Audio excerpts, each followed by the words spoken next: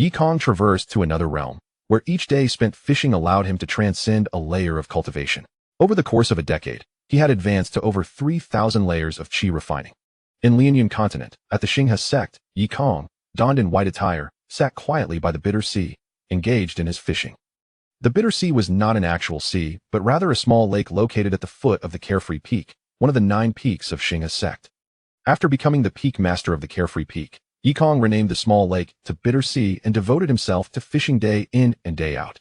Master Yi Kong, a swordsman clad in a robe, approached on his flying sword. The sect leader and the 8 peak masters are convening for the Ascension Conference. Please come to select disciples. The Ascension Conference served as a selection event for disciples of the Xinghe sect, attracting numerous mortals each year seeking celestial fates. Understood, Yi Kong replied, remaining motionless as he continued to fish. The swordsman's face briefly displayed a hint of derision, pondering how Yi Kong could possibly attract disciples to the Carefree Peak. Were it not for the fact that his father was the former sect leader, could he have attained the position of peak master with his qi refining cultivation? Then I shall take my leave, the swordsman said, gliding away. Yi Kong cast a fleeting glance in his direction before returning his gaze to the water, inwardly musing, system, display the fishing panel. Ding. Detection indicates the host has been fishing for 9 years and 265 days. Nearly a decade had passed, yet he had not broken through to the foundation establishment stage. Yi Kong felt a pang of regret. Originally from Earth, he had squandered his entire fortune to elevate his girlfriend's status, only to discover she had secretly become engaged to another, prompting his tragic demise. It had been 10 years since his transmigration. Throughout this decade, devoid of music, chess, calligraphy, or painting, the system permitted him no activities other than fishing in the bitter sea. He had grown content in his idleness, gradually becoming a sloth. By fishing for a day, he could automatically transcend a layer of cultivation. Currently, he had reached the 3,550th layer of qi refining. Uncertain of his true strength, he merely sensed that the spiritual energy of the entire Xinghe sect paled in comparison to but a fraction within him. It has been so long since I have had meat. I wonder if that little phoenix in the ancient forbidden land has grown plump. At the Ascension Conference, a vast square was filled with outer disciples who had passed the assessments. Surrounding the square were 9 towering spires, representing the 9 peaks of Xinghe sect. I never expected that I, Lin Yaoyao, would experience rebirth. A stunning woman in a red dress stood before the heavenly sword tower, murmuring to herself. Once a quasi-emperor, she had been betrayed by a friend during her breakthrough to emperor rank, falling into the emperor's burial pit. Now reborn into the life of a wealthy girl on the edge of the great wasteland, she had seized the opportunity to join the Xinghe sect. Though the Xinghe sect may be a minor sect, it at least provides me with a chance to cultivate as an immortal. After decades of secluded cultivation here, I shall emerge invincible, Lin Yaoyao thought to herself. Silence. A voice of authority resonated through the air. An elderly man in a starry robe floated above, emanating a subtle yet palpable pressure. The paths of the Tao are myriad. You must select a cultivation method suited to you in the early stages, he proclaimed. Each of the 9 peaks of Xinghe sect represents a different path of cultivation. Once chosen, it cannot be changed. As the old man concluded, a stir rippled through the crowd. We wish to join the Heavenly Sword Peak. Heavenly Sword Peak, please accept us. As the disciples clamored, a young man atop the Heavenly Sword Tower smiled faintly, for they were the foremost peak of the 9. Ching, your Heavenly Sword Peak is the most sought after during the Ascension Conference, the peak master of the 10,000 Flowers Peak remarked with a smile. Changqing calmly plucked a falling flower, squinting as he replied, since time immemorial, the strong have always been revered. His gaze shifted toward the Carefree Tower, where no one stood, and a cold smile crept onto his lips. What purpose did such a useless peak serve? Changqing rose, flicking the flower in his hand, and a surge of sword intent surged forth, echoing in a resonant cry. Wow, how impressive! Who is he? Exclaimed a female disciple. Haha, that is none other than Changqing, the strongest of the younger generation in Xinghe sect, known as the Little Sword Deity. I must join the Heavenly Sword Peak and learn the sword path from Brother Chingqing. A throng of disciples rushed to enroll at the Heavenly Sword Peak, eliciting envy from other peak masters.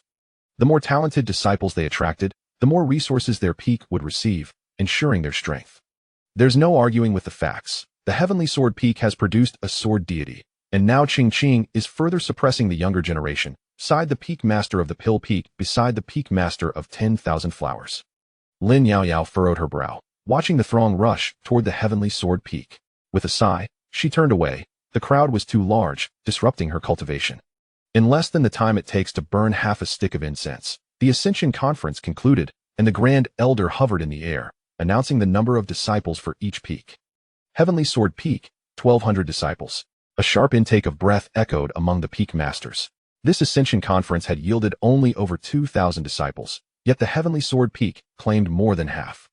10,000 Flowers Peak, 113 disciples, the Grand Elder continued.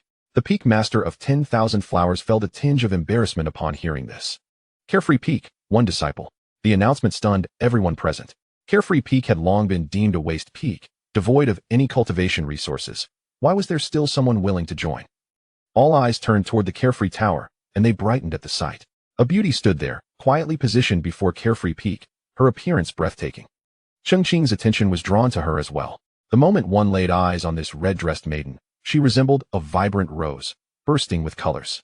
Yet, upon closer inspection, her countenance bore a faint majesty, exuding the nobility of an emperor and the elegance of a blue lotus. Two contrasting forms of beauty coalesced in one, irresistibly alluring. Chengqing's gaze burned with intensity. Clearing his throat, he calmly said, "Miss, the Peak Master of Carefree Peak possesses only Qi refining cultivation and cannot guide you. Would you consider joining my Heavenly Sword Peak instead?" Wow! The esteemed representative of the Heavenly Sword Peak, the Little Sword Deity, was personally inviting a female disciple? The crowd's expressions shifted. The beauty of this maiden had even captured the interest of the Little Sword Deity. Lin Yaoyao was momentarily taken aback. She had merely sought a modest mountain peak for cultivation, never expecting to attract such attention. However, the Carefree Peak, despite its shortcomings, would ensure her solitude in practice. In a place like Heavenly Sword Peak, she would be constantly besieged by distractions, making it impossible to cultivate her emperor-level techniques. "Thank you for the kind offer, senior brother, but I am resolute in my desire to cultivate the Xian Huangju at Carefree Peak," Lin Yaoyao replied with composure, her exquisite features radiating tranquility. Chengqing's expression faltered. He had not anticipated her rejection. With his status, countless individuals would vie for his favor at the mere beckoning of his finger. "You are unwilling to consider my offer?" Chengqing's demeanor darkened. Throughout his cultivation journey, no one had ever dared defy his wishes. Today, a mere junior disciple had the audacity to repeatedly reject him in front of the peak masters. Just as Chengqing prepared to express his anger, a languid voice drifted from the edge of the square. "Cheng, why do you seek to poach disciples from my Carefree Peak?" A pale young man clad in white, with somewhat unsteady steps, approached, holding a colorful mountain chicken in his hand. "Alas, I am utterly exhausted. Slaying a mere little phoenix nearly cost me my life." Yi Kong cast the phoenix onto the ground and stretched languidly. Chapter 2. Even the mountain chicken has its cultivation. I thought it was someone significant, but it turns out to be Master Yi Kong. Chen Chongqing deliberately emphasized the title of master with great weight. As the leader of the Xiaoyao Peak, Yi Kong held a higher status than him. Yet every time they met, this oblivious fellow insisted on calling himself nephew. By what right? Was it due to his mere cultivation at the Qi refinement stage? When did I, Chen Chongqing, possess such a feeble master? Upon closer inspection, Yi Kong appeared unsteady after merely catching a small mountain chicken, utterly disgracing the Star River sect. Chen Chongqing wore an expression of arrogance and dissatisfaction, casually remarking, "Where did master go to catch a mountain chicken? I hope you weren't injured." Upon hearing this, the other disciples stifled their laughter. Could it be that the leader of Xiaoyao Peak would be injured from catching a mere mountain chicken? Is the Star River sect's leader truly this incompetent? Yi Kong wore an expression of helplessness, glancing at Lin Yaoyao, and pointed at the mountain chicken on the ground. Chuckling, "Nephew, I did not expect it to possess some cultivation. It almost managed to injure me." A mountain chicken with cultivation? Was it at the first or second level of Qi refinement? The disciples' faces flushed crimson, and some could no longer contain themselves, bursting into laughter like pigs. This leader of Xiaoyao Peak is indeed amusing. Lin Yaoyao, however, was thoroughly pleased, her eyes sparkling. With such a lackluster leader, her studies beneath him would be considerably easier. No matter what she practiced, she wouldn't need to worry about being discovered. "Heaven is aiding me. Master truly has exquisite taste," Chen Chongqing remarked sarcastically. "I happen to have a bottle of revitalizing pills. How about I gift it to you, master? Moreover, if you could send that disciple my way, I shall additionally bestow upon you a foundation establishment pill." Upon hearing Chen Chongqing's words, Lin Yaoyao immediately felt apprehensive. Would this unreliable leader not be able to resist the temptation to sell me out? Yi Kong, with a look of embarrassment, shook his head and replied, "Thank you for your kind offer, nephew, but the foundation establishment pill is of no use to me." Not only the foundation establishment pill, but Yi Kong had tried every pill there was. Yet he could not establish a foundation. The system had not issued any tasks, but merely left him fishing, with no indication of when he might catch anything. Puffed, truly lacking in talent. Chen Chongqing was nearly amused to the point of laughter by Yi Kong's ineptitude. Dealing with such a stubborn fool was utterly futile. He turned his gaze toward the Grand Elder, intending to force a confrontation, but the Grand Elder merely shook his head. Yi Kong's father had perished due to the sect, and their bond could not be severed over a single disciple. Since Master is unwilling, please focus on your recovery.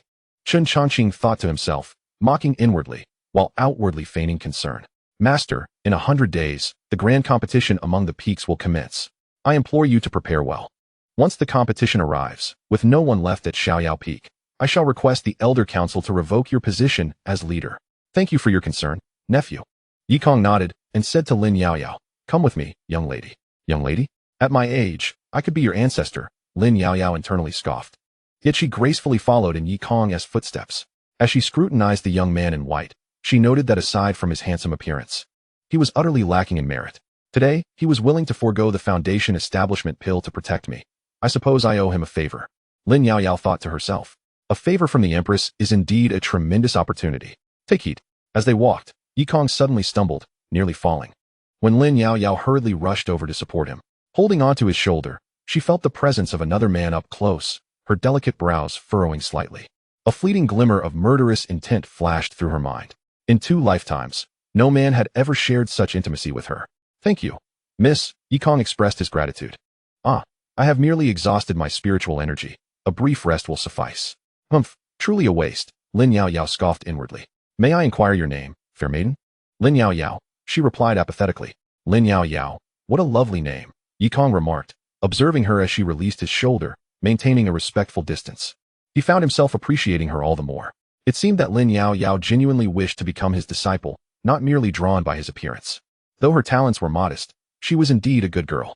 With a nod and a smile, Yi Kong said earnestly, since you have joined my free-spirited peak, I shall take you as my closed-door disciple and will ensure you receive the finest cultivation resources.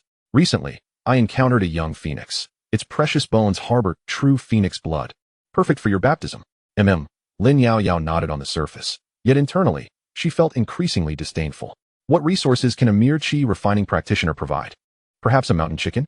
To be accepted as your disciple is a fortune not to be earned in 10 lifetimes. Serve me well, and I shall protect you on the path ahead. As they continued, the two arrived at the free-spirited peak, which, despite any shortcomings, was one of the 9 peaks of the Starry River, vast and expansive. Yi Kong pointed towards a nearby peach mountain and smiled. Yaoyao, just a few days ago, I built a thatched cottage there. You may stay there for now. As he spoke, Yi Kong raised the phoenix cub in his hands and suggested, didn't you mention you enjoy cooking? Why not roast this little one? The moment he finished his sentence, Yi Kong smacked his forehead. No, that's not feasible. I almost forgot that it contains spiritual energy and cannot be cooked with ordinary flames. It requires spiritual fire. You are only at the 6th layer of qi refinement, and have yet to cultivate my free-spirited peaks, Xian Huangju. Your spiritual energy will surely fall short. Thank you for your concern, Master. Lin Yaoyao stifled a laugh at her own masteress' antics. Having already broken through to the 6th layer, she could easily contend with foundation-building practitioners using her imperial skills. You, a mere qi refining novice, suggest that my spiritual energy is inadequate? How amusing. Will you roast a mountain chicken or a phoenix? Why not ascend to the heavens?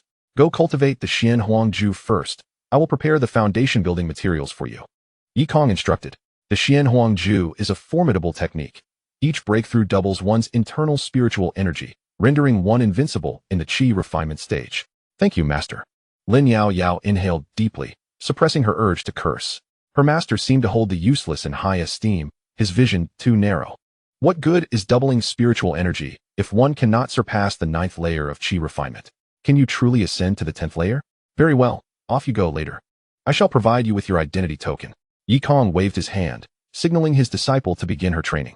His disciple was shy and spoke little. Upon first arriving at the serene peaks of the Xiaoyao, one could not help but feel overwhelmed by the warmth and generosity of their esteemed master. The young girl, filled with excitement, found herself at a loss for words, unsure of how to convey her gratitude. Perhaps upon returning to her humble abode, she would cast aside her modesty. Joyfully rolling in bed, her eyes sparkling with delight, exclaiming how wonderfully kind her master had been. Such a sweet young lady, thought Yi Kong with a knowing smile. First, he would roast the phoenix, and after that, refine its essence, preparing foundational treasures for his precious disciple. Chapter 3. A drop of divine oil. Instantly transformed into a golden pill within the Xiaoyao pavilion, spiritual energy surged like an ocean, morphing into ethereal flames that crackled as they roasted the phoenix meat. All the essence of energy was meticulously extracted by Yi Kong, coalescing within the flesh. Drops of golden phoenix oil, akin to divine nectar, dripped down, brimming with immense vitality. The aroma was intoxicating. Yi Kong eagerly tore off a leg of the phoenix, savoring its succulent tenderness and unparalleled fragrance. His internal spiritual energy was rejuvenated, rendering him no longer reliant on the energy from the Xingha sect. Yi Kong was elated, especially considering that 3 years prior, while journeying, he had encountered a formidable man in black, engaged in a fierce battle, and upon returning, had drained the entire energy reserves of the Xingha sect. He felt a twinge of shame. Knock, knock. Suddenly, a series of knocks echoed from outside. Master? Master? Lin Yaoyao called out from beyond the door. This master of hers was quite unreliable, having promised her an identity token only to vanish without a trace. Lin Yaoyao felt a pang of concern. After all, despite her master's penchant for theatrics, he had treated her well. She felt an obligation to keep an eye on him. Ah, it's you, Yaoyao. What brings you here? Yi Kong exclaimed as he caught the little phoenix, his mouth smeared with oil, and opened the door. Master, I came to inquire about the identity token, Lin Yaoyao said, her gaze suddenly fixating on the little phoenix. The aroma.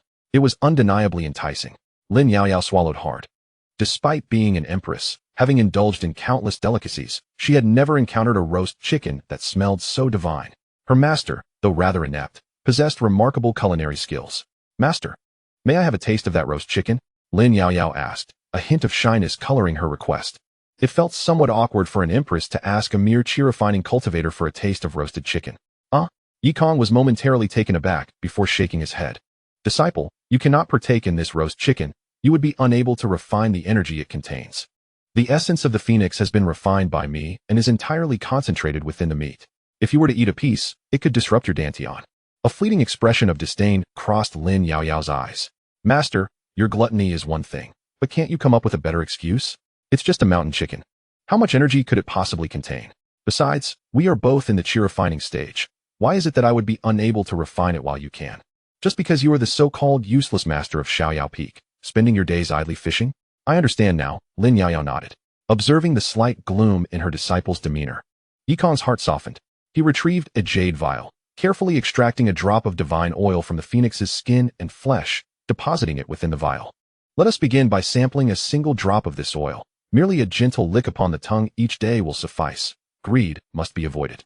Yi Kong presented the jade vial and identity token to Lin Yaoyao before sealing the grand hall's door. I shall rest for the night. Tomorrow, I will impart to you the methods of cultivation. Lin Yaoyao stood frozen in place, clutching the jade vial, her expression darkening. You offer but a single drop? And only a daily lick at that? How miserly of this master. It is no wonder that for the past decade, I have been the sole disciple of the celestial peak. With a heavy sigh, she resolved, very well. I shall devote myself to 10 years of diligent practice. And upon achieving invincibility, I shall depart from the celestial peak. At that time, I shall procure 1,000 of these mountain fowl for you, old man. So you may comprehend the true essence of strength. With her thoughts clouded, Lin Yaoyao turned and departed, already envisioning her master's flustered excitement. Upon reaching the edge of the bitter sea, she gazed at the jade vial in her hand and self-deprecatingly remarked, I am unworthy of such fine offerings. With resolve, she cast the vial into the bitter sea and returned to Peach Mountain to cultivate. The vial floated serenely, soon drifting to the very center of the sea. A magnificent dragon carp approached, its curious eyes fixated on the vial. Thud!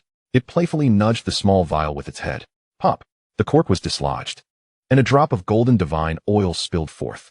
Having absorbed all its essence, the dragon carp, detecting an unpleasant odor, swiftly swam away. The divine oil continued to float upon the water's surface. A leaf drifted by, upon which sat a small black ant. Trembling, the ant clung tightly to the leaf. Famished, it noticed the drop of oil nearby and hastily ingested it. Delicious. Sated. Buzz. Its body vibrated as though an entire river had surged within. In an instant, the small black ant exploded. Yet, in that moment of destruction, a phoenix's cry resonated, and its flesh began to reconstitute. The phoenix's rebirth. Its body swelled violently, bursting and reforming in an endless cycle, repeating thousands of times until the commotion within finally stilled. Its cultivation soared from chi refinement to foundation establishment, ultimately resting at the golden core stage. One drop of divine oil had forged a golden core. Boom. The thunderous tribulation of heaven and earth descended upon the bitter sea. Meanwhile, Yikong, savoring a sumptuous phoenix leg, heard the distant rumble of thunder and irritably remarked, "Begone, find another to strike." Surrounding spiritual energies seemed poised to surge skyward. Vanquishing the impending tribulation, the heavenly thunder rumbled again, seemingly displeased with the audacity of this small cultivator. Then, the clouds of calamity dispersed. The little black ant had completed its evolution. Though its body remained diminutive, a single horn had sprouted upon its brow. Behold, the celestial horn ant. Its bloodline awakened. The little black ant, having encountered fortune, gazed toward the celestial peak and bowed deeply. With a mighty shake of its legs, a sonic boom erupted, sending waves crashing across the bitter sea. It propelled itself back to its anthill, eager to thrive with the queen and expand its lineage. Not long after its departure, the master of Beast Peak arrived gracefully on a crane, gazing at the sea of suffering with a look of astonishment in his eyes. He addressed the crane beneath him. "Are you certain that you sense the aura of an ancient ferocious beast here?" The crane nodded in fear. The master of Beast Peak was even more perplexed, wondering why he too had sensed the presence of a thunder calamity, only for it to vanish so abruptly. He decided to search diligently. After all, the blissful peak had lain in desolation for quite some time, and it was possible that some extraordinary beast had awakened. If discovered, the strength of Beast Peak would surely surge. On the following morning, Yikong, having indulged in sleep and sustenance, rose to go fishing. Ding! Congratulations, host. You have caught a third special item. A special item, indeed?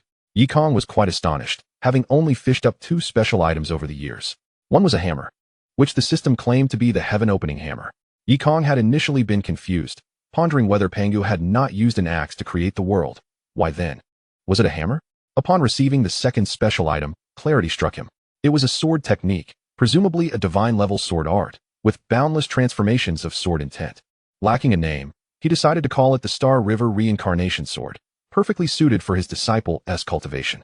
With this thought in mind, Yikong concluded his fishing for the day and made his way towards Peach Mountain. Peach leaves are so sharp, Master has come to impart the Tao. Not far along, he suddenly noticed a breathtakingly beautiful woman bathing in the peach pool beneath the mountain. Chapter 4. What a worry for this master. Lin Yao Yao shed her red skirt, revealing shoulders as smooth as mutton fat. Her long, dark hair cascaded naturally, and her delicate feet and long, fair thighs were unveiled, exuding an irresistible allure. Occasionally, peach blossoms would drift down onto her shoulders and into the pool, adding to the ethereal beauty of this unparalleled maiden. Exquisite and unmatched. Who? Lin Yao Yao suddenly became alert, hastily donning her red skirt as she turned her gaze toward the edge of the peach grove. Ahem. Yikong approached, slightly embarrassed, holding an ancient tome with yellowed pages. Scholar-like demeanor. The 4 words flashed in Lin Yao Yao's mind. Years of fishing, combined with a hint of handsomeness, endowed Yikong with a unique scholarly charm that left Lin Yao Yao momentarily entranced. It seemed the fusion of souls was not yet complete, and this emperor unexpectedly harbored some girlish thoughts. Lin Yao Yao swiftly regained her composure, a flicker of irritation crossing her delicate face. "Might I inquire the purpose of your visit, master? Should you dare to impose, with your mere chi refinement stage cultivation, I could easily subdue you with one hand." She thought to herself. Yikong smiled gently and replied, "Did I not impart the Xian Huang Sutra to you yesterday? I have come to see how far you have progressed in your cultivation." The Xian Huang Sutra was the treasure of blissful peak, divided into 9 levels, with cultivation being exceedingly arduous. However, Yikong had experienced none of this hardship. With the aid of the heaven-opening hammer, he had reached the pinnacle in no time. Humph. You wish to test this, Emperor? Do you not consider my innate talent? Just speaking of it would leave you questioning your very existence. Lin Yao Yao scoffed inwardly.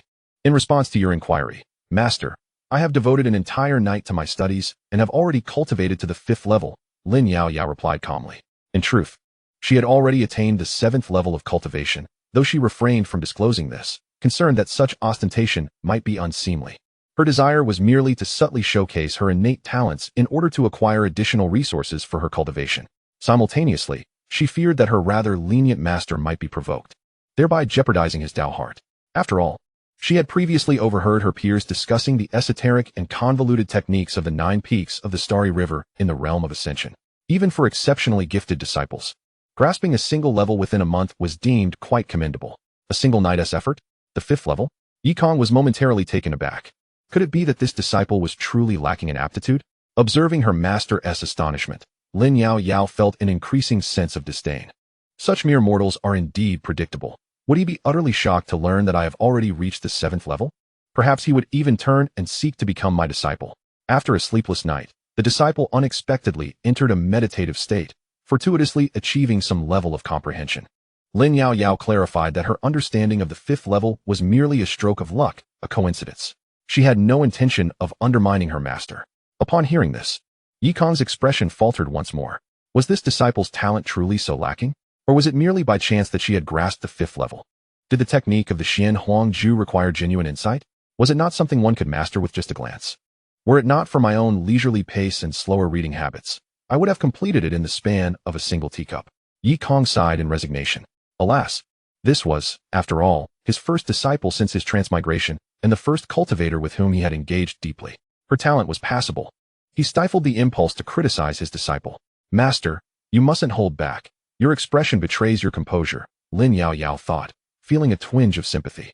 She did not blame her master. After all, she was of imperial stature.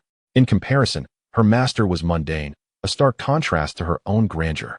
Since you claim to have reached the 5th level, I shall test your understanding and see how well you have comprehended it, Yikong continued. He wished to ascertain whether there were any aspects she had yet to grasp fully and to assist her in addressing those gaps. Very well, Lin Yao nodded outwardly, while internally scoffing. Her master surely had not even reached the 5th level himself and was using this examination as a pretext to glean from her insights. Indeed, it must be so. Understanding this in her heart, she chose not to expose him. After all, her master was rather pitiable, as a peak lord. He remained at the chi refinement stage, and even capturing a mere mountain chicken would likely result in injury. How unfortunate. With this thought, she cleared her throat, her crimson lips parting gently as she spoke. Master, the Xian Huang Ju emphasizes the transformation of the Xian and Huang. The first 3 levels focus on how to draw spiritual energy from the heavens and the earth, while the subsequent levels concern the opening of the spiritual sea, ensuring that each breakthrough doubles the spiritual power. Among these, the most challenging aspect is mastering the operation of the transformation of the celestial cycle. Lin Yao explained earnestly. After the duration of an incense stick, she finally elucidated the technique clearly. I hope that my insights will assist you in achieving a breakthrough in foundational establishment soon. Not bad, Yikong nodded. Despite the flaws in her comprehension, it was commendable, especially considering she was but a young girl.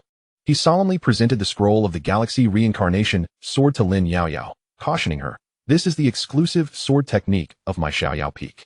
Take it and practice diligently. But do not divulge it to others. If it were to be lost, it could very well incite turmoil across the entire continent. Yikong had perused it prior to his arrival, and indeed, it was a divine art, albeit somewhat challenging. In certain aspects, he had only comprehended it fully with the aid of the heavenly hammer, a celestial artifact that could enlighten minds with a mere strike, bestowing them with innate potential equivalent to that of a primordial Tao fetus. What are you afraid of? Lin Yao scoffed. This mere broken sword technique. Even if gifted to me, I would not wish to practice. Any sword technique I casually present would surpass yours by 1,000-fold. Amused by her master's earnestness, Lin Yao quipped, rest assured, Master, I will not spread it. With a resigned tone, she added, indeed. Yikong shifted the topic. This sword technique possesses a slight degree of difficulty, divided into 7 levels. Should you fail to grasp it, do not despair. Despair? Nonsense, Lin Yao retorted, her lips curling in disdain. Master truly has not experienced much of the world. Today, I shall demonstrate to you what constitutes the demeanor of an emperor. Suddenly, Yikong's expression shifted as he gazed towards the summit of Xiaoyao Peak. You continue your practice. I must take my leave, he said urgently. Lin Yao gazed curiously at her master's retreating figure, her large eyes blinking. Perhaps my insights prompted him to attain a greater understanding, and he is now in haste to break through his realm.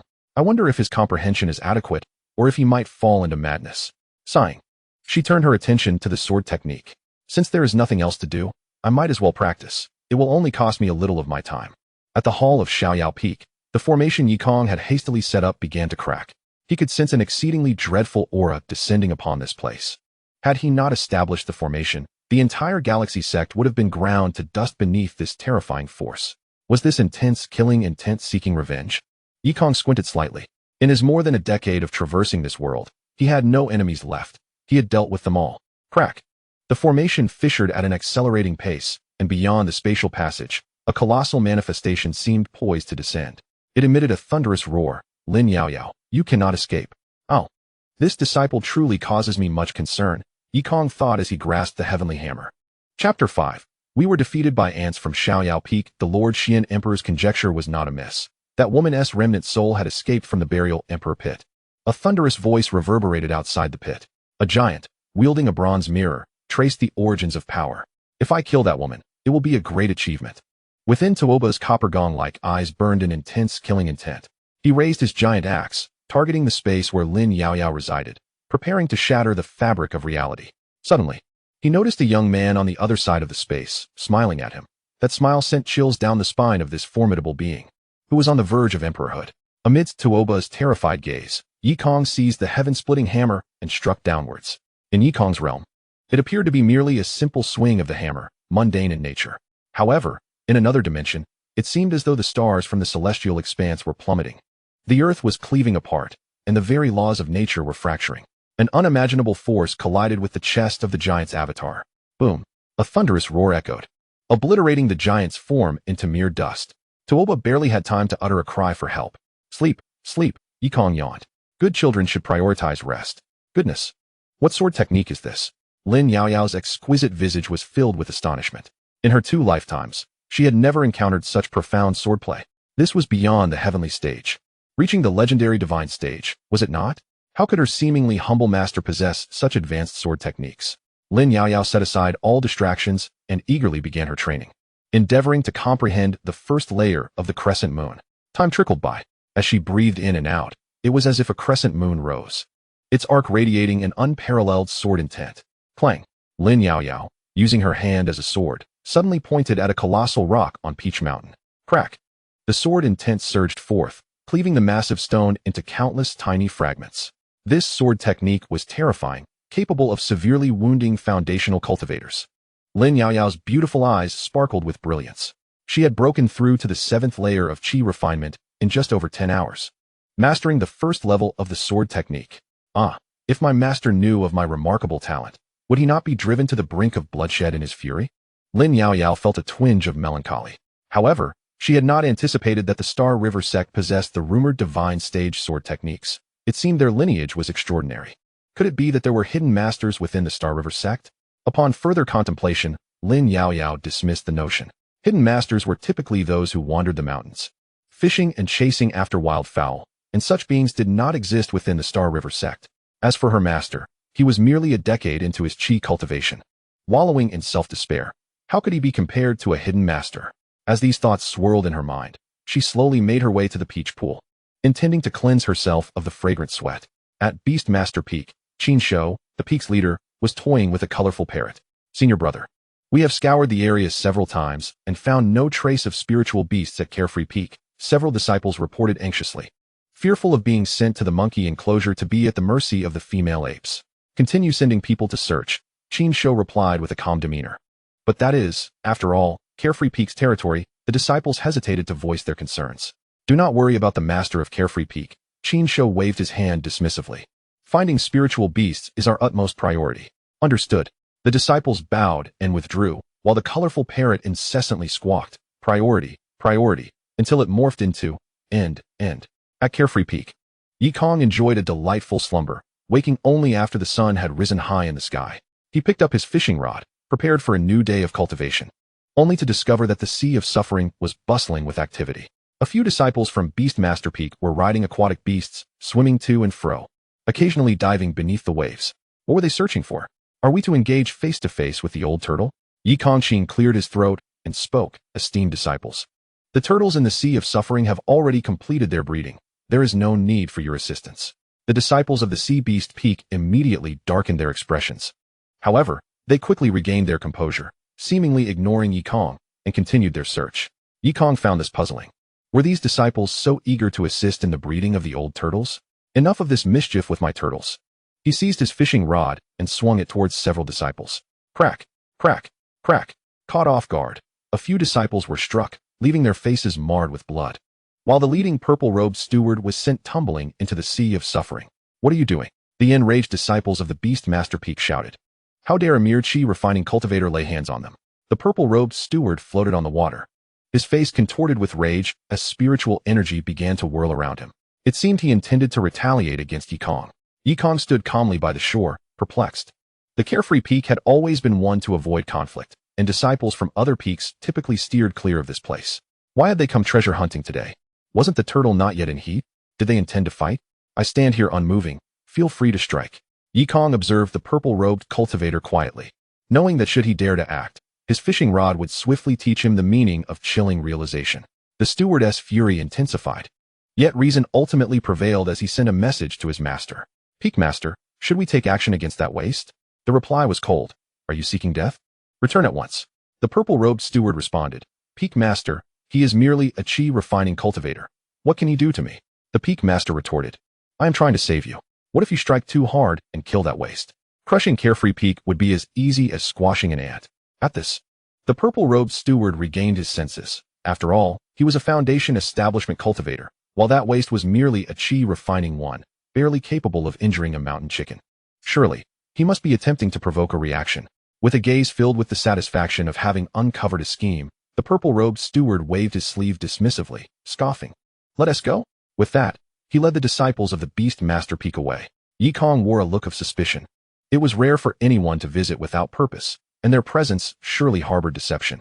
He released a subtle wave of spiritual energy, instantly enveloping the entirety of Carefree Peak.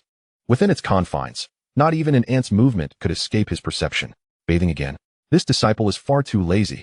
Yikong shook his head in resignation. At that moment, he noticed an ant mound exhibiting unusual activity. Gently extending his hand, he seized a black ant with a single horn, which quivered in his palm. Has it awakened intelligence? Yikong narrowed his eyes. To his astonishment, an ancient ferocious beast had seemingly resurfaced on Carefree Peak. Yikong produced the heaven-opening hammer and lightly struck the little ant. Bang! The tiny black ant trembled, its expression one of bewilderment. This is a mistake. The heaven-opening hammer can enlighten, but can also render one more foolish. After several more taps, the little black ant finally, on the last strike, gazed up at Yikong with gleaming eyes and bowed deeply. Your wisdom is commendable. From now on, you shall be entrusted with guarding the gates of Xiaoyao Peak, Yikong remarked nonchalantly. Having been reborn into this world, his sole desire was to attain tranquility and serenity. The little black ant sprang forth with a powerful leap, resembling a flea, and in an instant, it stood before several disciples of the Beastmaster Peak. The scenery of Xiaoyao Peak is indeed splendid. It would make a splendid spirit beast garden, mused the purple-robed steward. Before any others could speak, the steward noticed a dark figure flash before his eyes. Bang! A tremendous force struck his face, sending him flying backward, his teeth scattering. Who dares? Shouted a disciple from the Beastmaster Peak. Bang, bang, bang. They merely glimpsed a black line flash past, and then found themselves battered and bruised. Quickly, inform the peak leader. We have been attacked by an ant from Xiaoyao Peak. Chapter 6. The plan of the useless master to become a deity. Yikong was seated, fishing, when he noticed a black line dart past, followed by several storage rings and precious jade pendants appearing before him. Well done. You even know to collect spoils of war, Yikong praised. He retrieved a charred tortoise shell from one of the rings and presented it to the little black ant. This is the precious bone of the little Xuanwu. It contains its innate divine abilities. Consume it, and see if you can comprehend its essence. The little black ant's eyes sparkled, and it immediately climbed atop the tortoise shell, beginning to gnaw at it eagerly. Before long, its body began to glow, and it astonishingly vanished from Yikong's sight. The tortoise breathing concealment technique. Excellent! Yikong exclaimed, his eyes lighting up. The celestial ant had indeed undergone a mysterious mutation. Whatever it consumed, it could learn.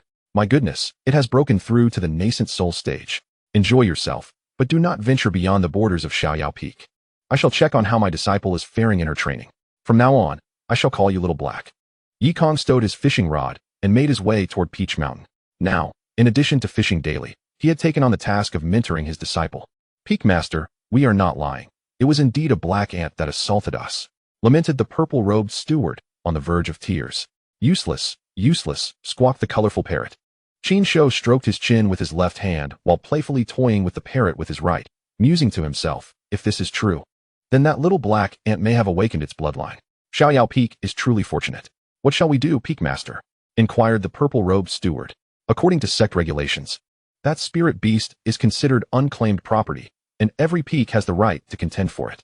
If the other peaks catch wind of this spirit beast, they will certainly take action to seize it. Qin Shou shook his head and replied, Let us not make a fuss. We must not alert the other peaks. We shall secretly capture it first. A ferocious beast that has just awakened its intelligence would be fortunate to reach the foundation establishment stage as a gold core cultivator. Capturing it will be effortless, Qin Shou thought to himself. Within Peach Pool, ethereal dragon shadows danced around Lin Yao Yao's jade-like form as she practiced the imperial art of the nine-dragon body. Unexpectedly, she discovered that this nine-dragon body complemented the humble Xian Huang technique remarkably well. It seems I made the right choice in coming to Xiaoyao Peak. Lin Yao Yao's radiant form glimmered as she completed a full cycle of breathing exercises. At that moment, she heard her master's cough. She hastily donned her crimson dress, her hair dancing in the air, as drops of glistening water cascaded down her smooth skin, her gaze icy. Was her master peering at her once again? Disciple, how fares your cultivation? Yi Kong inquired with a stern expression. Do you not realize that your enemies have followed you to the carefree peak? Yet you squander your days bathing instead of diligently practicing? Lin Yao Yao, who had always disliked being observed, replied coolly. I have completed the first layer of the residual moon. The mention of the first layer startled Yi Kong, observing the astonishment on her incompetent master's face. Lin Yao Yao couldn't help but sneer inwardly. This unworthy master had likely spent a decade without even grasping the fundamentals. With a composed demeanor, she remarked, My talent is lacking. I humbly request your guidance, master. Yi Kong's expression darkened immediately. I am well aware of your limited talent. But why do you insist on being so brazen? Could you not lower your head and admit your faults? Perhaps display a bit of charm, a touch of cuteness, and plead for my forgiveness? Seeing her master's grim countenance, Lin Yao Yao found amusement in her heart. She spoke deliberately to provoke him, for he often behaved inappropriately. Humph, were it not for your handsome visage, I could easily subdue you, she thought to herself. So, how many sword intents have you comprehended? Yi Kong pressed, struggling to contain his frustration. Lin Yao Yao mused that her master was using the guise of testing her to glean knowledge for himself. Though she had her grievances, she acknowledged that he had imparted formidable techniques to her, and thus felt compelled to reciprocate. Feigning ignorance, she explained, Master, the first layer of the residual moon encompasses 999 variations of sword intent, each one tracing back to the essence, namely the curved moon, the cracked moon, and the pursuing moon. As Lin Yao Yao elaborated, Yi Kong's frown deepened. She felt a tinge of helplessness. After all, this was a divine-level technique, and even her explanations might elude his comprehension. Alas, my master is rather unremarkable, she lamented. Is that all you have to say? Yi Kong inquired, his brow furrowed. Is that truly all? If you did not understand, would you like me to explain again? Lin Yao Yao nodded. What you have grasped amounts to merely this. Yi Kong retorted. The residual moon, as the foundation of the cultivation of the river of reincarnation sword, has at least tens of thousands of variations. Yet you claim to have comprehended 999. Why do you wear such a proud expression? Just a little? Is that truly a trivial amount? If you cannot comprehend, do not accuse me of withholding information. Lin Yao Yao's irritation flared as she addressed her inept master frostily. My aptitude is limited. May I ask how many sword intents you have realized? How many have I realized? Naturally, it is the infinite sword intent. Yi Kong remained silent, gesturing a 0 with his finger. 0 represented the closed loop of the reincarnation sword's variations, embodying the concept of infinite sword intent. Do you understand? He stated coolly. Lin Yao Yao was nearly amused to the point of laughter. 0 sword intent? Master, how can you be so brazen? Pretending to be a great master while having realized nothing? Those unaware might think you a peerless sage. I understand, Lin Yao Yao nodded. But remember, do not disclose your secrets. Yi Kong cautioned, wishing only to conceal his true abilities and live a tranquil life. Rest assured, master, I shall not divulge your secret. Lin Yao Yao assured with a nod. The embarrassment of the master is, in essence, her own disgrace.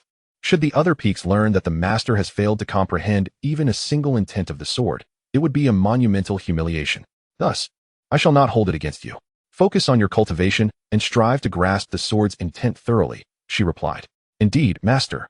Observing the master depart with a flick of his sleeve, Lin Yao Yao felt a twinge of grievance. Master, I explained it quite clearly. Yet you cannot grasp it and still blame me? Alas, it was no surprise, having spent so long alone on the carefree peak. The master's reclusive and peculiar nature was to be expected.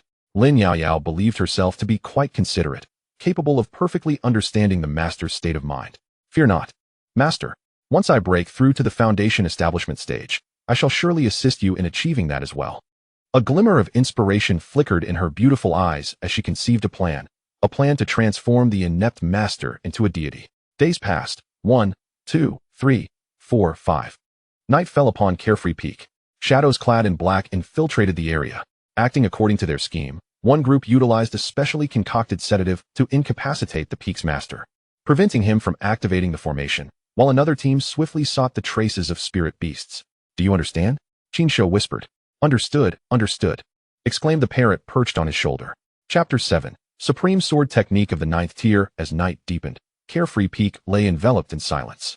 Under the guidance of the purple-robed steward, the first team quickly infiltrated the Carefree Hall.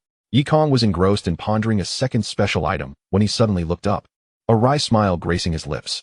Release the sleeping gas, commanded the purple-robed steward. Several disciples from the beast-taming peak swiftly ignited a few sticks of the sedative, using their techniques to waft it through the crevices of the door into the grand hall. Instantly, the hall was filled with a gray-white haze. Yikong inhaled a few puffs, and his eyes sparkled with newfound clarity. This has the scent of tobacco from my past life. How did they concoct this?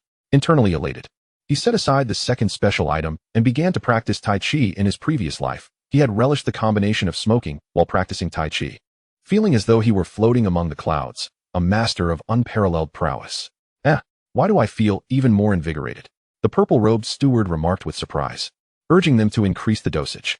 Brother, this amount could knock out all the female orangutans in the vicinity.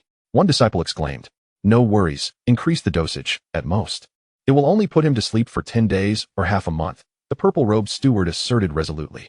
After a short incense sticks time, Yikong continued his Tai Chi, exuding an aura of vigor. A disciple inquired with confusion, Brother, did we perhaps use the wrong incense? The master is supposed to be incapacitated at the mere scent. He was already enveloped in a cloud of smoke. It must be a mistake, the purple-robed steward lamented, his face a portrait of despair, as he ignited a stick of the sedative before the disciples. As they leaned in to inhale, they instantly swayed dizzily. With a thud, they all collapsed. By the edge of the bitter sea, Chinsho rummaged through his trousers for a golden bowl, searching. Have the restrictions been set up? He inquired. Rest assured, Master, we have established barriers to conceal our presence. Even if the ferocious beast were to scream its lungs out, it would be of no consequence. They had meticulously prepared for this endeavor, applying a special beast powder from Beastmaster Peak to effectively obscure their presence from the senses of the demonic creatures. This ant hole, indeed, was the right spot. Chinsho ignited a fragrant incense and began to excavate the ant nest. Within, he vividly discerned a small black ant nestled with a queen ant, peacefully slumbering. Years of solitary practice had honed his speed. He raised the golden bowl and ensnared the small black ant within it. Buzz!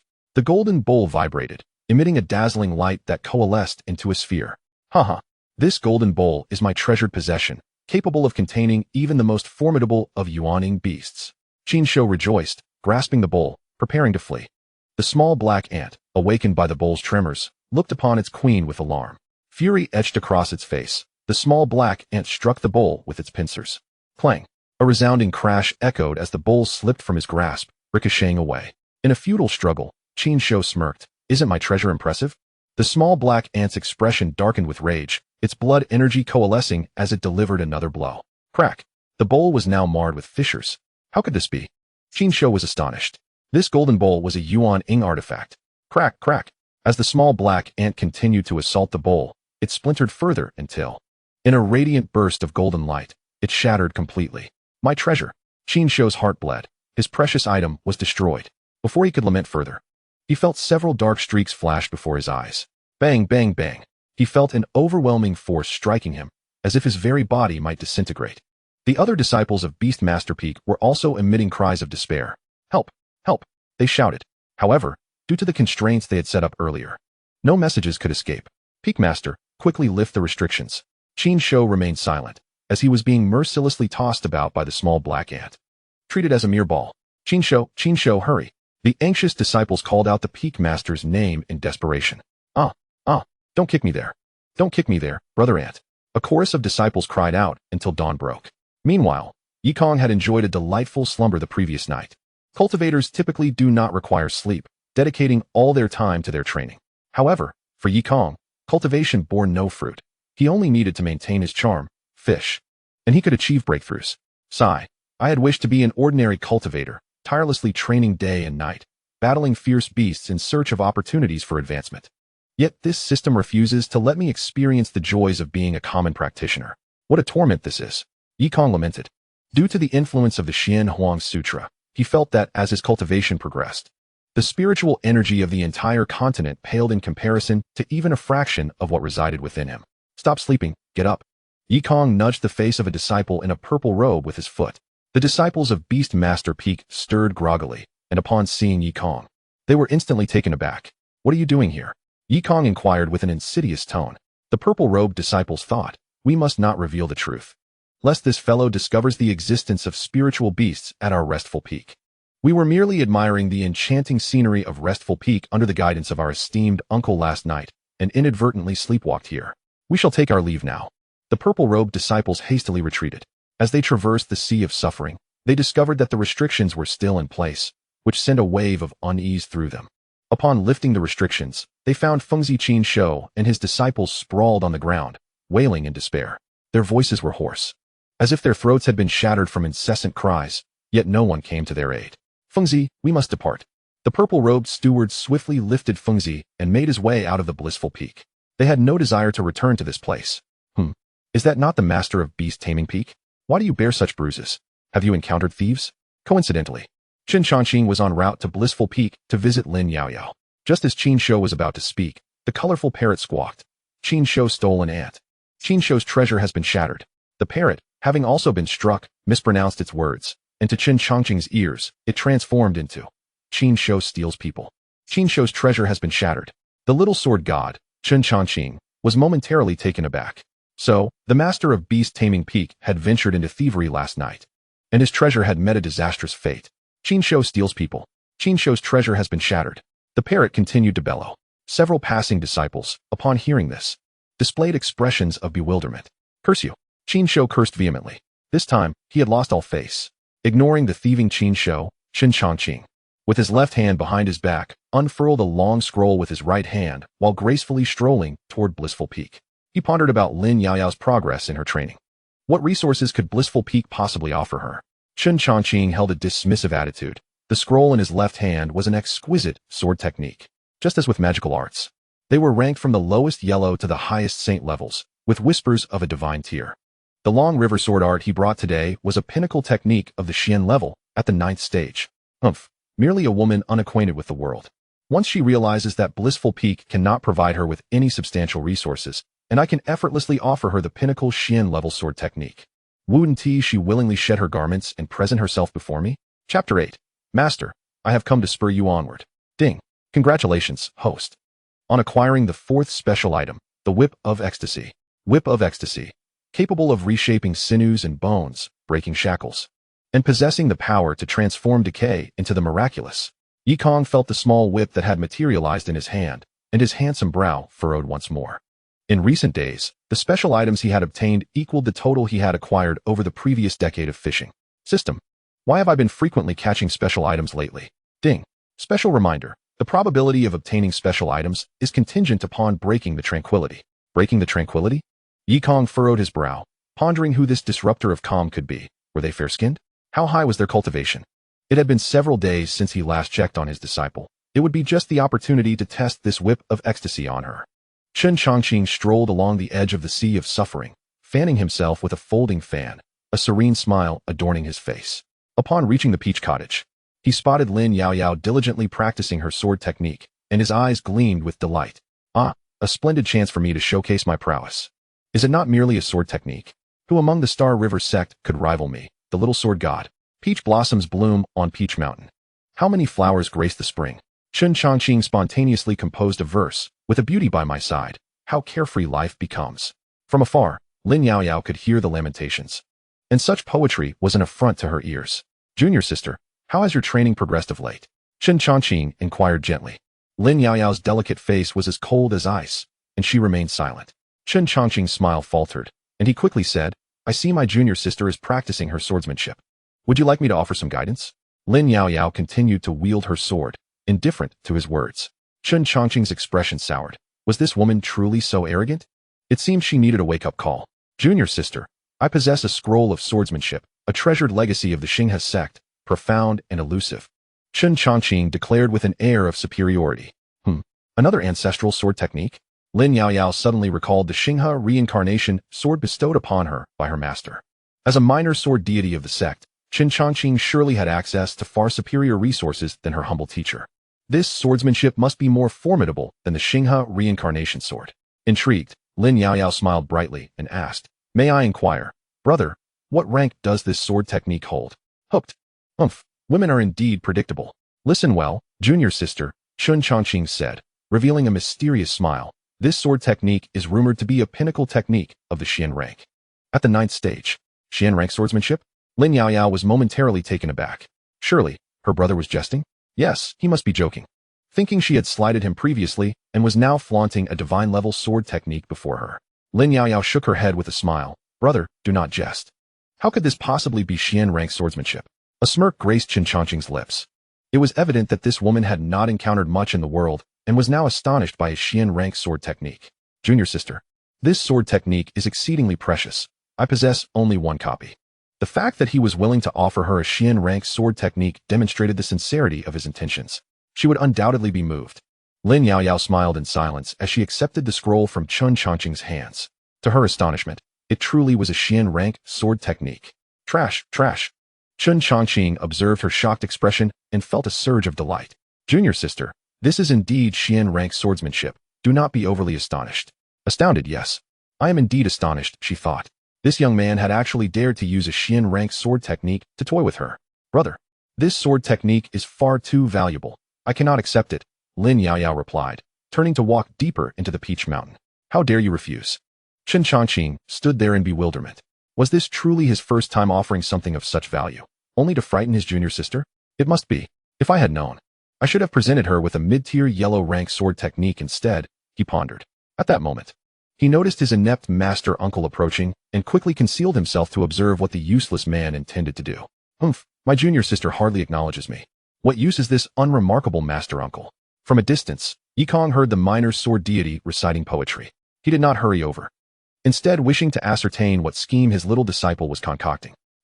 If you think to feast upon the cabbages in my garden, you might as well eat dirt. Seeing the irritated beauty, Yikong hurried after her and inquired, Disciple, how has your cultivation progressed in recent days? If it is insufficient, your master will need to spur you on. In response, Master, I have reached the 7th level of qi refinement, Lin Yaoyao replied, a hint of shyness in her voice. In truth, she had just transcended to the 8th level of qi refinement, yet chose to withhold this information, which would undoubtedly dishearten her master. Achieving 2 realms in merely 7 days left Lin Yaoyao somewhat apprehensive about facing her mentor.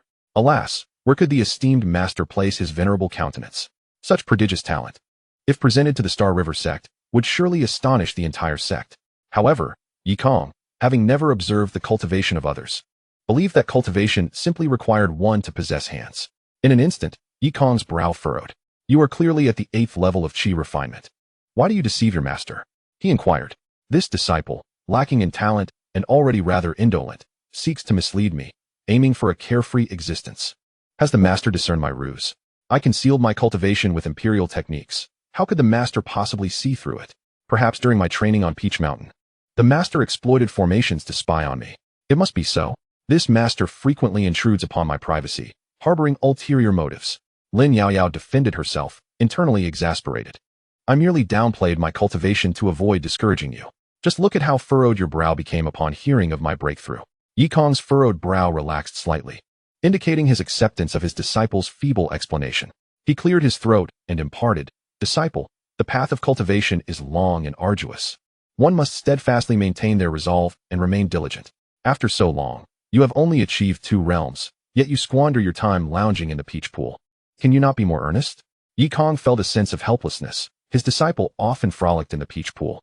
Was it possible she was simply enamored by his handsome appearance, seeking to entice him? Alas, this was all the master's fault. Be earnest? Lin Yaoyao was taken aback. Did her master truly believe her rapid advancement was the result of some forbidden technique that jeopardized her foundation? Ah, master, you do not understand what it means to possess the demeanor of an emperor. Master, your disciple will heed your teachings. Lin Yaoyao replied, as if wronged, lightly biting her crimson lip. Very well, you understand your duties. Yikong nodded, casting a sidelong glance at the peach pool. It was imperative that this disciple remember to bathe less frequently. The master was solitary, and beauty could not seduce him. Women would only impede the swiftness of his blade. Lin Yaoyao's cheeks flushed crimson, her heart brimming with indignation. How dare the master signal to me in broad daylight, demanding that I bathe before him? What a scoundrel! She longed to cleave Yikong with a sword. I must continue my training. I take my leave, she declared coldly before turning and departing.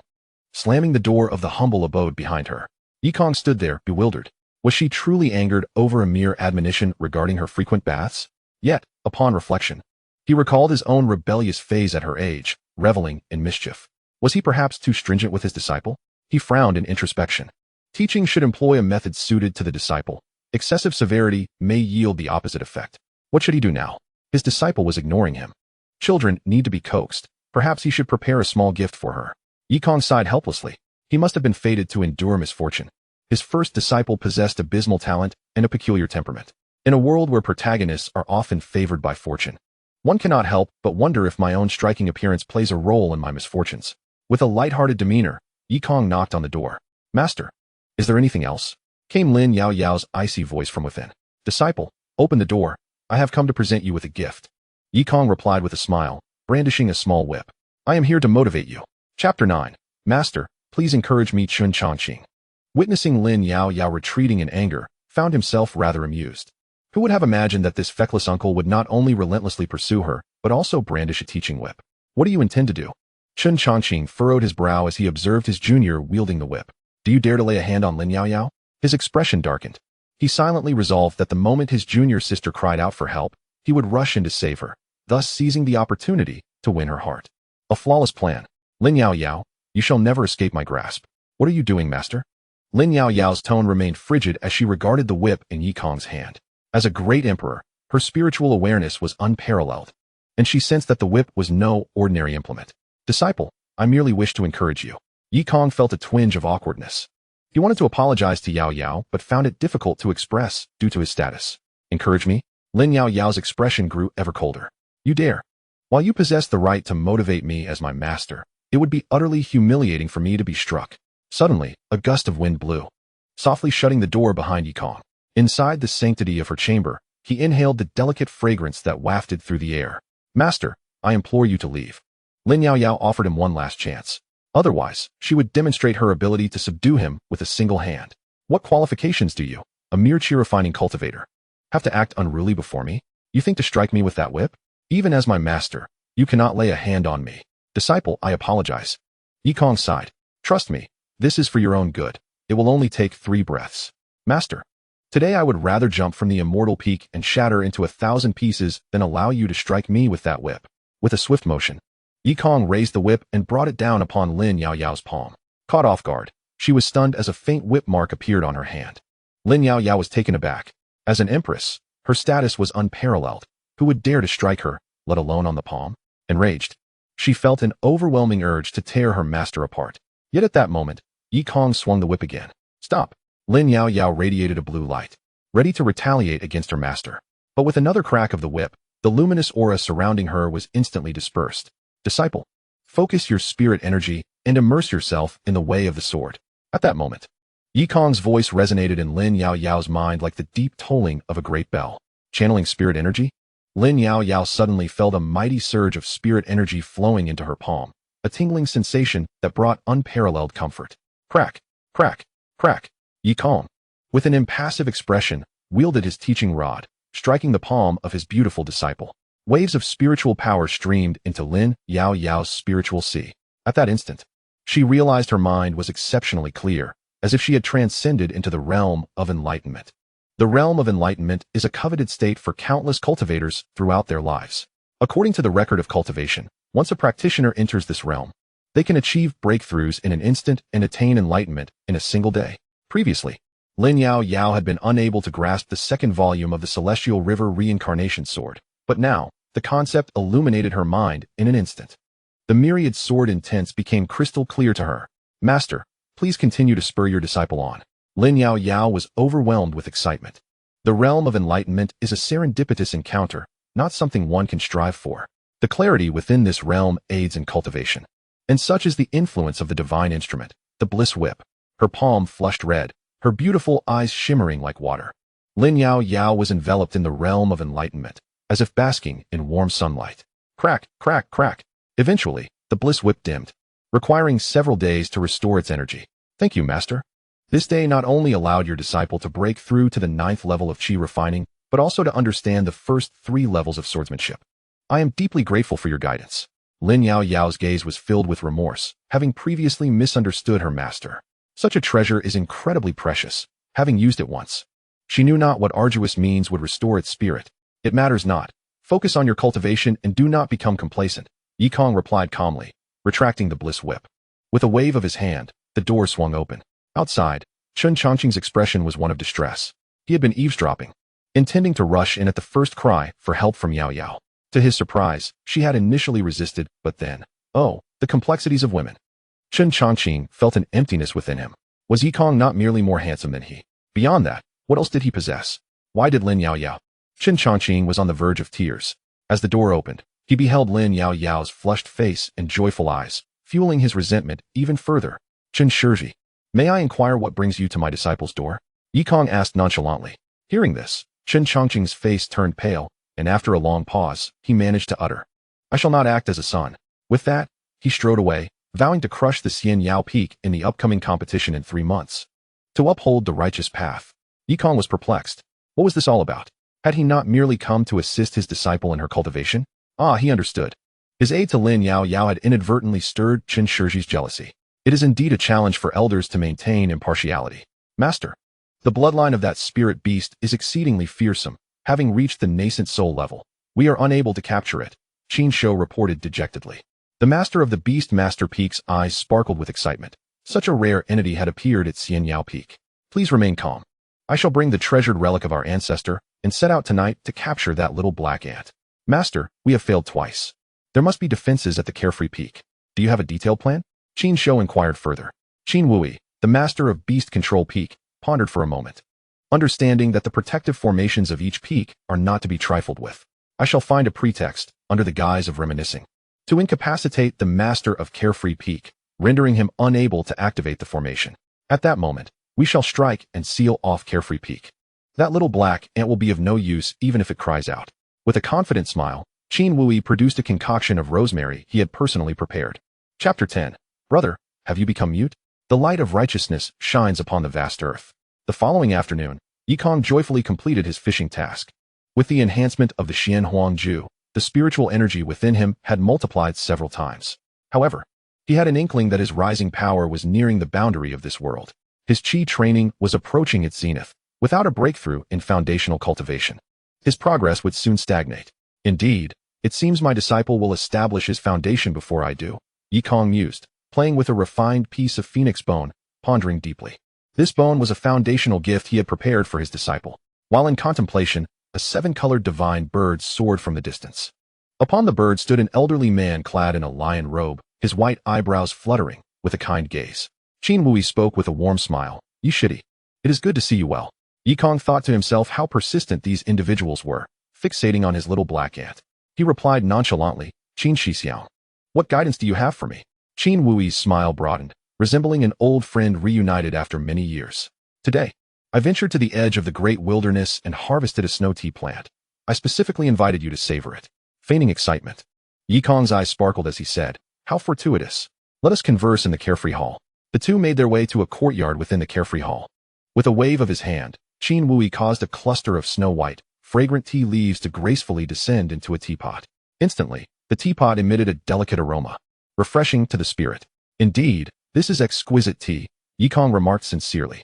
At that moment, his spiritual energy enveloped the surroundings, and he noticed Qin Shou and others stealthily entering the domain of Carefree Peak. It appeared they were still intent on setting up formations. Yi Kong remained composed, discreetly waving his sleeve as the Peach Mountain Great Formation enveloped his beautiful disciple. Yi Shidi, this snow tea must be accompanied by my awakening incense, Qin Wui said cheerfully. Naturally producing an incense burner, placing it nearby.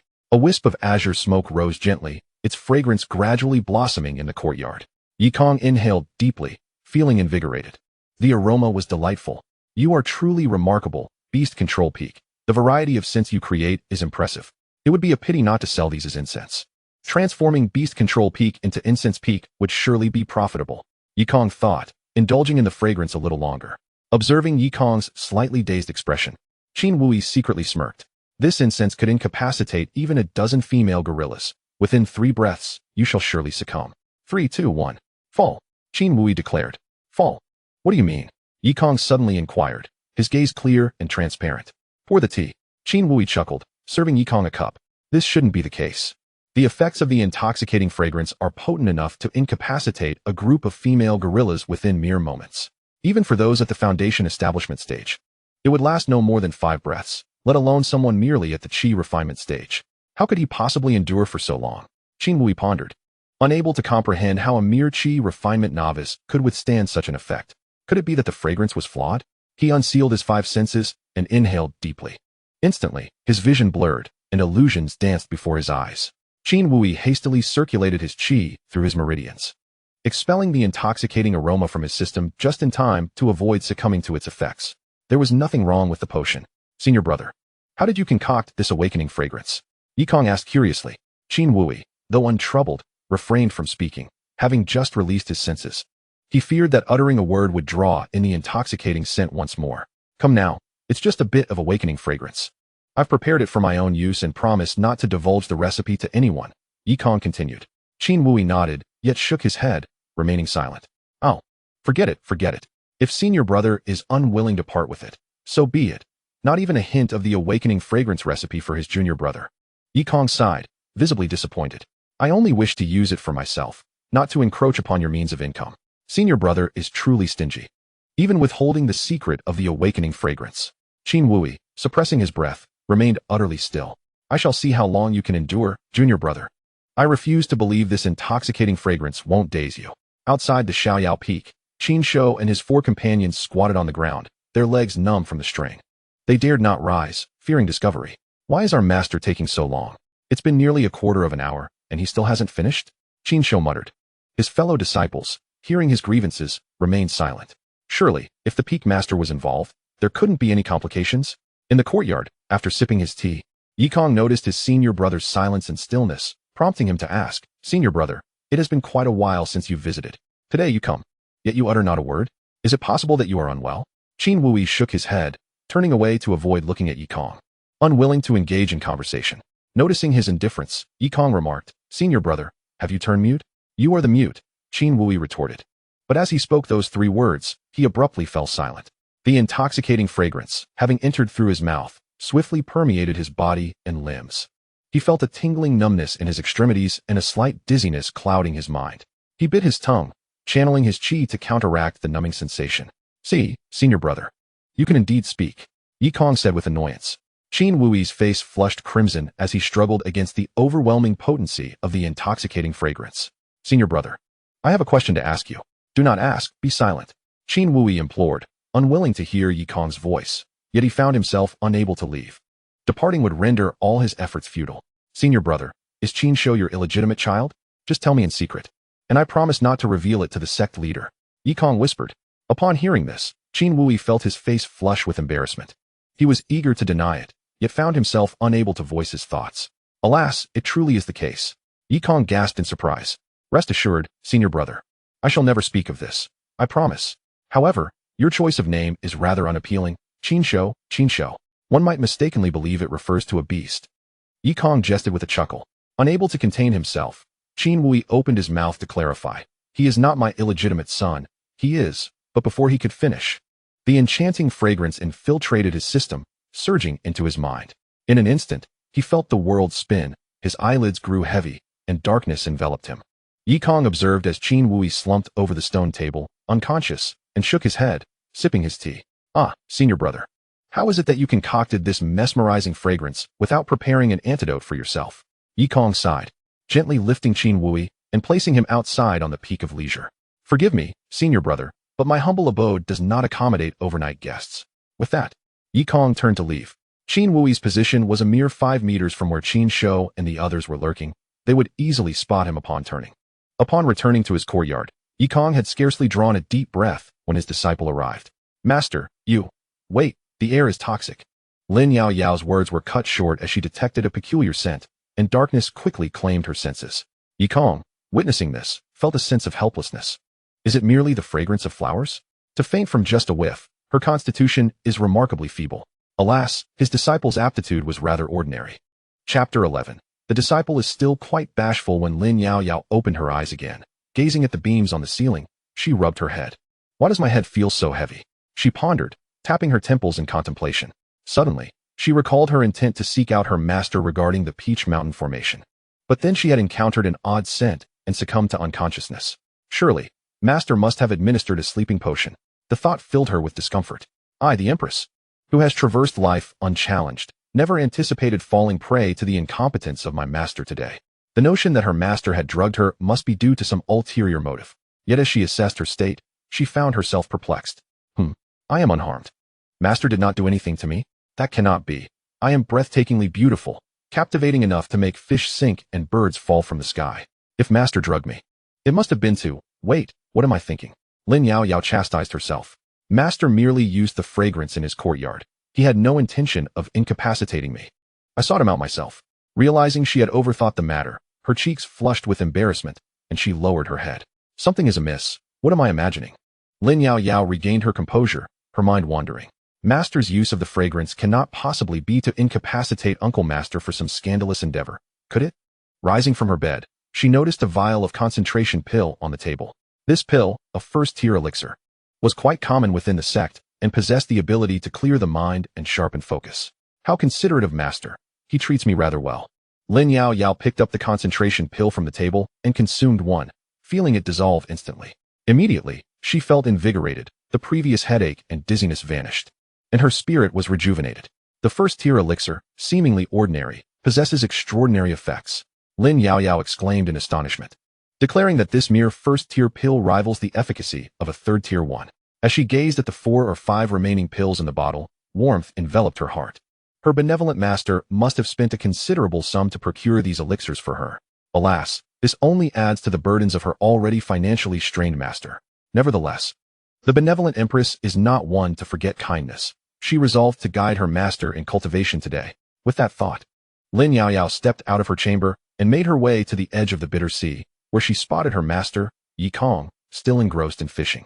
Oh, master, how could you remain merely at the 10th year of qi cultivation, neglecting your training, spending your days fishing and sipping tea? It's no wonder your prowess has stagnated. Master, Lin Yao Yao called out. Yi Kong turned briefly to glance at her, casually remarking, "Ah, you are awake. Indeed. With your precious elixirs, I am thoroughly revitalized," Lin Yao Yao affirmed with a nod. It was merely a casual concoction, Yi Kong replied nonchalantly.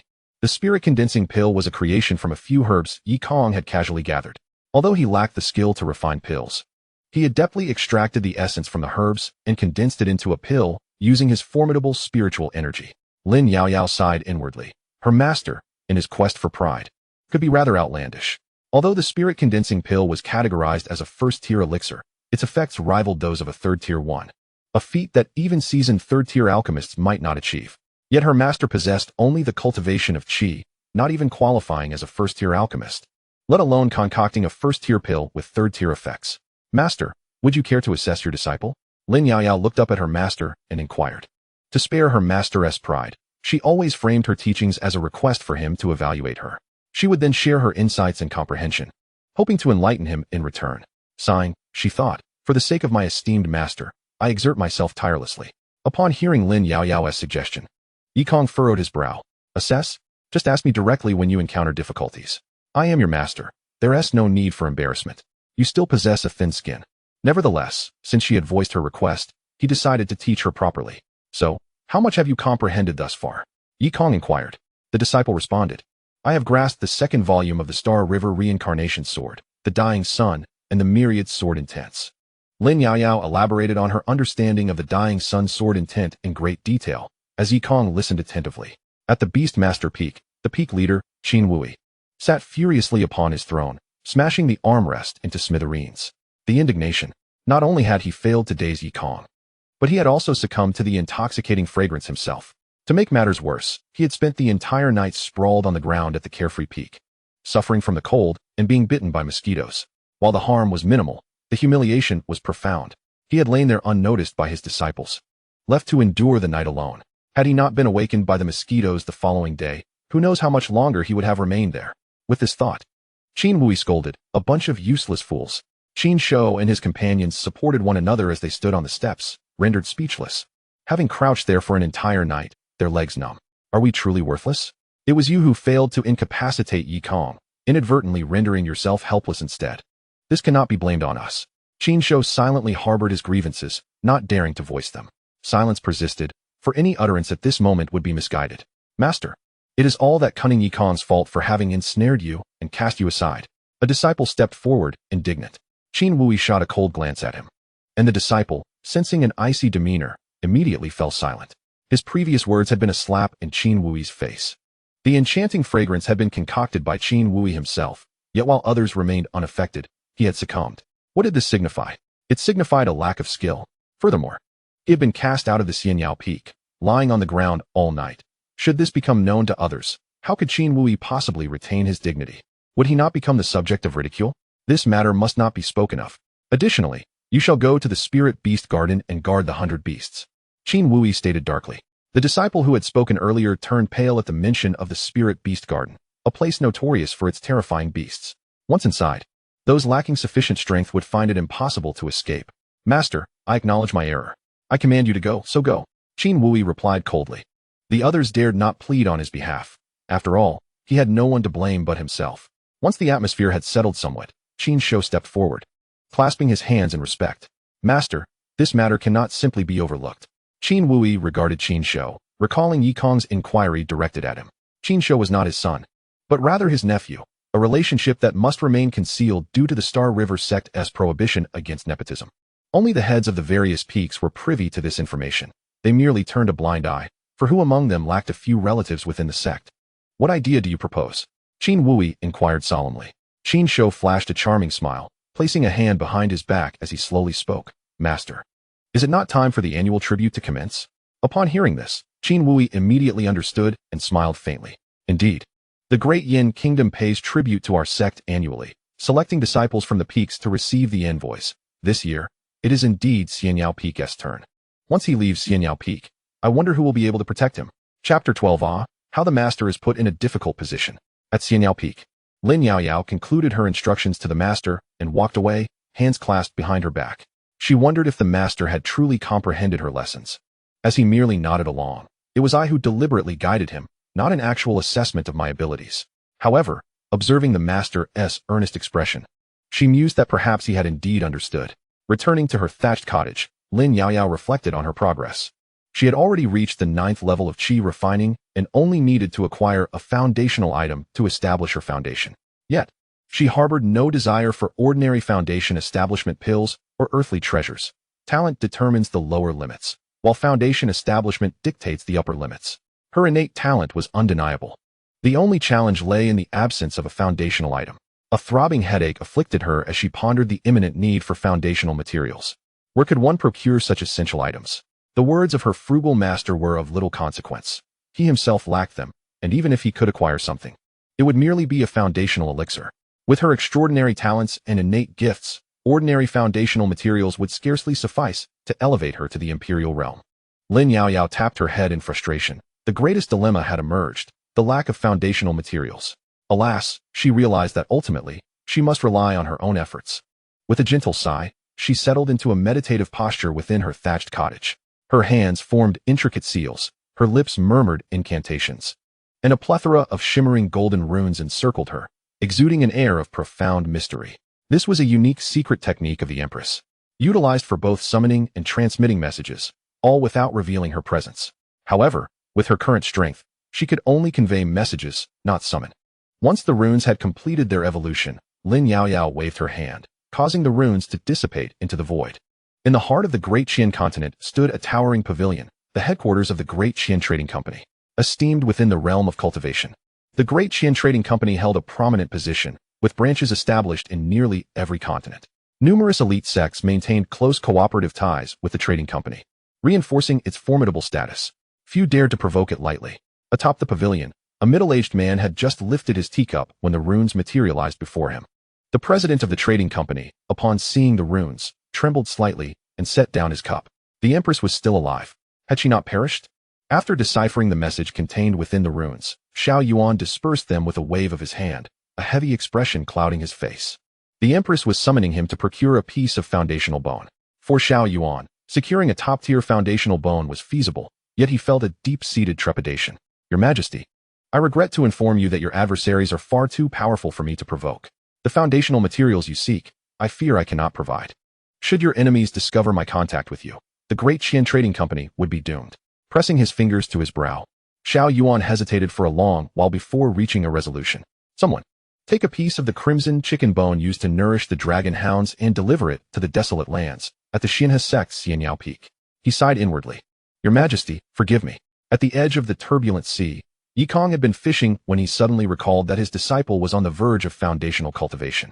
How would he present the phoenix bone to her? Perhaps he would simply leave it at her door that evening. With that thought, he returned to his fishing. Time swiftly passed, and soon it was night. Yikong stretched lazily and stepped out of his courtyard, holding the phoenix bone in one hand as he approached Lin Yaoyao's door. Sensing her in seclusion, he casually placed the phoenix bone in front of the thatched cottage and turned to leave. Would his disciple be moved to tears upon discovering the foundational material he had prepared for her? Surely she would be. As he contemplated this, he returned to the Xianyao Hall. Not long after he departed, a crimson bird swooped down, its beak releasing a jade box that landed beside the phoenix bone. The following morning, Lin Yaoyao emerged to find a jade box and a piece of crimson bone waiting at her doorstep. Lin Yaoyao picked up the phoenix bone, fully aware that it was a foundational treasure bestowed upon her by Xiao Yuan. After securing the bone, she gently opened the jade box. Inside lay a piece of mottled red bird bone, quietly resting. To think my master would gift me the bone of a red bird. Where could he have procured such a treasure? This must surely be the foundational item intended for me, Lin Yaoyao mused, glancing up at her master in the distance. Letting out a sigh? Ah, how considerate of my master. He must have sought the assistance of many to acquire this for me. Although the red bird bone is somewhat lacking, given my master's capabilities, it is no surprise he could obtain this. With that thought, Lin Yaoyao couldn't help but express her gratitude, whispering, "Thank you, master." Yikong, sitting by the edge of the bitter sea, nodded lightly in response. There is no need for thanks. The phoenix bone I have prepared for you will ensure your foundational success. The higher the quality of the foundational item, the greater the likelihood of success and the more stable your foundation will be. My dear disciple, do not be overly moved. I do not indulge in flattery. Lin Yaoyao carefully stored both bones and returned to her chamber. In order to spare her master any sorrow, she accepted the red bird bone as well, planning to secretly bury it later. Oh, master, I have my own means to acquire foundational items, she thought, clutching her treasure as she entered her thatched cottage. With the foundational item in hand, it was time to attempt her cultivation. Sensing her return, Yikong activated the Peach Mountain Great Formation with a wave of his hand, enveloping his disciple to prevent any disturbances during her cultivation. Only after ensuring her safety did he begin to fish. Chapter 13. My disciple Qin Shou. Possessing the presence of a great emperor on the beast-taming peak, Qin Shou sat in his chamber, radiating golden light, having consumed a considerable number of medicinal pills. His cultivation had loosened. Little black ant, I can't defeat you in the golden core stage, but wait until I break through to the nascent soul. Then I shall teach you a lesson, Qin Shou declared coldly, fixated on the thought of defeating the little creature. His breakthrough to the nascent soul was solely motivated by the desire to chastise the little black ant. Qin Shou focused his mind, refining his spiritual energy, nurturing his golden core, and cultivating his nascent soul. 50 meters from his chamber, a monster beast stood guard, a precaution arranged by Qin Wui. His disciple was on the verge of a breakthrough, and it was imperative to ensure he was not disturbed. This marked Qin Shou's second attempt at breaking through to the nascent soul. Standing outside Qin Shou's door, Qin Wui sighed, "My dear disciple, this is your only chance. If you fail again, future breakthroughs to the nascent soul will be exceedingly difficult. There is little I can do but watch over you and prevent any interruptions." He shook his head, filled with concern. On the leisure peak, Yikong, having just finished fishing and preparing to rest, suddenly sensed a powerful aura rising. As he released his spiritual energy, he immediately recognized it was his disciple about to attempt her foundation. So soon, she is ready to cultivate. Yikong observed with a tinge of envy. While my disciple is establishing her foundation, I am still merely at the third level of qi refining. I wonder when I will be able to achieve my own foundation. With a sigh, Yikong sat by the bitter sea, gazing longingly towards the distant thatched cottage. Inside the cottage, Lin Yaoyao sat cross-legged, diligently refining the phoenix bone to forge her foundational base. The phoenix bone radiated a brilliant crimson light, enveloping Lin Yaoyao within its embrace, while the fragmented phantom of the phoenix roared with a haunting cry. Even though the sole remnants of the phoenix had been refined by Yikong, a trace of its essence still lingered within its blood. With her eyes tightly shut, Lin Yaoyao summoned an indomitable will to suppress the phantom's presence. The vengeful specter of the phoenix glared at her, seeking to engulf her and resurrect itself through her form. Lin Yaoyao struggled to withstand the relentless onslaught on her consciousness, her expression tense and strained. Such a mere phantom shall not prevail against me, Lin Yaoyao, she exclaimed fiercely, channeling the imperial art of the 9 dragons. 9 slender, ethereal dragon shadows emerged, surging into her consciousness and entwining around the phoenix phantom. Flames ignited upon the phantom's form, combating the assault of the 9 dragon shadows. The spectral dragons writhed like tiny insects, gradually dissipating. Lin Yaoyao, too, felt the backlash, blood trickling from the corner of her mouth. From the shores of the bitter sea, Yi Kong observed the ethereal phoenix apparition with a shake of his head. Little phoenix, you are already dead. Why do you persist in this futile struggle? With a swift motion of his hand, he grasped at the void, and the phoenix phantom was instantly captured. Its face was filled with terror as it beheld the figure it feared most. You, who are no more, why do you create such a ruckus? Yi Kong reproached with a hint of exasperation. In the midst of the phantom's dread, Yi Kong tightened his grip, shattering the apparition into fragments. Had he known his disciple was so feeble, he would have refined the phoenix bone further for her. Just as Lin Yaoyao was about to summon her inner spiritual power to annihilate the phantom, she suddenly sensed its dissolution. A remnant soul could not endure for long. Freed from the phantom's disturbance, Lin Yaoyao devoted herself to the refinement of the phoenix bone, gradually forming her foundation. On the summit of the carefree peak, extraordinary phenomena began to manifest. Yi Kong waved his hand to redirect these celestial wonders to the Beastmaster Peak before they fully materialized. Let not the heavenly phenomena obstruct my sunbathing. Above the Beastmaster Peak, dark clouds gathered, and golden lights spread forth. 9 dragon shadows and the silhouette of a phoenix soared within the clouds, ascending to the heavens. In the sky, purple mist billowed for miles, while golden lotuses erupted from the earth, creating an atmosphere of tranquility. The sight of the 9 dragons play with the phoenix was a harbinger of countless auspicious omens. This spectacle left all members of the Xinghe sect astounded. Had a sage emerged from the Beastmaster Peak? They stood in stunned silence. The sect leader of Xinghe, observing from the pavilion, was visibly moved by the scene before him. Who possesses the power to invoke such celestial phenomena? This has not occurred in our sect for centuries. Elder, proceed to the Beastmaster Peak and investigate who has summoned these heavenly wonders, and bring back the main hall. As you command. The elder responded, taking flight. At the Tianjian Peak, the Peak Master stood atop the hilt of a colossal sword, gazing at the extraordinary phenomena above the Beastmaster Peak. Who could generate such immense celestial spectacles? Murmured Peak Master Qin Chunyang. He summoned several disciples to hasten towards the Beastmaster Peak to witness the marvel. Qin Wui looked up at the phenomenon in the sky, astonished and speechless. Is this extraordinary event truly instigated by my disciple? He glanced toward the dwelling, aware that only his disciple was currently breaking through to the nascent soul stage at the Beastmaster Peak. Ha! Qin Wui laughed heartily. Ah, splendid. I, Qin Shou, possess the demeanor of a great emperor. The manifestation of a celestial phenomenon upon my breakthrough to the nascent soul stage has not graced the Star River sect for millennia. And now, my disciple, Qin Shou, is poised to create a legend. Qin Wui is in high spirits, astonished at the remarkable capabilities of his disciple. Should I cultivate my disciple to maturity, what need have I to fear the Tianjian Peak?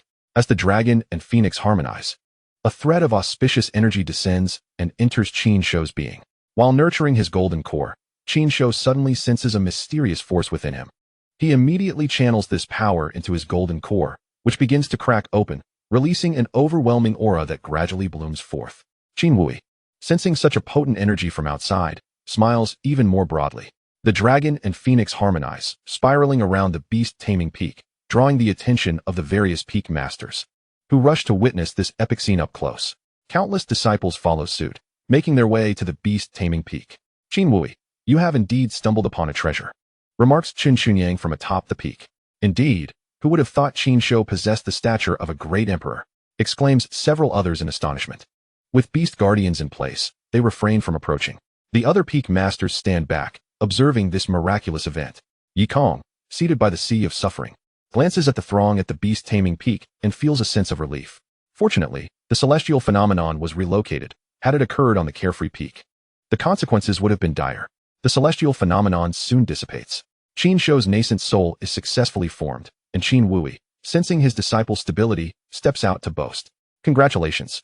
The peak masters exclaim in unison, their tones tinged with a hint of envy. It is evident to all that the celestial phenomenon accompanying Qin Shou's breakthrough signifies his imperial potential. Ha! My disciple's breakthrough to the nascent soul has indeed caused quite the stir, and I apologize on his behalf. Qin Wui laughs heartily. The other peak masters wear grim expressions. Is this truly an apology? It feels more like blatant boasting. Our Tianjin peak is unparalleled in strength. Chun Chunyang interjects, but that is my disciple. Do not even think about it. Qin Wui sharply interrupts Chun Chunyang. The other peak masters, wishing to forge alliances, fall silent at Qin Wui's words. Thus, they realize their attempts to ally are futile. The eyes of the peak masters are filled with envy. Chapter 14. Master, I have established my foundation on the carefree peak. In a thatched cottage, Lin Yaoyao slowly opens her eyes, a red light flickering within. The radiance surrounding her gradually returns to her being, and within her jade-like form. The 9 dragon shadows now include a faint phoenix apparition. This is the innate power bestowed by the phoenix bone, though she remains unaware of it at present. I have established my foundation, Lin Yaoyao declares calmly, without excessive joy. For her, foundation establishment is merely the beginning. She rises, clenches her fist, and feels the transformation of her power. With the phoenix bone for foundation establishment, I shall undoubtedly surpass my former self and ascend to the realm of an emperor. Contemplating this, Lin Yaoyao notices her master still seated by the sea of suffering, fishing, and cannot help but let out a sigh. Alas, I have established my foundation. Yet my esteemed master remains unchanged in his cultivation. Nevertheless, my master has invested considerable effort for my foundational advancement. Lin Yaoyao approached and clasped her hands in gratitude, saying, Thank you, master. I have successfully established my foundation. Yikong glanced at her, nodded gently, and replied nonchalantly, Indeed, you have established your foundation. Yet, even with this achievement, you remain my disciple. Lin Yaoyao observed her master's indifferent gaze, as if her accomplishment was merely a trivial matter to him. How can you remain so composed when I have established my foundation?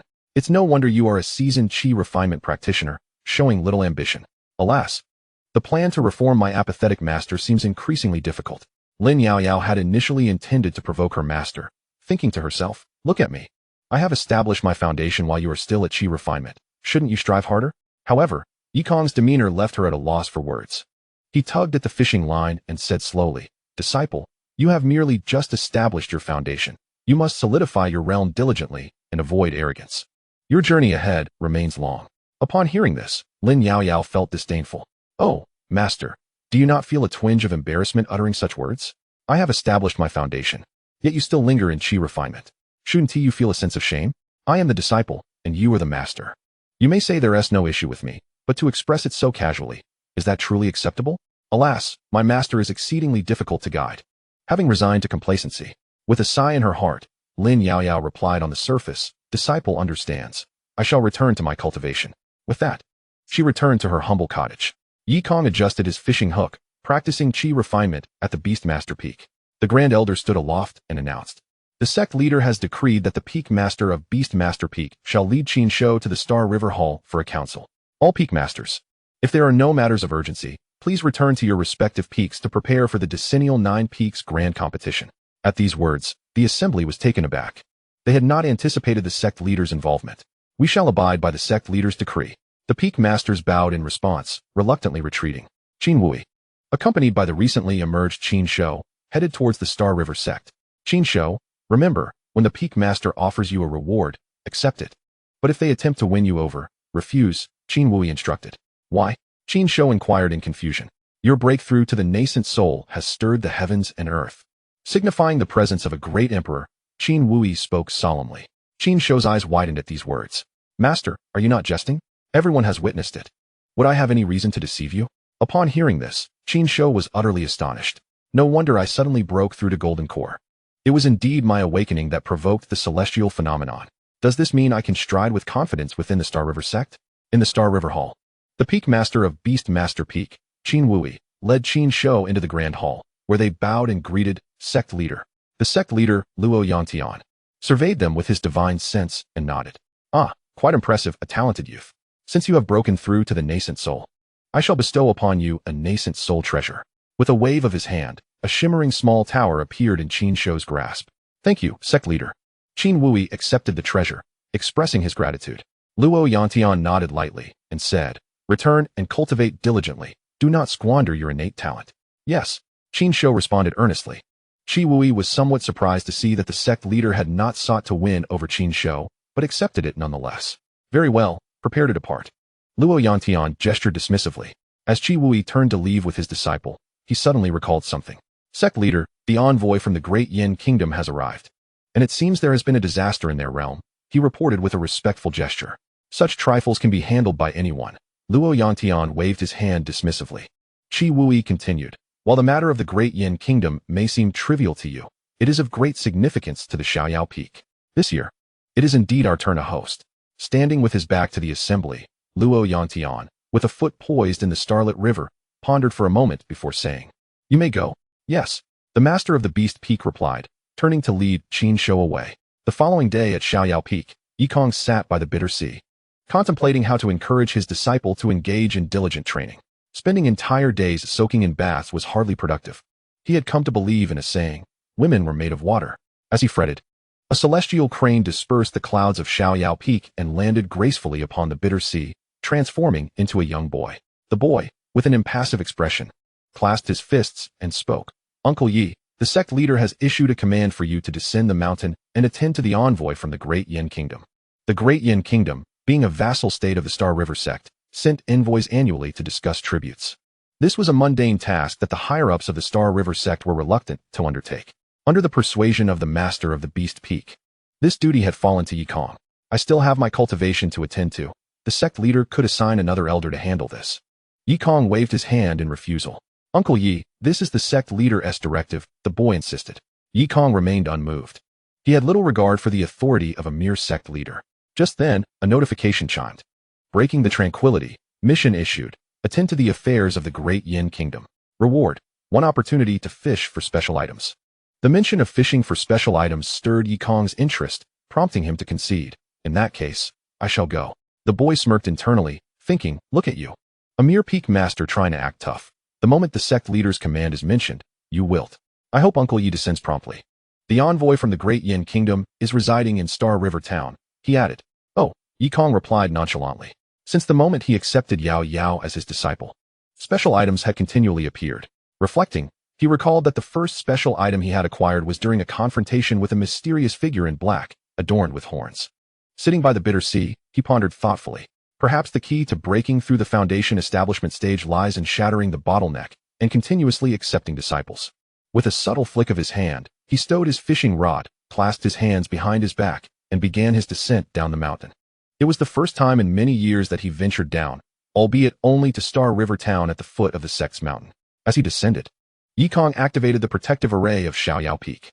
Only those bearing the Xiaoyao Peak token could freely enter and exit, a precaution against prying eyes that might wish to observe his beloved disciple during her bathing rituals, as she spent her days either soaking or en route to the bath. As Lin Yao Yao luxuriated in her bath, she suddenly sensed the activation of the protective grand formation. Glancing around, she noticed her master descending the mountain, hands clasped behind his back. What could prompt master to venture down the mountain? Is he not aware of the dangers lurking below? What if he encounters peril while alone? Alas, for the sake of the foundational resources he procured for me, I shall reluctantly shadow him in secret. With this thought in mind, Lin Yao Yao emerged from the water, donned her crimson dress, and stealthily trailed behind Yikong. As Yikong stepped off the peak of Xiaoyao, he abruptly halted. His spiritual awareness expanded, detecting his disciple stealthily following him. "Why do you accompany me on my descent?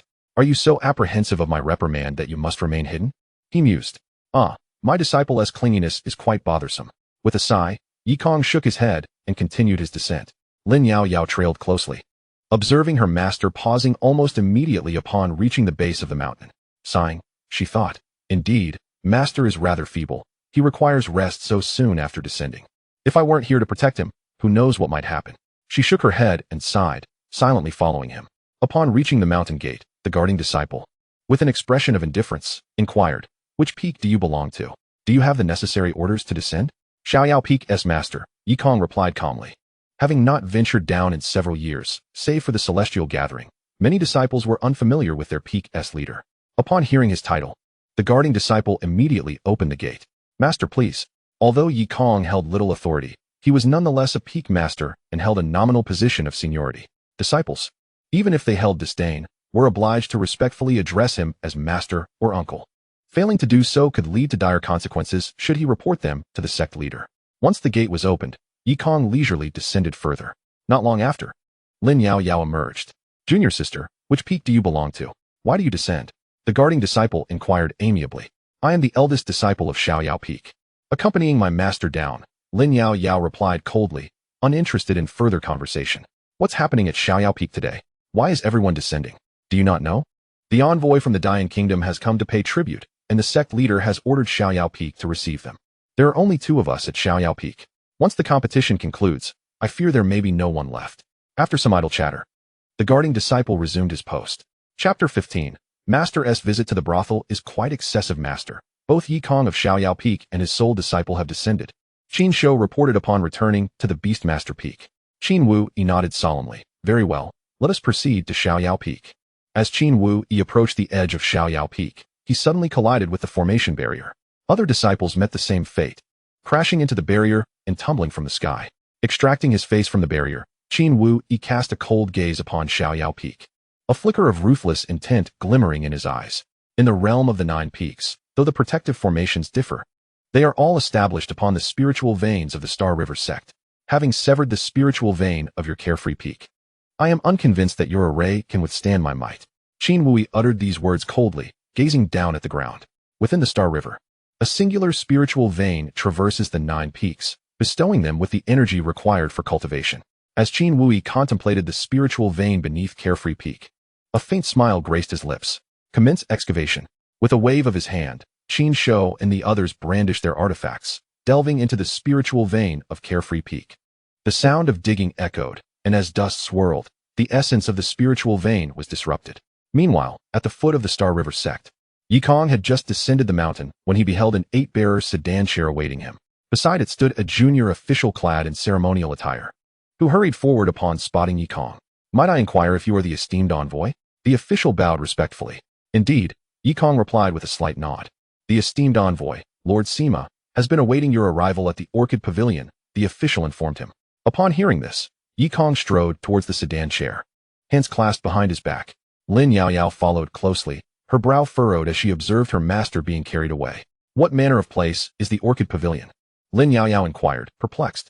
Just then, a stout, short man selling pancakes ambled past Lin Yao Yao, offering an explanation. The Orchid Pavilion is a venue of carefree revelry. What does that imply? She asked. It's a brothel, of course. The stout man barely finished before his wife called out. Darling, come home for your medicine. Coming. He replied, setting off to retrieve his medicine. Lin Yao Yao stood frozen in place. Master, he is actually going to a brothel? Of all places, why choose there? Does he not realize the dangers lurking within? In such unclean quarters, one can easily lose themselves. I shall rescue you, master. With this thought in mind, Lin Yao Yao trailed behind the sedan chair. The 8-bearer sedan was carried all the way to the Orchid Pavilion, where the junior official announced from outside, esteemed envoy. We have arrived at the Orchid Pavilion. As Yi Kong emerged, he was immediately struck by the sight of numerous scantily clad women soliciting patrons on the street. Even from a distance, the scent of rouge wafted toward him. Young master, come play with us. Several youthful and alluring women approached him. Lead the way to the heavenly realm, the official instructed the women. So you are a distinguished guest. This way, please.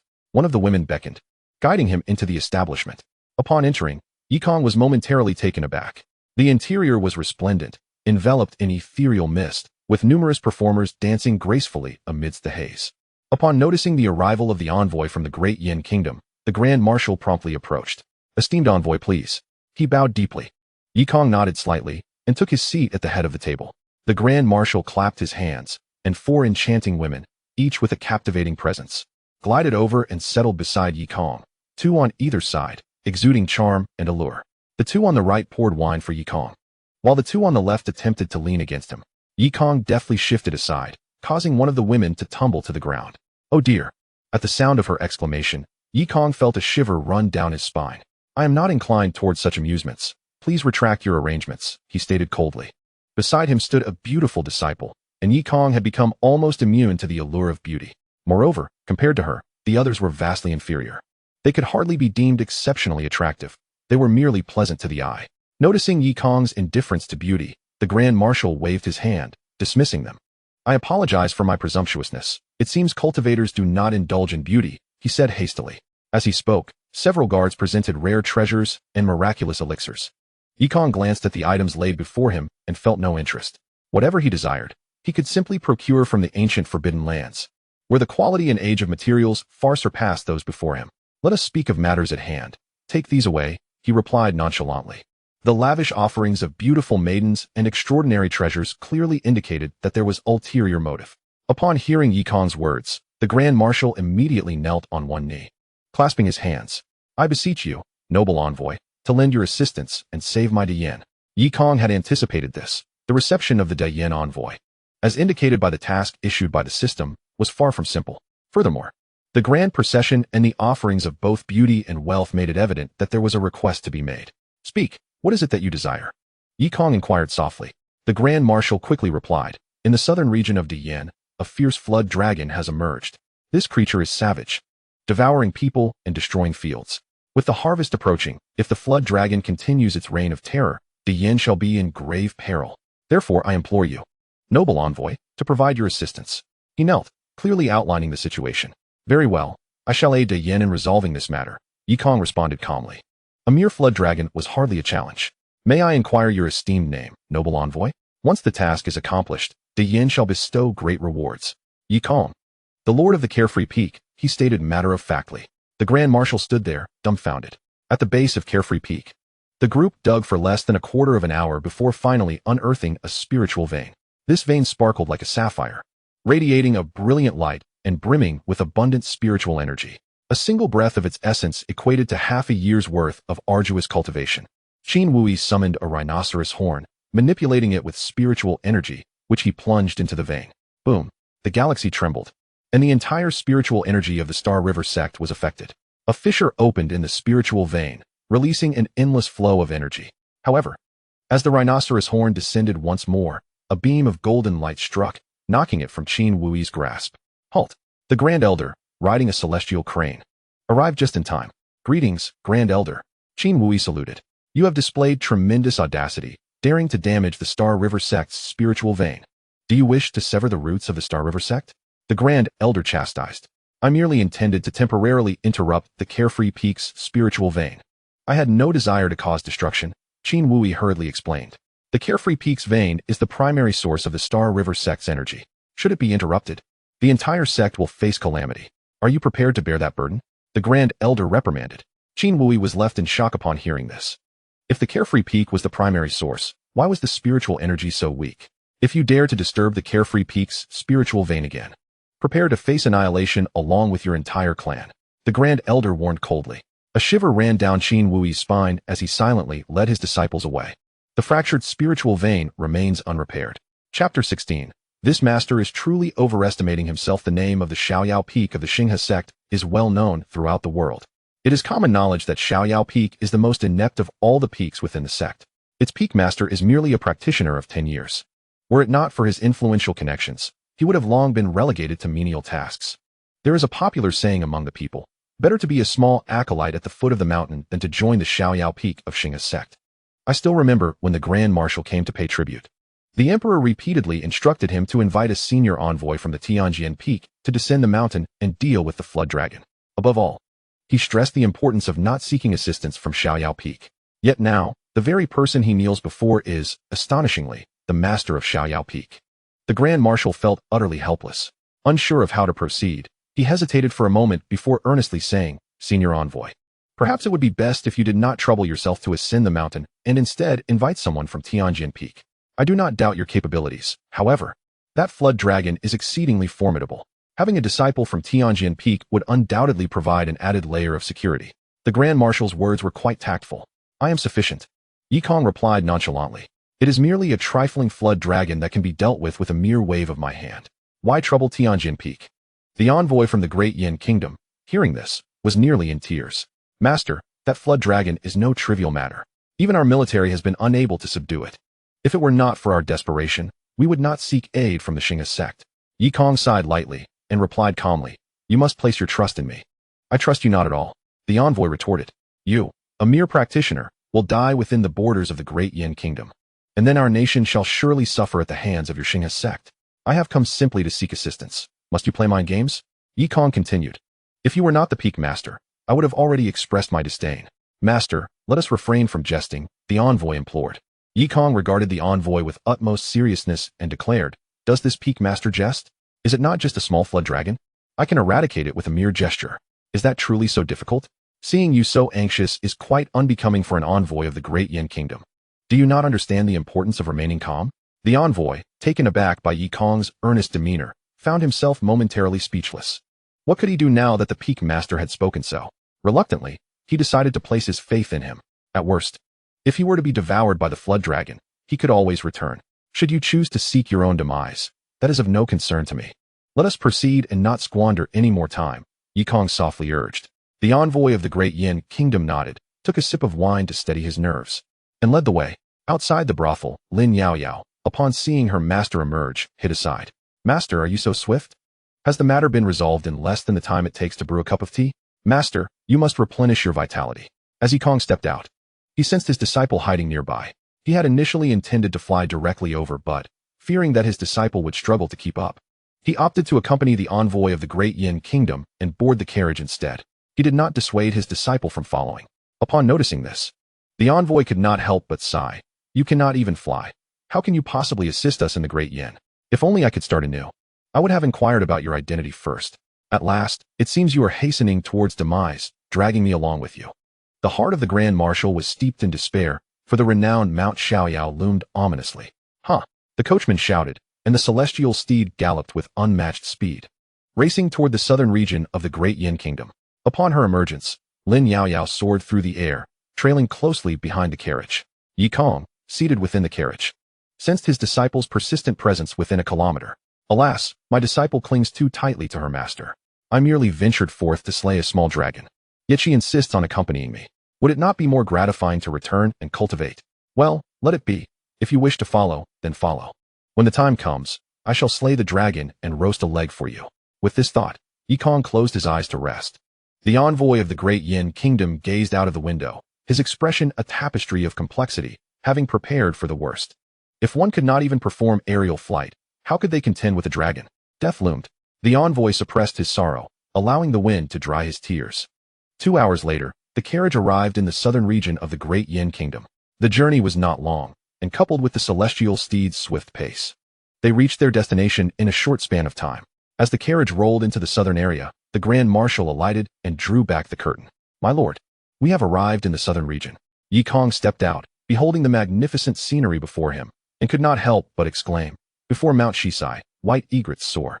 The peach blossoms flow, and the perch grow fat. The southern region of the great Yin kingdom was exceedingly prosperous, nurturing the entirety of the realm. My lord, what a splendid poem. A phoenix chariot approached, gliding gracefully. I pay my respects to Princess Chang'an. The Grand Marshal bowed, while the attendants knelt in reverence. Yi Kong, hands behind his back, turned to observe. A cultivator need not kneel before the princess of a mundane dynasty. From the chariot emerged a graceful princess, in her prime, with a hint of youthful roundness in her cheeks. She was sent forth to receive the envoy of the Xinghe sect. Initially reluctant, her disposition shifted upon catching sight of Yi Kong's visage. I have the honor to meet you, my lord. Princess Chang'an approached Yi Kong, offering her respects. Yi Kong acknowledged her with a nod. Lin Yaoyao, following closely behind, watched her master conversing amiably with the princess, a surge of anger igniting within her. So, this is why my master has traveled so far, to engage in a clandestine meeting with a princess. How infuriating. Lin Yaoyao seethed, and with a single strike, shattered a stone tablet. Yi Kong glanced at the surrounding devastation, shaking his head. Amidst this beauty, such destruction marred the landscape. Blood stained the rivers. The rice fields lay in ruin, and the roads were severed. What a blight upon the scenery, Yi Kong remarked calmly. Indeed, I implore you, my lord, to lend your strength and slay the dragon. Princess Chang'an beseeched. From the river, a dragon emerged, surfacing from the depths, with a fleshy crest atop its head. Its body was clad in scales, measuring over 10 fathoms in length, yet lacking limbs. What a pity, it had not yet grown claws. I had hoped to roast a dragon's claw for my disciple to enhance her constitution. However, a dragon of this nature would merely be tastier. The Jiao, though merely a creature of its kind, possesses the strength of a second-tier demon beast, equivalent to the foundational level of a cultivator. However, the Jiao is remarkably agile in the water, benefiting from its natural environment. Capturing and subduing it is no simple task, even for a golden core cultivator. Only through a thorough restraint can one hope to succeed. Yet, for Yi Kong, it is but a trivial matter. Princess Chang'an gazed at the Jiao emerging from the water, her brow furrowing slightly. Why has the Jiao shrunk? The princess pondered, recalling that the jiao she had seen was several hundred zhang long and bore 3 claws. Yi Kong, with his hands clasped behind his back, regarded the diminutive jiao with little interest. A mere small jiao is easily vanquished. Princess, flee. The Grand Marshal urged the princess at his side. What is there to fear? There is a superior here, the princess replied nonchalantly. Princess, he is the master of the blissful peak. The Grand Marshal reminded her. The master? Even better. Princess Chang'an exclaimed joyfully. However, her smile faltered abruptly. Wait, which peak? The blissful peak. Chapter 17. Is Lin Yao Yao Yi Kong's master? Lin Yao Yao furrowed her brow, sensing the colossal creature lurking in the water. Master, do exercise caution. Are you not aware of the ferocious beast beneath the surface? Even if you wish to frolic in the waters, this is a perilous place to do so. What would you do if I had not accompanied you? As Yi Kong observed the jiao swimming towards him, he raised his hand slightly, preparing to exert force when he sensed Lin Yao Yao's presence. Lin Yao Yao conjured a spirit sword with one hand, swiftly launching herself from behind. Her master truly was a source of concern. That creature possesses strength comparable to that of a late foundational cultivator. With your chi refining prowess, you could at best merely tickle it. Master, while confidence is commendable, arrogance is not. Alas, I must rescue you. If you were to perish, my tranquil cultivation life would come to an end. Soaring above the river, Lin Yao Yao wielded her spirit sword, which spiraled and danced through the air like a dragon, leaving a trail of radiant light. The jiao emerged from the depths, its crimson eyes fixed intently on Lin Yao Yao. It leapt from the water, opening its massive maw to bite down. With a roar, Lin Yao Yao executed a somersault in midair, maneuvering to the jiao's underbelly. Channeling her internal spiritual energy, she launched a powerful punch. Bang! The jiao was sent tumbling, crashing back into the water and stirring up towering waves. Yi Kong's consciousness spread out, revealing the larger jiao concealed in the river's deepest recesses. Indeed, there was another colossal jiao, hundreds of zhang long, its immense body undergoing transformation, poised to become a true dragon. That is the real threat. Yi Kong casually picked up a rusted sword from the ground, gripped it, and hurled it forth. Clang! The rusted sword struck the small jiao, dislodging a scale that subsequently fell into the water. The onlookers exclaimed, truly worthy of being the master of blissful peak. Such weakness. A full force strike only knocked off a single scale. Fortuitously, we managed to escape swiftly. The Grand Marshal felt relieved that he had pulled the princess away. Lin Yao Yao sighed, wondering if her master had any awareness of his own cultivation level. It would suffice to remain quietly by the shore. Must you truly meddle? With your limited prowess, the most you could manage would be to merely scrape the scales of a juvenile dragon. As the rusted sword plunged into the water, it descended like a great dragon, sinking directly to the riverbed. The dragon lurking below sensed a grave threat and opened its eyes. Just as it prepared to flee, the rusted sword descended swiftly, piercing through its skull and pinning it firmly to the riverbed. Having completed the task, Yi Kong clapped his hands. The great dragon was now immobilized, leaving only a smaller dragon. Given his disciple's strength, dispatching it would pose no challenge. The smaller dragon plunged into the depths, attempting to escape rapidly, while the spirit sword followed closely behind like a dragon itself. However, in the water, Lin Yao Yao's spiritual power was somewhat hindered, preventing her from fully wielding her sword, and thus she could not catch up to the dragon. The enormous form of the dragon glided along the riverbed, slowly approaching Lin Yao Yao. Standing atop the river's surface, she held the spirit sword in one hand, patiently awaiting the dragon's emergence. The standoff between the solitary figure and the dragon persisted. If only my strength could break through to the mid-foundation stage, the dragon would have met its demise long ago. Lin Yao Yao mused, closing her eyes and straining her ears to listen for movements beneath the water. The faint sound of scales scraping against the riverbed reached her ears. The dragon swam slowly beneath her, lying in wait for the opportune moment. As the sounds drew nearer, Lin Yao Yao suddenly opened her eyes, gripping the spirit sword tightly. With a sudden burst, the dragon broke through the surface, lunging at her with the speed of lightning. Lin Yao Yao leaped into the air, perilously close, merely 5 centimeters from the dragon's body. Yet, the dragon's ascent had its limits. Once its tail left the water, it could no longer pursue her. As the splashes subsided, Lin Yao Yao seized the opportunity to execute the Star River reincarnation sword. As she inhaled, it was as if a crescent moon rose, the moon's arc bursting forth with unparalleled sword intent. With a clang, Lin Yao Yao cast her hand as if it were a sword, pointing suddenly at the dragon below. With a crack, the sword intent surged forth, shredding the scales of the dragon as they fell into the water. Blood instantly stained the entire river's surface. With a single strike, Lin Yao Yao severely wounded the dragon.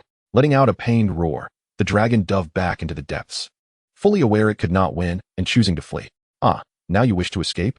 Lin Yao Yao snorted coldly, her figure flickering as she appeared before the dragon. Channeling the Star River reincarnation sword, an endless wave of sword intent manifested, coalescing into a magnificent sword, dazzling to behold. Lin Yao Yao lightly leapt, standing atop the colossal sword. With a press of her toes, the giant sword plunged down rapidly, piercing through the dragon's skull and pinning it firmly to the riverbed. The dragon's body continued to writhe, splashing violently, yet the struggle grew weaker. After a few moments, the splashes gradually ceased. The dragon lay pinned to the riverbed, slain by Lin Yao Yao's sword. Once the spirit sword dissipated, Lin Yao Yao lightly treaded upon the water's surface, gliding to the shore. The Grand Marshal, witnessing the dragon's demise, stood in stunned silence for a considerable time before rushing over from a distance, expressing gratitude. Thank you, esteemed one, for ridding my great yen of this menace. With such prowess, you must surely be a master of the sect. This woman, without a doubt, was the master of the leader of the Celestial Peak. It is no wonder that the master of Xiaoyao Peak appears so feeble, yet holds the position of leader. It seems he is supported by a powerful mentor. Decima felt he had unraveled the truth. Lin Yao Yao did not respond, but instead approached her master. This flood dragon is indeed formidable, Yikong remarked. Formidable? It is merely a second-tier beast, Lin Yao Yao replied nonchalantly. However, for you, it poses quite a challenge, she continued. I cannot allow you to remain idle. I must assist you in your cultivation. Lin Yao Yao pondered before saying, Master, please refrain from wandering about. The outside world is fraught with danger, do you not realize? Had I not arrived today, you would have been devoured by that flood dragon. Can you not alleviate your disciples' worries? As your student, I feel an immense pressure. You flit about from brothels to frivolities. Do you truly believe the outside world is so carefree? Very well, I understand, Yikong replied with a nod. I recognize your fondness for my company, so I shall endeavor to remain at Xingha's sect. Otherwise, if I venture out, you will insist on accompanying me, and I shall be distracted in looking after you. Fortunately, it was merely a small flood dragon. Had it been a true dragon, you would not have survived your reckless charge. As your master, I must express that the pressure is quite substantial, Lin Yao Yao noted, satisfied when her master acquiesced. With this matter resolved, let us return, she suggested. Yikong clasped his hands behind his back and strolled towards the carriage. My disciple has exerted considerable energy in battle. It would be wise for her to travel by carriage. Lin Yao Yao had intended to soar back directly, yet the earlier confrontation had drained her strength, compelling her to share the carriage with her master. Decima watched them board the carriage, bewildered by the scene unfolding before him. Who is truly the master and who the disciple? How could such a weak leader possess such a powerful student? Am I mistaken, or has the elder lost his senses? Princess Chang'an stood before her own carriage, uncertain whether to approach and speak. It seemed she had no place to interject. Enough standing there, come and drive the carriage. Yikong called out, interrupting Decima's thoughts. Casting a glance at the blood-stained river, Decima turned to take the reins. Regardless of the situation, the flood dragon had been dealt with. This journey had been perilous, yet ultimately safe. After the tribute, he would not return. Dealing with Xingha sect was a matter of life and death. Though Decima had intended to sit within the carriage, he reconsidered and chose to remain outside, controlling the vehicle. Inside, they were ostensibly master and disciple. Yet what if there were other connections? It was best to let them remain together in the carriage. Thank you both for your timely assistance. On behalf of the citizens of Dian, I express my gratitude, Princess Chang'an said from outside. Ah, no need for thanks. Yikong waved dismissively. Master is truly shameless. I was the one who vanquished the flood dragon, while you merely took a scale. Decima hastily drove the carriage away, returning to Xingha sect. Inside the carriage, Yikong reclined in his seat, closing his eyes to recuperate. Lin Yao Yao also sought to replenish her spiritual energy, but couldn't resist stealing a glance at her master. She wondered where he derived his confidence to sleep so soundly. Alas, for her master, she was truly burdened with concern. Lin Yao Yao shook her head and sighed, closing her eyes to meditate. After 2 hours, the carriage returned to the foot of the Star River sect. The Grand Marshal submitted the tributes and promptly departed. Farewell, he said, turning to leave without lingering. Yikong took the tributes back to the sect before finally returning to the edge of the Sea of Sorrow at Xiaoyao Peak. With the task completed, he earned an opportunity to fish for a special item. Had it not been for the mission, he would have had no inclination to make the journey. Casting his line into the sea, Yikong held his fishing rod leisurely. Lin Yao Yao, observing her master still fishing, felt a tinge of helplessness. To return and fish immediately. Had he learned nothing from this outing? If she hadn't arrived just in time to save him, he would have been swallowed by the dragon. Not only was he neglecting his training upon his return, but he was also fishing. Sighing, Lin Yao Yao shook her head, unsure how to address her master's behavior. Before long, the familiar voice of the system echoed in Yikong's ears. Ding! Congratulations, host, on fishing up the 5th special item, the Purple Phoenix Spirit. The Purple Phoenix Spirit, capable of transforming according to its owner's thoughts, could assist in cultivation and even evolve into a weapon. As the system's announcement concluded, Yikong lifted his fishing rod, and a sphere of purple light descended into his hand. The Purple Phoenix Spirit, entirely a shade of violet blue, measured approximately 7 inches in length and 1 inch in width, possessing an oval shape that felt rather peculiar in his grasp. However, its utility in aiding cultivation seemed limited to him. Fishing daily would suffice to refine his energy without the need for personal training. Never mind. I shall gift it to my disciple, Yikong remarked, holding the Purple Phoenix Spirit as he strolled towards Peach Mountain. At that moment, Lin Yaoyao was about to enter the pond to train when her master arrived. Is he here to sneak a glance at me bathing? She furrowed her brow. Chapter 18. I shall not use horns in the pond. After donning her attire, Lin Yaoyao leaped from the water's surface, sitting on the shore with her back to her master. Indeed, he had come to spy on her. As Yikong approached from behind and beheld her enchanting silhouette, he called out softly, "Disciple." Reluctantly, Lin Yaoyao turned around upon hearing her master's voice. Her crimson dress, half wet and half dry, accentuated her alluring figure. Droplets of water adorned her exquisite face like pearls, resembling a lotus emerging from the water, evoking an involuntary affection. Any ordinary person would be captivated by Lin Yaoyao's stunning beauty, falling into infatuation. "Disciple, you are tempting your master." Yikong glanced at her before averting his gaze. "Here, your foundation reward." Lin Yaoyao was momentarily taken aback. Was he not here to watch her bathe? Observing the object in her master's hand, she frowned slightly. "What is this?" As she took the item from her master's hand and examined it closely, her face flushed upon recognizing its shape. This. Her blush resembled that of a peach blossom freshly washed by water, rendering any man unable to resist. "The allure of my disciple is too potent. If others were to see this, the entire Star River sect would be in an uproar." She quickly made her exit. "Disciple, take your time to study. I shall take my leave," Yikong remarked, turning away. "This object is an aid for cultivation. I hope you do not overthink it." Lin Yaoyao stood dumbfounded, and upon regaining her senses, she angrily hurled the Purple Phoenix Spirit to the ground. "What an insufferable master, bestowing upon me such a trinket. Do you take me for a fool? I, Lin Yaoyao, would rather perish outside than resort to using this. Even without a partner, I have no need for it." Enraged, Lin Yaoyao stamped her feet in fury. After a few stomps, the Purple Phoenix Spirit on the ground underwent a transformation, morphing into a translucent orb, radiating a soft purple glow. The emanating purple mist entered Lin Yaoyao's body, instantly instilling her with profound tranquility, quelling the flames of her anger. The world around her seemed to hush. Gradually, the calm Lin Yaoyao collected herself, gazing at the corner where the orb lay, now emitting a gentle purple light. She crouched down, retrieving it, and as she held it, a warm sensation flowed from her arm into her heart. To her astonishment, her master truly had prepared a treasure for her, rather than a mere horn. It dawned upon Lin Yaoyao that she had misjudged her master. A warmth enveloped her heart as she grasped the Purple Phoenix Spirit, feeling an affectionate connection. Part of this warmth stemmed from her master, while another part emanated from the spirit itself. "Ah, my master has truly labored for me. To procure a cultivation artifact, he must have exhausted many favors," she mused, touched by the thought. Reflecting on how much her master had prepared for her, while she had previously scolded him, filled her with a sense of guilt. "I ought not to have acted so." Lin Yaoyao's expression turned complex as she examined the Purple Phoenix Spirit in her hands, only to find it transformed back into the horn. She felt speechless. While the object had merit, it was all too easy to misconstrue its nature. "Never mind. I shall use it privately, where no one can see." After stowing away the treasure, Lin Yaoyao leapt into the water to practice her cultivation.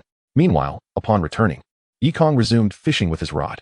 In the Star River Hall, Luo Yantian stood upon the river, his back to the assembly of the 8 peak leaders and their disciples.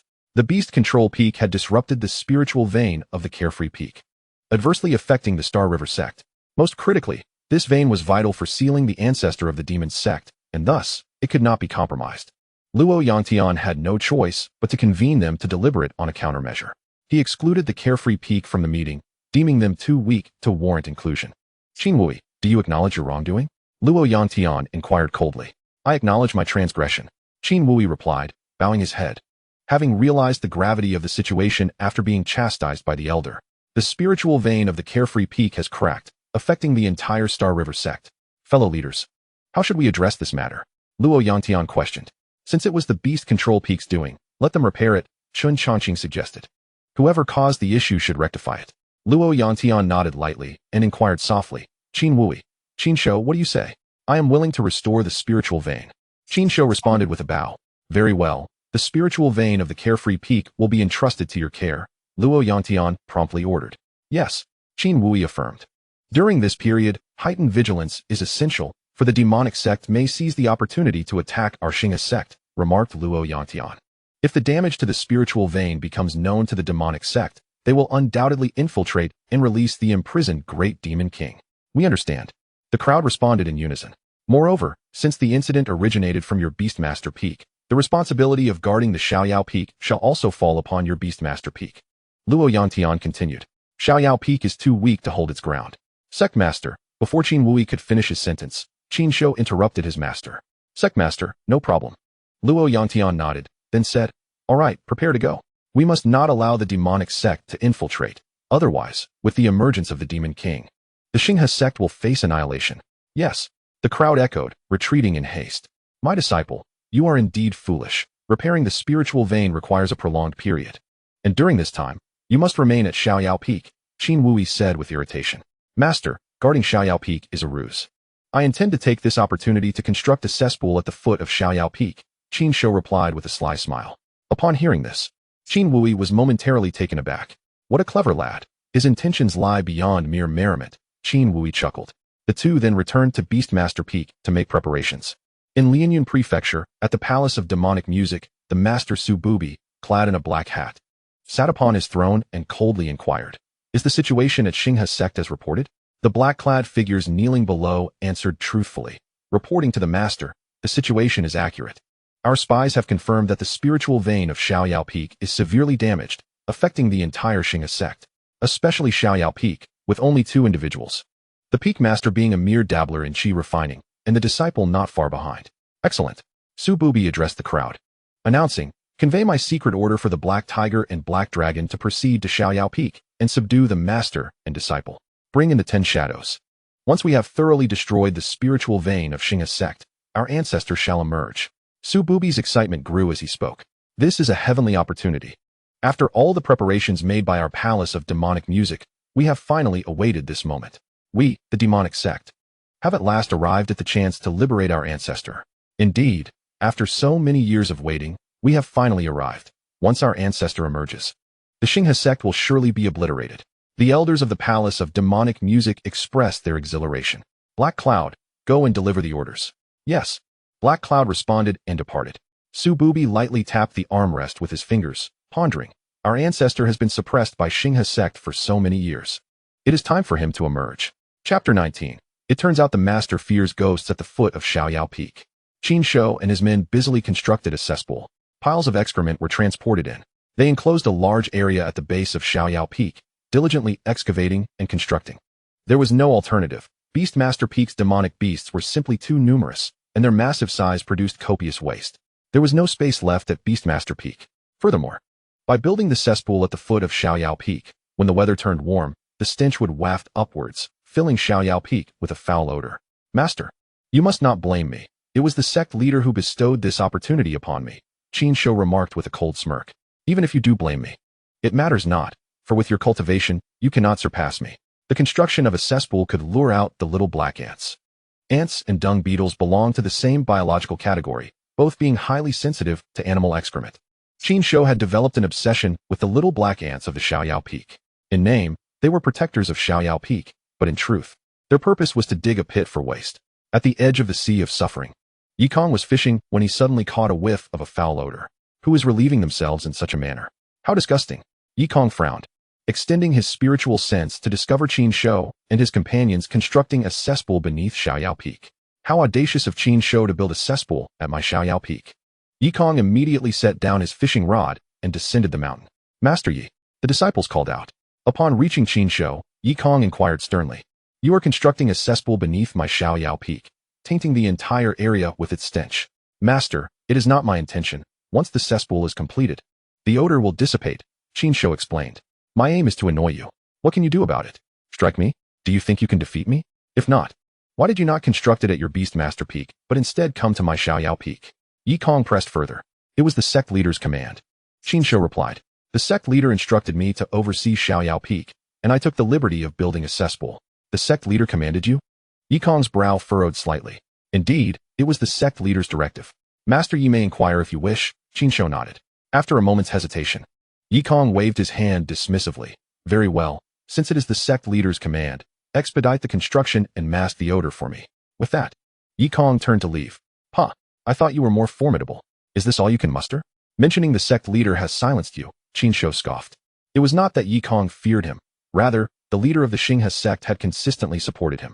The sect leader and Yi Kong's father were close friends, and it was due to the sect leader's earnest efforts that Yi Kong had become the peak master. After a decade without incident, he owed much of his success to the sect leader.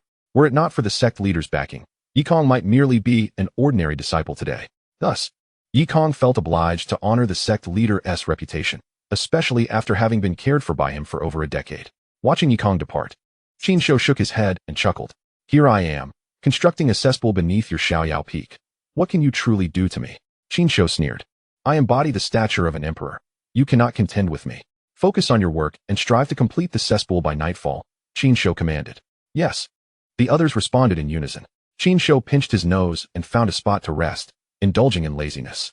As night fell, two figures clad in black stealthily approached Xiaoyao Peak.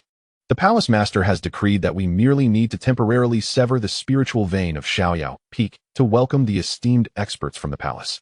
The man on the left, Black Dragon, stated solemnly. Brother, as peak cultivators at the Foundation Establishment Pinnacle, dealing with this inferior Xiaoyao Peak is a trifling matter. Why the need for such caution? Black Tiger replied disdainfully. The two of them, the younger brother and the elder brother, were prodigious disciples of the Demon Melody Palace. At merely 20 years of age, they had already attained the pinnacle of Foundation establishment. Moreover, they were covert operatives planted within the Star River sect by the Demon Melody Palace. The Serenity Peak was not particularly fearsome, yet if they were detected by others, it would spell trouble. Thus, caution was imperative, whispered the Black Dragon. The Black Tiger offered no rebuttal to his brother's words, merely nodding in silent agreement. The duo scoured the Serenity Peak and soon discovered the excavated spiritual vein.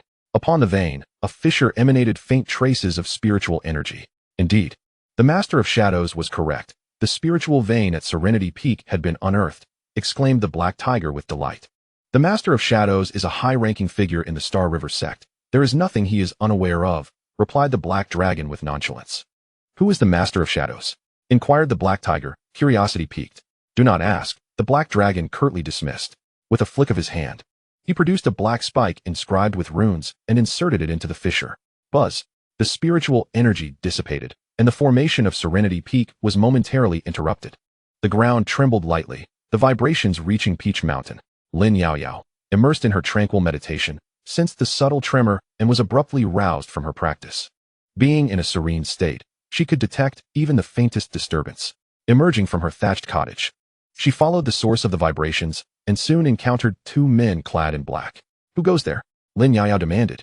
According to the intelligence from the shadow guards, they were likely the sole disciples of Serenity Peak. They must subdue her first. The Black Dragon whispered, drawing forth a large blade. The Black Tiger shook his head at this sight. Is a weapon necessary to deal with a mere woman? He mused, quietly filling in the pit to avoid detection.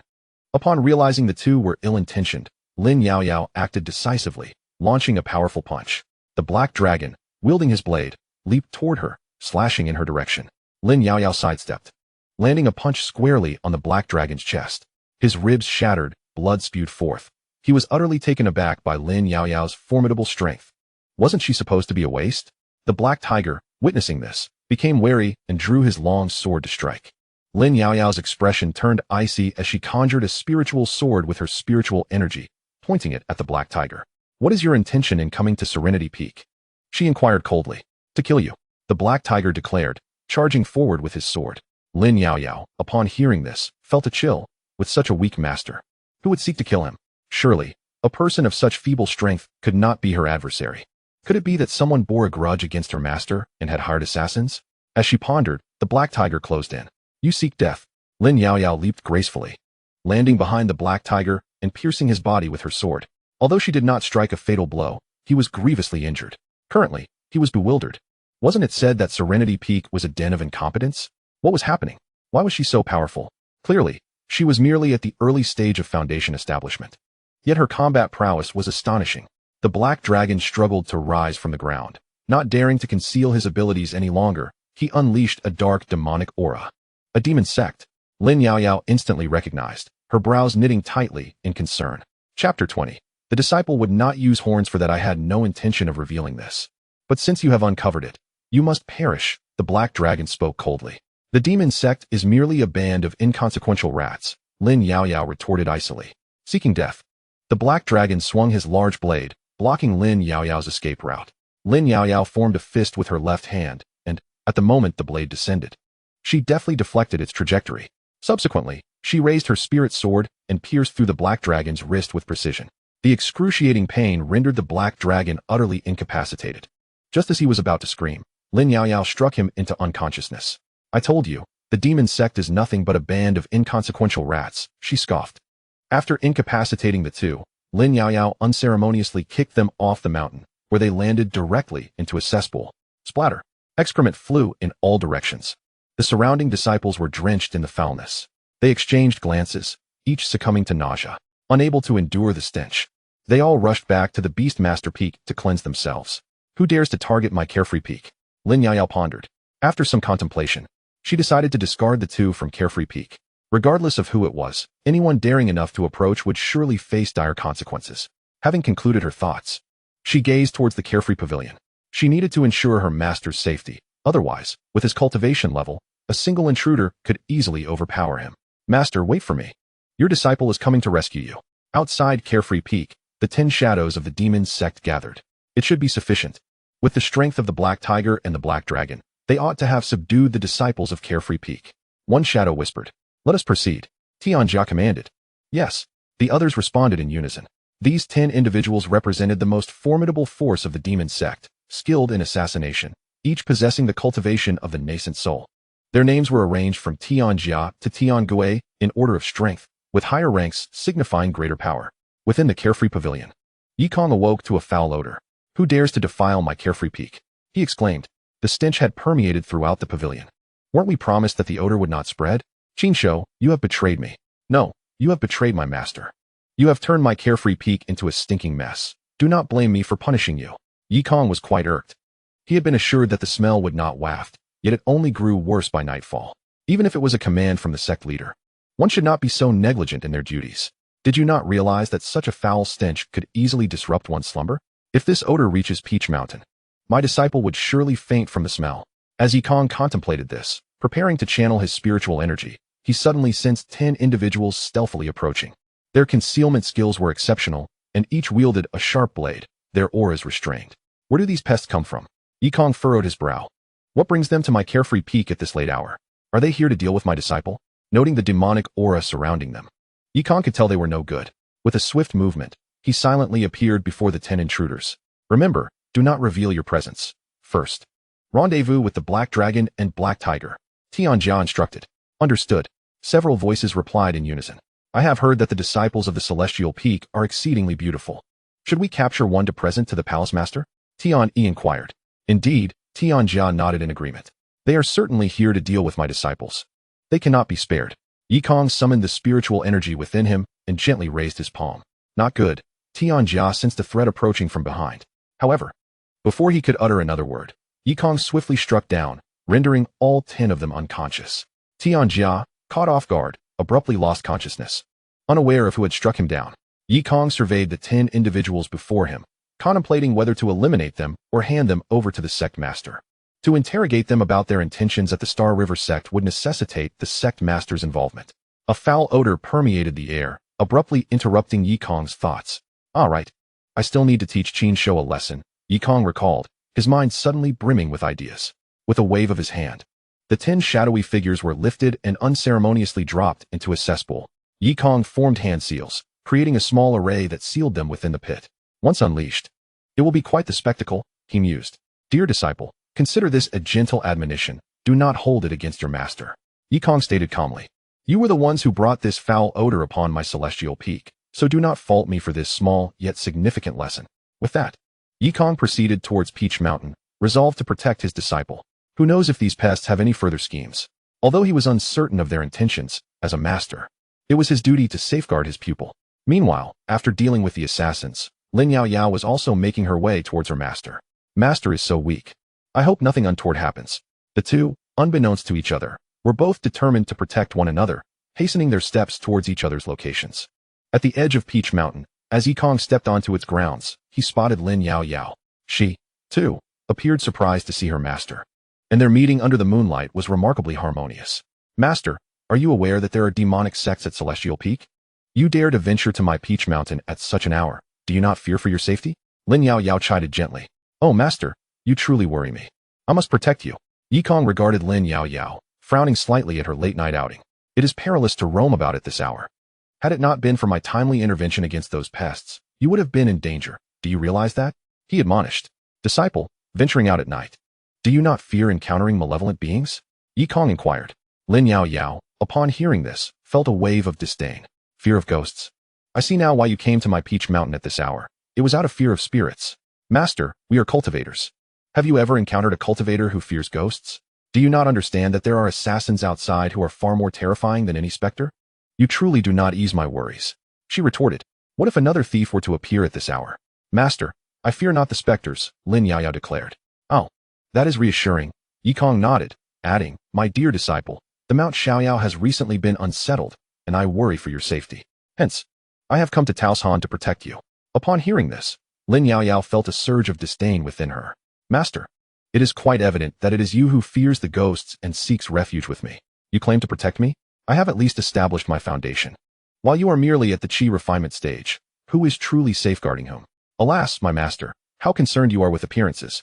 Very well, I shall not expose you. Thank you, master, she replied with a nod. Yikong lightly inclined his head and followed Lin Yaoyao back to the thatched cottage on Taoshan. Upon entering the room, he was greeted by the enchanting fragrance unique to his disciple, intoxicating in its allure. To his surprise, he also spotted the purple phoenix spirit he had gifted her resting on the bed.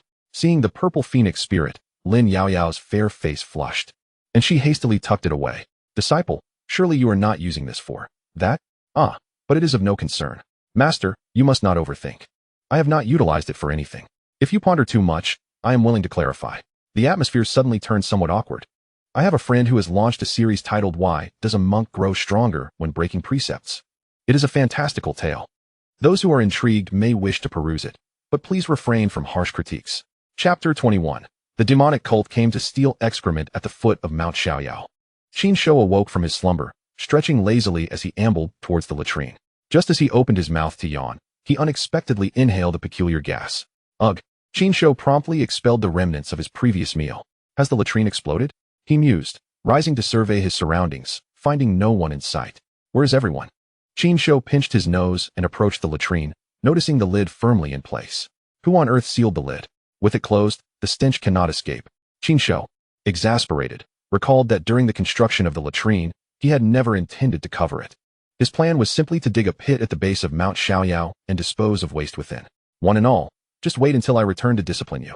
He reached out to unfasten the lid of the latrine. As it swung open, a flash of light erupted. Bang! With a thunderous roar, debris soared through the air, covering Qin Shou entirely.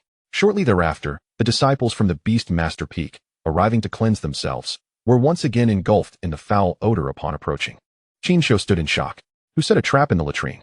Wiping the filth from his eyes, he beheld 12 individuals lying within the muck, rendered speechless. What is happening?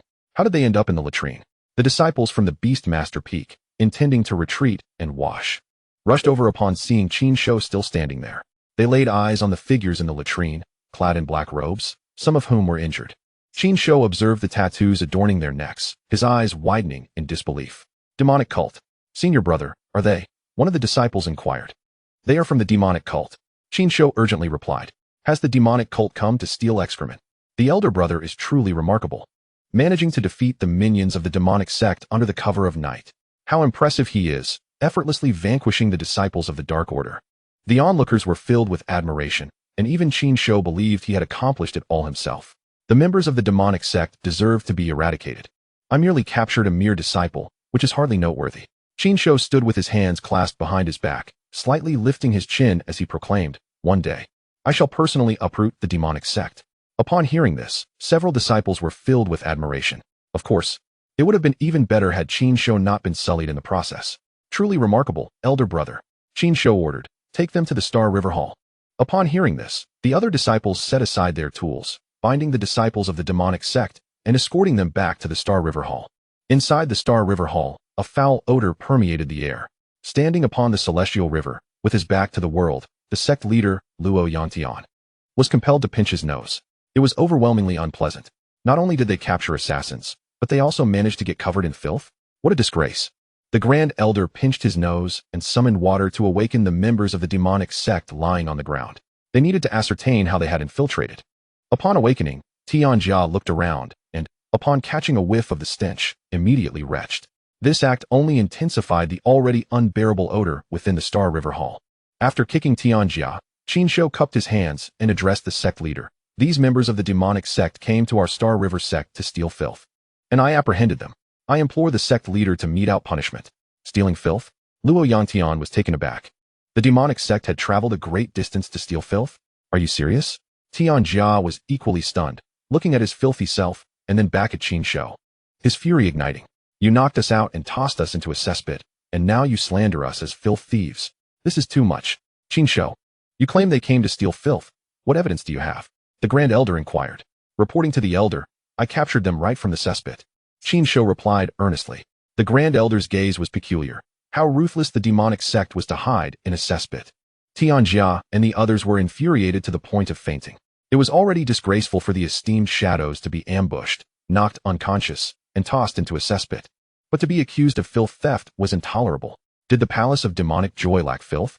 Qin Shou, I shall not let this go unpunished. Tianjia gritted his teeth. Qin Shou seized a handful of filth from himself and stuffed it into Tianjia's mouth, silencing him. You were indeed here to steal filth. How am I slandering you? Qin Shou retorted irritably. Tianjia, humiliated by such treatment, was on the verge of exploding. Qin Shou, I will see you dead. Tianjia roared, his face flushed with rage as his aura surged. Look, I struck a nerve, haven't I? Qin Shou remarked from the side.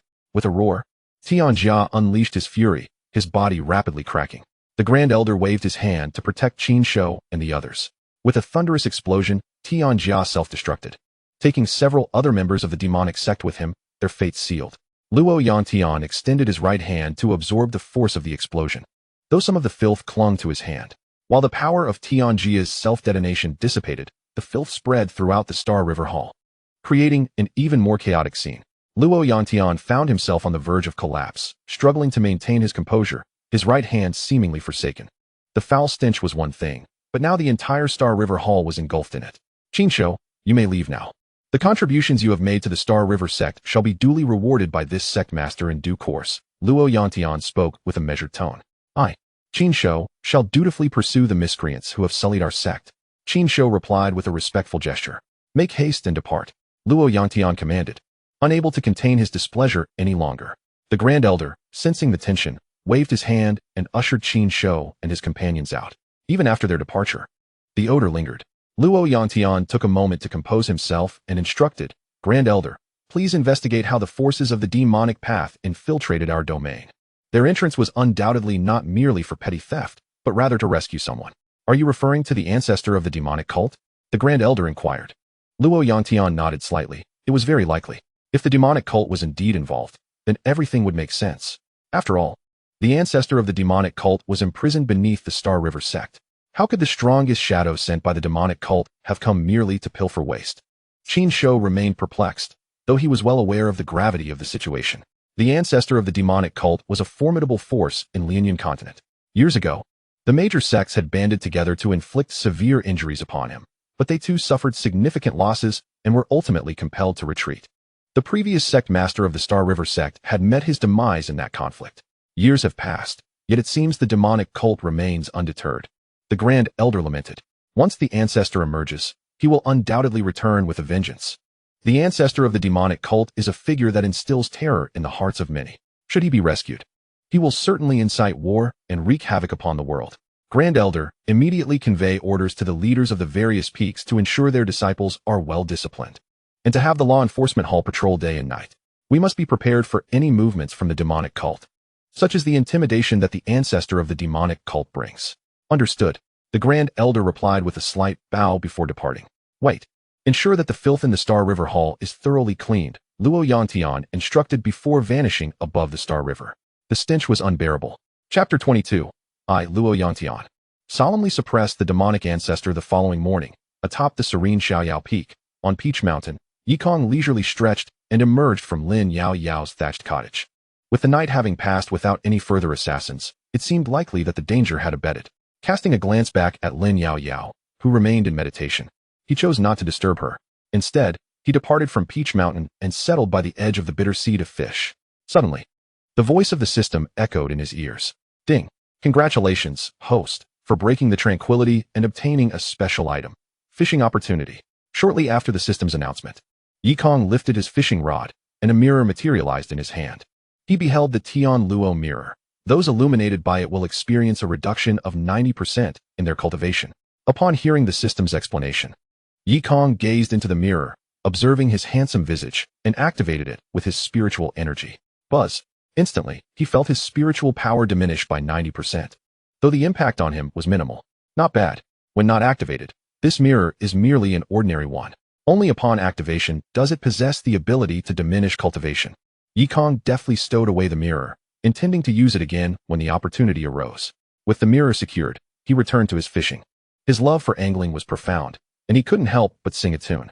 A quarter of an hour later, Lin Yao Yao quietly opened her eyes, relieved to find her master absent.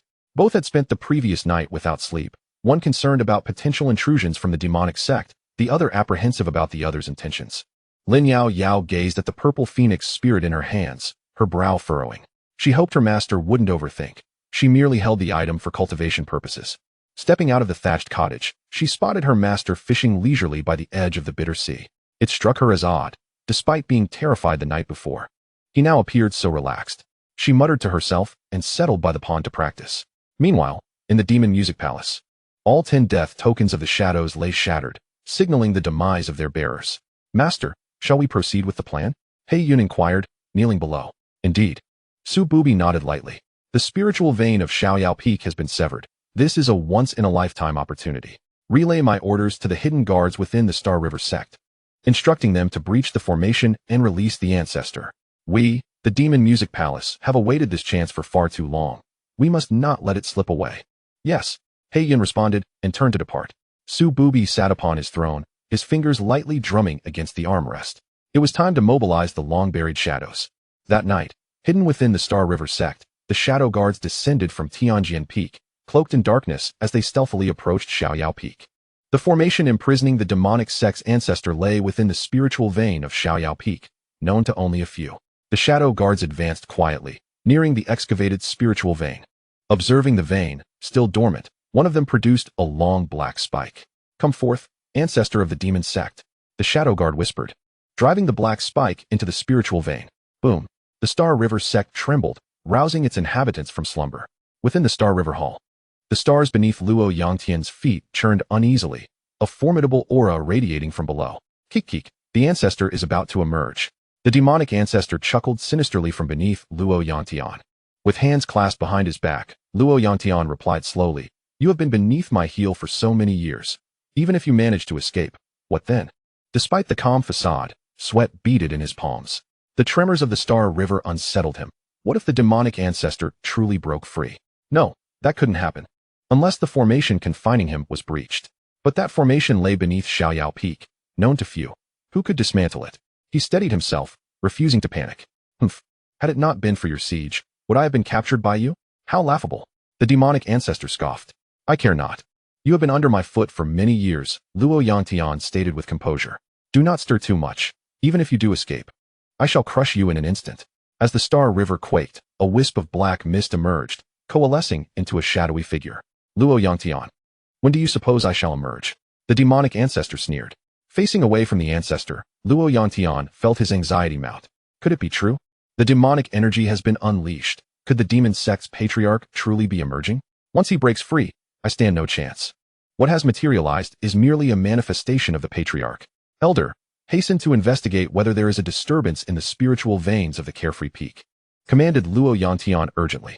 Master, should we summon assistance regarding the patriarch? Inquired the elder. Upon hearing this, Luo Yangtian feigned disdain, declaring, that mere patriarch is nothing. I could subdue him with a mere flick of my hand. Yet, he was prepared to flee at a moment's notice. The elder observed Luo Yangtian's retreating figure, feeling a swell of admiration. Truly, he is the master, remaining composed in the face of peril. After a respectful bow, the elder departed swiftly. It's only a mere manifestation. I can easily vanquish it, Luo Yangtian proclaimed, raising his right hand to obliterate the projection. However, just as he did, the cosmos trembled anew. Dark energy surged forth, engulfing the entire hall, and the true patriarch of the demon sect materialized behind him, shrouded in ominous energy that radiated an overwhelming pressure, instilling dread. Come, try striking again, the patriarch said with a faint smile. He had indeed emerged. Luo Yangtian felt a chill run down his spine, unable to turn to face the patriarch. By the heavens, he has truly broken free. Who dared disrupt the spiritual veins of the carefree peak? This is untenable. I must flee. Externally composed, Luo Yangtian was internally in turmoil. Confronting the patriarch was synonymous with facing terror. The previous master had failed to overcome him, let alone himself. The patriarch's dark energy swelled, casting an oppressive shadow over the Star River sect. The entire sect seemed to plunge into an abyss of absolute darkness, devoid of any light. Within the patriarch's domain, he could absorb the spiritual energy of all present for his own use. Ha ha ha, Star River sect, you shall become my sustenance. The patriarch cackled, drawing in the energy of the crowd. As Luo Yangtian prepared to flee, he heard the frantic cries of his disciples below. The patriarch has emerged. Run for your lives. If we delay, we shall perish. Fear not. Do you not see the master standing resolutely above the Star River, his back turned to the patriarch? Indeed, as long as the master is present, he will surely subdue the patriarch. We must have faith in him. The crowd echoed, their fears dissipating as they beheld their master's figure. Who dares to elevate my peril? I am not turning my back out of fear, Luo Yangtian thought, steeling his resolve. Gazing at the newly emerged patriarch, he gritted his teeth and declared, even if you have emerged, I can still annihilate you. Did you hear that? The master claims he can dispatch the patriarch with a single blow. Let not fear consume us. The second elder reassured the crowd. The patriarch regarded Luo Yangtian's silhouette with a cold smirk, saying, is it truly you? With that, dark energy enveloped Luo Yangtian. Mere trickery, he scoffed, already plotting his escape route. Regardless, I shall strike once and then flee. I cannot hope to contend with him. Luo Yangtian was acutely aware of his limitations. He understood that he was not of the same caliber as the ancient ancestor of the demonic sect and stood no chance in a confrontation. Thus, he resolved to retreat, biding his time for a moment of resurgence. Falling stars, Luo Yangtian exclaimed, striking out with a palm. The stars flickered and radiated brilliance, becoming the sole beacon of light amidst the boundless darkness. Seizing the fleeting moment before the attack descended, his figure flickered and vanished into the starry river. There was no other choice. Survival was paramount. Luo Yangtian's disappearance did not go unnoticed. Why did the sect master flee? The onlookers murmured in confusion. At the peak of the carefree summit, Yikong gazed into the distance, sensing the ominous presence of the demonic sect's ancestor. Is it truly possible for him to unleash such power? Yikong pondered, shaking his head in dismay as he retrieved the celestial mirror. Channeling his spiritual energy, he directed it towards the demonic sect's ancestor. The figure of the ancestor materialized within the mirror, enveloped in a shroud of dark energy, exuding an aura of terror. Who dares to spy on me? The ancestor sensed the intrusion. As the stars were on the verge of descent, he smirked, gathering his internal energy for defense. To his surprise, he realized the sect master of the Star River had but a meager skill. With merely 30% of his strength, he could easily subdue him. Yet, as he summoned his energy, his expression shifted dramatically. Where has my power gone? He felt his strength diminished by 90%. Moreover, he was unable to absorb energy from others. What is happening? As the demonic sect's ancestor grappled with confusion, the stars pierced through the darkness. The dark energy surrounding him was shattered by the celestial bodies. Despite his utmost efforts to defend, he found himself unable to muster the strength to counter Luo Yangtian's assault. With a resounding crash, the ancestor was forcefully driven into the seal. No, I refuse to accept this, he roared in fury. As the menacing energy dissipated, the Star River gradually returned to tranquility. The spectators, eyes wide with astonishment, beheld the falling stars. The sect master has resealed the demonic sect's ancestor with a single strike. What incredible power! It became clear that the sect master had not fled, but had decisively subdued the demonic sect's ancestor, leaving the finishing touches to his followers. All hail the sect master! Long live the sect master! The crowd cheered in unison. Meanwhile, Luo Yangtian had reached the foot of the mountain, standing beside a beggar's den. Within it, a small beggar, no more than 7 or 8 years old, stared at him with wide, curious eyes. Luo Yangtian glanced back, shaking his head with a sigh. Alas, it is not that I do not wish to save you, but rather that I am unable to. The Star River sect can only flee as far as it can. As he prepared to depart, he noticed the dissipating dark energy of the Star River sect. Utilizing his spiritual perception, he discovered that the demonic sect's ancestor had vanished. What is this? Did I truly manage to subdue him with a mere strike? Am I truly so formidable? No, it was likely that the ancestor had been sealed for too long and had yet to regain his strength. With this thought, Luo Yangtian's figure flickered once more, reappearing above the Star River. With hands clasped behind his back, he faced the entire Star River sect, his hair billowing in the wind, presenting a powerful silhouette in white. To bear the burden of the people and rescue the masses from calamity is the sacred duty of our path as cultivators. He declared softly, his voice resonating throughout the Star River sect. All hail the sect master, echoed the fervent voices of the entire Star River sect. A shadow lurked in the darkness, silently observing Luo Yangtian. It was inconceivable. Luo Yangtian could not possibly be so formidable. The Dark Guard could hardly believe that Luo Yangtian could seal the ancient ancestor of the demon sect with a mere slap. The Grand Elder appeared beside Luo Yangtian, holding a black nail, and remarked, "Master, this is the demonic artifact that has corrupted the spiritual vein of the Carefree Peak." Luo Yangtian collected the item without a word, nodding slightly. Chapter 23. My disciple has come of age at the foot of the Star River sect, a child of about 7 or 8 years, clad in coarse linen. Wandered the streets, surviving on alms, his gaze clouded and vacant. After an indeterminate amount of time, the little beggar's eyes suddenly sparkled with clarity. Could it be that I am still alive? The child crouched in the corner, surveying his surroundings. It seems that I, the emperor, should not have perished. The little beggar scoffed.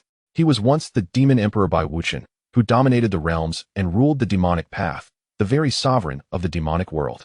The largest demonic force in Lianyan continent, the Palace of Demonic Joy, was merely a small faction established under his command.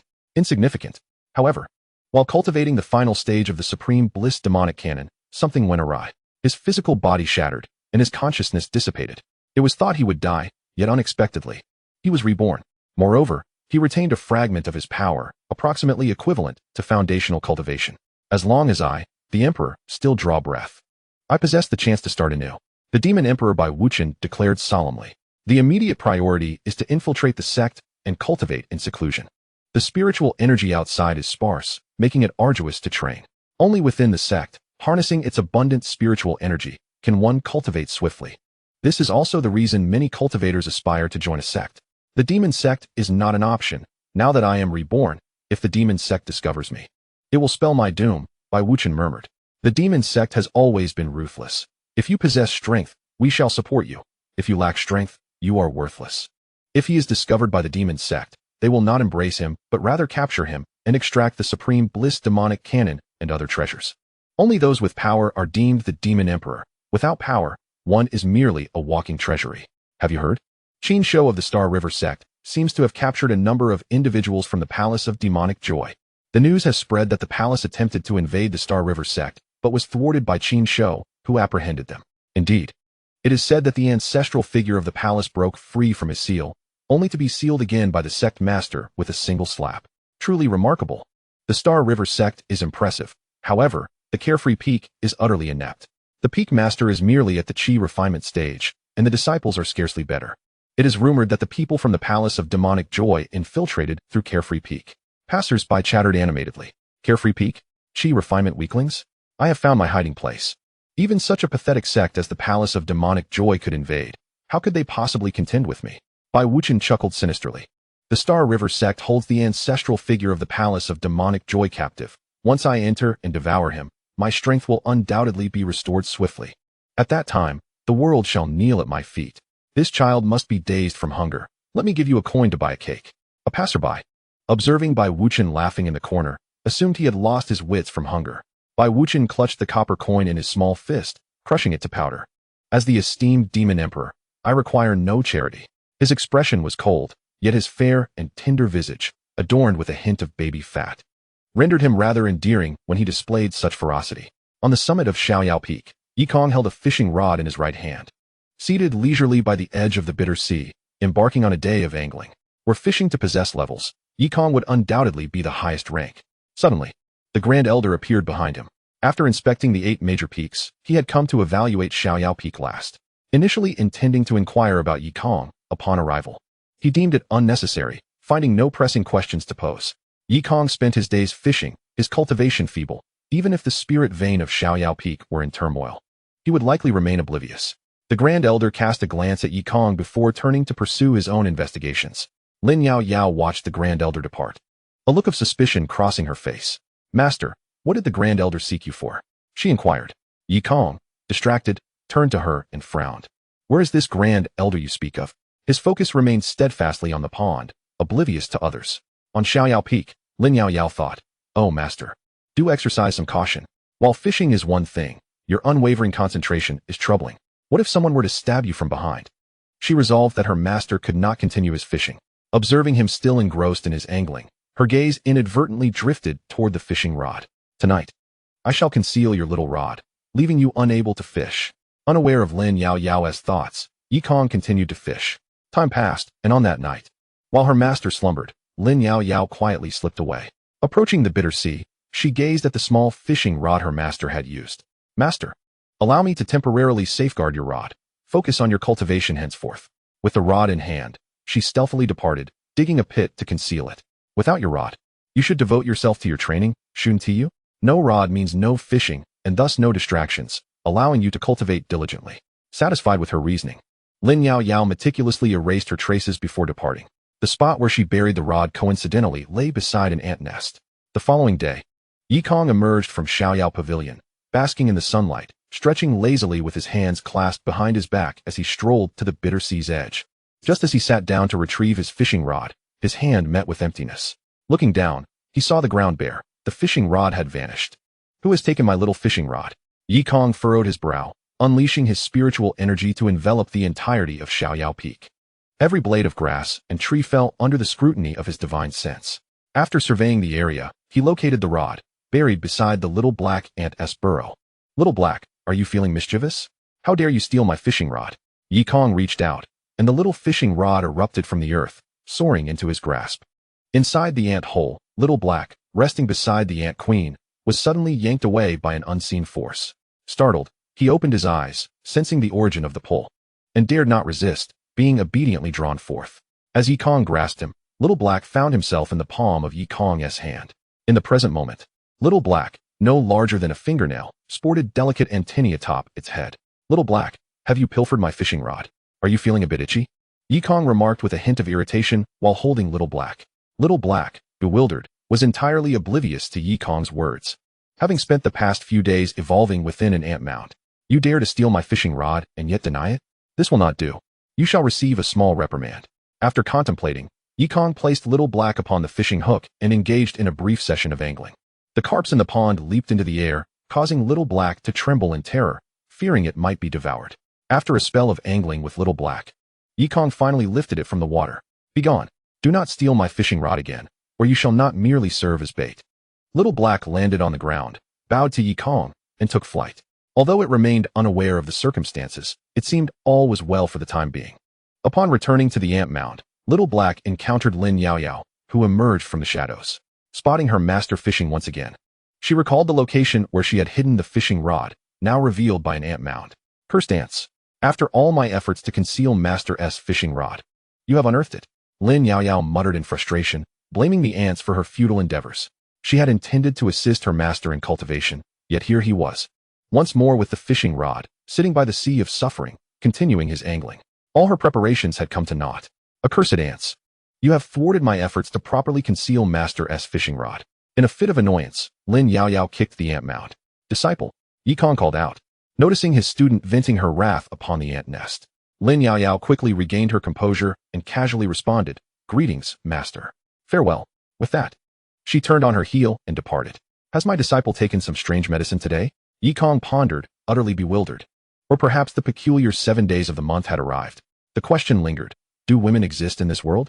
The outburst of his disciple, kicking the ant mound, surely indicated something was amiss. Has my disciple begun her monthly cycle? Should I prepare a pot of brown sugar water for her? Yi Kong mused. Meanwhile, Little Black, still befuddled, wondered, whom have I offended? Why have they kicked at my doorstep? Chapter 24, Disciple, drink more hot water. On Mount Xiaoyao, Yi Kong ventured into the courtyard to fetch the purest water from the heavens, infusing it with spiritual herbs and the finest brown sugar, refined using boundless true flames. His disciple was unwell, and as her master, it was his duty to care for her. After simmering a pot of brown sugar water for half an hour, he finally produced a bowl. Carrying the concocted brown sugar water, Yikong approached Lin Yaoyao's door. Disciple, disciple, he called out twice. Lin Yaoyao, engrossed in her cultivation, was abruptly interrupted and felt a twinge of annoyance. Master, you are not cultivating. I must practice. With a hint of displeasure, she rose to open the door. Master, what is it? She inquired. Disciple, I have prepared a bowl of brown sugar water for you, Yikong replied, holding the bowl aloft. But I am perfectly fine. Why would you prepare brown sugar water for me? My vitality is robust. I do not require any supplements. Lin Yaoyao pondered, perplexed by her master's gesture. Is he simply idling? Master, I assure you, I am in good health and do not need the brown sugar water, Lin Yaoyao gently declined. Upon hearing this, Yikong became even more convinced that Lin Yaoyao was feeling unwell. Disciple, be obedient and drink the brown sugar water. It is beneficial for your health, Yikong said with a gentle smile. Lin Yaoyao furrowed her brow slightly as she accepted the brown sugar water and took a sip. The sweetness delighted her senses. Her initial impression was that the brown sugar water tasted delightful and was quite sweet. Before long, the spiritual energy contained within the brown sugar water erupted within Lin Yaoyao's body, enveloping her in warmth and comfort, with a hint of heat. Thank you, master. Lin Yaoyao expressed her gratitude with a bow. Rest well, my disciple. Tomorrow, I shall bring you more brown sugar water, Yikong remarked before putting away the bowl and departing. After taking a few steps, he suddenly recalled something and turned back to say, Disciple, remember to drink more warm water. Lin Yaoyao was perplexed. More warm water? Once Yikong left, she shed her clothes and entered the pond. Practicing the 9 dragon body technique in conjunction with the Xian Huang formula, the effects of the brown sugar water manifested upon her jade-like body, with the phoenix illusion appearing even more vividly, resembling a mark of sorts. Who would have thought that the brown sugar water prepared by my master would possess such medicinal properties? Lin Yaoyao mused. Although she was unsure why her master had suddenly decided to make brown sugar water for her, she recognized its undeniable benefits for her cultivation. She could feel her training speed enhancing significantly. If she were to drink a bowl every day, she could potentially break through to the mid-foundation stage in a short span of time. The thought of her master preparing brown sugar water for her filled her heart with warmth. Yet, she could not comprehend the meaning behind her master's advice to drink more warm water. Seeing that his disciple was settled, Yikong returned to his seat by the sea of suffering. Every month has its 7 troublesome days. I must find a young acolyte to accompany my disciple. When she is unhappy, she can vent her frustrations on the acolyte. Otherwise, my little black creature will have nowhere to take root. Her anthill was destroyed with a single kick. How pitiful. Yikong felt sympathy for the little black creature, which had done nothing wrong, yet was uprooted by his disciple. Perhaps I shall go out tomorrow and find another. With this thought, Yikong resumed his fishing. Meanwhile, outside the Star River sect, Bai Wuchen had spent 2 days inquiring and finally grasped the relationship between the Star River sect and the Carefree Peak. The Carefree Peak was truly his ideal place for cultivation. Once I arrive, with my foundation building cultivation, will it not be easy to take charge? He thought to himself. Tonight, I shall sneak in. Bai Wuchen's heart brimmed with ambition. When I regain my strength, the entire world shall kneel before me. At this thought, a smile broke across his face. Poor child, here's a coin. Go buy yourself a bun to eat. A passerby, seeing Bai Wuchen grinning foolishly by the wall, tossed him a coin. Thank you, kind sir. No, wait. I am not a beggar. To hell with you. Bai Wuchen indignantly threw the coin to the ground. Having lingered too long among the beggars, he felt himself becoming assimilated. Moments later, Bai Wuchen was seen holding a fragrant bun, savoring every bite. Delicious. After satisfying his hunger and thirst, Bai Wuchen gazed toward the direction of the Xinghe sect, his fingers tracing the air as he approached. The Xinghe sect was heavily fortified, with 8 disciples stationed at the gates, vigilantly guarding the perimeter. However, this posed no challenge for Bai Wuchen. He leaped into the thicket, moving like a shadow, silent and stealthy, inching closer with great caution. His intention was to infiltrate the sect before dawn. Once the sun rose and visibility improved, blending in would become increasingly difficult. Outside the sect, under the glow of the night, Bai Wuchen remained motionless, concealed within the grass. He advanced only when the moonlight faded. The distance to the gate was a mere 300 meters, yet at his current pace of crawling, it would take him over an hour to reach it. Such was the nature of cultivators. Their senses were extraordinarily acute, and even the slightest rustle could alert them. The disciples guarding the gate underwent rigorous training, ready to strike at the first sign of the unusual. Moreover, following the incident involving the ancestor of the Moi Palace, The Xinghe sect had yet to lower its guard, resulting in an increased presence of elite disciples at the entrance. Suddenly, a faint rustling caught Bai Wuchen's attention as a snake slithered nearby, producing a barely audible sound. In an instant, a long sword descended with precision, impaling the serpent. The disciple swiftly retrieved his sword, declaring, "It's just a snake," as the others sheathed their weapons. Their vigilance unwavering. They had not once diverted their gaze or considered offering assistance. Bai Wuchen swallowed hard, pondering the strictness of the Xinghe sect's security. What sort of measures were they implementing? How was he to infiltrate? The level of vigilance was perplexing. Who were they guarding against? Lying flat on the ground, Bai Wuchen felt a wave of frustration as he realized that after crawling for so long, he had scarcely covered a few meters. The distance was still considerable, and were he any closer, concealment would be even more challenging. After much hesitation, he resolved to push forward. Having made his decision, retreat was not an option. The night was unusually tranquil, with only Bai Wuchen striving to draw nearer. As dawn approached, he painstakingly crawled to the vicinity of the gate. When the first light of day broke, illuminating the horizon, Bai Wuchen noticed the silhouettes of the gatekeepers emerge. In that moment, he melded into their shadows, employing his shadow concealment technique, which allowed him to blend within another's silhouette. However, this maneuver was difficult, with his current cultivation level. He needed to be within 2 meters of his target to succeed, and if discovered, he would be forcibly expelled. As dawn broke, a new group of mountain guardians appeared to relieve the current watch. Once the handover was complete, the 8 disciples returned to the sect, their spirits finally at ease. They could now enjoy a well-deserved rest. Guarding the mountain was a perilous task, demanding constant vigilance throughout the night, often with life-threatening risks. After all, in assaults on the sect, it was typically the mountain guardians who bore the brunt of the danger. As Bai Wuchen slipped away during their moment of complacency, he found himself effortlessly entering the Starry River sect. To his surprise, gaining access to this esteemed sect was far simpler than he had anticipated. Xiaoyao Peak, here I come. Chapter 25. The acquired young disciple at Xiaoyao Peak, Yikong was, as usual, seated by the bitter sea, engaged in fishing. A vague sense lingered in his mind, as if there were something he ought to do today. After pondering for a moment, he shrugged it off. Never mind, I can't recall, so I shall not dwell on it. With that, Yikong cleared his thoughts and focused intently on his fishing. Ding! The system's voice resonated, alerting Yikong. Detection indicates the host requires a young disciple. Thus, a task is issued. Descend the mountain to acquire a disciple. Reward: 1 special fishing opportunity. Yikong smacked his forehead in realization. Ah yes, I was supposed to find a young disciple. It was quite the oversight to have forgotten this.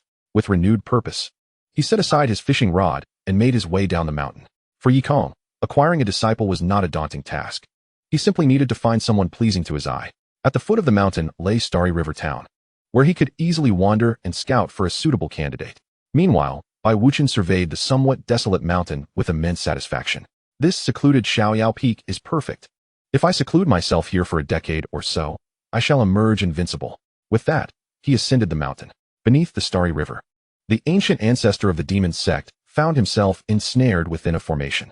Suddenly, he sensed an overwhelming pressure from a powerful bloodline, causing his breath to quicken and his legs to tremble. He fell to his knees. This was a force of bloodline oppression, emanating from the depths of the soul. Who has arrived? The pressure is even mightier than my own. The demon sect's ancestor was taken aback. In Lianyan Prefecture, he was a figure of great authority. Yet now, he sensed an aura surpassing his own. The demonic energy felt as though it could obliterate him tenfold with but a wisp. Starry River sect, whom have you provoked? He gulped, feeling a tinge of fear. However, he quickly regained his composure. Such dense demonic energy could only belong to someone from the demon sect. Perhaps they could assist him in escaping. Starry River sect, you could not have imagined that a formidable demon has entered your realm. A chilling smile spread across the demon sect's ancestor's face. As Yikong descended the mountain, he stumbled upon a child. I was just thinking about finding a disciple. And here one is. Yikong was pleasantly surprised. The child before him appeared to be around 8 or 9 years old, fair-skinned and cute, albeit dressed in rags and covered in dirt. Yet, he was undeniably charming and suitable to be taken as a disciple. Bai Wuchen, momentarily stunned, had not expected to encounter someone descending just as he was about to ascend. What extraordinary luck! Just as he hesitated, contemplating whether to flee, he noticed Yikong approaching him. Is someone coming? Have I been discovered? That shouldn't be possible. I have concealed myself well and emitted no trace of my presence. Could it be that today, the demon emperor meets his end at the Starry River sect? I refuse to accept that. Bai Wuchen steeled himself, prepared to fight if necessary. Come with me up the mountain, Yikong called out as he approached. He did not inquire about his identity or origin. Since they had arrived at the foot of his own mountain, he might as well take him in. He could ask questions later at his leisure. Who are you? Bai Wuchen inquired. I am the master of Xiaoyao Peak, Yikong replied casually. The master of Xiaoyao Peak? A mere cultivator of qi? Then I have nothing to fear. I can slay him. Yet, indeed, who else could descend from Xiaoyao Peak but its master? Scaring myself is unwarranted. Bai Wuchen felt reassured and, with hands clasped behind his back, followed Yikong up the mountain. Along the way, Bai Wuchen glanced around, familiarizing himself with the terrain. Soon, this place shall be my dominion. Upon reaching the summit, Yikong remarked, seeing you all alone and homeless, why not take me as your master? You can remain at Xiaoyao Peak as my disciple. To take your majesty as my master? Have you considered your own capabilities? You were not even born when I roamed the world, Bai Wuchen retorted. Disciple pays respects to the master. He knelt on one knee, bowing. However, to stay unnoticed at Xiaoyao Peak, this great king is also capable of submission. I shall first acknowledge you as my master, acquiring a title so that I may raise no suspicions. If I were to slay you, what would happen if someone came looking for you? Or if the sect master summoned you? That would indeed be troublesome. Using you, this worthless pawn, as a shield is quite fitting, the demon emperor mused. A subtle smile creeping upon his lips. Yikong observed his expression and nodded slightly. All right, rise. Thank you, master. What is your name? I have no name. The demon emperor replied, lowering his head. He dared not reveal his true name. After all, the name Bai Wuchen is taboo. Should it be uttered, even if unrecognized, the members of the demon cult would surely discover it. The name Bai Wuchen is solely his to bear. From now on, I shall call you Xiao Bai. Yikong declared casually. With a plump, fair appearance, the name Xiao Bai suits him well. Now, at Xiaoyao Peak, we have Xiao He, and now Xiao Bai. The black and white pairing shall make labor less strenuous. Am I, the illustrious demon emperor, to be called Xiao Bai? This is indeed an affront. Could you not choose a more dignified name? What will happen when this spreads? Will I lose face? But it matters not. You are merely a shield. When I no longer require you, a single strike will suffice to silence you, ensuring that no one knows I was ever called Xiao Bai. Thank you for bestowing upon me a name, master, Xiao Bai expressed with a respectful gesture. Yikong assessed him, his senses sweeping over the young man. Remarkable. You possess foundational cultivation, quite impressive indeed. The more Yikong observed Xiao Bai, the more he perceived his exceptional nature. Could this lad be the illegitimate child of a prominent family? Likely, for if he were not, he would not possess such cultivation, nor would he have been abandoned. Poor child. From now on, you shall minimize your trips down the mountain, Yikong instructed. Yes, Xiao Bai responded promptly. After all, the demon emperor had no intention of descending himself. He would wait until his strength was restored. Disciple, come forth and meet your junior brother. Yikong called as he brought Xiao Bai to Peach Mountain, addressing Lin Yaoyao within the thatched cottage. Upon hearing the term junior brother, Lin Yaoyao immediately emerged from the humble dwelling. Observing the child beside the master, I couldn't help but furrow my brow. This junior brother is quite young. Where did the master find this child? Never mind, it's none of my concern. Allow me to introduce. This is your junior brother, Xiao Bai, who is also the master's disciple, Yikong indicated. Junior brother Xiao Bai. Lin Yaoyao softly called out. Sister, Xiao Bai responded feebly. Disciple, you shall assist Xiao Bai in constructing a thatched hut, right on your peach mountain. Just find any corner and build it, Yikong instructed. Lin Yaoyao was taken aback upon hearing this. You expect me, the empress, to do this? Construct a thatched hut? Fine, since you are too lazy to do it yourself. I shall reluctantly assist you. Understood, Lin Yaoyao replied. She took some straw and went to help Xiao Bai build the hut. Xiao Bai glanced around. Although Mount Xiaoyao was vast, structures were remarkably scarce. Aside from a grand hall and a pavilion, there was only one thatched hut atop Peach Mountain. Nothing else was to be found. Mount Xiaoyao exuded an inexplicable sense of desolation. After all, it is one of the 9 peaks, yet it seems rather impoverished. However, perhaps it is for the best. Being less affluent means fewer people will covet Mount Xiaoyao, thus reducing many troubles. Despite its poverty, Mount Xiaoyao is quiet and sparsely populated. I must find an opportunity to defeat the current master, and then I shall reign supreme. At that time, I will have the master as my little disciple and my sister as my maid. This place shall be the foundation of my rise as the little demon emperor. Chapter 26. Destroy my cultivation, and we shall be enemies for eternity noon. Yikong leisurely fished with one hand holding the rod. Having acquired a little disciple, he obtained a special fishing opportunity. The hook dipped into the sea, undisturbed by waves. In less than half an hour, Yikong lifted the rod, retrieving the 6th special item into his hand. Ding! Congratulations to the host for fishing out the 6th special item. A lighter. Lighter contains boundless true flames, capable of burning away all impurities and demonic energy in the world. With the system's notification, Yikong examined the lighter in his hand.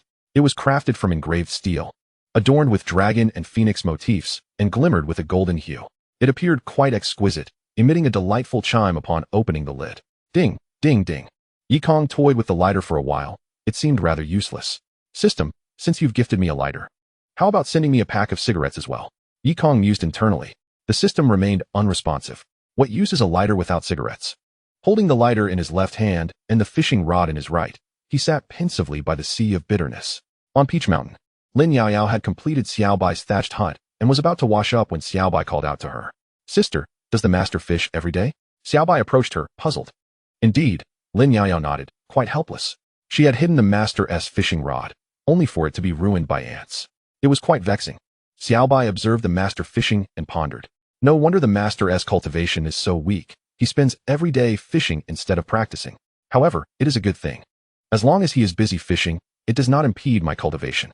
After a period of diligent cultivation, the serene peak shall be under my dominion, thought the young disciple, Xiaobai, with a smile gracing his lips. Lin Yaoyao, observing this unexpected joy, furrowed her brow in curiosity. What could possibly bring such delight to her junior brother? Xiaobai, Lin Yaoyao called out. Do not refer to me as Xiaobai. I am Bai Wuchun. He retorted internally, while outwardly responding, Sister, is there something you need? With piercing eyes, Lin Yaoyao scrutinized Xiaobai's form and discerned his cultivation level. I find it quite intriguing that you have established your foundation at such a tender age, she remarked. Even among esteemed families, it is rare to witness a child under 10 achieving foundation establishment. Typically, one must wait until the age of 11, when their bones have matured sufficiently to begin absorbing spiritual energy. Even those with prodigious talents, under the guidance of their ancestors, require a minimum of 3 years for foundation establishment. Not to mention achieving it before reaching 10 is utterly implausible. Avoiding her gaze, Xiaobai replied softly, I am unsure why I possess this level of cultivation. He hesitated to reveal his true identity, wary of a potential confrontation with Lin Yaoyao. Upon hearing this, Lin Yaoyao's expression tightened. She sensed something amiss with her junior brother. Achieving foundation establishment before the age of 10. Though the master may be oblivious, I am not. Master, when accepting disciples, one must thoroughly investigate their backgrounds and identities. What if complications arise? However, with my authority, even should he harbor secrets, I could easily quell any issues. With these thoughts in mind, Lin Yaoyao proceeded to the pond for further cultivation. Xiaobai exhaled softly as she departed. Feeling a sense of relief, he knew he must enhance his abilities swiftly. Otherwise, if his sister were to uncover the truth, the consequences would be dire. Xiaobai, called Yikong. As Xiaobai prepared to retreat to his humble abode for training, he frowned at the call of his master. What could master want? Reluctantly, he approached the shore of the bitter sea, bowing respectfully. Master, Yikong ignited a lighter, saying, Xiaobai, the weather has turned chilly. Come and warm yourself by the fire. Xiaobai glanced up at the sun hanging high in the sky, perplexed. Is master out of his mind? It is a scorching day. Why would one need a fire? Moreover, it was merely a small flame. How absurd. Come here, Yikong beckoned. I am assisting you in purging the impurities from within your body.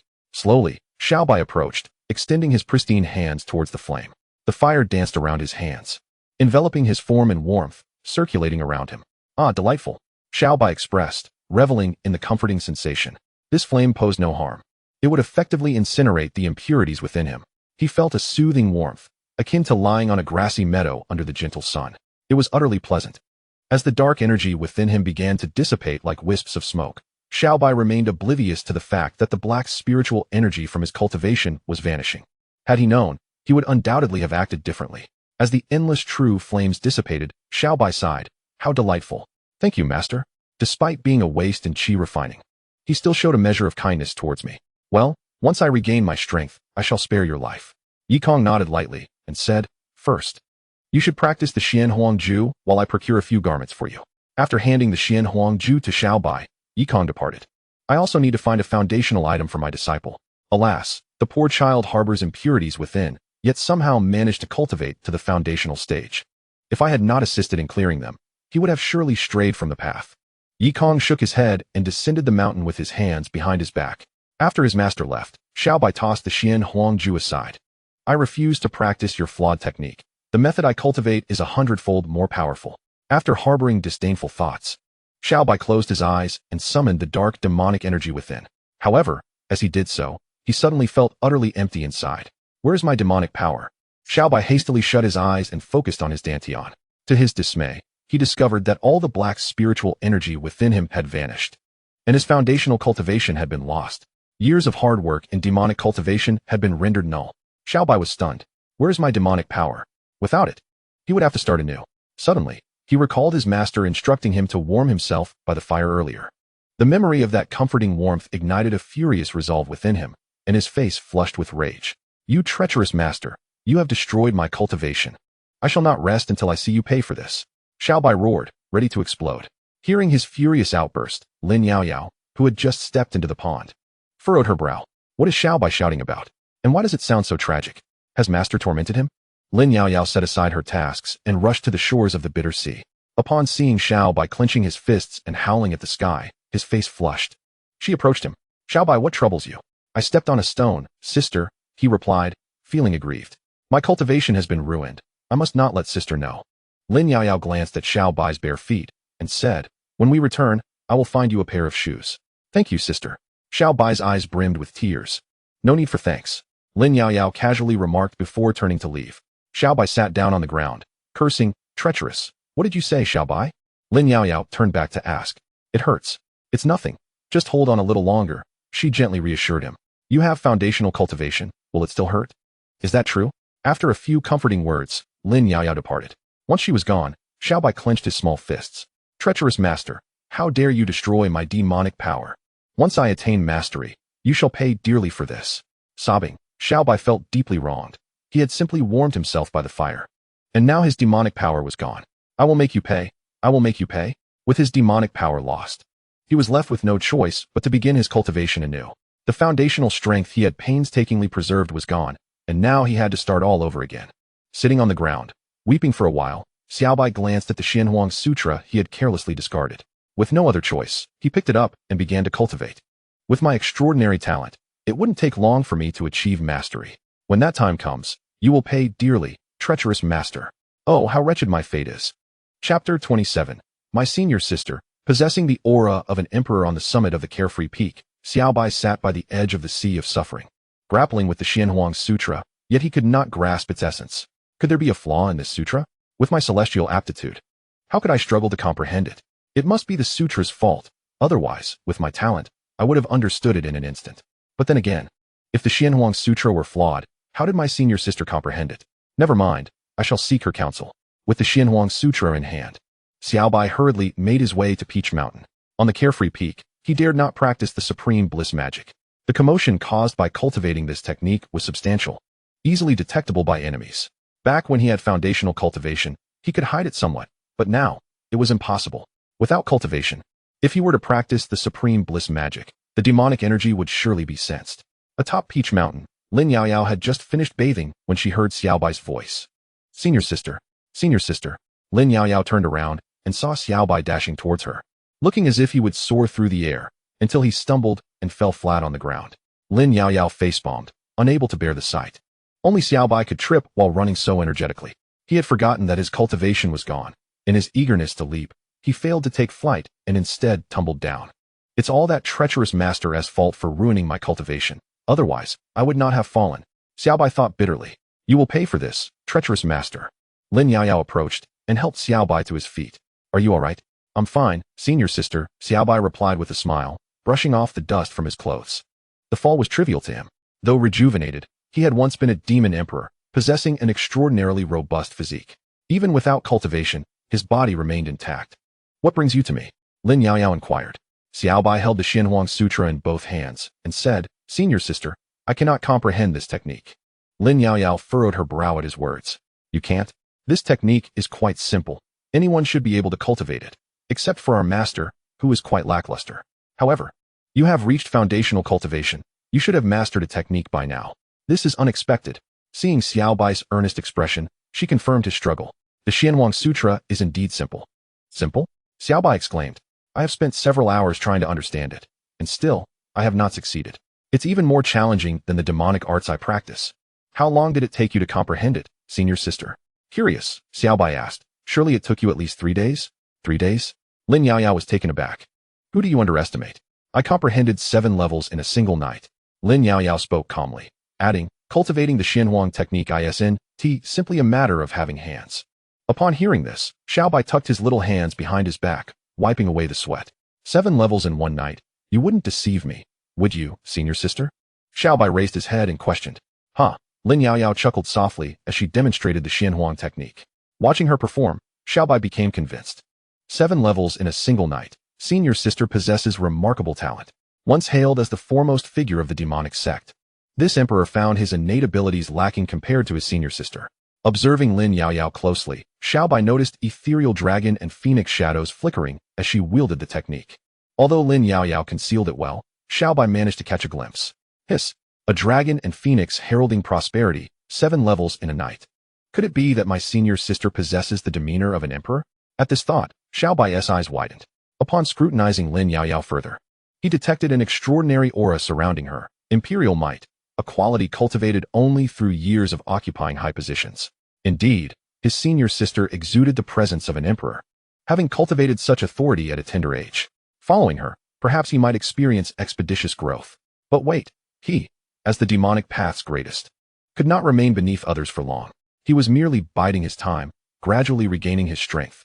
Once restored, he would seek retribution from his master and even request senior sister to serve him. Shaking his head to clear his thoughts, Xiaobai snapped back to reality as Lin Yaoyao playfully tapped his head. Senior sister's instruction, no daydreaming. She admonished with mild irritation. Yes, I understand, senior sister. Xiaobai nodded in compliance. With his senior sister's imperial disposition guiding his cultivation, his progress would surely accelerate. With this in mind, Xiaobai attentively listened as Lin Yaoyao elucidated the technique. Clearing her throat, her ruby lips parted as she gently explained, Junior brother.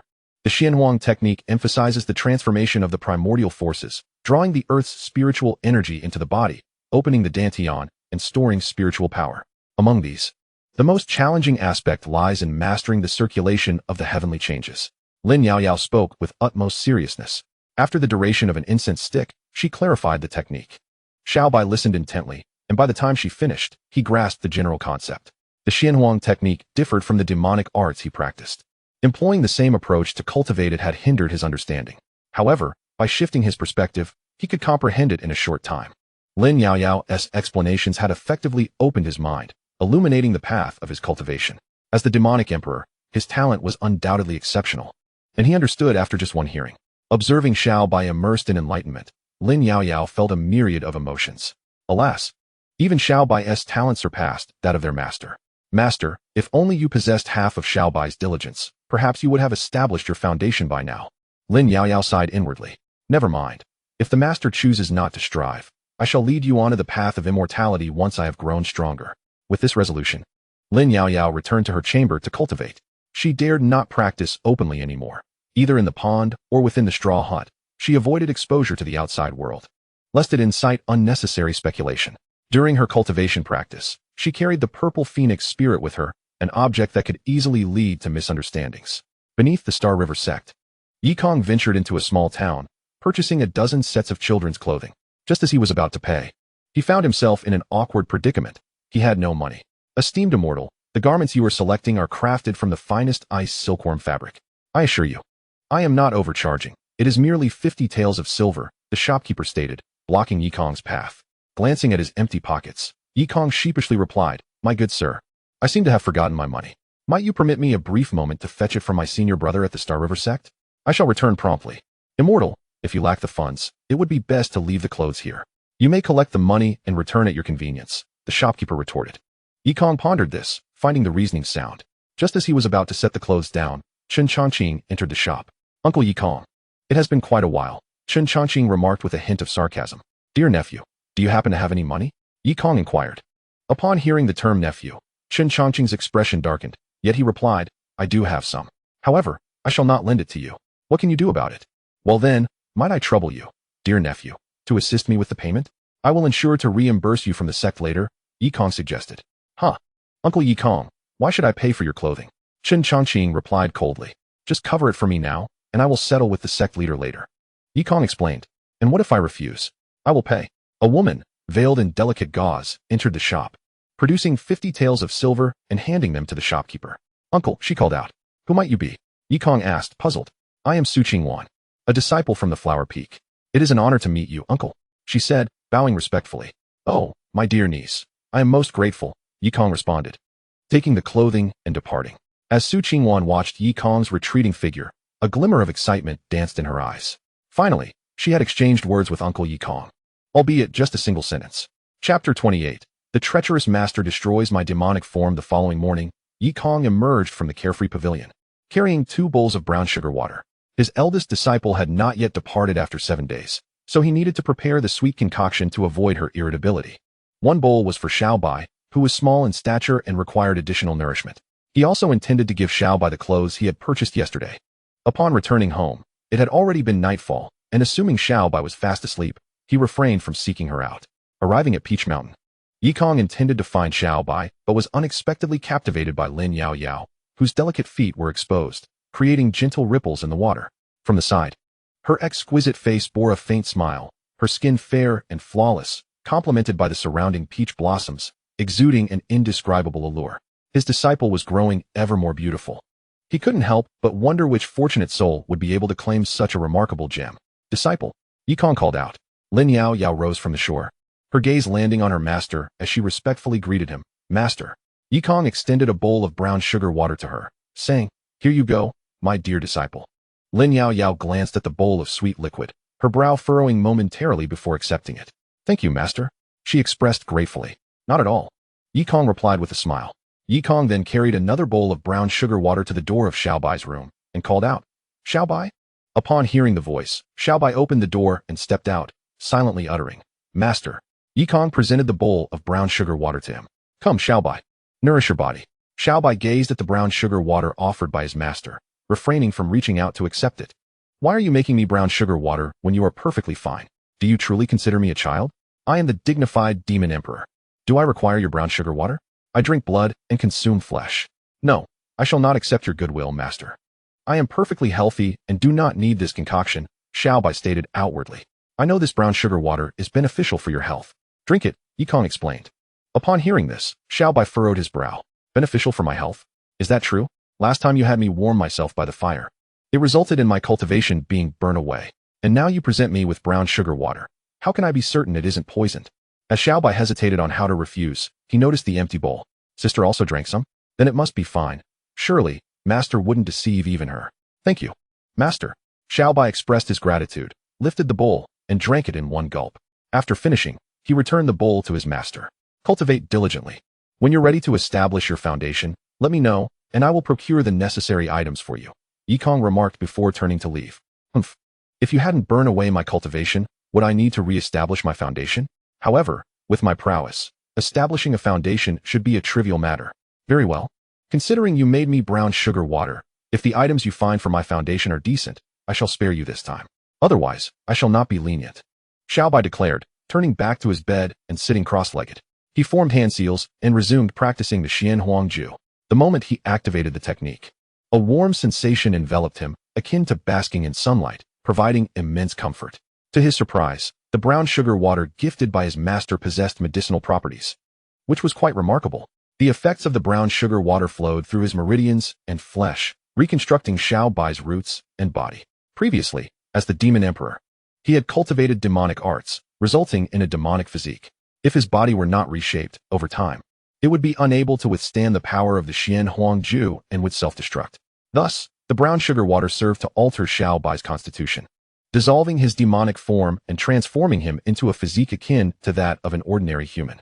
Unbeknownst to Xiaobai, his body was undergoing a transformation, shedding its demonic nature and reverting to normal. Of course, Yi Kong was equally unaware of this. On the banks of the pond, Lin Yao Yao, after drinking the brown sugar water, entered the pond. She felt a warm sensation coursing through her body, accompanied by a unique force. Ethereal images of a phoenix and a dragon manifested around her. I cannot believe the brown sugar water given by my master possesses such potent medicinal effects. Where did he procure it? Lin Yao Yao pondered, unable to comprehend. The strength of this medicinal effect was extraordinary, only found in high-tier spiritual plants. It is likely a gift from my master's predecessor. Given my master's capabilities, acquiring high-quality celestial materials and earthly treasures would be beyond reach. Lin Yao Yao had sensed before that several ancient beings were slumbering within the sect. Nevertheless, Master, you have bestowed all the celestial materials and treasures upon me and Xiaobai. leaving nothing for yourself. Alas, once I regain my strength, I shall not neglect you. With this thought, Lin Yaoyao closed her beautiful eyes and began to cultivate using the Xian Huang technique and the 9 dragons' dominance body. Yikong returned to wash the bowl and then settled by the sea of suffering to fish. It is quite challenging to cater to the needs of my eldest disciple 7 days a week. However, with Xiaobai around, whenever the eldest disciple throws a tantrum, Xiaobai can bear the brunt. Xiaobai, being so tender and fair, would surely not provoke the eldest disciple, would he? Yikong pondered as he held his fishing rod. Inside Xiaobai's thatched cottage, after completing a full cycle of cultivation, he opened his eyes and clenched his fists. The brown sugar water master provided was rather delightful, allowing me to enhance my cultivation level yet again, Xiaobai remarked with a smile. He jumped off the bed, waved his small fists to loosen his muscles, and after delivering a powerful punch, his smile abruptly vanished. He sensed that his physical strength felt diminished. Previously, when he clenched his fists, they were tight and full of power, each punch creating a gust of wind. Now it was different. Xiaobai leaped off the bed, clenched his fists without the use of spiritual energy, relying solely on his physical strength, and struck the ground. Bang! After a moment, he winced in pain, quickly retracting his hand as he blew on it. His right hand's knuckles were red, accompanied by a throbbing sensation. After taking a few breaths, he suddenly realized, where has my physical strength gone? Why have I grown weaker? Upon inspecting his body, Xiaobai discovered that it resembled that of a newly born infant, rosy and delicate. The robust strength of his physique had vanished. Taking a deep breath, he recalled that Master had given him a bowl of brown sugar water earlier, which felt warm. After drinking it, his physical strength was lost. You treacherous Master, you have ruined my demonic body. Xiaobai roared in frustration. Xiaobai's furious roar reddened his entire being. I, the demon emperor, shall not rest until we settle this. Had it not been for my lost physical strength, I would undoubtedly have rushed out to confront my master. It is one thing to destroy my cultivation, but now you have also ruined my demonic physique. Just wait. Once I grow stronger, you shall pay dearly. When the senior sister is absent from the Bliss Peak, and when there is no one to protect you, let us see what I can do. I, the esteemed demon emperor, have fallen into your hands twice. I vow there shall not be a third time. I shall seek revenge. Chapter 29. Still, it is my own disciple who is delightful. Ding ding ding.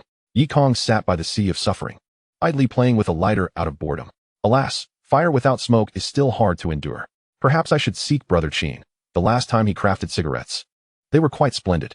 Yikong recalled the aromatic incense Qin Wui had ignited in his courtyard last time, which had a captivating fragrance. It seems Brother Qin must have cultivated quite a bit.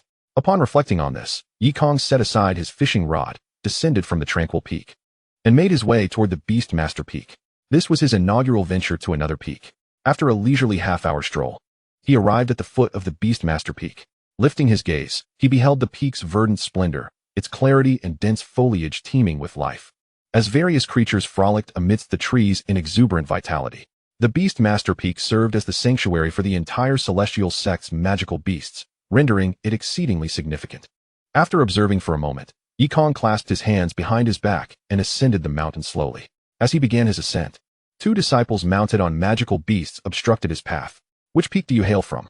Inquired the sentinel disciple. The master of Tranquil Peak comes to pay respects to Brother Qin. Yikong replied calmly. Tranquil Peak? The guard scoffed dismissively.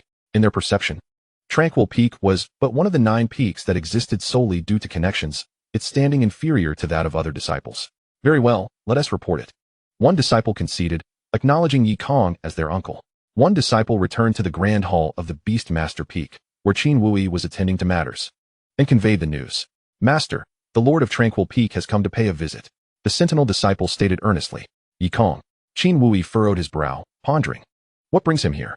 Unable to decipher his intentions, he commanded, bring him in. Upon hearing this, the sentinel disciple promptly retreated and escorted Yikong into the grand hall of the Beastmaster Peak. Among the 9 peaks, the Beastmaster Peak was the largest. It comprised 1/3 humans and 2/3 magical beasts, with the Spirit Beast Garden occupying nearly half of the peak's expanse. All the magical beasts of the celestial sect originated from the Spirit Beast Garden, making membership to the Beastmaster Peak a gateway to selecting a magical beast of one's own. If the Sword Peak was the first choice, then the Beastmaster Peak was the subsequent preference. Observing the beasts scurrying about, leaving droppings, Yikong shook his head, yearning for the tranquility of his own humble peak. Accompanied by the sentinel disciple, he soon arrived at the grand hall. Yikong, my disciple, what brings you to the Beastmaster Peak today? Qin Wui inquired casually while attending to his affairs. Didn't you previously visit my place for tea and incense? I came to inquire if you have any materials left for that particular incense, Yikong responded. Upon hearing this, Qin Wui looked up at Yikong, perplexed. What do you need the revitalizing incense for? He queried. Yikong smiled and replied, I find its aroma delightful and wish to craft a small quantity. Qin Wui, upon hearing this, donned a skeptical expression. That incense is the most potent of its kind. Magical beasts are ensnared by its scent, and ordinary individuals cannot withstand it. Even I can endure only for a brief moment. With your current cultivation level, how could you possibly resist its effects? Is it not the case that those with lesser cultivation are not immune? After a moment of contemplation, Qin Wui chuckled inwardly, thinking, since you have come to me willingly, do not blame your elder brother for taking advantage. Yikong, the revitalizing incense is cultivated in the spirit beast garden. I am currently unable to leave. So how about I have Qin Shou guide you there? Qin Wui suggested with a smile. Then I must thank you, brother Qin. Yikong responded with a respectful gesture of gratitude. No need for such formality, Qin Wui replied. Qin Wui smiled and addressed the attendant beside him, saying go. Asked Qin Shou to make preparations to take junior brother Yikong to the spirit beast garden. The attendant nodded and departed. Before long, Qin Shou was waiting outside the grand hall. Junior brother Yikong, you may proceed, Qin Wui instructed. Yikong expressed his gratitude with a bow and stepped out of the main hall. As soon as he emerged, he was greeted by an overwhelming stench emanating from Qin Shou. Qin Shou, have you not bathed for days? What a foul odor. Yikong waved his hand in front of his nose. Or perhaps, you have yet to clean yourself after that last incident? Qin Shou chuckled coldly to himself. Foul? Just wait until we enter the spirit beast garden, and you will truly suffer. My esteemed uncle, it is but a jest. Allow me to escort you to the spirit beast garden, Qin Shou replied, leading the way. Yikong maintained a distance of 5 feet from Qin Shou, as the stench was truly unbearable. At that moment, Yikong couldn't help but feel grateful that his own disciple was fragrant, indulging in baths daily. Outside the spirit beast garden, before entering, Yikong heard the ferocious roars of the beasts within. Roar, roar, roar. Yikong halted, frowning. Isn't it rather noisy with the beasts roaring all day? Can the disciples of Beastmaster Peak get any rest? How much more peaceful it is at my leisure peak. Free from disturbance. Qin Shou, observing Yikong's hesitation, could not help but smirk inwardly. Indeed, junior uncle Yikong was rather inept, frightened into immobility by the roars of the beasts. Yet, the real spectacle awaited within. Fear not, junior uncle, it is merely the mating season for the wild beasts. A common occurrence, Qin Shou said. Yikong nodded, understanding the source of the noise. Open the gate. I shall take junior uncle Yikong inside, Qin Shou commanded. The disciple guarding the entrance to the spirit beast garden, upon hearing Qin Shou's words, opened a small door. Qin Shou led Yikong into the garden. Upon stepping inside, Yikong was immediately struck by the sensation of entering a zoo. Most of the spirit beasts were confined by formations, permitted only to roam within their designated areas. The noxious odor emanating from Qin Shou deterred many of the beasts from approaching him. This foul scent was concocted from the excrement of spirit beasts, particularly pungent when smeared all over the body, serving effectively to repel the creatures. However, there existed one peculiar beast, the moon-watching hound, that was quite fond of this scent. Qin Shou deliberately maintained a distance of over 5 meters from Yikong, eager to witness his embarrassment. The spirit beasts, initially hesitant to approach Qin Shou, were intrigued by the unfamiliar face of Yikong and rushed toward him, bearing their bloody maws. They were beasts, after all, carnivorous by nature. Now calm down. Yikong chuckled lightly, a glimmer of light flashing in his eyes. The spirit beasts, meeting Yikong's gaze, were suddenly engulfed by an overwhelming fear. Resembling frightened kittens as they crouched low to the ground, tails raised. Walking ahead, Qin Shou intentionally kept his distance from Yikong. Ah, my uncle. We have recently entered the mating season of the spirit beasts. Do not hold it against me. You chose to come here of your own volition. Yikong leisurely strolled behind, hands clasped behind his back, marveling at the various spirit beasts, akin to a visit to a zoo. Beasts of all kinds, flying in the sky, running on land, swimming in water, could be seen. The formidable and savage creatures were isolated by formations, confined in solitary quarters. The gentle yet less formidable beasts are allowed to roam freely. Uncle Yikong, the creatures here are quite savage. You must not approach them. Should they break through the formation, even the Peak Master would be unable to save you, Qin Shou remarked, only to be taken aback by his own words. Where did that cat come from? He noticed Yikong cradling an adorable little blue cat with round, short ears. This spirit beast garden houses countless ferocious creatures. How could there be a cat here? Moreover, why did this feline seem so familiar? Even if it were enamored with Uncle Yikong, it shouldn't be this docile. Chapter 30. Confirmed by the gaze, not to be provoked. Ah, I found it here. Yikong indicated a nearby empty space. Qin Shou turned to look and was instantly stunned. The formation beside them was meant to contain fierce beasts, yet the menacing creatures within had vanished. That is a ghost blue cat. Qin Shou's eyes widened in terror as he took a few steps back. The ghost blue cat possesses strength comparable to that of a nascent soul and is notoriously vicious. Its movements are ghostly, leaving no trace in its wake. Although he had achieved the nascent soul stage, he felt utterly incapable of facing it. Oh, so your name is Ghost Blue Cat? Yikong remarked as he playfully stroked the cat's tail and placed it back within the formation. Meow? The ghost blue cat meowed, seemingly eager for more affection. When I turn back, I will ask my senior brother if I can take you. If so, I shall bring you along, Yikong said with a smile. Continuing on his way with hands clasped behind his back. Meow? The cat called out again, appearing impatient. Qin Shou stood frozen in place, bewildered by how such a ferocious creature could exhibit such gentleness. This was quite unusual. Even if it were in heat, it wouldn't simply approach without pouncing first, would it? Qin Shou, let us move on, Yikong called back. It was then that Qin Shou realized that Uncle Yikong had been deceived by the ghost blue cat's appearance. His uncle, lacking in strength, could not perceive the danger it posed. No, I must distance myself from Yikong. Qin Shou hurried forward, leading Yikong deeper into the heart of the garden. They had now entered the core area, where the most powerful and ferocious beasts were confined. Most of the creatures in the spirit beast garden remained untamed, with the tamed ones situated in a different section. Qin Shou deliberately guided Yikong through perilous zones to instill fear. After traversing the dangerous area, they arrived at an open space teeming with even more beasts, all unrestrained. These were tamed beasts, loyal only to their masters, resting in the spirit beast garden. Upon reaching this place, Qin Shou approached his own beast, a colorful leopard, only to find it keeping its distance, unwilling to come near him. Obey and teach this person behind me a lesson, Qin Shou quietly commanded. The leopard ignored him and bolted away. Qin Shou felt a wave of frustration just as he noticed his uncle approaching. Uncle, the items you seek lie ahead, Qin Shou pointed out, directing his attention to a patch of medicinal fields where the main ingredient for the fragrant herb was cultivated. The enchanting fragrance emanating from the mesmerizing plant possesses a peculiar aroma that lulls even the fiercest of beasts into a deep slumber, captivating them irresistibly. When refined into a potent essence, its efficacy is significantly enhanced. This alluring scent serves as a primary ingredient and a means of controlling the ferocious creatures on Beastmaster Peak, rendering it exceedingly rare. Yikong gazed at the materials before him. They were precisely what he required. His worries about running out of smoke were alleviated. Yikong, my dear disciple, do exercise caution, Qin Shou remarked only after Yikong had approached. Do not blame me for not warning you. Fierce beasts guard the vicinity of the medicinal fields. If you fail to soothe them before harvesting, any mishap that ensues will not be my concern. Qin Shou kept his distance, wary of being caught in any ensuing chaos.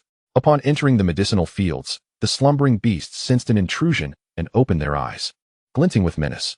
Yikong cast a glance back, a flicker of light igniting in his eyes. The slumbering creature lowered its head and shielded its eyes with its forelimbs, returning to its dreams. Acknowledging the unapproachable nature of the beast, Yikong proceeded further into the fields to gather some spiritual herbs, intending to refine them later for his cigarettes. Initially, Qin Shou anticipated a spectacle, but soon discovered that the guardian of the medicinal fields remained utterly undisturbed. Hey, don't sleep. Someone is in the medicinal fields, he exclaimed. Brother, please awaken. Typically, one could afford a nap, but with intruders present, it was hardly the time for slumber. As he approached, a sudden barking pierced the air. Woof, woof. Struggling to turn his head, Qin Shou beheld a black and white dog, resembling a wolf, bounding toward him with its tail wagging. His eyes widened in astonishment. Please, don't come any closer. The creature howled and pounced on him, knocking him to the ground. Meanwhile, Yikong had successfully harvested nearly half of the spiritual herbs, nodding in satisfaction. Observing the slightly barren fields, he pondered aloud. Have I perhaps gathered too much? Yet, he reassured himself, not at all. After all, no one smokes here, and leaving it would be a waste. Shaking his head, he dusted off his hands, feeling a sense of contentment. The guardian beast, cradling its head in its paws, sensed Yikong passing nearby and peeked at him through a small opening. Upon catching sight of Yikong's smile, it was immediately engulfed in despair. How terrifying. That man actually smiled at me. Does he intend to feast upon me tonight? It hurriedly began to dig a hole to bury itself. Yikong observed the beast burrowing into the earth with a mix of surprise and intrigue. I didn't realize beasts possessed such abilities, he mused, wishing he had time to study them further. After taking a few steps out of the medicinal fields, Yikong noticed that Qin Shou had vanished. Has he left? He frowned slightly, only to be startled by the sound of barking. Woof, woof. Turning around, he caught sight of a large dog licking Qin Shou. Oh dear. A licking dog. This is unacceptable. Upon witnessing the scene, Yi Kong averted his gaze, pretending not to see anything. Qin Shou, enjoy yourself. I shall take my leave, he remarked before turning away. Get lost, you dog, Qin Shou exclaimed, pushing forcefully, yet the Wangyue hound remained steadfastly dominant over him. Observing their merriment, Yi Kong quietly departed, deeming it best not to intrude upon their playful antics. With his hands clasped behind him, he walked away, having already acquired what he sought. However, after only a few steps, a vibrant leopard lunged at him. Yi Kong slowly extended his hand and, as the leopard pounced, swiftly struck it away with a single forceful blow. I have no fondness for sycophants, nor for leopards, he declared. The leopard found itself sprawled on the ground, bewildered. That man is formidable. Other beasts that had contemplated attacking Yi Kong retreated silently upon witnessing their leader, the leopard, being sent flying. Realizing they stood no chance, they hastily fled. Observing the beast's newfound compliance, Yi Kong turned to leave. In the region inhabited by the beasts, not a single creature dared approach him. Upon reaching the perilous area, the imprisoned beasts, upon seeing Yi Kong's arrival, all knelt in reverence, not daring to lift their heads. Akin to ministers bowing before an emperor, displaying utmost devotion, if only their bodies were not trembling. As he approached the phantom blue cat, it leaped from its formation and landed upon Yi Kong's shoulder, eager to accompany him. Yi Kong affectionately patted its head and softly said, "Very well. I shall take you with me, but you must behave." Meow, the phantom blue cat responded. Yi Kong chuckled and guided it along. Once they traversed the dangerous zone, they swiftly arrived at the main entrance. The phantom blue cat immediately rendered itself invisible. As Yi Kong stepped outside, hands behind his back, he was called to a halt. "Elder Yi Kong, where is senior brother Qin Shou?" inquired a disciple guarding the spirit beast garden. Qin Shou had entered alongside him, yet Yi Kong emerged alone. This was illogical. Conventionally, it should have been Qin Shou exiting with a smile, while Yi Kong remained trapped inside. "Oh, he is having a splendid time inside with a dog that resembles a wolf," Yi Kong responded before turning to depart. Chapter 31. Disobedience will lead to consequences. Senior brother Qin Shou is enjoying himself with a dog? The gatekeeper disciple was utterly perplexed, pondering the implications. After a moment of realization, he quickly responded, "It must be the Wangyue hound. Hurry to find the peak master." By the time Qin Wui arrived, Qin Shou lay despondently on the ground, his entire body having been thoroughly licked by the Wangyue hound. His arms bore bite marks, rendering them unable to lift. Woof woof. The Wangyue hound barked twice before turning to flee. Qin Wui glanced at the prostrate Qin Shou and coldly commanded, "Take him out." Two disciples stepped forward to carry Qin Shou away. The Wangyue hound, feeling satisfied, dashed off. Qin Wui produced a spiritual whip, his gaze aflame with fury. "You wretched beast. Prepare for punishment." With a swift motion, he unleashed a barrage of strikes upon the Wangyue hound. Ow! The Wangyue hound, battered and bruised, lay weakened, bearing the marks of its punishment. The gaze directed towards Qin Wui was imbued with trepidation. The beasts present in the vicinity also recoiled from him, clearly intimidated. After administering a lesson to the moon-watching hound, Qin Wui finally felt a sense of relief. He then turned his attention to his medicinal field, only to discover that half of the mind-altering plants had vanished. The ferocious beast tasked with guarding the field was still slumbering in the earth, snoring audibly. "Useless creature. You were assigned to guard the field, and yet you have failed in your duty. What purpose do you serve?" Qin Wui scolded angrily. Upon hearing these words, the guardian beast awoke abruptly, breaking through the soil. Its body resembled a small mountain, adorned with sharp horns, its black and white form reminiscent of a rhinoceros. It was a formidable Yuanying-level beast known as the black and white rhinoceros.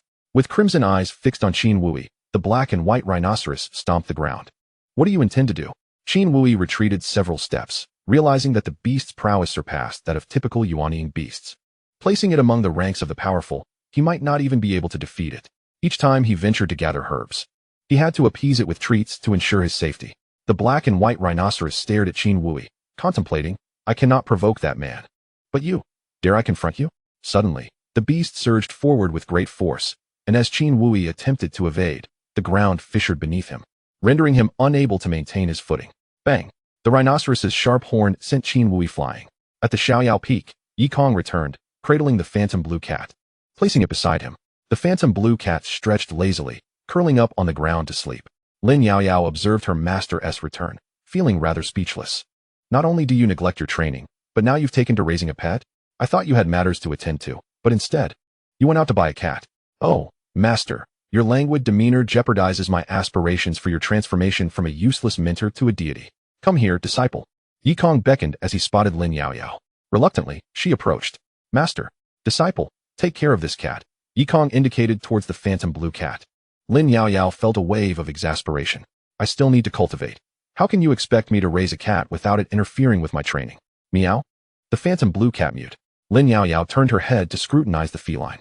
So, it is indeed a phantom blue cat. Where did you find this one, master? However, it likely lacks strength. Otherwise, you would have been devoured by it. Though reluctant to tend to a cat, the notion of caring for a beast intrigued her. Very well. Lin Yaoyao acquiesced, crouching down to embrace the phantom blue cat. Meow? The cat emitted a sharp cry, glaring at Lin Yaoyao with a fierce gaze. Observing this, Yikong lightly tapped the creature on the head. From now on, she is your master. Behave. The phantom blue cat lowered its head, sporting a look of grievance. Lin Yaoyao felt bemused. Nurturing a beast required building a bond and fighting alongside it, rather than resorting to harsh reprimands. Clearly, the phantom blue cat was not particularly formidable.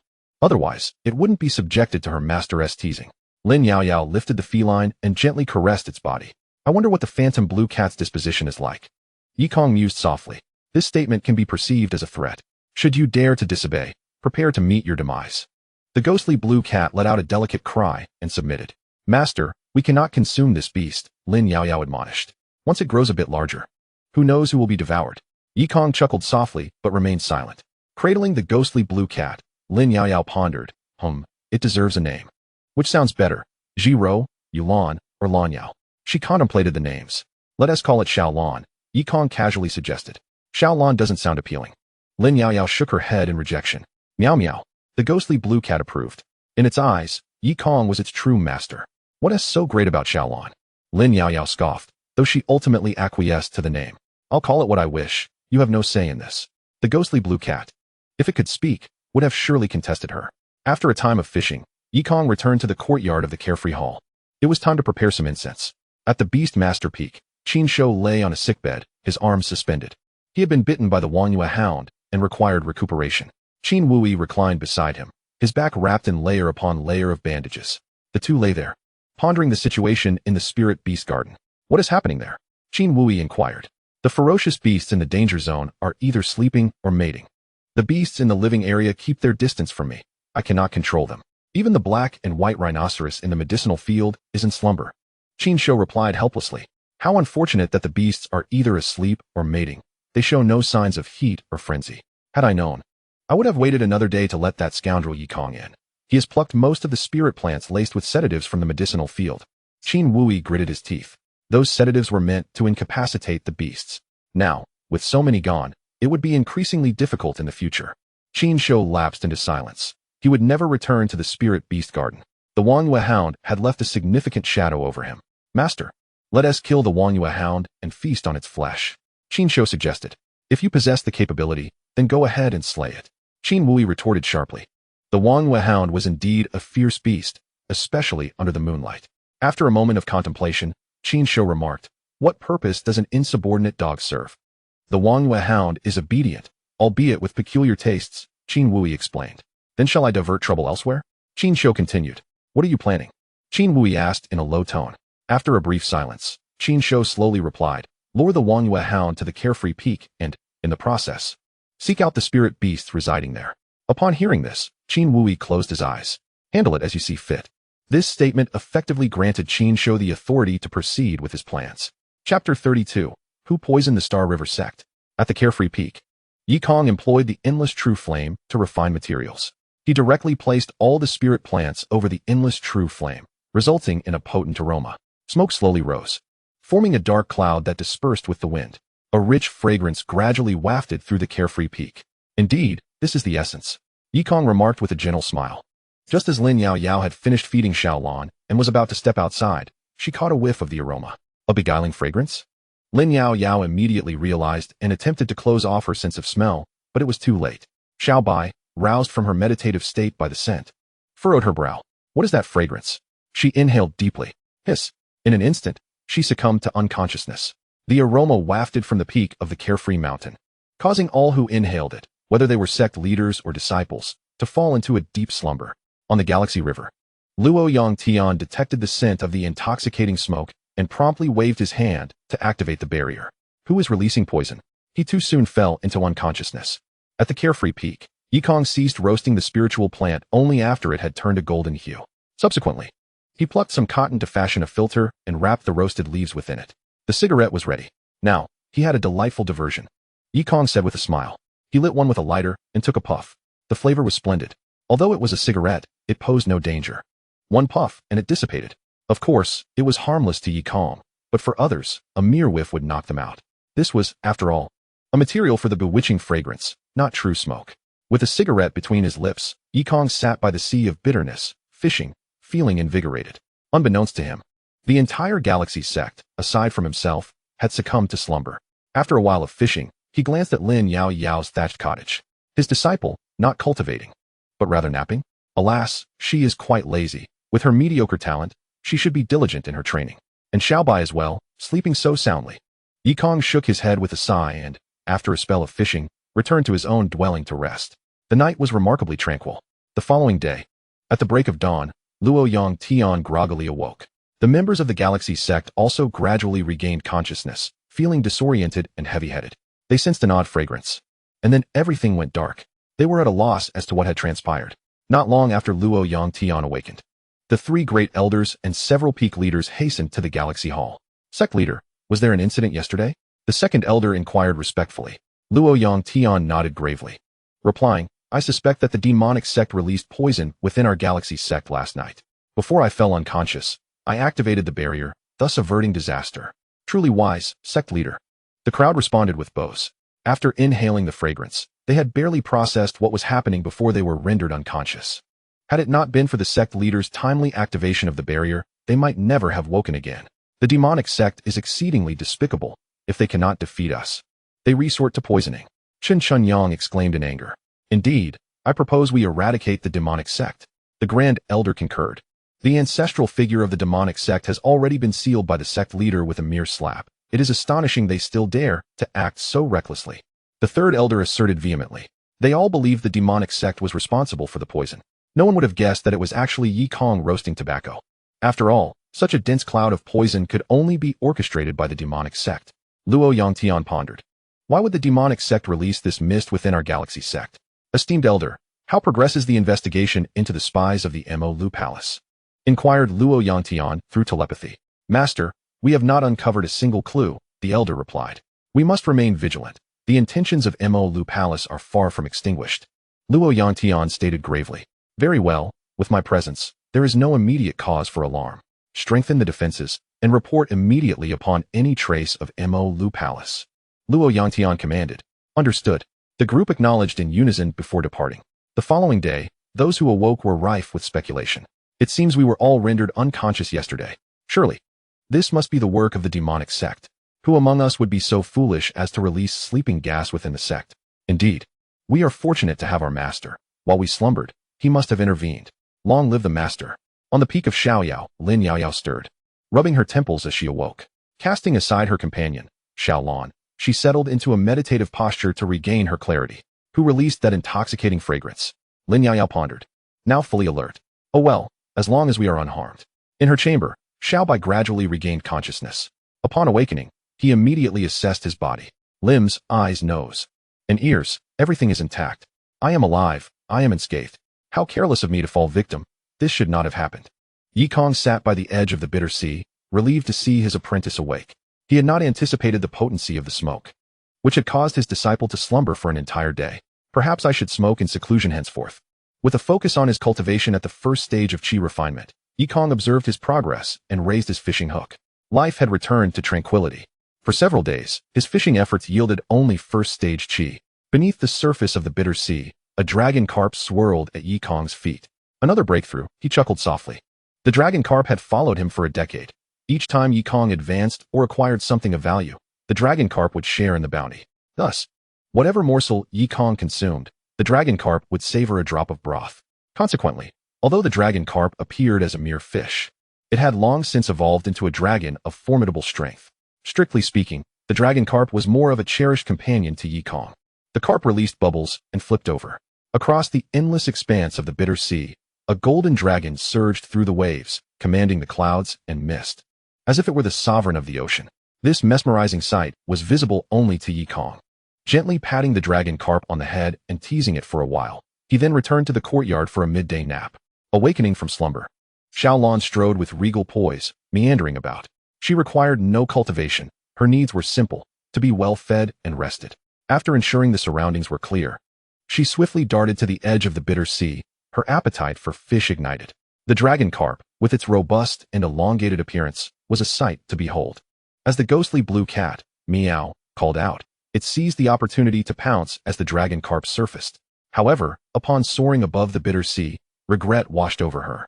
Before her, the carp transformed into a majestic dragon, capturing her with a claw and submerging her beneath the water. Meow, meow, meow. Xiaolan struggled, unable to muster any resistance against the dragon carp's hold. Just as Yi Kong returned, he heard Xiaolan's cries echoing from the room. Upon reaching the bitter sea's edge, he beheld the dragon carp playfully toying with the diminutive Xiaolan.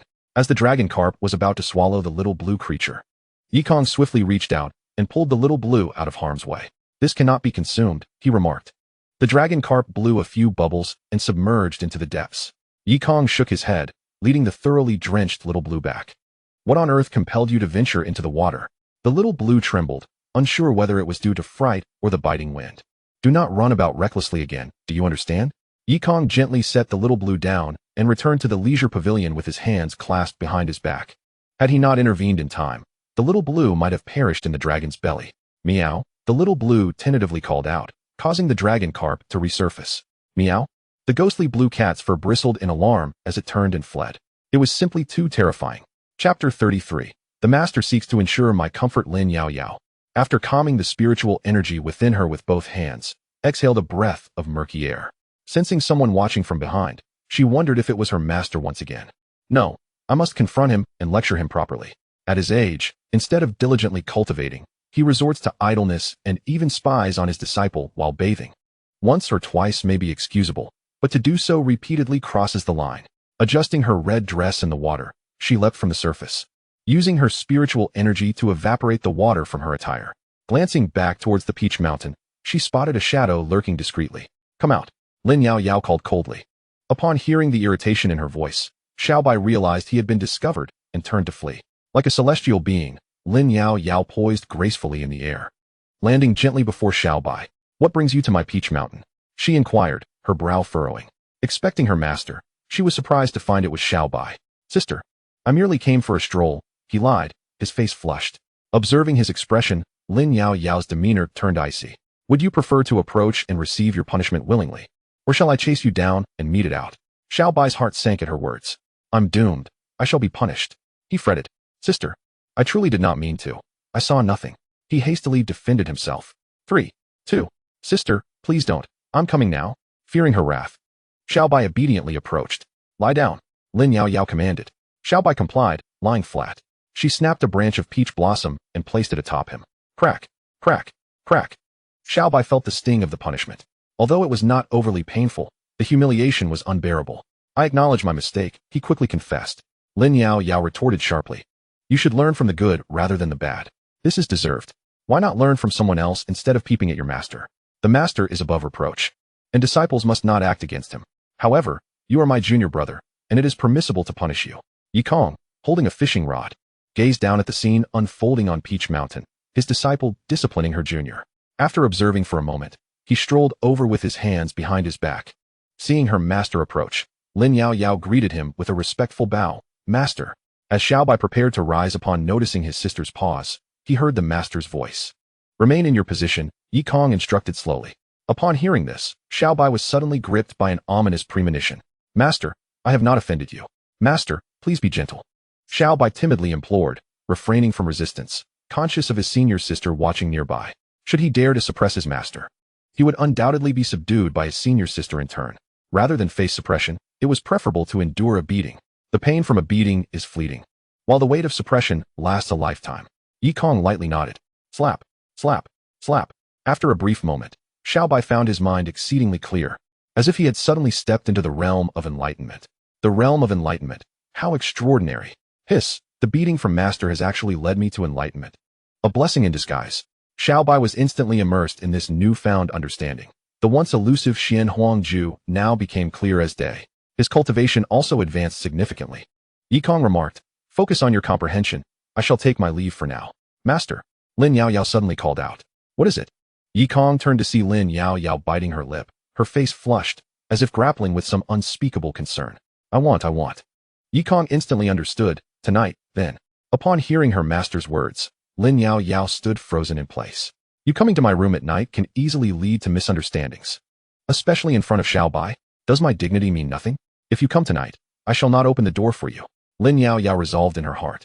Xiaobai slowly rose, tears brimming in his eyes, his expression one of grievance.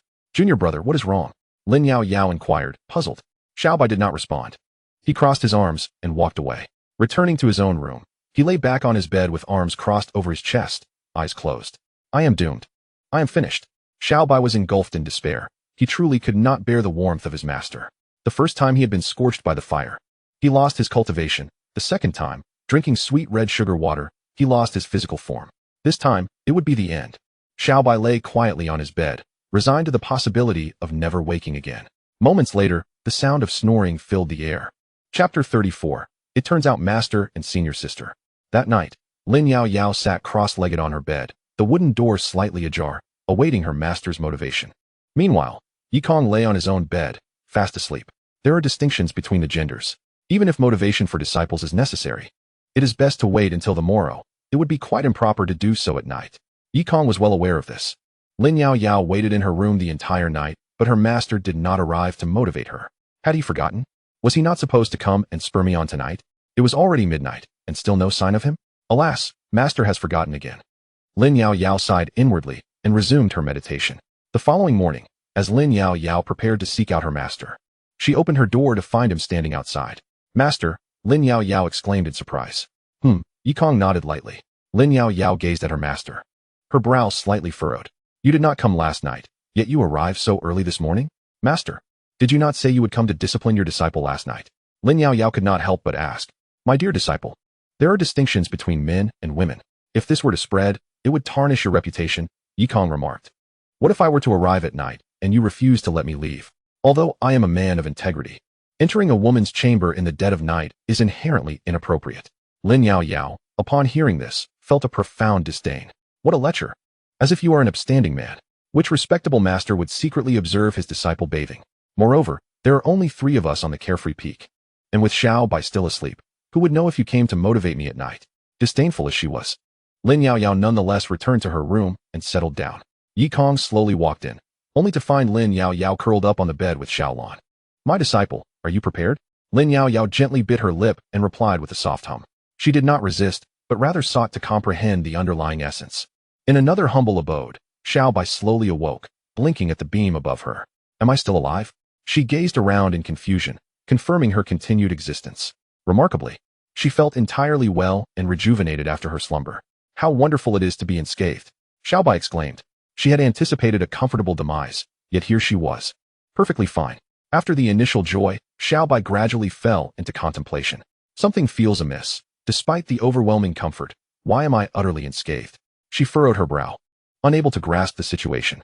Generally, the warmth provided by my master carries significant implications. Yet this time, nothing has transpired, and I feel invigorated. Xiaobai pondered for a long while, still perplexed. Never mind, being well is the best outcome, as long as this demon lord remains alive. Xiaobai pushed open the door and stepped outside, stretching her arms to embrace the sun, feeling an indescribable sense of comfort. However, after taking just a few steps, Xiaobai suddenly heard the voices of her senior sister and master. A series of jarring sounds emanated from the thatched cottage, leaving Xiaobai utterly astonished. What? Master is actually with my senior sister? How could they possibly share such a relationship? Xiaobai was taken aback, never imagining that her master and senior sister would have such a connection. In broad daylight, beneath the open sky, this was utterly terrifying. Senior sister, you are the embodiment of a great emperor. How could you be with such a worthless master? Xiaobai was so shocked that she momentarily lost her ability to articulate her thoughts. The notion of her senior sister and master having such a relationship was simply absurd. Xiaobai felt utterly dazed, speechless. My disciple, absorb this well, Yikong said as he exited the room with his hands clasped behind his back. After having motivated his disciple for so long, she must have gained considerable insight. How exhausting this has been. Yikong wiped the virtual sweat from his brow. The process of motivation demands complete concentration, leaving no room for distraction, and it is immensely taxing. Observing her master emerge, drenched in sweat and with unsteady steps, only served to reinforce Xiao Bai's suspicions. Her senior sister and master, truly. A thunderous realization struck Xiao Bai, reverberating in her mind like a clap of thunder. He was initially skeptical, uncertain if he might have misunderstood the situation. However, upon witnessing his master emerge, he could no longer doubt it. His senior sister and master indeed shared a connection. Oh, senior sister, you, a figure of imperial grandeur, have taken a liking to our master? What qualities does he possess? He is devoid of cultivation, lacks status, and wields no power. Aside from his handsome appearance, he is utterly devoid of merit. The thought of his looks vexed him. Can one truly survive on mere good looks? Not long after, he saw Lin Yaoyao stepping out. He observed her complexion, rosy and radiant, her steps slightly unsteady, and her gaze somewhat dazed. A sigh of disappointment escaped his lips. Oh, senior sister, you are destined to be a great emperor, yet. A sense of regret and confusion enveloped him. It seemed implausible that such a formidable personage as his senior sister would take an interest in a feckless master. But why? Lost in contemplation, he found no answers. Lin Yaoyao was currently immersed in the realm of enlightenment, yet to emerge. Within this state, she could instantaneously comprehend numerous techniques. After sitting by the pond for an extended period, she gradually returned to her senses. I never anticipated my master's prodding would be so effective, enabling me to attain sudden clarity. It appears that joining the celestial peak was not without its merits, she remarked calmly, as she slipped into the water. She practiced the 9 dragons' dominance body. Before entering the realm of enlightenment, she had grasped many insights she had previously overlooked, now reclaiming them. Upon returning, Yikong sat beside the sea of suffering, casting his fishing line. After such prolonged exertion, I am utterly exhausted. Little White sat in the thatched cottage for a considerable time before finally making his way to the sea of suffering, quietly observing his master. Little White. Yikong called out. Master, I'm here, Little White responded promptly. If you have any questions about cultivation, feel free to ask me. Do not be lazy like your senior sister, understand? Yikong instructed. Understood, Little White replied on the surface. Questions regarding cultivation? You speak as if you possess understanding. If you truly did, you wouldn't still be at the chi refinement stage. Besides, your senior sister's laziness is hardly your concern, he retorted. Do you have nothing better to do? Yikong inquired. Upon hearing this, Little White quickly replied, Yes. I shall go cultivate immediately. With that, he vanished in the blink of an eye, knowing that lingering would not bode well. Cherishing his life, he kept his distance from his master. Watching him depart, Yikong focused intently on his fishing. Chapter 35. The floral gathering at Wanhua Peak. At Wanhua Peak, a vibrant tapestry of blooms adorned the landscape. While birds sang melodiously, numerous maidens danced and played musical instruments amidst the ethereal mist, competing for fragrance and beauty, painting a picturesque scene. Flower petals floated down, filling the air with their sweet aroma. At the foot of the mountain, a gathering of male and female disciples from various peaks awaited the opening of the Wanhua Peaks formation. Moments later, the peak's master, Lu Ruqing, appeared, gracefully alighting from a flock of birds. Clad in a gown adorned with a myriad of flowers, her hair adorned with a phoenix feather hairpin, and her complexion artfully enhanced. Her voluptuous figure and exquisite beauty stirred the hearts of many cultivators. Welcome, esteemed guests, to Wanhua Peak for the floral gathering, Lu Ruqing announced softly as she hovered in the air. With a wave, she dispelled the formation guarding Wanhua Peak. Petals danced gracefully in the air as the disciples of Wanhua Peak stood on either side to greet the arrival of guests. Many were filled with excitement as they stepped forward. The Wanhua Festival is a significant occasion for the Xinghe sect, hosted by Wanhua Peak, providing the inner disciples an opportunity to select their destined partners. Only when both parties have mutually developed an affection for one another can they forge a bond of matrimony. However, each individual may choose only one partner, and betrayal is strictly forbidden. Should one forsake their companion, the consequences range from expulsion from the sect to the complete forfeiture of their cultivation. Wanhua Peak is a sanctuary reserved solely for female disciples. Thus, many male cultivators are eager to partake, believing that finding a beloved lady would render their lives complete. Entering Wanhua Peak, one must not cause disturbances or engage in conflicts. The union must be consensual. Any acts of coercion will result in punishment at the Hall of Justice. To formalize a bond, my approval is required, declared Lu Ruqing from the skies. As the grand doors opened, the crowd flowed in like a stream. Upon entering, one was immediately enveloped in an ethereal ambience, accompanied by melodious strings and a cascade of flowers. The female disciples of Wanhua Peak, having adorned themselves meticulously, stood or sat amidst the clouds, their enchanting silhouettes appearing and disappearing within the mist, invoking a myriad of imaginations. The courtyard was adorned with exquisite delicacies and fine wines, where young men and women sought their companions amidst the celestial haze. In a tranquil side pavilion, Lu Ruqing sat in the main seat alongside her disciples, while the leaders of the other 7 peaks gathered below. Except for the leader of the Xiaoyao Peak, all others were present. In the center of the pavilion, several graceful maidens danced in harmony with the soft melodies of stringed instruments, creating a scene of joyous revelry. Disciple, all who have come here are the elite of the 8 peaks. Have you found someone appealing?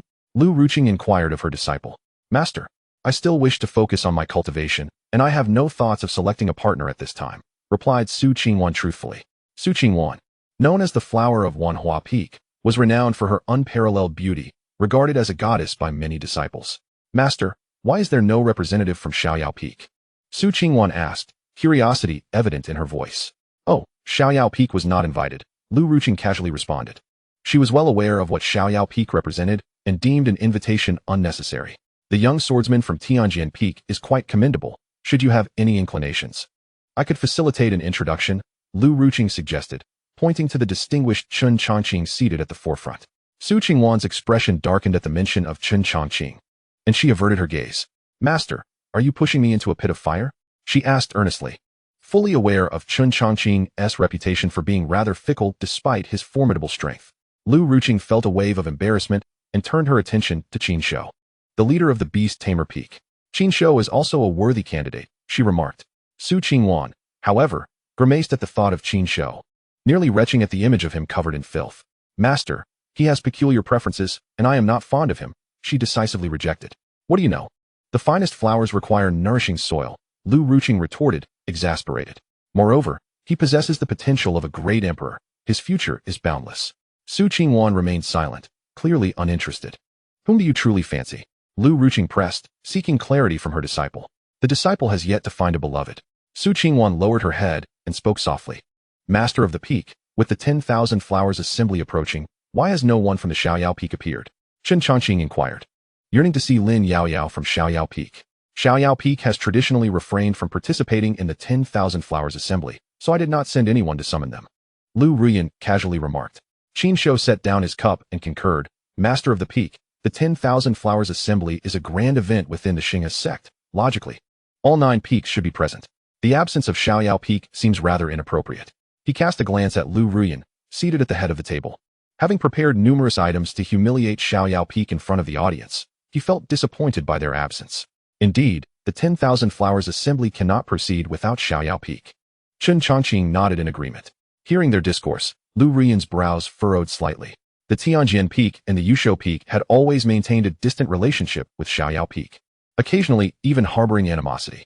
Why were they suddenly speaking on behalf of Xiaoyao Peak? Their intentions were undoubtedly nefarious. It seemed both men bore grievances against Xiaoyao Peak.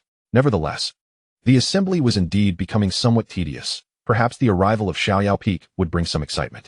Your Honor, go deliver an invitation to summon someone from Xiaoyao Peak to attend the assembly, Lu Ruyan commanded promptly. Understood. The maiden behind Lu Ruyan responded, transforming into a bluebird and soaring towards Xiaoyao Peak. Su Qingwan's spirits lifted at the prospect of inviting Xiaoyao Peak, a smile involuntarily gracing her lips. Qin Shou gazed at the items he had prepared, revealing a lecherous grin. Chun Chongqing watched the departing bird, gently stroking his sword. This 10,000 Flowers Assembly was destined to be extraordinary. Lu Ruyan reclined on the main seat, amused to witness the unfolding drama. She wondered how her junior disciple, Yikong, would respond. She eagerly anticipated the outcome. At Xiaoyao Peak, Yikong was engaged in fishing when a bluebird approached and gracefully landed beside him, transforming into a maiden. Master Yikong, today the Peak Master of the 10,000 Flowers Peak is convening the assembly. Here is your invitation from Xiaoyao Peak, the maiden announced as she presented the invitation. Yikong glanced at it casually before setting it aside. I understand. You may return, he replied, waving his hand. As you wish. The maiden responded, turning to fly back. Yikong resumed his fishing, feeling no inclination to attend the assembly. Though termed an assembly, it was essentially a venue for romantic exchanges, lacking any allure. Suddenly, a voice from the system echoed, detected the commencement of the 10,000 Flowers Assembly. Please lead your disciples to participate, Completing this task may yield special items and fishing opportunities. Upon hearing this, Yikong set down his fishing rod and retrieved the invitation once more. To his surprise, the assembly could trigger a task it seemed he ought to attend. Yet, it might also be beneficial to take his disciples out for some exposure. Xiao Bai, Yikong called out. The practicing Xiao Bai was instantly roused. Master, what is it? She inquired. Summon your senior sister. I shall take you both out for a stroll, Yikong instructed. Xiao Bai frowned slightly at her master's words. Going out for a stroll? Who wants to go out with you? You are not cultivating. While we still have our training to attend to, thought Xiao Bai to herself. Chapter 36. Amidst the blossoms, not a leaf is touched at the foot of Wanhua Peak. Yikong strolled leisurely with his hands clasped behind his back. To his left stood Lin Yao Yao, and to his right followed Xiao Bai. Although Xiao Bai had no desire to come, fearing the warmth of her master, she obediently tagged along. Upon reaching the base of the peak, they were halted by the disciples of Wanhua Palace. Apologies, but the event has commenced, and outsiders are prohibited from entering, one disciple stated. Yikong, upon hearing this, produced an invitation. Here, the invitation from your peak master, he replied.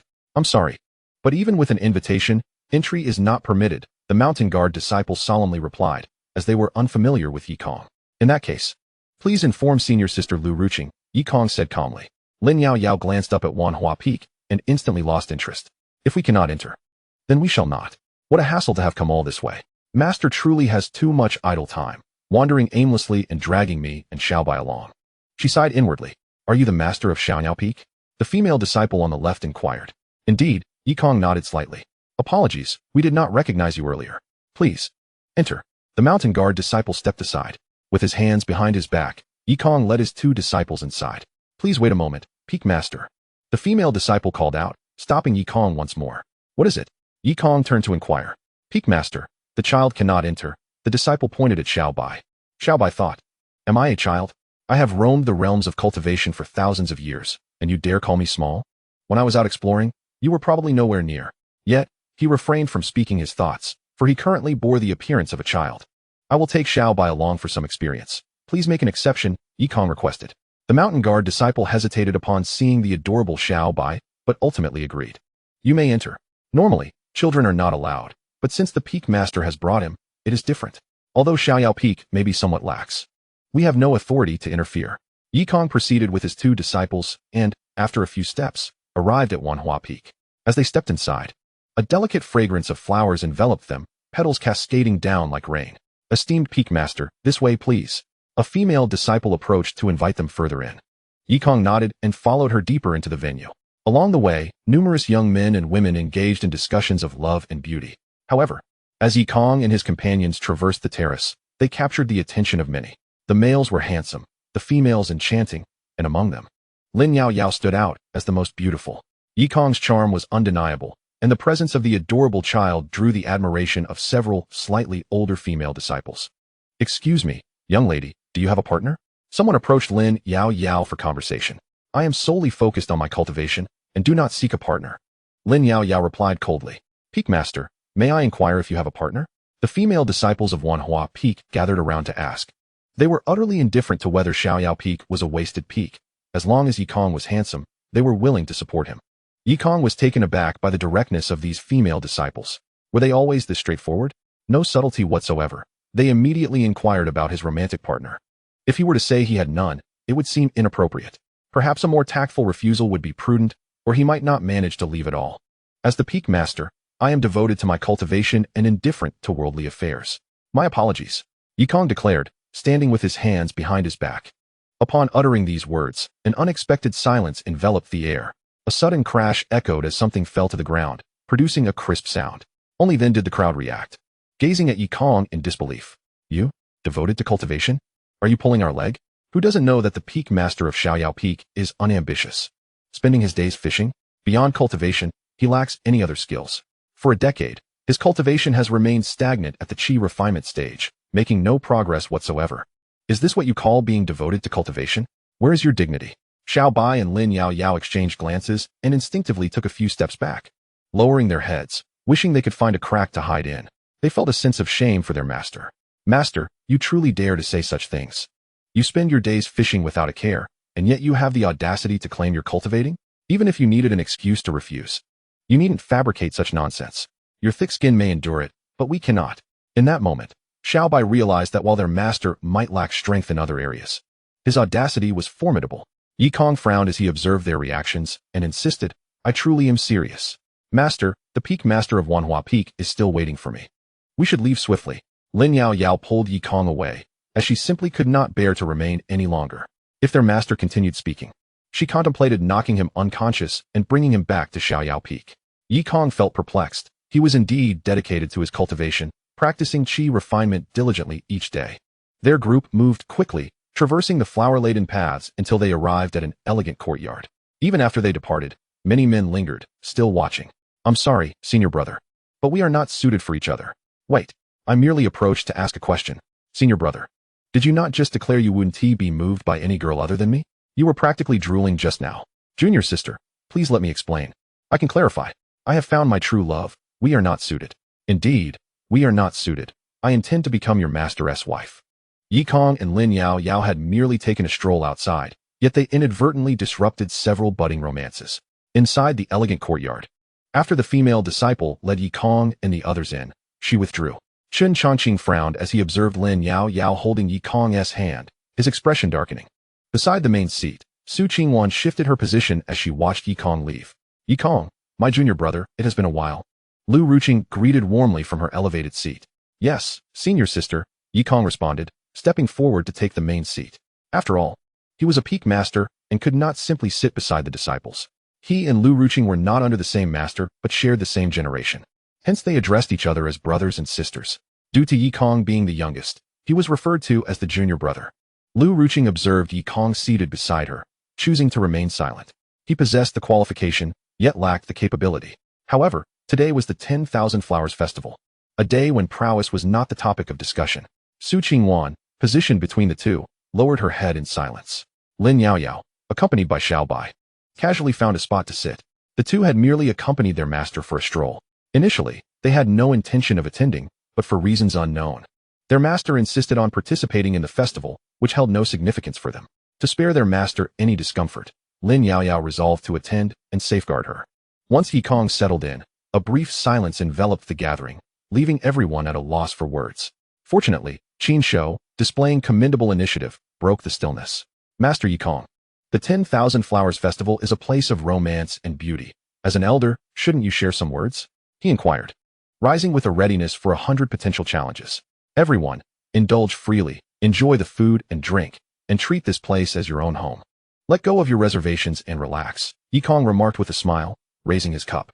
Noticing the palpable tension among the attendees, he sought to lighten the atmosphere. Lin Yao Yao bowed her head, gazing into her cup, feigning unfamiliarity with her master, wishing she could disappear into the ground. She vowed to herself that she would indeed knock her master unconscious and drag him away.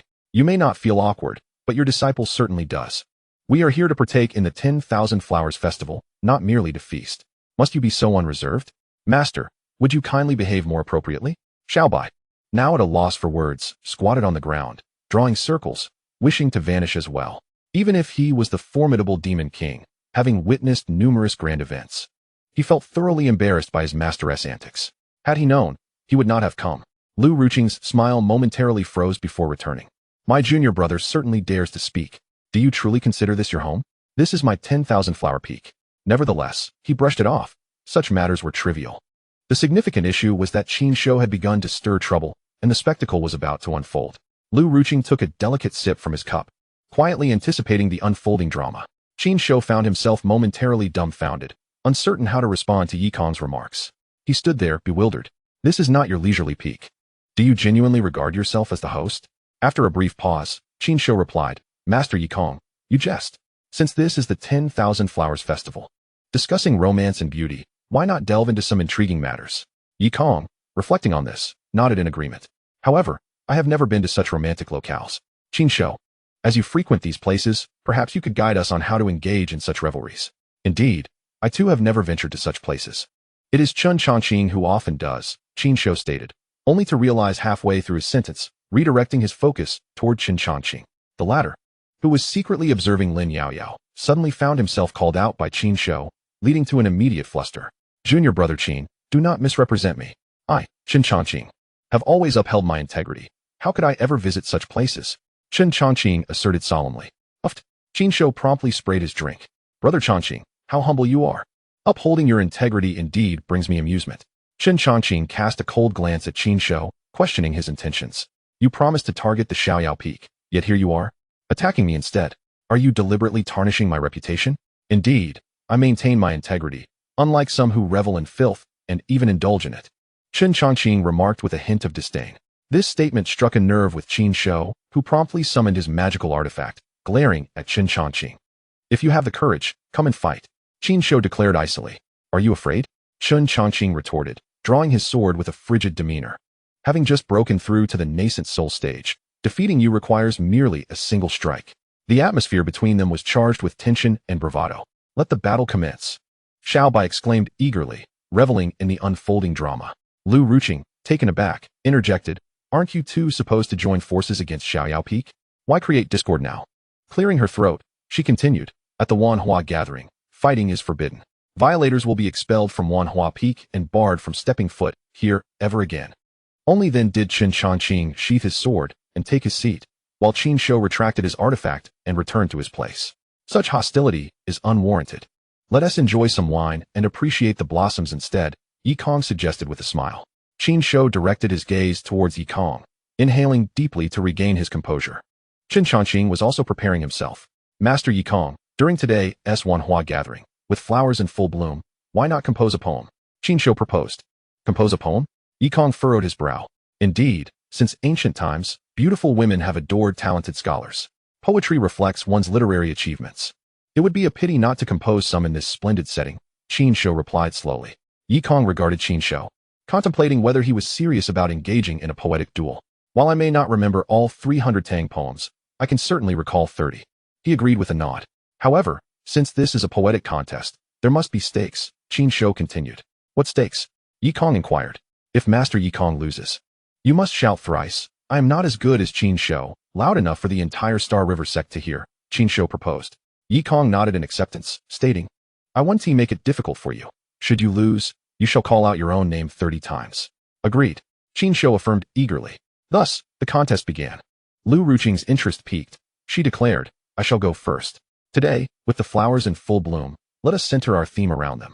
Qin Shou, producing a poem he had previously arranged, began to recite, Flowers bloom, attracting peaks anew, competing for beauty in vibrant hue. Snowy paths reveal the pale blue flower. Ice roots unleash small red buds in power. Upon hearing this, Lu Ruqing commented, not bad, though the meter is somewhat off and lacks appropriateness. Qin Shou bowed respectfully and turned to Yi Kong. Master Yi Kong, it is now your turn. Lin Yaoyao and others looked up at their master, curious about his poetic prowess. Su Qingwan discreetly passed a note to Yi Kong, which Lu Ruqing noticed. Feeling something being handed to him, Yi Kong, pressed for time, lifted his wine cup, recalling fitting verses. Ah, I've got it, he began, speaking slowly with one hand behind his back. When autumn arrives on the 8th of September, after my flowers bloom, the others will surrender.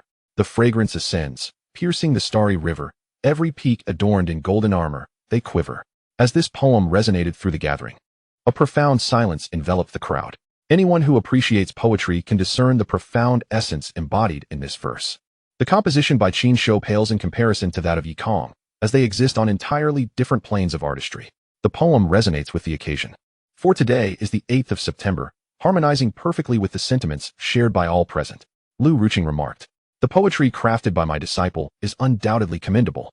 However, it perplexes me why my disciple, having never encountered the master of Xiaoyao Peak, would compose a poem for him. Perhaps it is merely sympathy for the master of Xiaoyao Peak. Nonetheless, the spectacle has yet to reach its climax. Lu Ruqing shook her head and continued to observe the unfolding drama. Lin Yaoyao was taken aback by her master's literary prowess. Initially, she perceived her master as inept, but was astonished to discover such eloquence. It seems that apart from cultivation, her master excels in other realms as well. Upon glancing at her master, Lin Yaoyao suddenly noticed a slip of paper in her master's hand, leaving her momentarily speechless. Lin Yaoyao thought, I have indeed overestimated my master. It turns out she cannot compose poetry at all, but has merely borrowed from others. Alas, after taking a seat, Yi Kong unfolded the slip of paper, revealing the lines. Last year on this day at this door, a face like a peach blossom, glowing in red. The face is lost to me. Yet the peach blossoms still smile in the spring breeze. Upon reading the poem inscribed on the paper, Yi Kong frowned, wondering who had penned such a romantic verse for him. Sitting beside him, Su Qingwan shyly lowered her head, her cheeks tinged with a hint of crimson. How remarkable it is that he possesses such poetic talent. He speaks in verse effortlessly. With both looks and talent, I am impressed. Chapter 38. I am Qin Shou. The Beast is I. At Wanhua Peak, the poem composed by Yi Kong spread widely, eliciting admiration from countless onlookers. Male disciples, who had intended to flaunt their literary skills to gain the favor of female disciples, fell silent. They simply could not measure up. Many approached the Yuan, eager to glean insights from within. They understood that the true heart of the matter lay within Yuan, where even a hint of conversation could leave them astonished for quite a while. Inside Yuan, Yi Kong sat above, observing Qin Shou. The outcome was evident without needing to state it. Yi Kong was unconcerned about the wager, as he had merely adapted and refined someone else's work. Qin Shou, too, chose to disregard the earlier bet, remaining in his seat with a drink in hand. Brother Qin Shou, do you not acknowledge your defeat? Xiaobai inquired. Her words left Qin Shou feeling utterly humiliated. To deny it would be to invite great embarrassment. Looking into Xiaobai's innocent eyes, he was at a loss for words. Indeed, one must accept defeat when it comes. Rising to his feet, he summoned his inner spiritual energy, grounding himself, and proclaimed loudly, I am Qin Shou. I am Qin Shou, I am a beast. As he continued to shout, his voice transformed. What began as Qin Shou morphed into beast. Those eavesdropping outside shook their heads upon witnessing Qin Shou's exclamations. Did I just hear someone declare themselves a beast? It seems Brother Qin Shou, who spends his days amidst demonic creatures, has been assimilated. The Beast Master Peak seems no longer viable. If Brother Qin Shou has succumbed, what hope remains for others? Brother, you belong to the Beast Master Peak. We are not suited for one another. Sister, please. On the Beast Master Peak, one directly forfeits the right to choose a mate. After 30 calls, Qin Shou sat down on his own, sensing the peculiar gazes of the crowd. What is it? Is there an issue with me calling my own name? Qin Shou inquired. No issue. No issue. The others hastily shook their heads.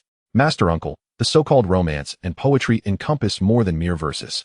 It includes music, chess, calligraphy, painting, and all manner of entertainment. Lu Ruqing interjected, abruptly cutting off Qin Shou. Qin Shou, you seem quite knowledgeable, don't you? Lu Ruqing remarked softly. I know a little. Just a little, Qin Shou replied with a faint smile. With a clap, Lu Ruqing silenced the revelry. What do you know? Do you truly believe this is a place for romance? This is Wanhuifeng, not your Wanhualu. If you wish to indulge, you must descend the mountain. Lu Ruqing declared loudly. Initially, she had come to enjoy the spectacle, but Qin Shou genuinely treated this place as a realm of romance. Wanhuifeng is one of the 9 peaks of the galaxy, dedicated to righteous endeavors and the cultivation of genuine immortal arts, not a pleasure house like Wanhalu at the foot of the mountain. I host the Wanhua gathering to appreciate the myriad blossoms and provide the younger generation with the opportunity to find their partners, not to allow you to indulge in frivolity. Qin Shou quickly bowed his head in apology. I am sorry, Master Uncle, I was wrong. Yi Kong set down his wine cup, smiling gently. Qin Shou, if you long for romance, wait until the Wanhua gathering concludes, and let Chongqing lead you there. After all, men understand such matters. Hearing this, Chongqing turned to Yi Kong. I haven't targeted you yet you have already taken aim at me. Do you truly believe that because you are the peak master, I would not dare to confront you? Master Uncle Yi Kong has also reached the age of maturity. Have you found a partner? Chongqing asked. That is not something you need to concern yourself with. Chongqing, Yi Kong replied with a serene smile. Xiaobai nodded below. Indeed, Master has a senior sister. He has no need for a partner. Master Uncle, you two should consider starting a family. Lingering on a dilapidated peak is not feasible, Chongqing suggested. Are you implying that my Xiaoyao peak is a dilapidated peak? Lin Yaoyao interjected, casting a cold glance at Chongqing. Junior sister, I meant no offense. I merely wish to advise Master Uncle to seek a partner, Chongqing hurriedly clarified. Lin Yaoyao replied frostily, whether my master seeks a partner is none of your concern. Do you intend to use your status to oppress others? Chongqing's expression stiffened at her words. Those are mere rumors. I am innocent. Innocent, huh? Lin Yaoyao scoffed coldly. I disseminated that information. Do you think I do not know your true nature? It seems I must stoke the flames further. How dare you target my master? My master may be gentle and weak, but I, Lin Yaoyao, will not stand idly by. Regardless of my master's shortcomings, he remains my master. Xiaobai sipped his wine, silently enjoying the unfolding drama. Sister has emerged to defend our master. It seems she has a fondness for a seemingly inept master. Alas, sister, there are countless exceptional individuals in the world. Why have you set your sights on our master? Xiaobai sighed inwardly. Chongqing, confronted by Lin Yaoyao, wore a sullen expression and dared not speak. The atmosphere instantly grew tense. Lu Ruqing, undeterred, raised her wine cup, poised to drink. when she noticed Xiao Bai in the corner. Children should not partake in alcohol, she remarked, beckoning Xiao Bai over. Me a child? I am old enough to be your ancestor, Xiao Bai retorted. Lu Ruqing, admiring Xiao Bai's chubby and fair visage, felt a wave of affection. Come, have some fruit wine. She poured a glass of fruit wine for Xiao Bai. Thank you, Master Ant. Xiao Bai accepted it, his expression stiff. Lu Ruqing playfully pinched Xiao Bai's cheek, relishing the delightful texture. Such a charming disciple. How about you let him be my apprentice, junior brother? She proposed, glancing at Yikong. I have already taken a master and shall recognize only one for life, Xiao Bai replied. He dared not remain at Wanhua Peak, for at Xiao Yao Peak, he at least enjoyed some freedom. At Wanhua Peak, a single misstep could lead to disaster. Most crucially, the peak's master truly regarded him as a child. How could he endure such scrutiny? Sister, there are only 2 disciples at Xiao Yao Peak. If you take him, who will attend to me? Yikong replied with a faint smile. Lu Ruqing chuckled. Junior brother, look at the multitude of people at Wanhua Peak. Is there anyone who catches your eye? I can play matchmaker. I. If you have your eye on me, Su Qingwan thought to herself. Yikong shook his head, responding calmly. I am not yet inclined toward marriage. Xiao Bai nodded in agreement, realizing that Yikong indeed had a sister. Su Qingwan felt a twinge of disappointment. It seemed he had not yet considered such matters. However, perhaps in the future, he might change his mind. Upon hearing this, Lu Ruqing also relinquished her hope. Let us continue the music and the dance. Today is the Wanhua gathering, and we must not disturb the harmony, she urged, waving her hand.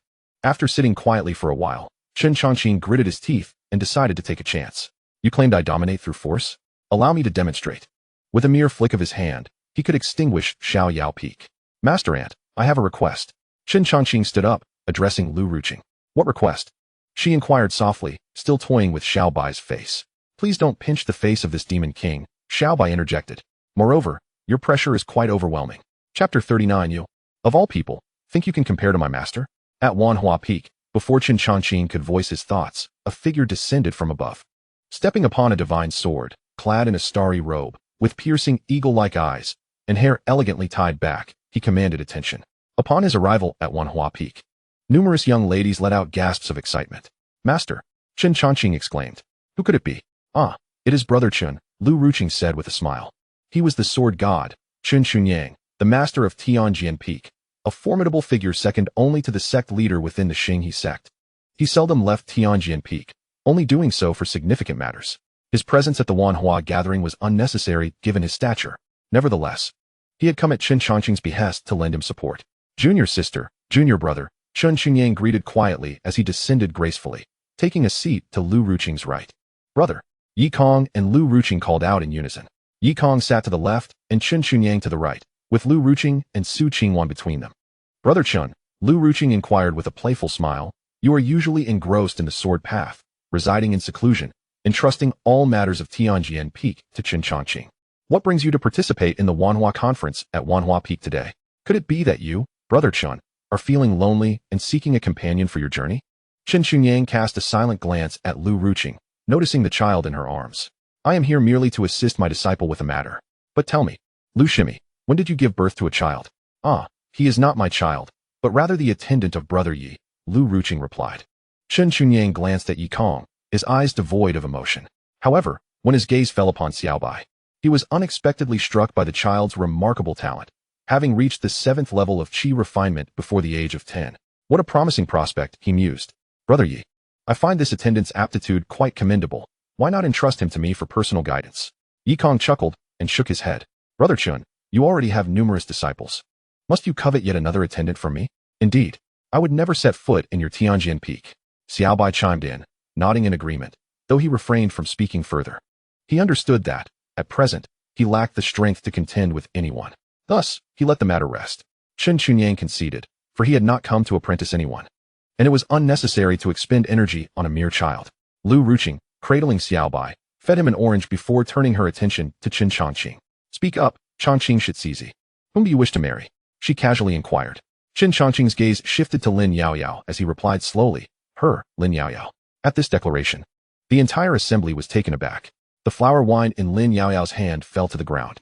Even Yikong was astonished that Chen Chongqing, seemingly well-mannered, had developed an interest in his disciple.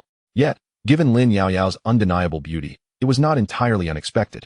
Lu Ruqing, relishing the unfolding drama, turned her attention to Lin Yaoyao. So what say you, Lin Yaoyao? Lin Yaoyao responded coolly, I harbor no romantic feelings for him. My sole desire is to serve my master at Xiaoyao Peak. You think you are worthy of me? If my power were still intact, I could easily suppress you with a single blow. Yi Kong chuckled, remarking, though marriage should indeed be a mutual decision, my disciple is still young and focused on her cultivation. Matters of matrimony can wait for now. Upon hearing their words, Chen Chongqing clenched his teeth and turned to his master. Chen Chunyang gave a slight nod and spoke, Brother Yi, your disciple has reached an age suitable for marriage and may choose a companion. Chen Chongqing is quite commendable, possessing my true teachings. Yi Kong looked at Lin Yaoyao and stated, if my disciple is unwilling, I would not want anyone to pressure her. Lin Yaoyao gazed at her master, feeling an inexplicable surge of emotion. Her master, despite his frailty, stood up for her on that stage. Xiaobai observed his master and then glanced at those around him, sensing a hint of awkwardness in the atmosphere. My senior sister is to be my attendant, not a companion for you, insignificant one. I must offer my assistance to her. However, I currently lack the strength. The words of others seem trivial, and my voice appears to bear little weight.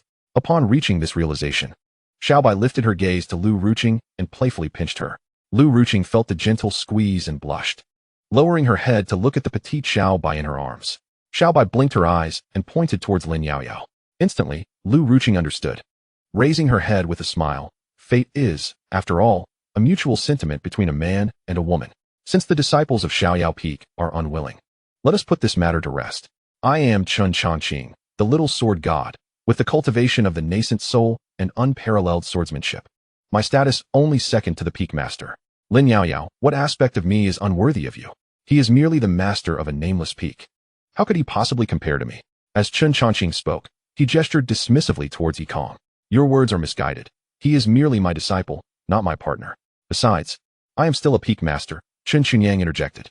Setting aside my status as peak master, I have cultivated over 3,000 layers of qi. Enough, my dear nephew. You are teetering on the edge of fury. I shall refrain from further discouragement. Yi Kong took a sip of his wine, remaining silent. And you? Do you truly believe you are worthy to be compared to my master? Lin Yaoyao retorted coldly. When I ascend, he shall be my imperial teacher. Above all, beneath one. How could I possibly be inferior to that waste? Smack. Before Chen Chongqing could finish his sentence, he received a sharp slap from Chen Chunyang. Mind your words. Chen Chunyang admonished sternly. Chen Chongqing glared at Yi Kong. You are but a mere waste. How do you deserve Lin Yaoyao? Yi Kong could only express his helplessness, wishing to convey to his nephew that perhaps he was overreaching.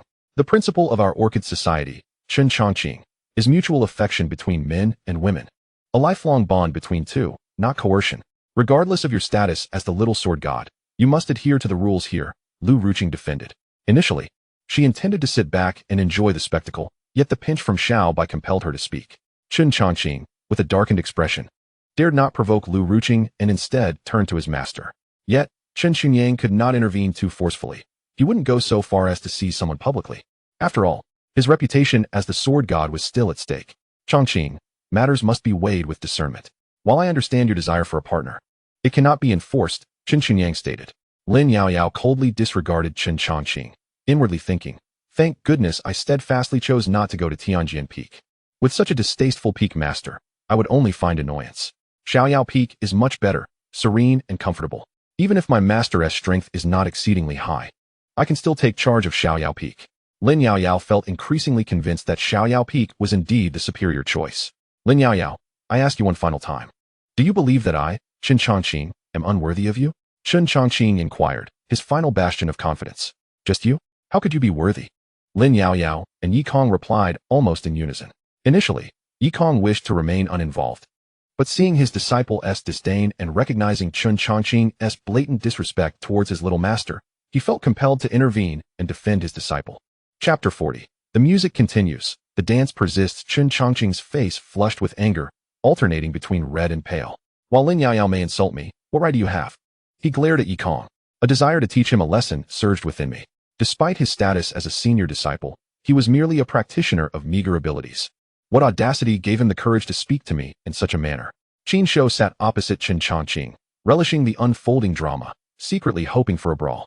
His intention for being there was to confront Yi Kong, and upon witnessing someone else take the initiative, he felt a sense of delight. Yi Kong, with a stoic expression, regarded Chen Chongqing and pondered, has this junior disciple's capacity for endurance truly diminished to such a degree? Merely a few words, and he turns crimson with rage. Such temperament is unworthy. Observing Chen Changqing's inclination to resort to violence, Su Qingwan discreetly took out her flute. Should you dare lay a hand on Master Yikong, Su Qingwan, will not let you off easily. Beside her, Lu Ruqing clutched the little white creature tightly. Stop squeezing, you're turning it blue. The atmosphere within the elegant courtyard grew tense. Chen Changqing, positioned at the center, wrestled with the urge to strike, yet restrained himself. He understood that should he act, his master would undoubtedly intervene. However, he could not swallow his indignation. While he could tolerate Lin Yaoyao's provocations, Yikong was an entirely different matter. Regarding my affair with Lin Yaoyao, master, is it appropriate for you to interfere? Chen Changqing retorted coldly. Lin Yaoyao is my disciple. If she is being troubled, do you think I should turn a blind eye? Yikong responded nonchalantly. Yikong, I respect you enough to address you as master, but if I didn't, you would merely be Chen Changqing, and that is quite sufficient. Lu Ruqing exclaimed loudly. The Wanhua Peak is hosting the Wanhuawi. I wish to avoid any unpleasantness due to you. After speaking, she shot a fierce glare at the little white creature. You too have had enough. You've nearly turned it blue. The little white creature, holding a wine cup, feigned ignorance.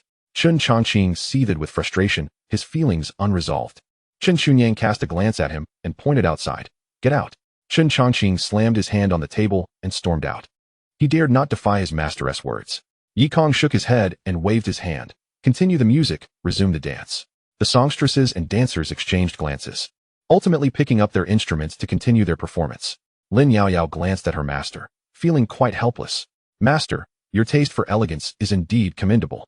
Just a moment ago, the atmosphere was fraught with tension, and in the next, you are back to reveling in music. Others harbored their own thoughts, finding it difficult to maintain their joy. Yet, for Yikong, it was merely a squabble among children. What was the fuss about? He had come to the Wanhuawi merely to enjoy wine and food. Although there had been a slight disturbance, it did not hinder his pursuit of pleasure. The little white creature looked at its master and then at Lin Yaoyao. You should be grateful. Were it not for my covert intervention, you would not have resolved this at all. The little white creature puffed up with pride. Lu Ruqing, blushing, gazed at the little white creature in her arms, playfully pinching its chubby face. That's what you get for pinching me earlier. Gradually, the scene returned to tranquility. Qin Shou remained bewildered for quite some time before realizing that no fight had ensued. How disappointing, after all his anticipation. Lu Ruqing turned to Qin Shou, exasperated. You too. Get out. With his head bowed, Qin Shou silently retreated. Within the elegant courtyard, only the people from the Xiaoyao Peak and Chen Chunyang from the Tianjian Peak remained. Chen Chunyang took a sip of wine and slowly remarked, I have already conveyed to the great elder that there are too many people on the Tianjian Peak, and we must expand our territory. Are you boasting? Lu Ruqing retorted with irritation. No. What I mean is that the great elder has agreed that once the Xiaoyao Peak is abolished, that place will become the back garden of our Tianjian Peak. Chen Chunyang replied. Hearing this, Yikong chuckled and said, the competition among the 9 peaks has yet to commence. Brother Chen, it may be premature to make such declarations. He continued, though my disciple is somewhat lazy and neglects his training, I still have faith in them. As he spoke, he glanced at Lin Yaoyao and Xiao Bai. Do you see? The competition among the 9 peaks is about to begin. If you do not wish for Xiaoyao Peak to be abolished, you must put in earnest effort in your training, especially you, Lin Yaoyao, who spends all day bathing instead of focusing on cultivation. And Xiao Bai, you seem to sleep all day? Lin Yaoyao. Xiao Bai. Wait, master, are you suggesting we are lazy? Master, do you not feel a twinge of shame when you utter such words? On Xiaoyao Peak, you are the one who neglects cultivation, spending your days fishing instead of striving for improvement. Xiao Bai and I have been diligently training, I assure you. Lin Yaoyao and Xiao Bai were left speechless. It seemed futile for their master to speak so boldly without a hint of embarrassment. His audacity was truly unmatched. Chen Chunyang looked at Lin Yaoyao and Xiao Bai, shaking his head with a smile. Then I shall watch with great anticipation. One is at the foundation establishment stage, and the other at the qi refinement stage. I need not dispatch any nascent soul disciples. A mere peak foundation establishment disciple will suffice to defeat them. I truly wonder where my junior brother finds such confidence. When Xiaoyao Peak is abolished, Chen Chunyang's lips curved into a slight smile. It seemed that the fall of Xiaoyao Peak was within reach. Xiao Bai, observing Chen Chunyang, could not shake the feeling that he was not a good person. Moreover, there lingered within him a familiar aura that he could not quite place. Do not let me recall it.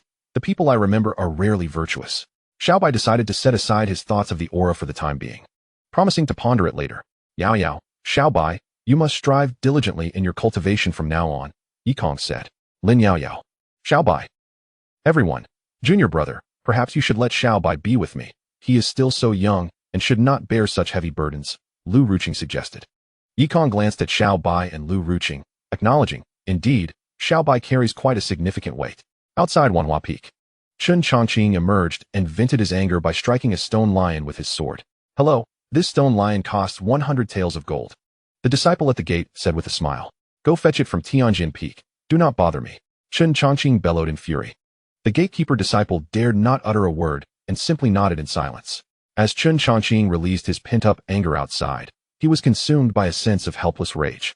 Qin Shou strolled out leisurely, hands behind his back. Brother Chongqing, he called out. Chun Chongqing turned to glare at Qin Shou, coldly replying, do not disturb me. You are no paragon of virtue yourself, always targeting me. Brother Chongqing, I understand your anger. I have come to offer you some guidance, Qin Shou said. Stepping closer to Chun Chongqing, Chun Chongqing cast a cold glance at Qin Shou, remaining silent. Brother Chongqing, why bother getting upset over a mere qi refinement waste? What are our statuses? You are the acting peak master of Tianjin Peak, and I am the peak son of Yusho Peak. With our combined strength, dealing with such a trivial qi refinement waste is hardly a challenge, Qin Shou said with a faint smile. Upon hearing this, Chun Chongqing scrutinized Qin Shou and retorted. Speak your mind. Qin Shou stepped closer to Chun Chongqing and whispered, Brother Chongqing, given our esteemed identities and influence, we need not dirty our hands. We can easily persuade Yikong to relinquish Xiaoyao Peak. A little ingenuity on our part can yield hundreds of strategies to deal with him. The cunning strategist Qin Shou is now in action. Chapter 41. Worthless beyond good looks within the Orchid Peak, after a sumptuous feast. Lu Ruqing led a group to enjoy the blossoms. I'll take my leave. I'm not in the mood for flower viewing. Qin Chunyang remarked before soaring away from Orchid Peak. Such a lack of refinement. Lu Ruqing shot him an exasperated glance. Junior brother Yikong, what troubles you? Yikong inquired. When you have time, bring Xiao Bai to Orchid Peak for a visit. I find him quite endearing. Your Xiaoyao Peak lacks security with so few people. You can come to my Orchid Peak instead, Lu Ruqing suggested, her underlying message clear. Should you need protection or solace, my Orchid Peak stands ready to safeguard you. Yikong grasped her meaning and smiled faintly. We shall see about that in the future. Su Qingwan, walking alongside Yikong, mused, if only Uncle Yikong visited often. I could see him more frequently. My master is surely paving the way for us. Feeling buoyed by this thought, she inched closer to Yikong. Unconsciously, he shifted away. As Lin Yaoyao was at his side, why is my master leaning towards me? Even if you harbor thoughts about me, you shouldn't come so close. What if others misunderstand? Lin Yaoyao moved slightly to create some space. Lu Ruqing held Xiao Bai's leash, walking on the right side. As they continued, the distance between them grew. Yikong found himself flanked by Su Qingwan on the left and Lin Yaoyao on the right, separated from Lu Ruqing's group. Upon stepping outside, Yikong immediately drew the attention of many. Two stunning beauties adorned his sides, exuding a sense of intimacy that stirred envy in the hearts of onlookers. Numerous male disciples glared with jealousy, unable to fathom how he, who had yet to claim even one, could be surrounded by two enchanting women. What gives? He is merely a shade more handsome than I, yet lacks my strength. Why does he deserve such favor? He's nothing but a pretty face, devoid of any other merits. How can he possess two? The male disciples grumbled, disgruntled. In the realm of cultivation, who could remain unscathed by such a life? Yet, many female disciples looked on with admiration. What a striking figure. Alas, he is not my suitor. Though his abilities may be a touch lacking, he is still one of the peak masters. At the very least, he holds a significant status. Who wouldn't he be enamored by such charm and distinction? Yikong was unaware that his stroll had garnered the envy of many. As he noticed several male disciples with reddened eyes gazing at him, he couldn't help but ponder. Could they all be allergic to pollen? Their eyes were all a shade of crimson. Lin Yaoyao glanced around, walking alongside her master. With Su Qingwan beside them, she soon comprehended the situation. This was no pollen allergy. They were simply envious of their master. However, she thought it best not to clarify, to avoid unnecessary annoyance. Let the misunderstanding linger. It was preferable to being pestered. Su Qingwan, observing the crowd, felt her cheeks flush and lowered her gaze. So this is the sensation of walking alongside Master Yikong. When she joined the Xinghe sect 3 years prior, her remarkable beauty had caught the eye of the Fengzhu of Wanhua Peak. At that time, numerous male disciples pursued her. Some even attempted to coerce her by leveraging their status. Fortunately, Yikong happened upon the scene and rescued her, for he too held a position of authority, and common disciples would not dare confront him. After her rescue, Su Qingwan developed affection for Yikong, which gradually blossomed into deeper feelings over time, though she kept these sentiments hidden within her heart. Master, shall we go to the flower bed? Su Qingwan inquired, raising her gaze to Yi Kong. The flower bed? This was the first time Yi Kong had heard of such a place. Indeed, the flower bed is a characteristic feature of Wanhua Peak, Su Qingwan affirmed with a nod. Yi Kong hesitated momentarily before giving a slight nod in agreement. Since they had some free time, it would be delightful to explore. Then let us proceed to the flower bed. The surrounding disciples watched as Yi Kong and the others made their way to the flower bed, their hearts shattered in despair. They were heading to the flower bed, leaving no opportunity for them. In the garden, Lu Ruqing strolled with Xiao Bai, and soon, only the two remained. Where's the junior brother? Lu Ruqing inquired, glancing around. Realizing they were alone in the garden. He must have gotten lost, Xiao Bai replied. That can't be right. If he has lost, why not bring me along? Being alone with the master of Wanhua Peak is quite daunting for me. I'm still so young. I can't bear the pressure. Well, let us go find them. Xiao Bai suggested timidly. No need. They likely haven't wandered far. We shall encounter them soon enough, Lu Ruqing replied calmly. The two found themselves alone in the garden. Surrounded by lush flowers, their fragrance intoxicating, while a few butterflies flitted about in the vibrant blossoms, creating a picturesque environment. Xiao Bai sat, feeling glum, pondering whether it was truly his master who had gotten lost or if Lu Ruqing had intentionally led him astray. After all, he was merely a child now. Did she truly need to worry? Although he was charming and charismatic, even in this diminished form, his current physique was quite fragile. Alas, being extraordinary brings forth its own troubles. Lu Ruqing admired the petals, occasionally glancing at Xiao Bai. Xiao Bai is so adorable. How wonderful it would be if he were my son. Alas, Master Yi Kong is reluctant, and Xiao Bai himself is unwilling to stay. If only he remained at Wanhua Peak, I would surely pamper him. Xiao Bai, Lu Ruqing called out. Xiao Bai, snapping back to attention, raised his head to look at Lu Ruqing and asked, What is it? Little White, if you stay at my Wanhua Peak, I shall provide you with delightful food and entertainment every day. What do you think? Lu Ruqing coaxed. No, I, Little White, already have a revered master. His kindness towards me is as profound as a mountain, and I shall not leave Xiaoyao Peak, Little White resolutely declined. I have yet to avenge my master, who has shattered both my cultivation and my physical form. Once my strength is restored, I will surely seek revenge on him. Remaining at your Wanhua Peak would be unbearable for me. Let me just say, Xiaoyao Peak lacks everything. There are no cultivation resources. It would be arduous for you to train there. At my Wanhua Peak, we have abundant resources and everything you desire, Lu Ruqing replied. Then, esteemed Peak Master, could you perhaps offer a little assistance? Little White looked up at Lu Ruqing, blinking innocently. Lu Ruqing was momentarily taken aback, then chuckled. You truly have the audacity to ask. However, I shall grant you some, for you are indeed quite adorable. Little White fell silent, contemplating that with cultivation resources, she could grow rapidly. Soon, Master, prepare to be subdued by my power. Hee hee. In the hall of Tiange Peak, Chun Changqing knelt on one knee, while Qin Xunyang stood before him, hands clasped behind his back. Do you realize how embarrassing you were at Wanhua Peak? Qin Xunyang said coldly. I am aware, Master. Qin Changqing replied, lowering his head. If you wish to seek a partner and target Yi Kong, I shall not interfere. However, you must use your intellect. Always strategize before acting. There are hundreds of ways to deal with him at Xiaoyao Peak without needing to take matters into your own hands, Qin Xunyang advised. I understand. Master, Qin Changqing said, cupping his hands in respect. Remember, manipulating from the shadows is far more effective than taking direct action. Yes, Qin Changqing responded and turned to leave. Qin Xunyang narrowed his eyes, silently vowing, Xiaoyao Peak will eventually be mine. Chapter 42. The Mischievous One, Cultivating Alone at Wanhua Peak, in the Flower Garden. There stood a grand circular platform atop a square base. Surrounding the garden were flowers in full bloom, exuding a delightful fragrance. Ethereal birds fluttered above, scattering petals, creating an enchanting atmosphere. Numerous male and female disciples strolled hand in hand to the platform, exchanging their life tokens. Under the witness of heaven and earth, they shared tender kisses on each other's foreheads, binding themselves as partners. The hall master of Wanhua Peak would then present them with matching jade pendants, signifying their union.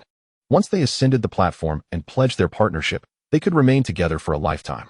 Of course, should they wish to part ways, they would need to seek the hall master's approval to dissolve their bond. After separating, they were required to wear a flower-shaped jade pendant as a testament to their former partnership. Gaining access to the platform was no simple feat. One had to pass 3 rigorous assessments to prove their sincerity and genuine feelings for their partner. Only by overcoming these trials could they ascend the platform. Failure would result in a polite invitation to try again next time. This flower platform is a sacred place of Wanhua Peak, Su Qingwan remarked, gazing at it. She couldn't help but envision herself standing there with Master Yi Kong, her cheeks flushing at the thought. Yi Kong looked up at the flower platform, genuinely impressed. In matters of marriage, One must indeed regard the illustrious Wanhuifeng, where the flower garden serves as its unique emblem. Each peak possesses its distinctive symbol. Wanhuifeng is represented by its flower garden, Yushifeng by the spirit beast garden, and Tianjianshan by the sword cave. As Yikong contemplated his own Xianjiofeng, he realized it lacked a notable symbol. This could be rectified. Perhaps the bitter sea could serve as one. After surveying the surroundings, Yikong lost interest and said, "Let us depart." Our visit to the flower garden was merely to consume dog food. Su Qingwan cast a glance at the flower garden before following Yikong. "Where has your master gone?" Yikong inquired. "Master and Little Bai have also vanished," Lin Yaoyao reminded. "Little Bai is missing?" Yikong responded, finally grasping the situation. Lin Yaoyao reassured him, "No need to worry. Little Bai is merely playful. He won't get lost on Wanhuifeng." Yikong smiled faintly. Upon their return, many male and female disciples presumed they had formed a bond, feeling a profound heartache. Alas, they had ultimately missed their chance. After wandering around Wanhuifeng, Yikong found Little Bai in the garden. "Little Bai, it's time to return," Yikong called out. Upon hearing Yikong's voice, Little Bai dashed out of the garden, eager to leave Lu Ruqing's company. "Sister Ruqing, I bid you farewell," Yikong said with a slight bow. "Junior brother, stay a while longer. The Wanhua gathering has not yet concluded," Lu Ruqing replied. "I must decline. Night is approaching, and my two disciples should return to their cultivation. If I allow them to continue playing, it may hinder their progress," Yikong stated with a gentle smile. Lin Yaoyao remarked, "I have seldom been at a loss for words in my life." Little Bai interjected, "I never wanted to come in the first place. It was you who brought me. I can hardly wait to return." Yikong, accompanied by Little Bai and Lin Yaoyao, exited Wanhuifeng and made their way back to Xianjiofeng. Lu Ruqing and Su Qingwan stood aloft, watching them depart. Once they were far away, Lu Ruqing slowly spoke. "Disciple, do you find yourself enamored with Yikong?" "Not at all," Su Qingwan replied softly, her gaze lowered. Lu Ruqing chuckled and said, "I will not interfere with whom you choose to like. But do consider that Yikong's constitution is rather frail, and his cultivation leaves much to be desired. Following the 9 Peaks Grand Competition, it is likely he will lose his standing. You may like him, but ponder your future carefully. Though Yikong has protection, his status will plummet after the competition." With that, Lu Ruqing soared back to the elegant courtyard. Su Qingwan stood in the air, watching Yikong's retreating figure. "Fear not, I shall protect him." At Yushifeng, after Yikong and his companions had left, the disciples hurriedly returned to report to Qin Shou. "Senior brother, the master of Xianjiofeng has departed from Wanhuifeng. Is the Wanhua dog prepared?" "It is ready and has already been guided to Xianjiofeng." Upon hearing this, Qin Shou grinned, "Excellent. When trouble befalls Xianjiofeng and they call for aid, we will approach under the pretense of helping, while seeking out the little black ant. Senior brother Qin is indeed wise." The disciples of Yushifeng praised. "Is there any news from Tianjin Peak?" Qin Shou inquired further. "None," they replied. In silence, one either erupts or fades away. Given Chun Chongqing's temperament, it is likely that he is harboring something sinister. I have suggested an idea to him, and it won't be long before it all comes to a head. At that moment, there will be much to enjoy, Qin Shou remarked with a sly smile. At Xiaoyao Peak, after Yikong and his companions returned, Xiao Bai and Lin Yaoyao headed back to Taoshan to cultivate. For them, it was merely a simple outing. Despite the many events that transpired, they remained unaffected. They continued with their usual activities. Yikong sat by the edge of the bitter sea, casting his fishing rod. He fished for half an hour as the sky gradually darkened. With nightfall, it was time for rest. As he stretched lazily and prepared to return to sleep, he suddenly sensed something approaching from behind. Turning around, he was greeted by the sight of the playful dog that had previously frolicked with Qin Shou's nephew. The Wanhua dog, panting, leaped towards him. "Get away from me, you licking dog!" Yikong exclaimed, swatting the Wanhua dog away. The dog tumbled to the ground, questioning its existence. That man was formidable. He was not to be trifled with. Just as the Wanhua dog was about to descend the mountain, it paused. A sliver of moonlight pierced through the dark clouds, illuminating the dog, which then howled at the moon. Awoo! In an instant, it transformed, growing as large as a small mountain. Its fur bristled, and its claws sharpened like daggers. With crimson eyes, its power surged as it entered a frenzied state. Launching a paw towards Yikong. "Hey, I told you to stay away. Do you wish to be struck?" Yikong shook his head and waved his hand gently. The surging spiritual energy enveloped the Wanhua dog, extracting its wild power and delivering a thorough beating. The dog lay on the ground, reduced to a mere height of Yikong's knee, and no longer dared to bark. Yikong gazed at the Wanhua dog, feeling a strange familiarity. It resembled a husky. With its black and white fur and notably low intelligence, it could mimic wolf howls and bark like a dog. Contemplating, Yikong mused, "My eldest disciple has a cat.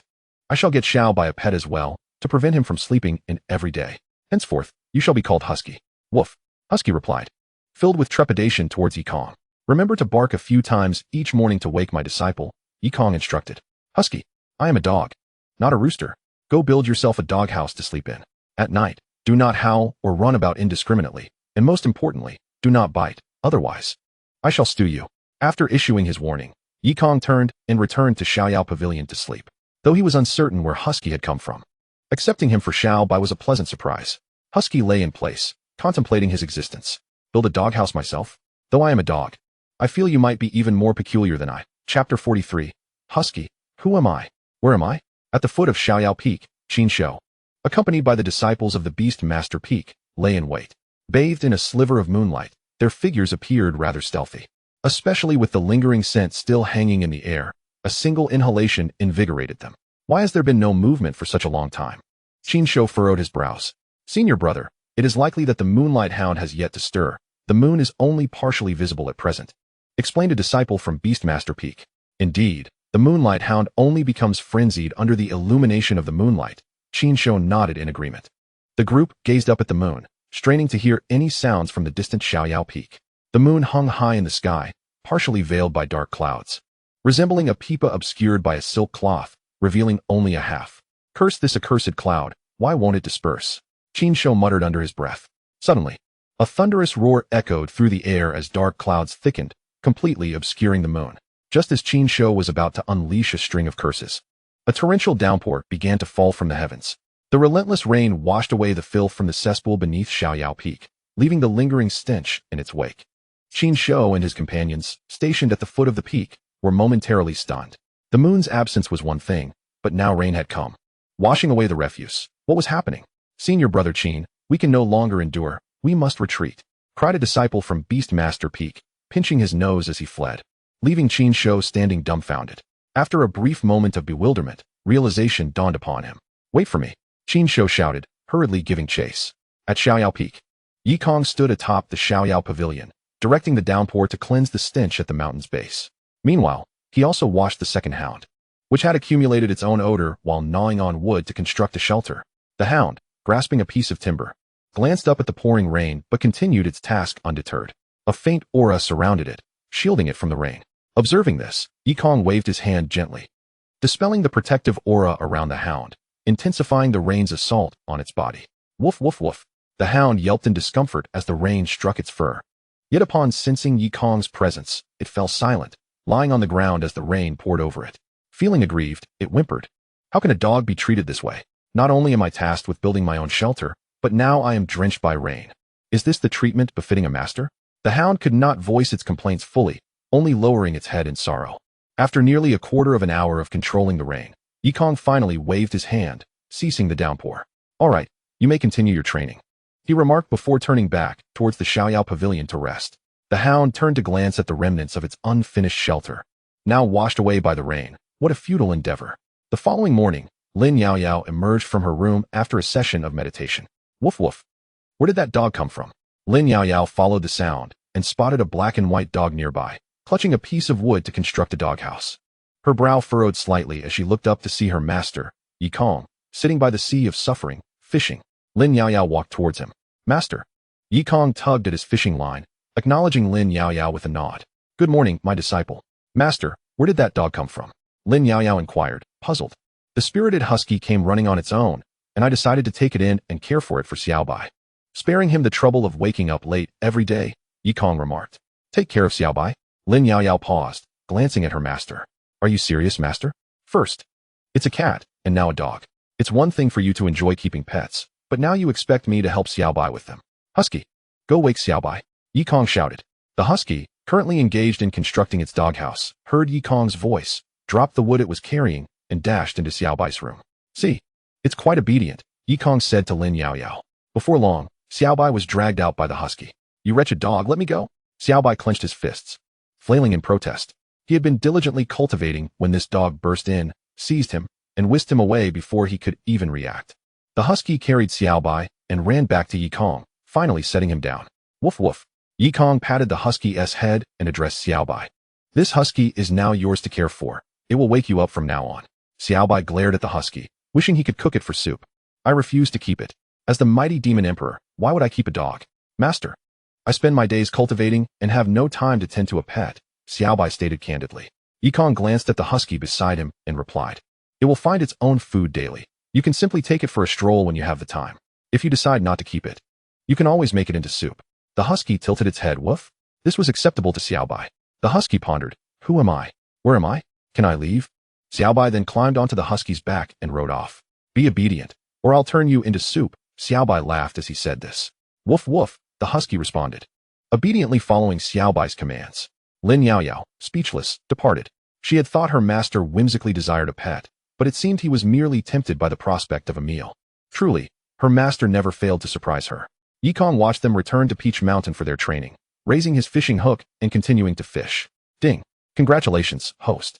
You have obtained the 6th special item, the Carefree Fan. The Carefree Fan. It can summon the forces of heaven and earth, manifesting various effects according to the host's will. As the system's voice faded, Yikong flicked his fishing rod, and a folding fan fell into his hand. It was as pure and white as jade, with a fan frame also made of jade, cool to the touch.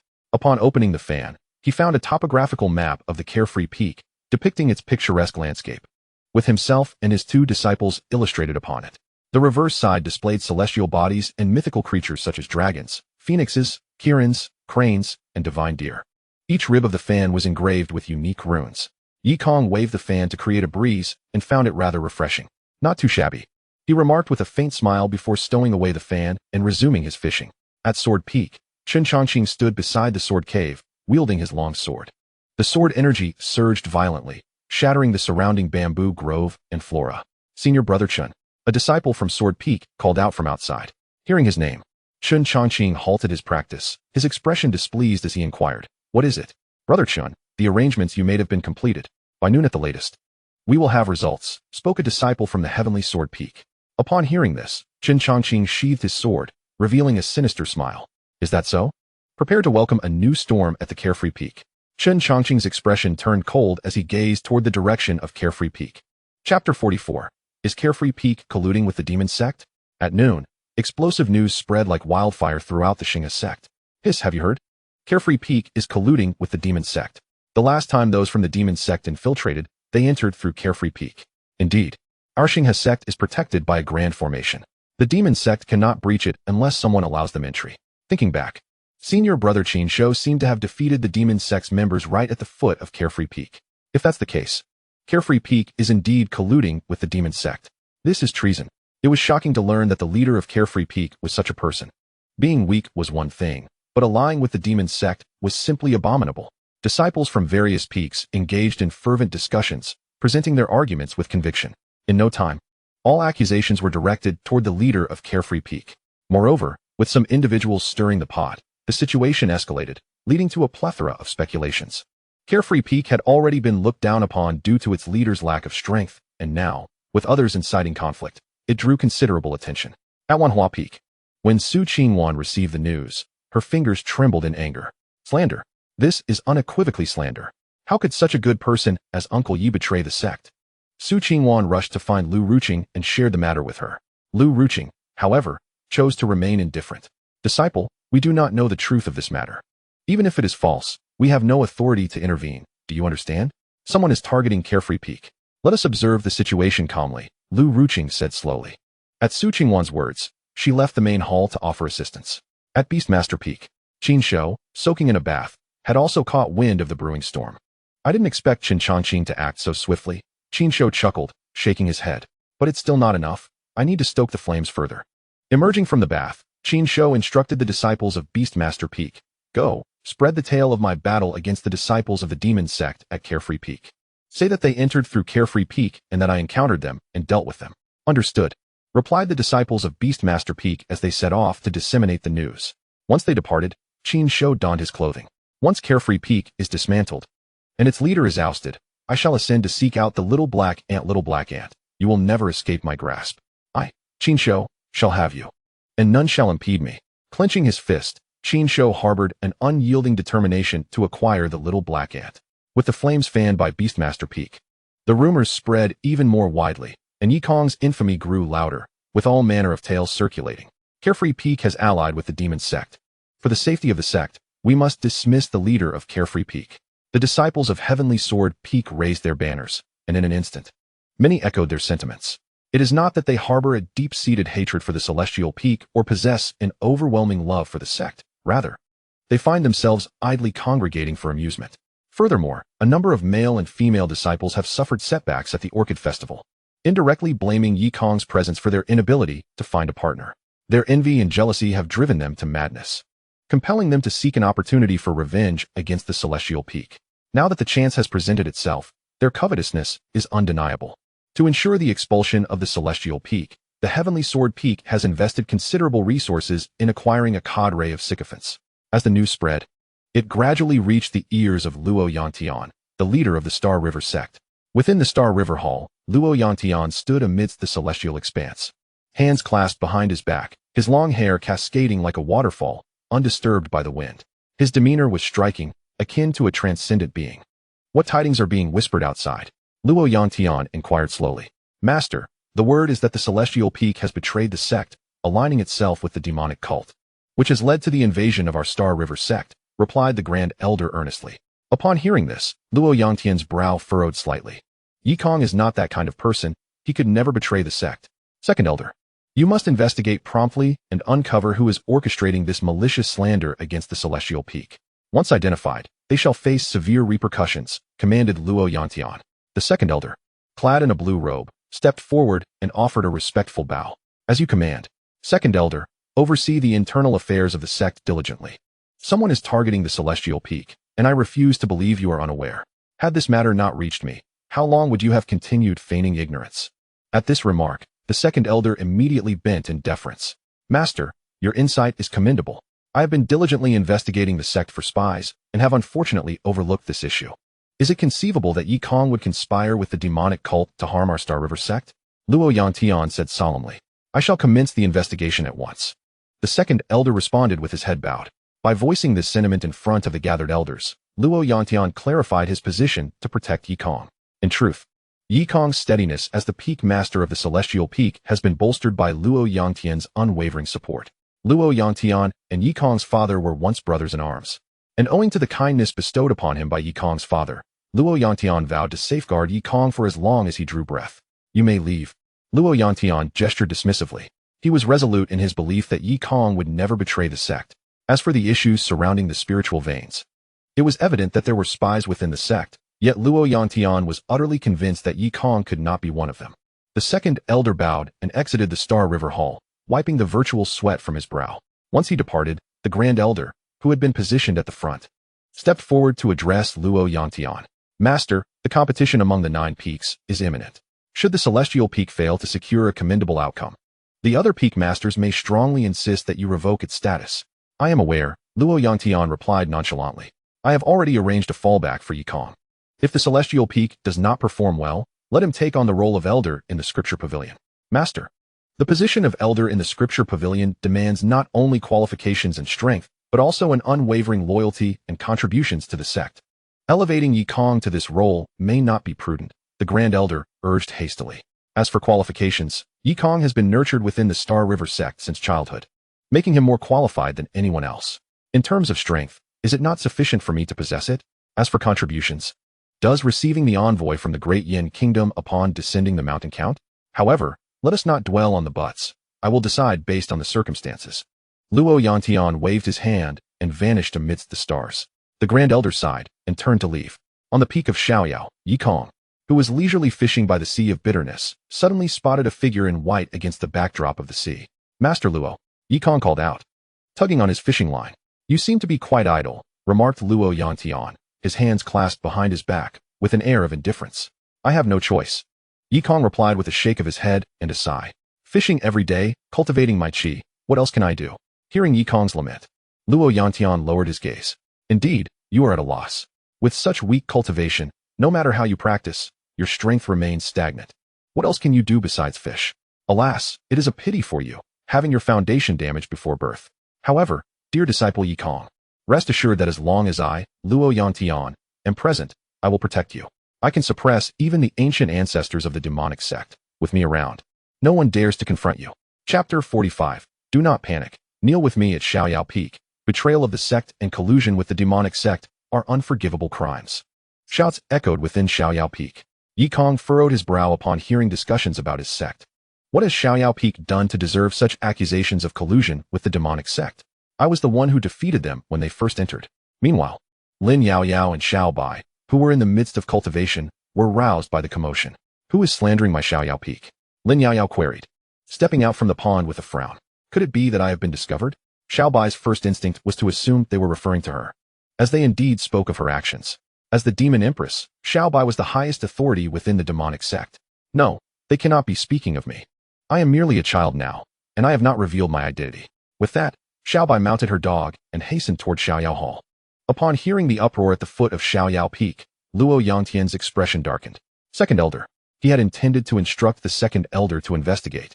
Yet now the matter had escalated. Do not panic, my disciple. I am here, Luo Yangtian reassured. I am not panicking. I simply do not understand who is spreading rumors about Xiaoyao Peak, Yikong muttered to himself. Yikong, please wait. I will investigate and provide you with clarity. Luo Yangtian continued. Before departing, he handed Yikong some resources for cultivation. These resources are for you. With that, he descended the mountain. Yikong watched as Luo Yangtian left, shook his head, and laid down his fishing rod, deciding to head down the mountain as the matter concerned his own integrity. At the foot of the mountain, disciples from Tianjian Peak and Yusho Peak were rallying their comrades, chanting slogans. Everyone, today we shall unite and drive the master of Xiaoyao Peak out of the Xinghe sect. In the future, Xiaoyao Peak will become our garden. A disciple from Tianjian Peak proclaimed. Once Xiaoyao Peak is abolished, I will complete the task given to me by the Dark Guard, he thought to himself. Yes, they must be severely punished for colluding with the demonic sect. A sycophant echoed. Who is causing this disturbance? A commanding voice resonated from the mountains, sending shivers down the spines of many. Fear not, for the untroubled peak is merely a paper tiger, proclaimed a disciple of the heavenly sword peak. A white figure appeared, poised atop a tree branch, with one hand resting behind their back. Oh, are you suggesting that I, the sect leader, am also a paper tiger? Luo Yangtian remarked softly. Do not panic, kneel before our leader, commanded the disciple of heavenly sword peak, who promptly discarded his banner and knelt on one knee, exclaiming, I pay my respects to the leader. The other disciples quickly followed suit, realizing that such overwhelming pressure could only emanate from the sect leader. We pay homage to the leader, they collectively declared, bowing in reverence. Standing atop the tree, Luo Yangtian gradually inquired, Speak, who instigated this matter? Reporting to the leader. It is as follows, replied a disciple from Heavenly Sword Peak. Is that so? Then present your evidence. Failure to do so will incur severe punishment. Luo Yangtian admonished sternly. The disciple from Heavenly Sword Peak faltered momentarily, but, after steeling himself, divulged the evidence. Leader, the demonic sect infiltrated through the untroubled peak. This is the truth. Truth, you say? Luo Yangtian responded gravely. When the demonic sect entered, someone covertly sabotaged the spiritual veins of the untroubled peak, and only the higher-ups of the Starry River sect would possess such knowledge. Yikong, for one, was entirely unaware.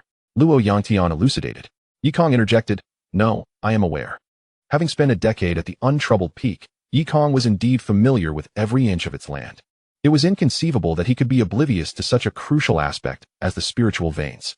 However, if Luo Yangtian claimed ignorance, he would feign ignorance as well. Yet, the incident concerning the spiritual veins is evidence, is it not? The disciple from Heavenly Sword Peak continued. Luo Yangtian remained silent, as they had yet to ascertain which section of the spiritual veins had been compromised. Hearing this, Yikong produced the untroubled fan. With a deft motion, the fan reflected the location of the spiritual veins, revealing them intertwined like roots, one area emitting dark spots. Leader, I have discerned the source of the problem. Yikong stated. Luo Yangtian inquired, Where is it? It lies at the mountainside of the untroubled peak. Follow me, Yikong replied, leading the way to the troubled section of the spiritual veins. Although Luo Yangtian did not comprehend Yikong's method of discovery, he was assured that finding it meant there was a remedy. The location was exceedingly concealed. Only by excavation could the spiritual veins be revealed. Where is the second elder? Luo Yangtian called out. The second elder appeared promptly.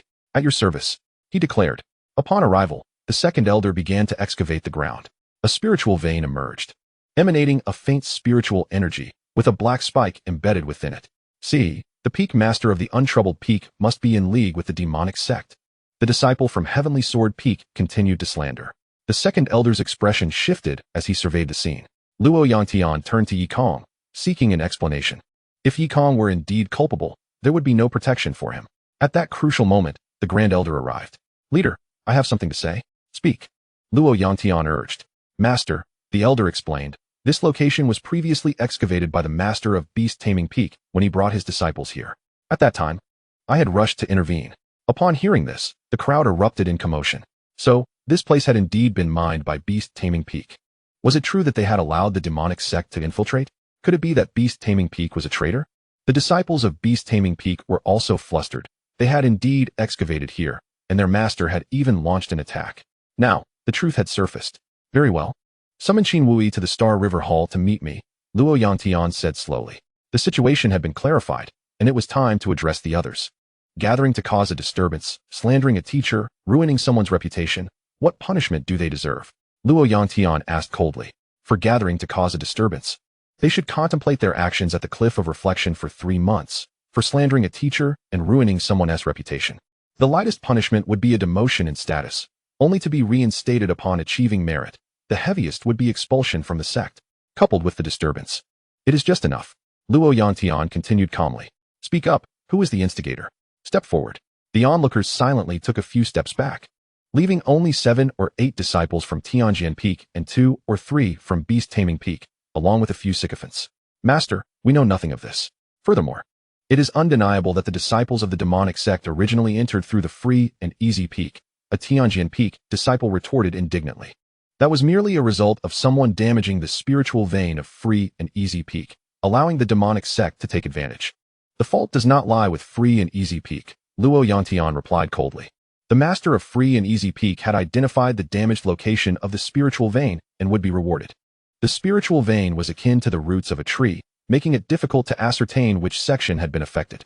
If one were to dig recklessly, it could easily be severed. Thus, the elder and his team had been unable to uncover the truth after such an extended investigation, until Yi Kong discovered it. Yi Kong waved the free and easy fan, fanning the air. This fan had indeed achieved great merit. Second elder, take them back and conduct soul searching to uncover who is truly behind this. These mere Foundation establishment disciples should not be speaking so audaciously. I suspect they are spies sent by the demonic sect to infiltrate our Star River sect. Luo Yangtian declared in a deep voice. Yes, the second elder responded, apprehending them all. Master, save me. The Tianjian Peak disciple cried out. In the air, a cold light flickered, and a tall figure slowly emerged. Chapter 46, Passing the Buck. It's not my fault holding a long sword and draped in a sword robe. Chun Chunyang descended gracefully from the sky, landing atop the treetops. Master, it is merely a trivial matter. Why such anger? Chun Chunyang began to speak. The second elder paused, awaiting the master's command. Trivial? Gathering to cause a disturbance and showing disrespect to a teacher is merely a trivial matter? Luo Yangtian responded coldly. Moreover, excavating the spiritual vein is a grave offense. Second elder, what are you dawdling for? Take them down for investigation. Upon hearing this, the second elder glanced at Chun Chunyang before leading the disciples of Tianjian Peak away. Master, save me. The Tianjian Peak disciple pleaded urgently. Chun Chunyang couldn't help but grip his sword tightly, observing the figure before him. Master, even if they are in the wrong, is soul searching truly necessary? A light punishment would suffice. Chun Chunyang softened his stance. In order to preserve his status as a disciple of the Heavenly Sword Peak, he willingly admitted his fault. Elder second, who truly holds sway in the Star River sect. Luo Yangtian spoke coldly. Upon hearing this, the second elder dared not linger and swiftly departed with the disciples of the Heavenly Sword Peak. Chun Chunyang, if you have anything to say, come to the Star River Hall and speak with me, Luo Yangtian declared before vanishing in a flash, returning to the Star River Hall. Chun Chunyang stood suspended in the air, gripping his long sword tightly, his expression dark and brooding. After much contemplation, he ultimately decided to fly towards the Star River Hall. Yi Kong, with his hands clasped behind his back, observed their departure before turning to leave. The matter concerning the demon sect would be handled by the sect master, and his assistance was unnecessary. With the ancestor of the Mo Lu Palace subdued, the demon sect could not stir much trouble. Yet, who was sabotaging the spiritual veins of my carefree peak? It was unlikely to be the words of Senior Brother Qin. Never mind. I shall leave the perplexing deductions to the sect master to investigate. Lin Yaoyao and Xiao Bai trailed behind their master as they made their way back to the mountain peak. Throughout the return journey, Lin Yaoyao pondered who might be conspiring against her carefree peak. Had she not intervened to defeat the disciples of the demon sect that night, her master could have faced dire consequences. No, I must uncover the truth. Even if not for my master, I must consider my own safety. Lin Yaoyao resolved to conduct a thorough investigation. Meanwhile, Xiaobai, riding on the back of the two-hued dog, felt a sense of relief wash over him. Fortunately, this did not concern me. I must find time to locate the whereabouts of the demon and consume him to restore my strength. Otherwise, should I encounter unforeseen misfortune, it would be disastrous. Upon returning to the mountaintop, a celestial crane descended gracefully. Elder Yi Kong, the sect master requests your presence, the attendant announced as he dismounted. What does he want with me? Yi Kong queried, puzzled. It concerns a traitor within the Star River sect. All 9 peak masters are summoned. Upon hearing this, Yi Kong pondered for a moment before nodding. Very well, I shall come at once. He then turned to Lin Yaoyao and Xiaobai. You two should continue your training. I am off to witness the proceedings, or rather, to attend. Lin Yaoyao and Xiaobai exchanged determined glances. Master, I wish to broaden my horizons, Xiaobai spoke. Indeed. Lin Yaoyao concurred. I am uneasy with you going alone. I shall accompany you to ensure your safety. Yi Kong regarded the eagerness of his 2 disciples and hesitated before nodding. Very well, let us go together and observe the unfolding events. After all, it's not as if we have anything else to occupy our time. The 3 ascended onto the back of the celestial crane. As it bore the weight of the 3, the crane took off with a somewhat sluggish pace, swaying slightly. Xiaobai, it seems you ought to lose some weight. Yi Kong remarked softly. Xiaobai retorted, I'm but a child. Surely, you must have some inkling of who among us is heavier. The celestial crane soared into the skies above the Star River Hall. Before them lay a magnificent expanse of starry river, its shimmering lights cascading like flowing water, surrounded by a celestial mist, with a grand hall standing proudly amidst the stars. This, indeed, was the origin of the Star River sect's name. Xiaobai gazed at the starry river, sensing a familiar aura. The object of his search was imprisoned beneath the starry depths. No wonder I could not sense his presence. He is indeed suppressed beneath the Star River. Harnessing the power of the starry river to suppress and completely conceal one's presence indeed makes it exceedingly difficult to locate. Now that I have found him, I possess a target. Once I consume him and restore my strength, I shall confine my master beneath the starry river. Xiaobai ignited with fervor. The celestial crane circled gracefully before descending in front of the Star River Palace. Yi Kong, hands clasped behind his back, leisurely entered the palace with his 2 disciples, eventually finding his place to sit. The leaders of the other 8 peaks, 3 esteemed elders, and the head of the law enforcement hall, along with the upper echelons of the Star River sect, were all present. The peak disciples of the 8 major peaks were also in attendance, except for the beast-taming peak, which stood in the hall. The other peak leaders were seated in their respective positions. Luo Yang Tian, clad in flowing white, sensed Yi Kong's arrival and spoke up. Qin Wui, are you aware of your crimes? Luo Yang Tian initiated the inquiry directly. I am unaware. What crime have I committed? Qin Wui was taken aback, completely in the dark about the situation, yet summoned here. Not only was he summoned, but he was also under the watchful gaze of the law enforcement hall, forbidden from taking a seat, making him feel as if he were being interrogated. Qin Shou also appeared bewildered, although it was Chen Chongqing who spearheaded the matter. He merely added fuel to the fire. Why was he being questioned on behalf of the beast-taming peak? You excavated the spiritual vein of the carefree peak, allowing the demonic sect's infiltrators to invade. This is a grave offense. The Grand Elder interjected. Qin Wu was instantly dumbfounded. He could not refute the first part of the statement.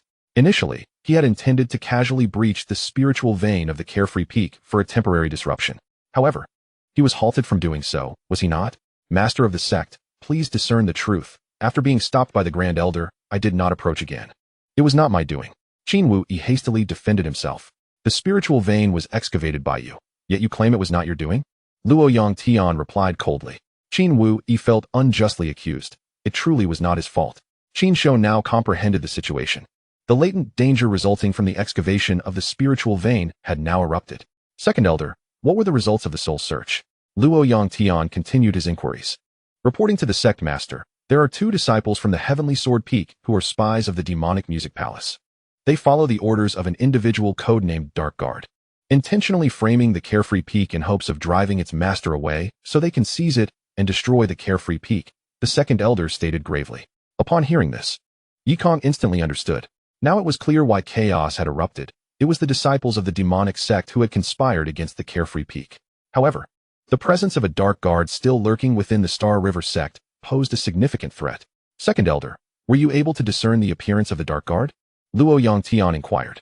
Reporting to the sect master, the Dark Guard was clad in black and masked, rendering their true visage indiscernible. The second elder replied with a bow. Luo Yang Tian nodded slightly. and coldly addressed Qin Wu Yi. Do you have anything further to say? I permit you to defend yourself. No, sect master. This truly has nothing to do with me. I have been at the beast taming peak these past few days and have not ventured out. Qin Wu Yi protested. Indeed. Sect master, this has no connection to my master. Qin Shou hastily echoed. Moreover, this incident was instigated by the Heavenly Sword Peak. What business is it of the beast taming peak? Qin Shou shifted the blame onto the Heavenly Sword Peak. Chen Chongqing, upon hearing this, quickly interjected. This has nothing to do with my Heavenly Sword Peak. We did not initiate the excavation. Chapter 47. Who is the spy? Star River Palace. The crowd chose to remain silent, allowing the two to argue and shift blame upon one another. Although the pit was dug by my Beastmaster Peak, the person involved is from your Sword Peak, Qin Shou defended. The individual may belong to my Sword Peak, yet it cannot be guaranteed that they were not manipulated by your Beastmaster Peak. Who does not know that your peak excels in control? Chen Chongqing retorted. Chen Chongqing, it is you who sought to undermine the Tranquil Peak, sending disciples from Sword Peak to spread rumors that the Tranquil Peak colluded with the demon sect. What does this have to do with my Beastmaster Peak? Qin Shou boldly exposed Chen Chongqing's scheme. Upon hearing this, Yi Kong's eyes widened in astonishment. What a rascal! So it was you who set a trap for my Tranquil Peak. I had thought it was the demon sect wishing to harm us. But it turned out to be you. But why would you, in good faith, wish to ruin my Tranquil Peak? Could it be that your unrequited love at the Flower Peak has fostered resentment, leading to this retaliation? That must be it. Ah, dear Chen, your heart is indeed too narrow. No wonder my Yao Yao does not favor you. Chen Chongqing's irritation flared at Qin Shou's words, as they publicly unveiled his secrets. This was your idea, and you cannot escape the blame. Chen Chongqing revealed. The focus of scrutiny swiftly shifted back to Qin Shou. Upon realizing it was Qin Shou, Yi Kong was not particularly surprised. Qin Shou found himself at a loss for words, exclaiming in frustration, "You were the one who took action. It has nothing to do with me." The two began to quarrel within the Grand Hall. Before their friendship could even set sail, it had already capsized. Yi Kong listened intently to their dispute, pondering deeply. Neither seemed at fault. Yet where was the crux of the issue? Strategist Qin Shou had provided counsel to Chen Chongqing, which was not problematic. Chen Chongqing mobilizing disciples was also acceptable. The execution lay with Sword Peak, while the strategist was none other than the cunning Qin Shou. Was there someone discreetly fanning the flames? Certainly. They must either be from the Beastmaster Peak or the Sword Peak. Enough. Luo Yangtian interjected with a sharp tone, halting Qin Shou and Chen Chongqing's quarrel. From their conversation, Luo Yangtian discerned that both were intentionally attempting to ensnare the Tranquil Peak, yet had not colluded with the demon sect. But where lay the problem? Luo Yangtian fell into contemplation, finding himself without a clue. Yi Kong observed Qin Wui and Chen Xunyang, deep in thought. The hidden shadow guards had yet to be uncovered. They were orchestrating everything from behind the scenes, leaving no trace. Qin Shou's ill-conceived plan aimed at capturing spiritual beasts from the Tranquil Peak. Chen Chongqing, with his pride wounded from repeated setbacks, would surely seek revenge. Both were driven by their own motives, making them susceptible to covert manipulation. However, who possessed such formidable capabilities to achieve this without detection? He now had a glimmer of insight, yet lacked proof and sufficient persuasion. He could only wait for the traitor to reveal themselves to confirm his suspicions. Elder, please investigate this matter thoroughly and ensure no further incidents arise, Luo Yangtian instructed. Presently, he had no leads and could only bide his time, waiting for the traitor to slip up. Understood, the elder replied. Qin Shou and Chen Chongqing, your intentions are misguided. I hereby impose upon you both a month of reflection at the cliff of contemplation, along with a year's forfeiture of your salaries, which shall be entirely allocated to the Xiaoyao Peak. Do you have any objections? No, they replied in unison. Very well. Let this matter rest. Grand Elder, after your departure, please investigate the Beastmaster Peak. Luo Yangtian gestured dismissively. The assembly bowed and subsequently exited the Star River Hall. After Yi Kong emerged, Qin Wui and Chen Xunyang followed suit. Junior brother Yi Kong, prepared diligently for the Nine Peaks Conference. Should you falter, Xiaoyao Peak shall be dismantled, Chen Xunyang remarked coldly. Indeed. I intend to bring my disciples to nurture spiritual beasts there, Qin Wui added. Yi Kong smiled and replied. The contest has yet to commence. I am not certain of defeat. However, as he turned to face his two disciples, his smile faltered. Master, what do you mean by your sudden solemnity? Lin Yaoyao inquired. Do you harbor doubts about us? You may not trust Xiaobai, but you must place your faith in me. I shall not disappoint you. Xiaobai bowed his head, feeling a twinge of displeasure. This is all your fault. Were it not for you diminishing my powers, I would not have to undergo the trials of recultivation. It is entirely your blame. Yi Kong gazed at Chen Xunyang's departing figure, a smile lingering on his lips. I hope my intuition is mistaken. Let us return to Xiaoyao Peak, he declared, ascending the celestial crane. Xiaobai and Lin Yaoyao followed suit, and the crane soared back to Xiaoyao Peak.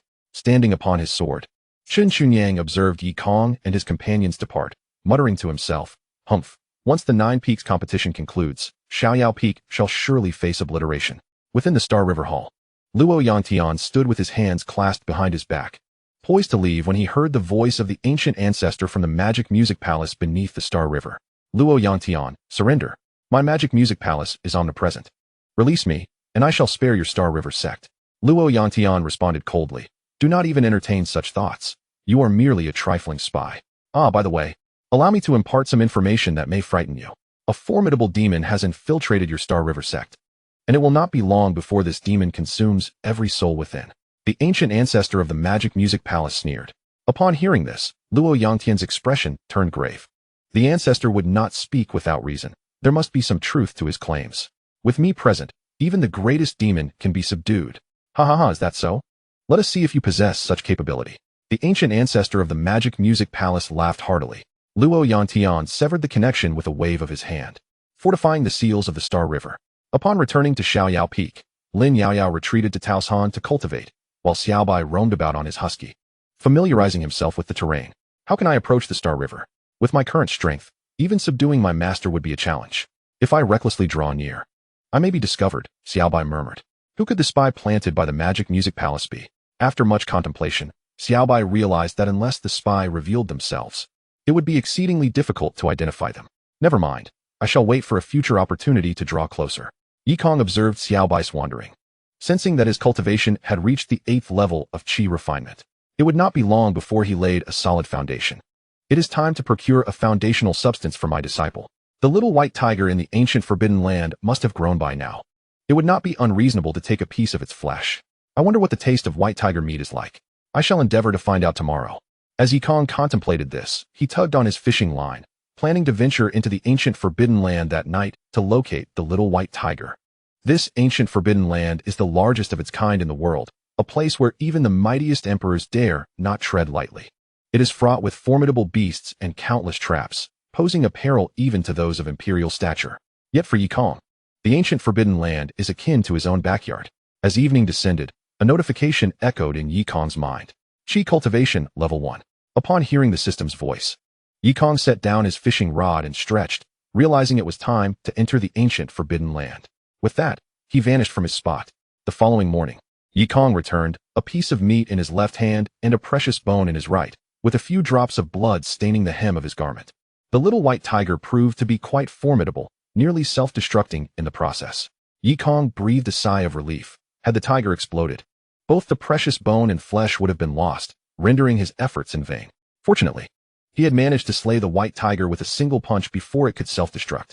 The flesh and blood from the precious bone had been entirely refined by Yi Kong, rendering it suitable for foundational use. Woof! The husky caught the scent of the blood and flesh and rushed over from Peach Mountain, gazing up at Yi Kong's hand with longing. "You cannot eat this," Yi Kong remarked.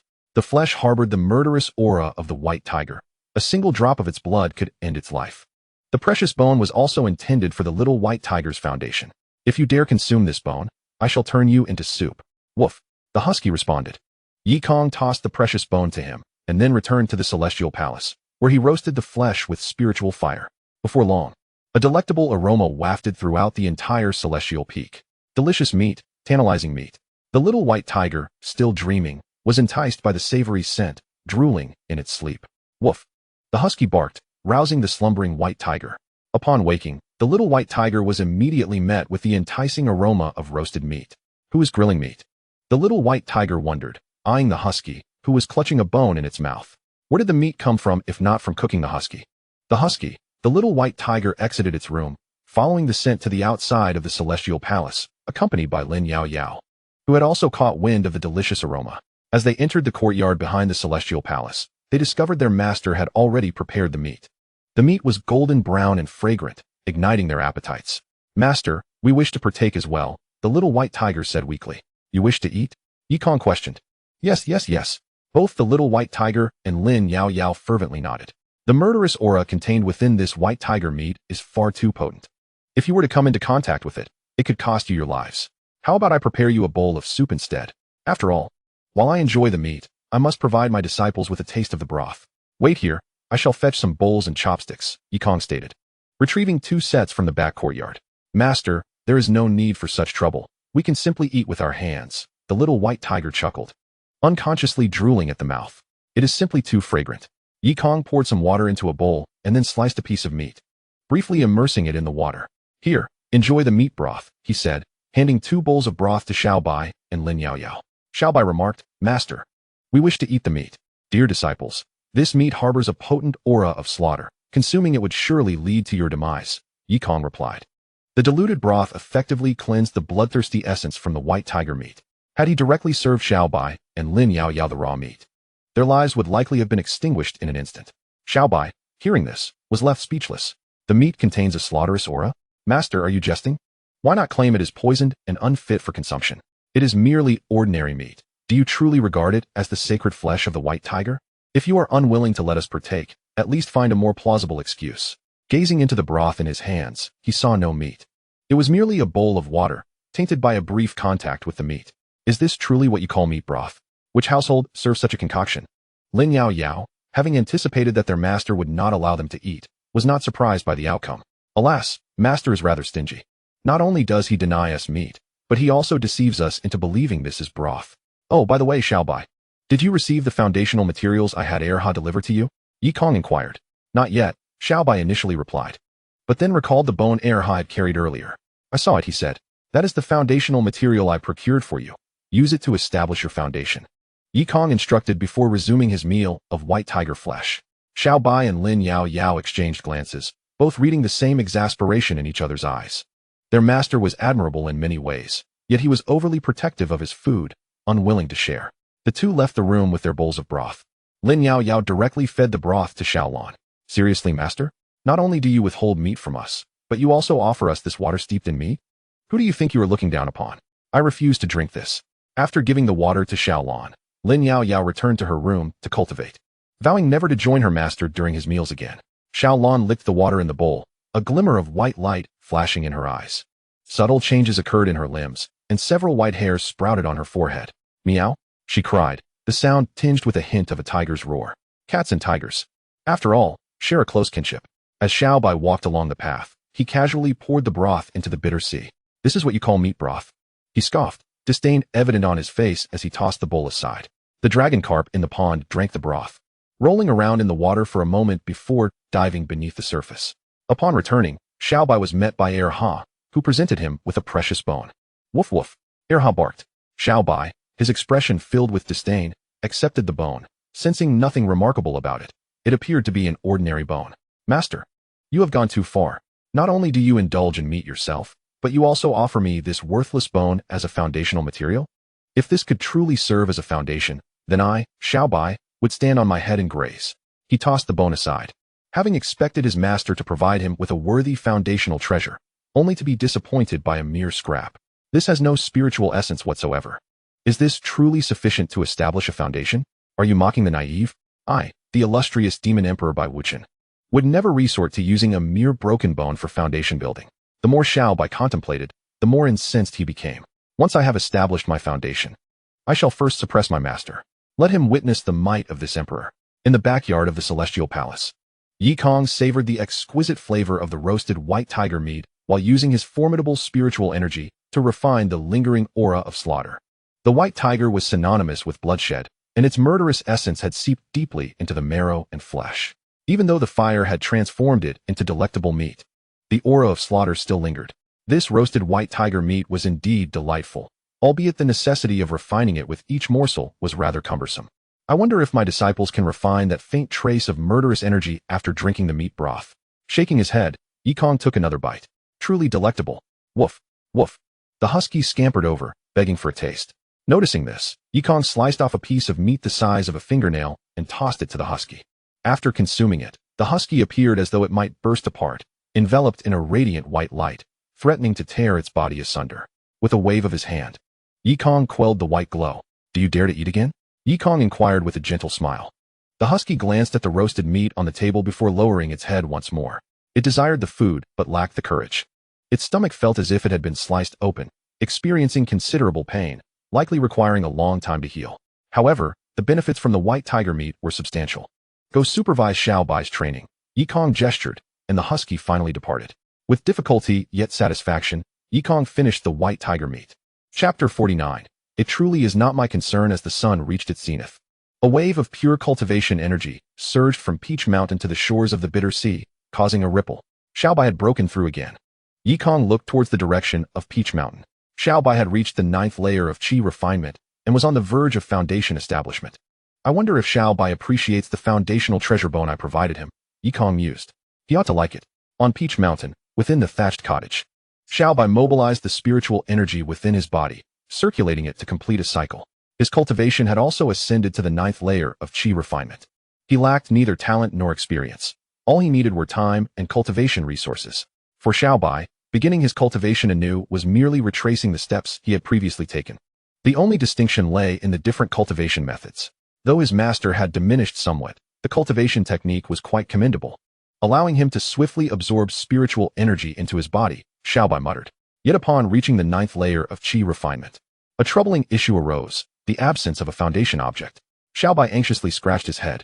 As a supreme demon emperor, traversing the heavens and earth, sweeping across 6 domains and 8 desolations, could it be that today, due to the lack of a foundational object, my future is to be cast into ruin? Oh no. Xiao Bai lamented in agony. Without a foundational object, he could not establish his foundation, and without that, he could not continue to grow. Woof. The husky, clutching the white tiger treasure bone, bounded over to Xiao Bai, wagging its tail. Xiao Bai looked at the bone in the husky's mouth with disdain. Get away, you filthy mutt. I, Xiao Bai, would rather remain forever unable to establish my foundation than resort to using a broken bone. The two-hued canine placed the precious bones of the white tiger beside the little white creature and then skipped away joyfully. The little white, seizing the bone, attempted to crush it in frustration, only to discover that it was utterly incapable of shattering even a mere fragment. Even you dare to bully me. The little white angrily tossed the bone away. Thud. The bone struck the railing, ricocheted, and landed squarely on the little white's forehead. Instantly, the little white lost consciousness. The bone rested upon its chest, radiating an astonishing brilliance. Gradually, the bone merged with the little white's body, becoming the foundation of its path. At that moment, the little white, still dazed from the impact, remained oblivious to the extraordinary event unfolding within. Meanwhile, Yikong, who was fishing, sensed that the little white had commenced its foundational cultivation and, rather amusingly, was asleep. Oh little white, it's one thing to sleep during your rest, but to doze off while cultivating is a feat only you could manage. Yikong sighed in exasperation. You cannot afford to sleep at such a critical juncture. What if the foundation fails and you injure your path? You are fortunate to have a master like me. With a wave of his hand, Yikong channeled his spiritual energy, assisting the little white in completing its foundation. In the sky, a spectral image of a white tiger began to materialize. Its imposing figure reminiscent of a small mountain, entirely snow white, with a single eye closed upon its forehead, and its gaping maw seemed poised to devour anyone in its path. With another wave of his hand, Yikong dispersed the spectral figure. What purpose does it serve to appear now, when it is already deceased?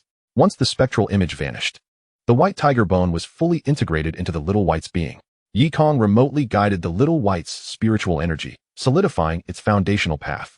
At the pond of Peach Mountain, Lin Yaoyao, engaged in her cultivation, abruptly opened her beautiful eyes and gazed at the fleeting white light overhead. Did something just pass by? As she focused, Xiaolon, with a tiger's stride, slowly approached the shore and lay down. Ah, it's just you, Xiaolon. I thought there was something unusual, Lin Yaoyao remarked, recognizing her companion, and then closed her eyes to continue her meditation. Within the thatched cottage, the foundation of the little white was formed, and in an instant, its cultivation level successfully ascended to the foundational stage. A miraculous phenomenon began to manifest in the heavens and the earth. Yikong, with an abundant surge of spiritual energy, directed this phenomenon towards Sword Peak. We cannot always extract resources from Beastmaster Peak. Occasionally, the bounty must be shared, he mused. As the celestial phenomenon gradually took shape over Sword Peak, the heavens unleashed the essence of Gung metal, imbued with an overwhelmingly terrifying aura of slaughter. As if a sacred demon had descended upon the earth. Below, the demonic energy surged, stretching for miles, shrouding the entire Sword Peak in darkness. The celestial whiteness entwined with the demonic energy, enveloping Sword Peak in a dense amalgamation. All the elders were summoned into action. Investigate immediately and ascertain who is cultivating demonic arts on Sword Peak. A command resonated from the Star River Hall. The Grand Elder led a contingent of elders to the Sword Peak, setting intricate traps to ensnare the area. The leaders of the other 7 peaks, excluding the Carefree Peak, also descended to guard the periphery. Meanwhile, Chen Xunyang, engrossed in his cultivation, sensed the overwhelming aura of slaughter mingled with thick demonic energy and immediately broke through his barriers. What is happening? Chen Xunyang surveyed his surroundings, bewildered by the sudden influx of demonic energy. What is the source of this pervasive aura of metallic energy? Chen Xunyang was bewildered, entirely at a loss regarding the unfolding events. As he raised his gaze, he beheld that the Tianjian Peak was ensnared in an intricate web, rendering entry and exit impossible. Luo Yangtian descended from the Starry River, harnessing its celestial power to reinforce the seal upon Tianjian Peak. Master, Chen Xunyang called out. Luo Yangtian stood resolute above the metallic energy, arms crossed, suppressing the aura with the strength of the Starry River. The elders, uniting their efforts, exerted tremendous force to contain this formidable energy. Chen Xunyang, you had better provide me with an explanation. Luo Yangtian's voice was cold. Master, I truly have no idea what is happening. Chen Xunyang hastily defended himself. How could he emerge from his closed meditation to find such chaos? He pondered, convinced he had not revealed his presence. Could it be that the Demon Music Palace had infiltrated their ranks? Unaware, you say? With such dense demonic energy manifesting at Tianjian Peak, you claim ignorance? Luo Yangtian's tone was icy.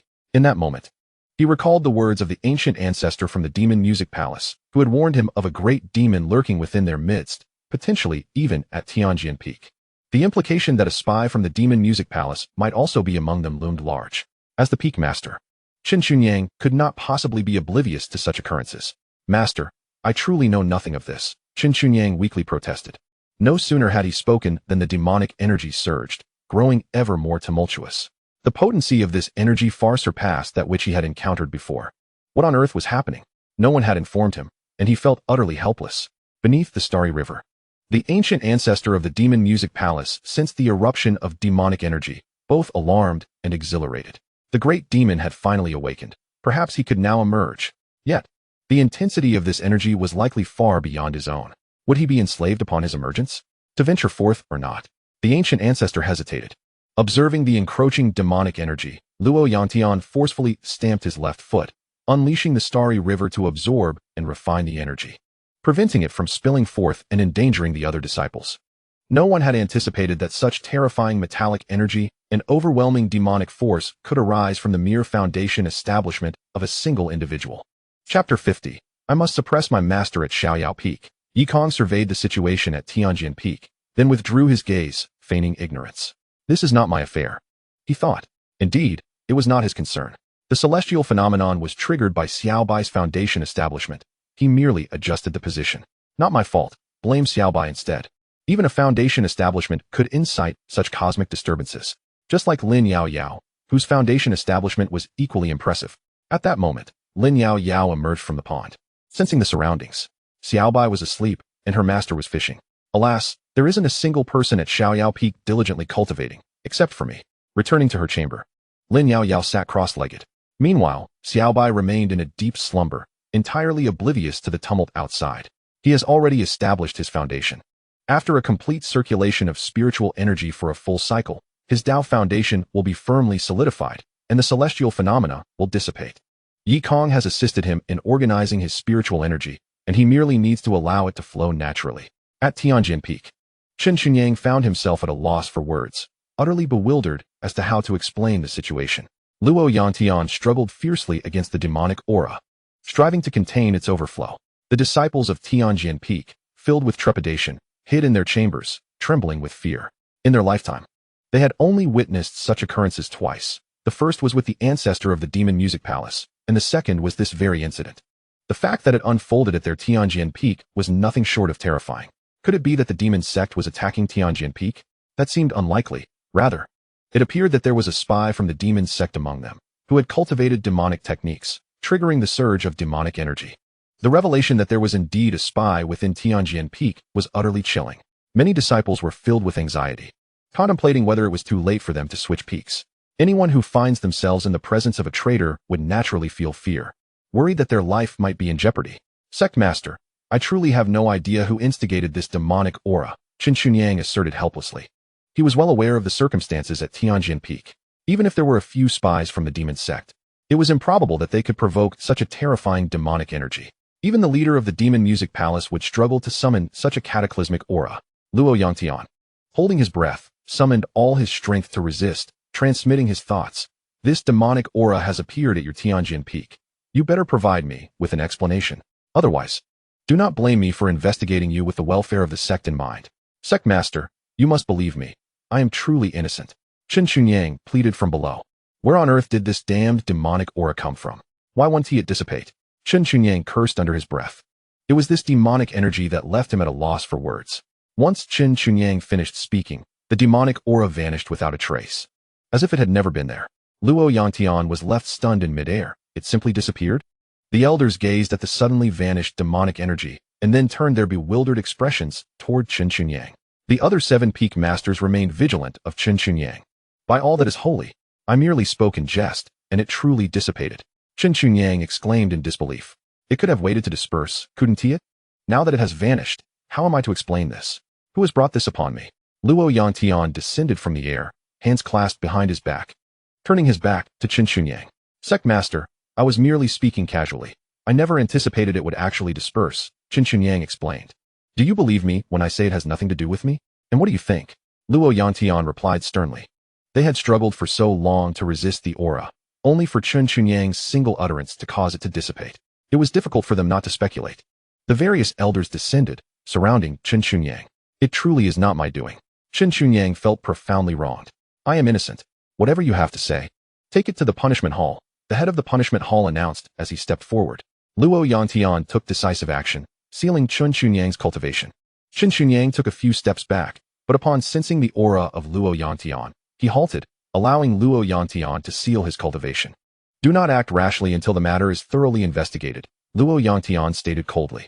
If there has been a misunderstanding, this sect leader will uncover the truth. Qin Xunyang surveyed the intricate web of traps laid around him and could only nod in resignation. Elder, lead the other elders in a thorough investigation of the source of the demonic energy. The law enforcement hall will conduct a full inquiry into the disciples of the Heavenly Sword Peak, Luo Yangtian commanded. Understood. The others replied in unison. Luo Yangtian stepped into the Starry River, returning to the Star River Palace, withdrawing the power of the Starry River to continue suppressing the ancestor of the Demon Music Palace. Hehe, Luo Yangtian, the demon has already emerged. You cannot suppress me for long. The ancestor of the Demon Music Palace sneered. No, the demonic energy has dissipated. The situation is under control, Luo Yangtian replied calmly. Impossible. The ancestor of the Demon Music Palace exclaimed, urgency creeping into his voice. He was acutely aware of the strength of that demonic energy, especially the great demon, a formidable existence that he believed Luo Yangtian could not contend with. But the demonic energy had indeed vanished. What could this mean? What was truly happening? The ancestor of the Demon Music Palace demanded loudly. Ha, Luo Yangtian scoffed, offering no further explanation. The dissipating demonic energy had occurred too swiftly for him to ascertain its origin. The only suspect remained Qin Xunyang, the peak master of Heavenly Sword Peak. At the Carefree Peak, after a full cycle of spiritual energy circulation, Xiaobai groggily opened his eyes, completely unaware of the events that had transpired. Once fully awake, he cradled his head in his hands. Ouch, that hurts, he muttered, recalling the blow to his head that still throbbed painfully. After a moment of pressing the sore spot, Xiaobai moved his arms and legs. To his astonishment, he realized he had unexpectedly reached the foundational stage of cultivation. Did I just establish my foundation after a single nap? He thought, bewildered, as he focused inward and sensed that his foundational base was indeed stable. When did I establish my foundation? Moreover, I had no materials. What did I use to forge my foundation? After pondering briefly while gazing at the weeds on the ground, he realized something was amiss. Wait, the bone is gone. Could it be that while I was knocked unconscious, my spiritual power automatically circulated and absorbed the bone to establish my foundation? That cannot be true. Xiaobai looked around and confirmed that the broken bone was indeed missing. I established my foundation with a mere broken bone. My future is ruined. Xiaobai lamented, crying inconsolably. For other cultivators, establishing a foundation was exceedingly challenging, often requiring multiple attempts to succeed, and achieving it signified the beginning of their path to immortality. Yet for Xiaobai, establishing a foundation was remarkably simple. Anything could serve as the foundation material. However, the quality of the foundation material would ultimately influence future achievements. A towering edifice rises from the ground, but one must rely on oneself to establish a solid foundation. The sturdier the foundational base, The less likely one is to encounter mishaps during cultivation or succumb to demonic temptations. Xiao Bai, feeling dejected, sat on the ground, a look of grievance on his face. I have it so tough. Being stripped of my cultivation and physical body by my master was bad enough, just when I finally establish a foundation. It turns out to be with a broken bone. How will I ever reclaim my throne now? Little Bai sat on the ground, feeling unwell for quite some time before finally standing up. Regardless, the foundation has been established. Henceforth, he must strive to concentrate during his cultivation, undisturbed by others. Although the foundation may be somewhat lacking, it is, after all, a success. Once he regained his courage, Little Bai stepped out of the room, facing the sun as he wiped away his tears. After all, life must continue, mustn't it? First, he would confront his master and demand retribution for the bullying he endured. With this declaration, Little Bai soared towards the sea of suffering. Chapter 51. It turns out there are forces behind the master within the law enforcement hall. Chen Xunyang stood with his hands clasped behind his back, his expression icy. Even though his cultivation had been sealed, no one dared to lay a hand on him. The seal laid upon him by Luo Yangtian could be unraveled at any moment using his own sword qi. Yet, he refrained from doing so. To break the seal would imply he harbored guilt, leading to an inextricable predicament. Master Chen, please speak. What is the matter with the demonic energy emanating from your Tianjian peak? The stern voice of the law enforcement hall's leader inquired. Chief Zhu, I have already stated that I know nothing. Upon emerging from seclusion, I discovered the presence of demonic energy, Chen Xunyang replied, maintaining his composure. Zhu Neng, the imposing leader of the law enforcement hall, was built like a fortress, his visage fierce and his enforcement merciless. Know nothing? The demonic energy arose from your Tianjian peak, which harbors spies from the demonic sect. How do you explain this? Zhu Ning questioned loudly. I have been in seclusion for many years, entrusting the gathering of disciples to Chen Chongqing. I was entirely unaware of any spies infiltrating Tianjian Peak, Chen Xunyang clarified. Seeing that Chen Xunyang offered no further information and that he could not resort to torture, Zhu Neng could only wait for others to investigate and arrive at a conclusion. Master Chen, may I inspect your storage ring? That would be acceptable, wouldn't it? Zhu Ning's piercing gaze fixed upon Chen Xunyang. The storage ring is a private possession. It cannot be inspected at will. Chen Xunyang resolutely refused. Rest assured, only I shall conduct the inspection. If nothing is found, I will apologize to you, Zhu Ning asserted, determined to proceed. How could I, as the esteemed peak master, allow you to inspect my storage ring? Chen Xunyang replied coldly. Then let me conduct the inspection. Luo Yangtian, clad in pristine white, appeared before the assembly, hands clasped behind him, his back turned to the crowd. Greetings, sect master. Everyone bowed in reverence. Luo Yangtian spoke slowly. Master Chen, I will conduct the inspection. Is that agreeable? Observing the sect master before him, Chen Xunyang removed the storage ring and handed it over. After all, an inspection by the sect master would pose no issue. Luo Yangtian received the storage ring, his consciousness sweeping over it before tossing it back to Chen Xunyang. There is nothing amiss. Luo Yangtian paused before continuing. Although the origin of the demonic energy remains untraced, it did manifest on your Tianjian peak. Thus, I shall impose a penalty of 1 year's salary upon you for negligence. Do you have any objections? I have no objections, Chen Xunyang replied, cupping his hands in respect. With a flick of his finger, Luo Yangtian released the seal on Chen Xunyang. Return and conduct a thorough investigation to ensure no details are overlooked. Yes, Chen Xunyang acknowledged, turning to leave as he summoned his sword and took flight back to Tianjian Peak. Master, is it appropriate to allow him to leave without fully investigating the matter? Zhu Neng inquired respectfully. There is nothing inappropriate about it. The second elder of the Heavenly Sword Peak has already conducted a thorough examination, and there are no issues. Luo Yangtian replied. Chen Xunyang is the master of our Star River Sect's Heavenly Sword Peak, revered as the Sword God. We must not employ drastic measures against him. Luo Yangtian paused, contemplating the potential disaster that would befall our sect if Chen truly posed a threat. Even if I were to exert all my strength, capturing him would be exceedingly difficult. Therefore, I dare not allow a deeper investigation. We must merely touch upon the surface. In his inspection of the storage ring earlier, he had indeed discovered something, but he chose to overlook it. Now, let us manage the aftermath and provide an explanation to the disciples to maintain morale, Luo Yangtian concluded. Vanishing from sight, we bid farewell to the sect master. Zhu Ning bowed in respect.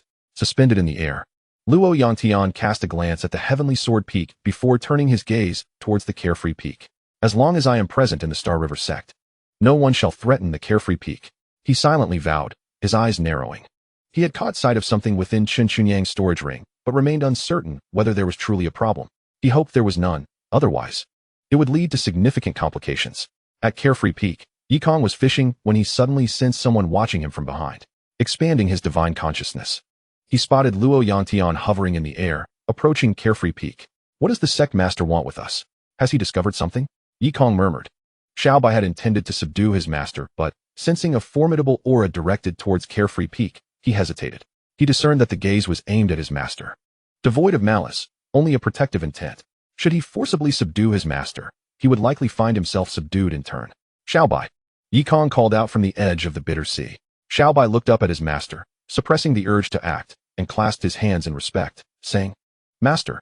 After a brief exchange, Xiaobai settled beside Yikong, finally grasping why Carefree Peak, despite having a seemingly ineffectual master, remained resilient. It was clear that there were powerful figures watching over his master. Fortuitously, he flew slowly. Had he been swifter, he might have inadvertently subdued his master and faced repercussions. I knew it. How could such a seemingly weak person hold the position of master? There must be someone providing support from the shadows. Xiaobai reflected, relieved that he had not rushed into action. Xiaobai, why the daze? Yikong interrupted, noticing Xiaobai lost in thought. Master, I have established my foundation. Xiaobai responded casually. Yikong nodded slightly. Indeed, having established your foundation, you must diligently cultivate. Look at your senior sister. She is nearing the late stages of foundation establishment. With the white tiger's precious bones aiding in his foundation, Xiaobai's future achievements could be considerable.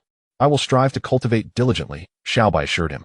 Once my strength returns to even 1%, I shall be able to subdue you.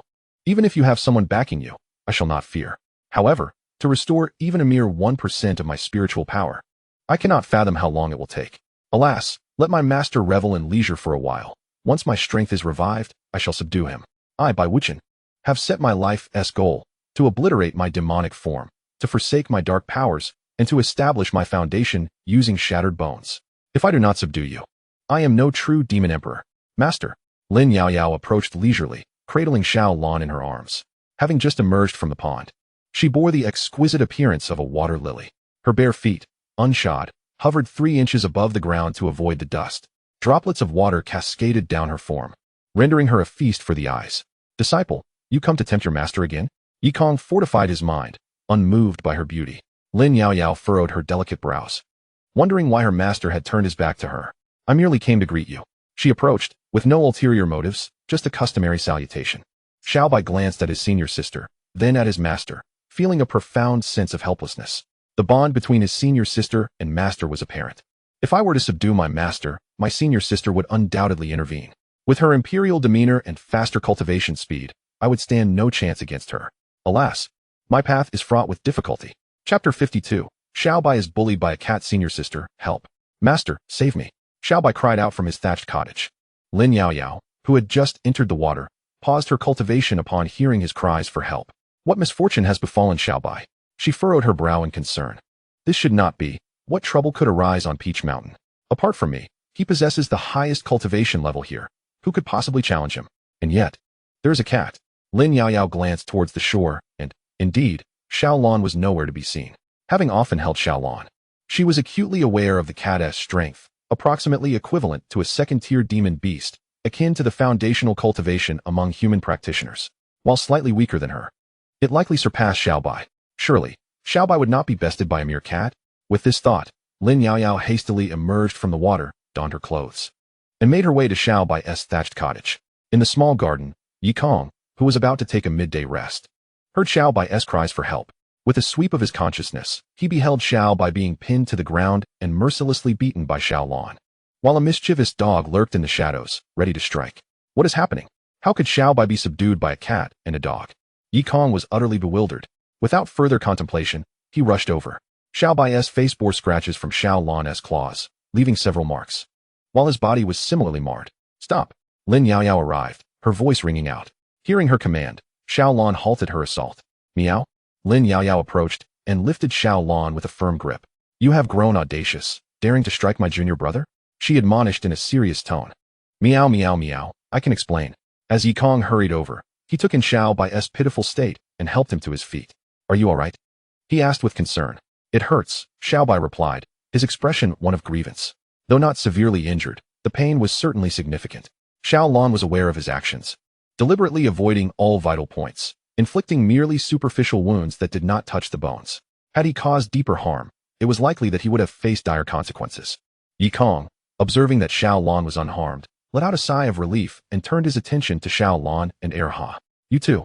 I took you in out of kindness, and yet you dare to lay a hand on my disciple? Yi Kong spoke coldly. Upon hearing these words, Ha trembled with fear and lay still on the ground, too afraid to move. Xiao Lan also averted his gaze from Yi Kong, unable to face him. Meow meow. Meow? It is he who harbors ill intentions. We merely assisted you in teaching him a lesson.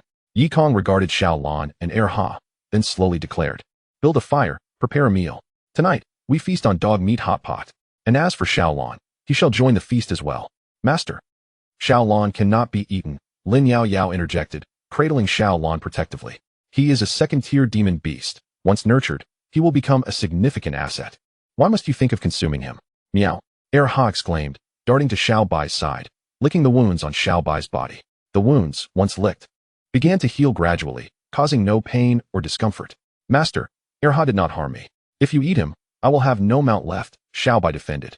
For the past few days, he had taken to riding Ha, treating him as his steed and unwilling to part with him. Yi Kong regarded his two disciples, one wishing to protect the cat, the other the dog. Very well. In that case, we shall spare Ha. As for you, Xiao Lan, having harmed my disciple, you must be punished. With that, Yi Kong withdrew a bamboo stick. Xiao Lan, terrified, quickly nestled into Lin Yao Yao's embrace. Master, let me handle the punishment, Lin Yao Yao hastily offered. If you were to strike him, Xiao Lan might retaliate fiercely and overpower you. If I weren't holding him, you would have already been knocked down by Xiao Lan. Lin Yao Yao considered this and turned to Xiao Bai, saying, Xiao Lan is usually gentle. He wouldn't strike without cause. It must have been something that Xiao Bai did to provoke him. I did not. Xiao Bai protested. You did, Lin Yao Yao insisted. Recalling the incident by the riverbank when Xiao Bai, feeling overly confident, had uttered words that displeased Xiao Lan, resulting in a beating. Otherwise, Xiao Lan, being of a mild temperament, would not have acted out of aggression. All right, I admit it, Xiao Bai admitted, lowering his head in shame. Yi Kong gently ruffled Xiao Bai's head, saying softly, as long as you are well. Xiao Bai nodded, understanding the reason for his punishment. Was it truly necessary to strike him so harshly? His handsome visage had been marred. How would he face others after this? The thought of being bullied by a mere cat was mortifying. If news of this spread, what would become of his reputation as the formidable demon emperor? This realization left Xiao Bai feeling utterly wronged. Rest well, I shall procure some medicine for you tomorrow. Yi Kong reassured before walking away with his hands clasped behind his back. Xiao Bai, be careful with your words in the future. Refrain from complaining or speaking carelessly. Lin Yao Yao advised. Yes, I understand, Xiao Bai nodded in acknowledgement. Just keep it to yourself if you have any grievances in the future. Do not voice them aloud. As master values his dignity, Lin Yao Yao remarked. Xiao Bai pondered her words for a moment before nodding in agreement. Sister, you are right. Lin Yao Yao wiped away Xiao Bai's tears and said, it's all right now. I will go downstairs to deal with Xiao Lan. Sister, please take care, Xiao Bai replied, watching her sister depart. Upon returning to her room to tidy her clothes, Xiao Bai noticed several paw prints on her garments. You rascal, she exclaimed in anger. The mischievous husky, realizing it had been discovered, bolted away, but Xiao Bai caught its tail and dragged it back into the room, delivering a thorough reprimand. The husky had thought it was merely being bullied by a cat, unaware that even its own steed had conspired against it. This is utterly unfair. Soon, the room was filled with the husky's lamentations. It was not that the husky was incapable of fighting back. Rather, it was too intimidated to retaliate. If it dared to scratch back, it would likely find itself in a pot for dinner that very night. Hearing the commotion, Lin Yao Yao held Xiao Lan in her grasp and asked, did you hear that noise? Meow, came the response. Remember this. You are my tamed beast, and without my permission. You must not harm anyone, least of all your own kin. Meow, Xiao Lan acknowledged. Especially not master.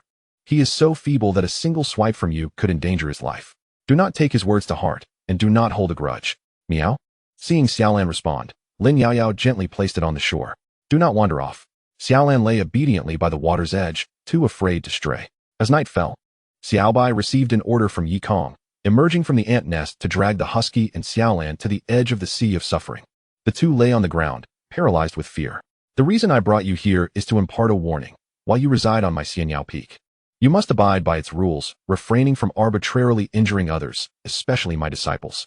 This time, I shall let you off the hook, considering the pleas from my two disciples on your behalf. However, if you dare to strike again, be prepared to face dire consequences.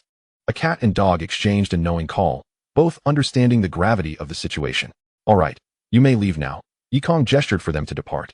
Xiaobai, keep a watchful eye on them. Should they commit any further misdeeds, incapacitate them without hesitation. Xiaobai nodded and vanished into the night. Chapter 53. Master, save me. Sister, help me. At Tianjian Peak, Chun Chunyang emerged from the sword cave, retrieving his belongings. Upon sensing the presence of demonic energy, he hastily concealed part of his possessions to prevent discovery. However, he did not anticipate that Luoyang Tian and the others would arrive so swiftly. And in his haste to hide his items, he failed to completely conceal everything, leaving behind the underground spiritual vein map of Xianyao Peak. After exiting the sword cave, Chun Chunyang summoned all his disciples for a routine inspection.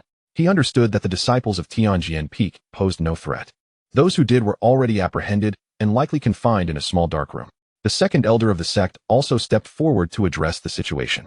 The source of the demonic energy has been thoroughly investigated and found to be a deliberate leak by the ancestral elder of the Demon Music Palace, intended to lure everyone to the Tianjian Peak while he made his escape.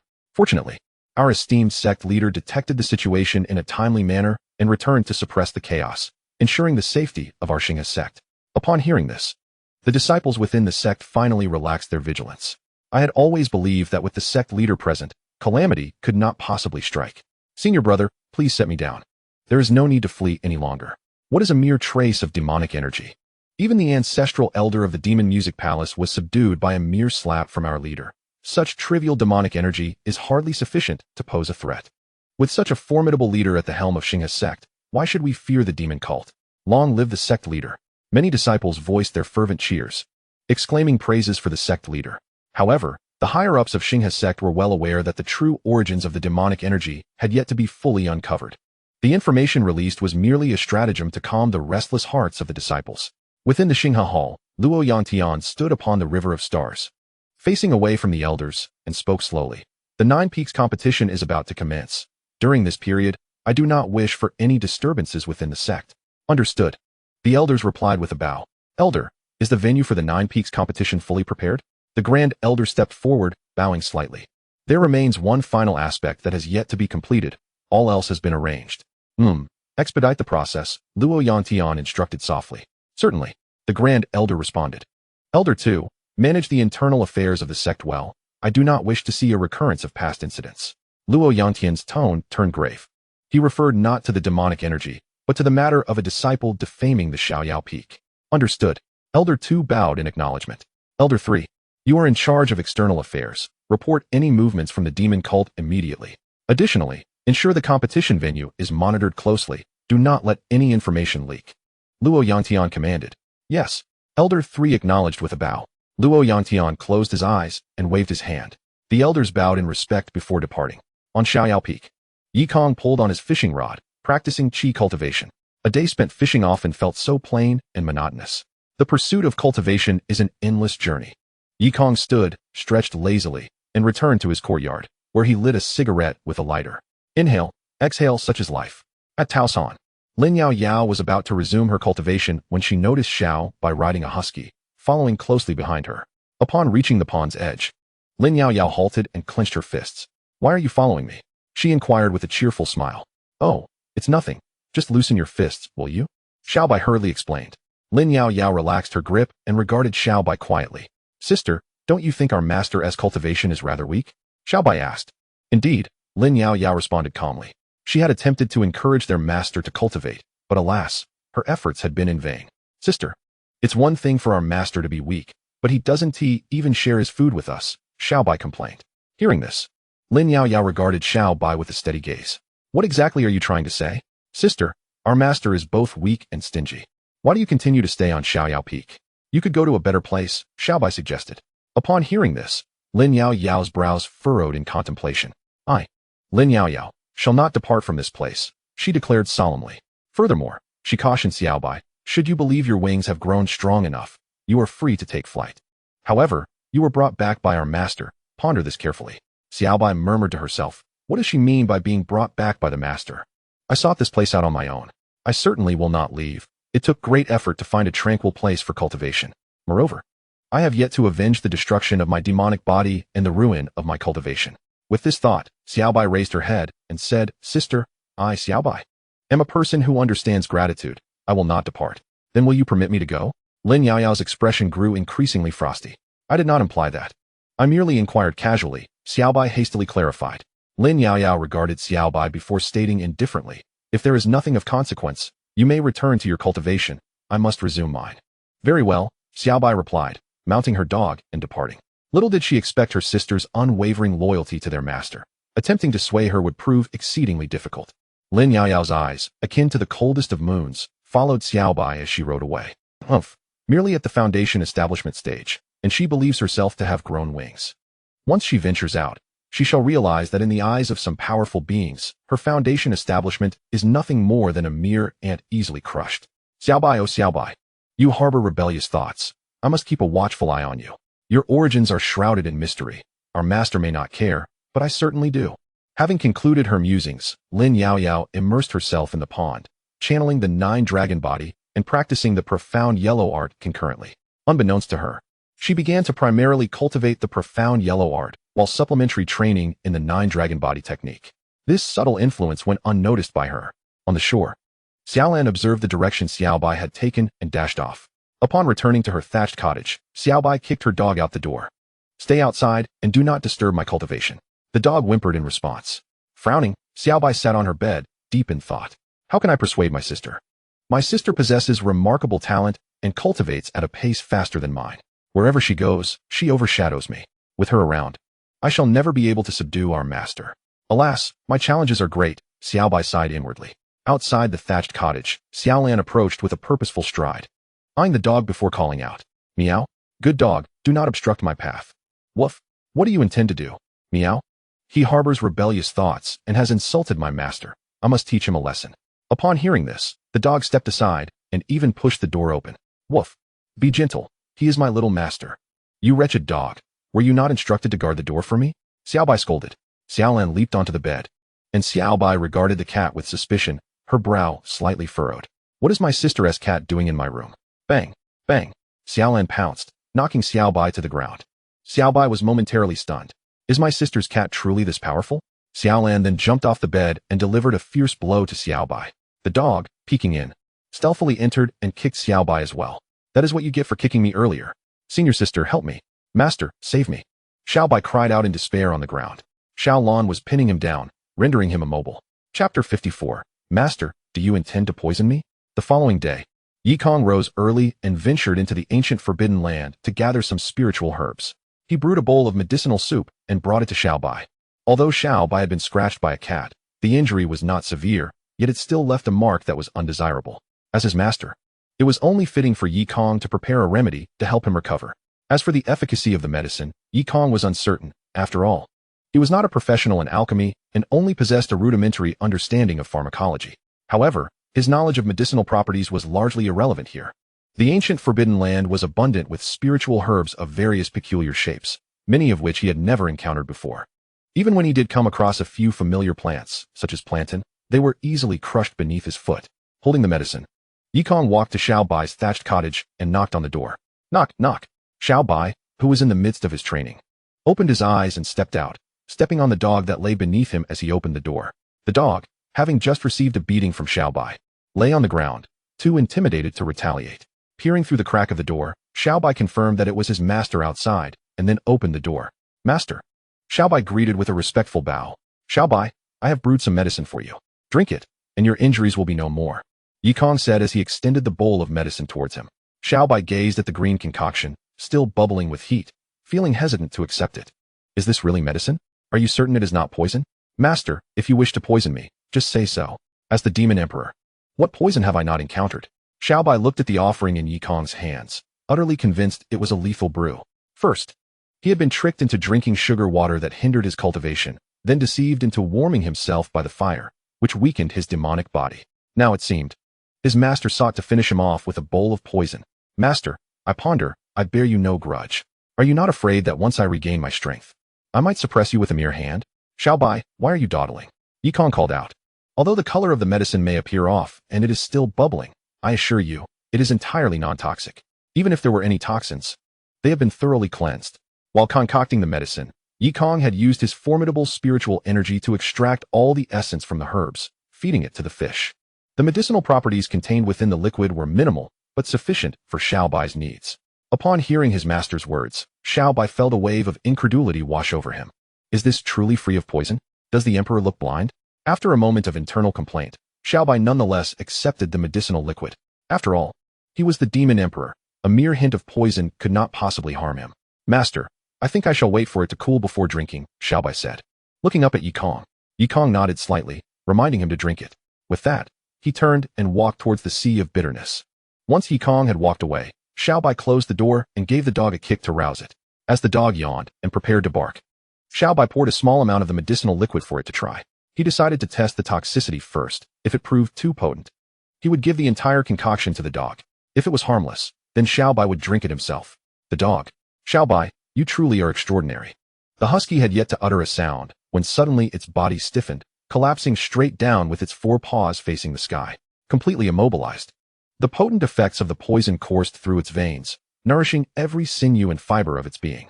To Xiaobai's eyes, the husky lay rigid, twitching incessantly, almost on the verge of foaming at the mouth.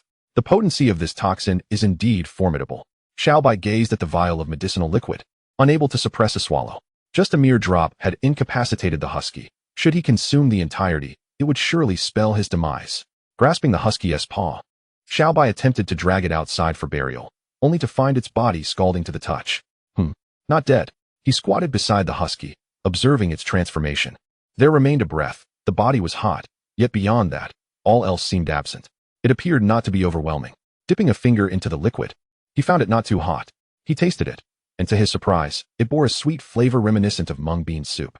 After sampling a bit and feeling no immediate change, he raised the bowl and drank it all in one go. With a satisfied belch, Xiaobai smacked his lips, sensing no harm from the medicinal concoction.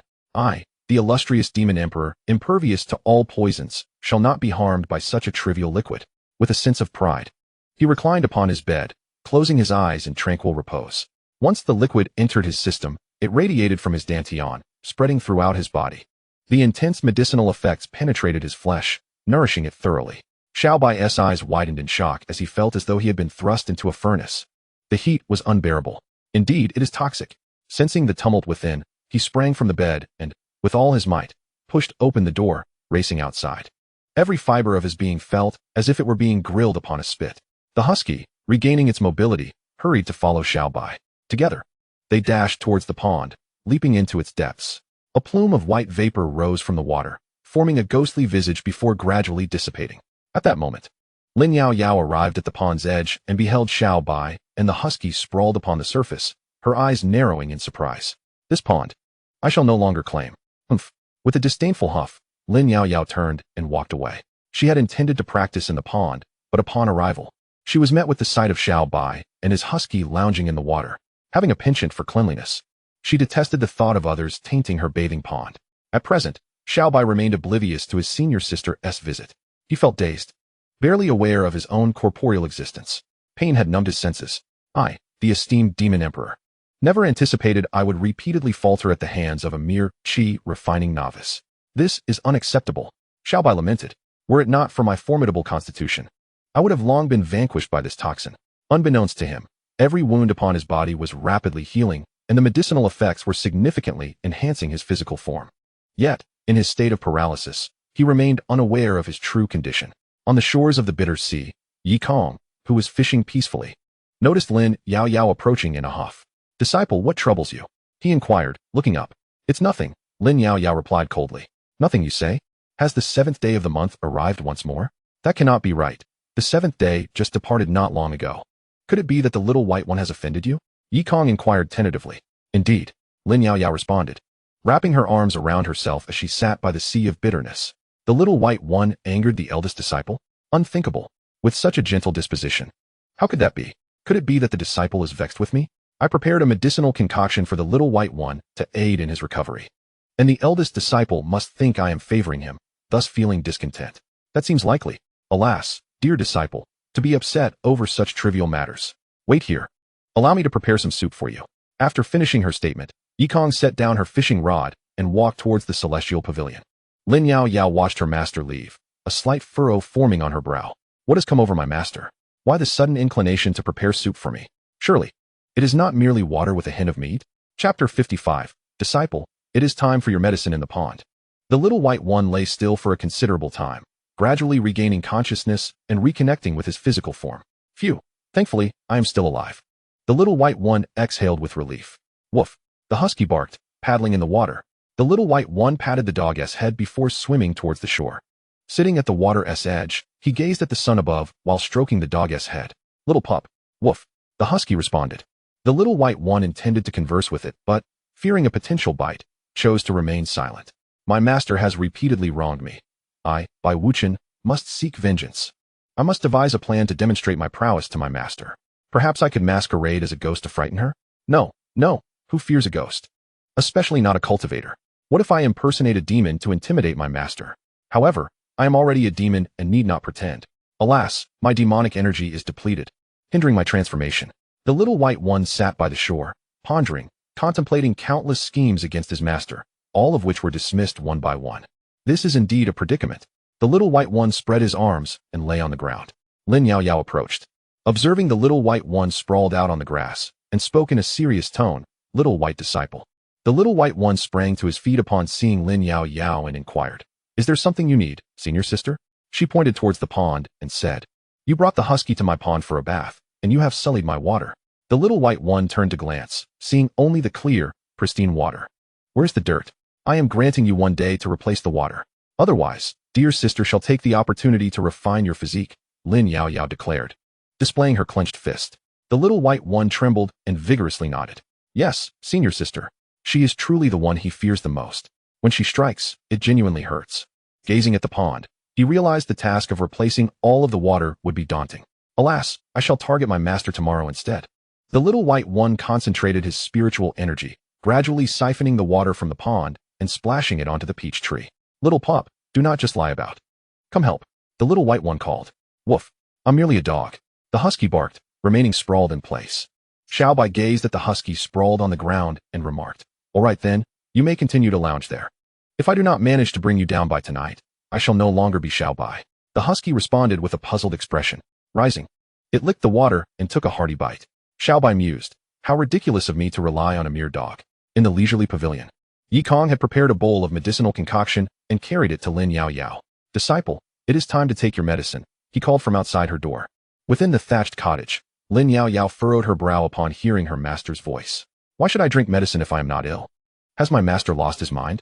What need is there for concocting medicine for me?" Confounded, she nonetheless opened her door and stepped outside. "Master," she greeted. "Here, this is specially brewed for you," Yi Kong replied, extending the bowl to her. "This way, you won't feel it unfair that I prepared medicine for Xiaobai but neglected you. Now, the scales of fairness are balanced." Although the color of the concoction differed from that of Xiaobai's, its efficacy should be comparable, he presumed. Lin Yao Yao eyed the red liquid with trepidation. "The hue seems off, and it is even bubbling. Master, are you certain this is medicine and not poison?" She gazed up at her master, whose serious demeanor reassured her, and she accepted the bowl. "Thank you, master." She believed that he would not harm her and would never administer poison. Yet, she remained unaware of the true nature of the concoction. Lin Yao Yao brought the bowl to her nose for a whiff before slowly sipping the liquid. "Rest well. I shall take my leave," Yi Kong said with a smile, retreating with his hands clasped behind his back. After watching her master depart, Lin Yao Yao returned to her chamber. "I had thought it was a medicinal brew, but it turns out to be red bean soup." The flavor of the concoction was akin to that of red bean soup. As Lin Yao Yao settled into meditation, the liquid diffused within her body, flowing with her spiritual energy and expanding her meridians. She felt a delightful tingling sensation coursing through her, quite pleasurable. "I had no idea my master's medicine would feel so good," she smiled softly. Meanwhile, Xiaobai was still at the pond, diligently transporting water. In the Star River Hall, the 3 esteemed elders and the 8 peak masters convened once more. With but a month and a half remaining before the grand competition of the 9 peaks, it was imperative for each peak master to ensure their disciples were well prepared. Luo Yang Tian spoke slowly, hands clasped behind him. "Agreed." The 8 peak masters responded in unison. "Furthermore, you must oversee the 3 competition venues," Luo Yang Tian continued. Initially, each venue was to be monitored by 3 peak masters. However, since he perceived Yi Kong's cultivation level as merely at the Qi refinement stage, he had not called upon him. Qin Wu Yi, Master of Beast Control Peak, and Chen Chunyang, Master of Sky Sword Peak, you shall oversee the first competition venue. Understood. The 2 peak masters stepped forward, cupping their hands in respect. Lu Ruyin, Master of Blooming Flower Peak, Yao Zidan, master of Dan Peak, and Lin Lai, master of Array and Artifact Peak. You three shall guard the second venue. Yes. The three peak masters stepped forward, bowing. The third venue will be entrusted to the remaining three peak masters. Yes. Upon concluding his directives, Luo Yangtian outlined the designated locations for the three venues, which had already been arranged and awaited the commencement of the competition in a month and a half's time. The esteemed Master Zhu Neng of the Enforcement Hall. You shall lead the disciples of the Enforcement Hall as judges. Should there be any favoritism or corruption, let it be met with severe punishment.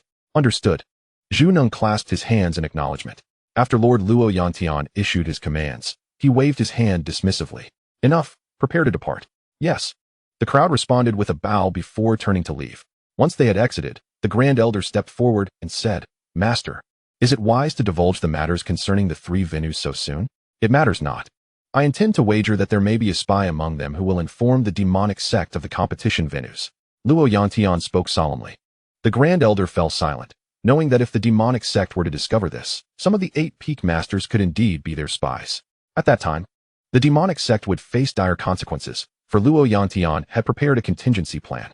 In the palace of demonic melody, Su Wudi sat regally upon his throne. Having received news from his shadowy envoy, the Xinghe sect is currently preparing for the grand competition of the 9 peaks. He mused with a soft chuckle. Shall we sabotage it? Black Cloud inquired respectfully from below.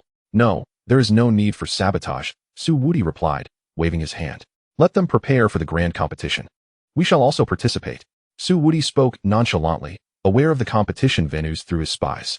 Palace Master. It is likely that the Xinghe sect will not permit our demonic sect to partake in their grand competition, Black Cloud stated frankly. Not permitted? I am well aware of the competition venues. Should Luo Yantian disagree, we shall take decisive action. How much effort can the Xinghe sect expend to monitor our demonic sect? Su Wudi remarked calmly, formulating a plan in his mind. Black Cloud at your service. On the day the grand competition of the 9 peaks commences, you shall lead the disciples of the Palace of Demonic Melody to participate. I shall infiltrate the Xinghe sect to find an opportunity to breach the Xiaoyao Peak and release our ancestor. Su Wudi commanded without hesitation. Once the grand competition begins, the overall defense of the Xinghe sect will be at its weakest. The period of the grand competition will present the optimal moment for action. Understood. Black Cloud responded emphatically. Calculating the time, there remains but a month and a half until the grand competition of the 9 peaks, Su Wudi pondered. Chapter 56, Special Protection for Xiaoyao Peak Nightfall. Little White lay exhausted by the riverbank, gasping for breath. After a long day of toil, he had finally cleared the water from the pond. After resting for a while, Little White sat up, gazing into the pond where something seemed to shimmer. What could that be? Little White furrowed his brow and leaped into the pond, digging around until he unearthed a diamond-shaped fragment. What is this? Little White mused, frowning slightly as he infused it with spiritual energy. Upon channeling his energy, he immediately felt his own essence being absorbed by the fragment, which erupted into a blinding radiance. The mud dispersed, revealing the true appearance of the fragment. It bore a fractured rune, pure white like jade, and felt icy to the touch. I have struck gold. Little White's eyes sparkled. This object must surely be a treasure. Casting a glance around, he discreetly tucked the fragment away. Sister, I haven't taken your chance. I merely safeguarded this fragment. After all, what would happen if you were to cut your foot on it while bathing one day? Xiaobai concocted an excuse for himself, immediately feeling justified as he gathered the scattered fragments. His efforts had not gone in vain. Gazing at the muddy pit before him and then at the husky, he held the pieces before the dog's nose. Urguzi, take a whiff and help me locate the fragments. If you find them, I want to punish you tonight, and will even treat you to something delicious. If you fail, prepare for a beating. The husky sniffed the scent and turned its gaze towards the pond. Woof woof. I can't find them. The mud has obscured the scent. Go on then. Xiaobai nudged the husky with his foot, sending it tumbling into the muddy pond. The husky thought, although I am a dog, you are even more of a fool. It pretended to search the muddy waters, but discovered nothing. After all, merely acquiring a shard was already a stroke of fortune, if it couldn't be found. So be it. Xiaobai was not insistent. Urguzi, go wait for your punishment. The husky retorted, you are truly a dog. Xiaobai promptly excavated a spring, allowing water to flow gently into the muddy pit. He then led the husky towards the bitter sea to wash off the muck. The sister-S pond must remain untainted. Surely, the master would not mind? Upon reaching the edge of the bitter sea, Xiaobai stepped into the water to cleanse himself of the filth. The husky kept its distance, too wary to approach the pond, which was ruled by a formidable presence. It vividly recalled the last time it had ventured out at night for a drink. only to be reprimanded by the dragon carp residing in the pond. Urguzi, come here. Xiaobai beckoned. The husky lay far off, steadfast in its refusal to approach. What are you afraid of with me around? Xiaobai retorted impatiently. It's just the bitter sea. The master is surely asleep at this hour. Who would know come morning when the water is clear? The husky remained hesitant, yet Xiaobai grasped its tail and dragged it into the water. With a swift motion, Xiaobai mounted the husky's back, sailing across the bitter sea. The dragon carp, lurking at the bottom of the sea, refrained from surfacing, knowing that to act would result in dire consequences. Once the husky saw that the dragon carp did not appear, it finally felt emboldened to swim freely.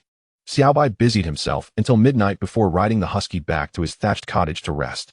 Once they departed, the dragon carp emerged from the depths, cleansing the mud entirely. The following day, Lin Yaoyao stepped out of her dwelling and approached the pond, pleased to find that the water had been renewed. However, she noticed a distinct weakening of the spiritual energy within the pond.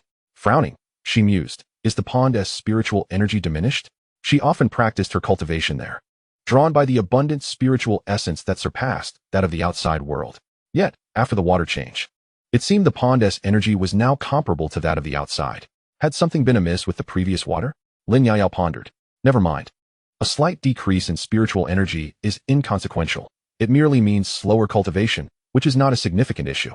As long as the water is clean, that suffices. By the bitter sea, Yikong held his fishing rod, continuing his pursuit. However, he noticed a small patch of mud at the water's edge. Where did that come from? He shrugged it off, deeming it of little consequence. Yet, as the hour approached, he wondered how Xiaobai could still be asleep. Showing no concern whatsoever. In a month and a half, the 9 Peaks Grand Competition will commence. And I cannot help but wonder if my 2 disciples will be able to withstand the pressure. Sighing, Yikong shook his head, dismissing the thought as he cast his fishing rod, embarking on a day of angling. At this moment, Xiaobai, cradling the husky, slept profoundly and blissfully. Within the Star River Palace, Luo Yangtian stood upon the celestial expanse, his hands clasped behind his back. Below him stood not the 3 venerable elders, but Zhu Nong. Junior brother Zhu, Luo Yangtian called softly. Please address me as Hall Master, Zhu Nong replied earnestly. Very well, Hall Master Zhu. I would like to entrust you with a matter, Luo Yangtian began, his tone deliberate. Please, speak, Sect Master, Zhu Neng responded with a respectful gesture. Junior brother Zhu. If the demonic sect were to launch a sudden attack on our Star River sect during the 9 Peaks Grand Competition, from which location do you believe they would attempt to breach our defenses? Luo Yangtian inquired slowly. Xiao Yao Peak. Zhu Neng answered without hesitation. Indeed. The task I entrust to you is to ensure the utmost protection of Xiao Yao Peak, Luo Yangtian stated earnestly. Isn't this matter under the purview of the second elder? Zhu Neng asked, perplexed. The second elder manages the internal affairs of the sect, Luo Yangtian replied. Lapsing into silence, enveloping the atmosphere in a heavy stillness. Observing the silence, Zhu Neng continued. The second elder has devoted himself to the sect and has served in our Star River sect for many years. Surely, he would not falter? He is trustworthy. But he has a contentious relationship with Yi Kong's father, the former sect master, Luo Yangtian elucidated gently. Understanding dawned upon Zhu Neng. Very well. I shall do my utmost to safeguard Xiao Yao Peak until the conclusion of the 9 Peaks Grand Competition. He pledged, bowing deeply. I will be occupied with subduing the ancestor of the Mo Lu Palace and cannot attend to this matter myself. I must trouble you for assistance. As our junior brother. We place our trust in you, Luo Yangtian affirmed. Zhu Neng clasped his fists in salute, resolutely stating, I shall ensure no harm befalls my nephew. With that, he turned and departed. Humph, for the 9 Peaks Grand Competition, our Mo Lu Palace shall certainly make an appearance, the ancestor of Mo Lu Palace scoffed. Luo Yangtian offered no response, disinterested in further discourse. Atop Xiao Yao Peak, as Yikong was fishing, he suddenly furrowed his brow, sensing the presence of a formidable figure behind him. Turning around, he beheld a man of imposing stature, muscles rippling like a tower of iron, standing directly behind him. Greetings, Uncle Zhu. Yikong saluted respectfully. Call me Hall Master Zhu, Zhu Neng replied, his expression unchanged. Hall Master Zhu, Yikong addressed him again, then inquired. Has someone at Xiao Yao Peak violated sect rules? No. Then have we committed acts of violence or arson? No. Then what brings you personally to Xiao Yao Peak? Yikong pondered, perplexed. Zhu Neng, known for his unyielding enforcement of the law within the Star River sect, rarely appeared without cause, suggesting that trouble was imminent. I am here for a temporary stay, Zhu Neng responded. He refrained from disclosing his true purpose of protecting Xiao Yao Peak, fearing it might alarm Yikong. A temporary stay? With your enforcement hall's extensive jurisdiction, you come to my Xiao Yao Peak? Yikong mused, bemused. Chapter 57. Rest assured, Master on Xiao Yao Peak. Zhu Neng wandered about, diligently inspecting for any concealed dangers. After a leisurely stroll, they finally arrived at the edge of the bitter sea, where Yikong leaned against the railing. Master Zhu, you are welcome to stay here, but please refrain from always wearing that fierce expression. It frightens my disciple. Yikong remarked, gazing upwards. Zhu Neng perpetually sported a stern demeanor, as if someone owed him 250 coins. Address me as Hall Master. Zhu Neng intoned gravely. Very well, Hall Master Zhu, Yikong retorted, somewhat irked. At that moment, he could not fathom why Hall Master Zhu had come to the carefree peak. Had he been discovered? That seemed implausible. When he had manifested the celestial phenomenon at the Sword Peak, he had done so without revealing any aura, making detection unlikely. Even if there had been a leak, it shouldn't have warranted Hall Master Zhu's personal visit. Still, to suggest a temporary stay here was hard to believe. There must be something amiss. Contemplating this, Yikong looked up at the stern-faced Hall Master Zhu and inquired, what brings you to Carefree Peak? A temporary stay, Zhu Neng replied, his expression unchanging. Fine. Let's pretend I never asked, Yikong said, settling down at the edge of the bitter sea to fish in tranquility. Having cultivated over 3,000 levels of qi, further progress felt rather nominal. Zhu Neng stood beside Yikong, hands clasped behind his back, quietly observing him fish. Naturally taciturn, he preferred silence whenever possible, and the atmosphere fell into a serene stillness. As the sun climbed higher into the sky, Xiaobai sluggishly opened his eyes, realizing dawn had broken. Rubbing his eyes, he sat up and inadvertently kicked the 200-pound dog off the bed. Woof! The dog yelped, only to receive another kick from Xiaobai. Once fully awake, Xiaobai stretched and mounted the dog's back. Dog, let us go for our morning exercise. Who exactly is the dog here? The 200-pound dog lamented. Forget the morning exercise, you need to get down and practice. Reluctantly, the dog bore Xiaobai out for what was now more of a midday workout than a morning one.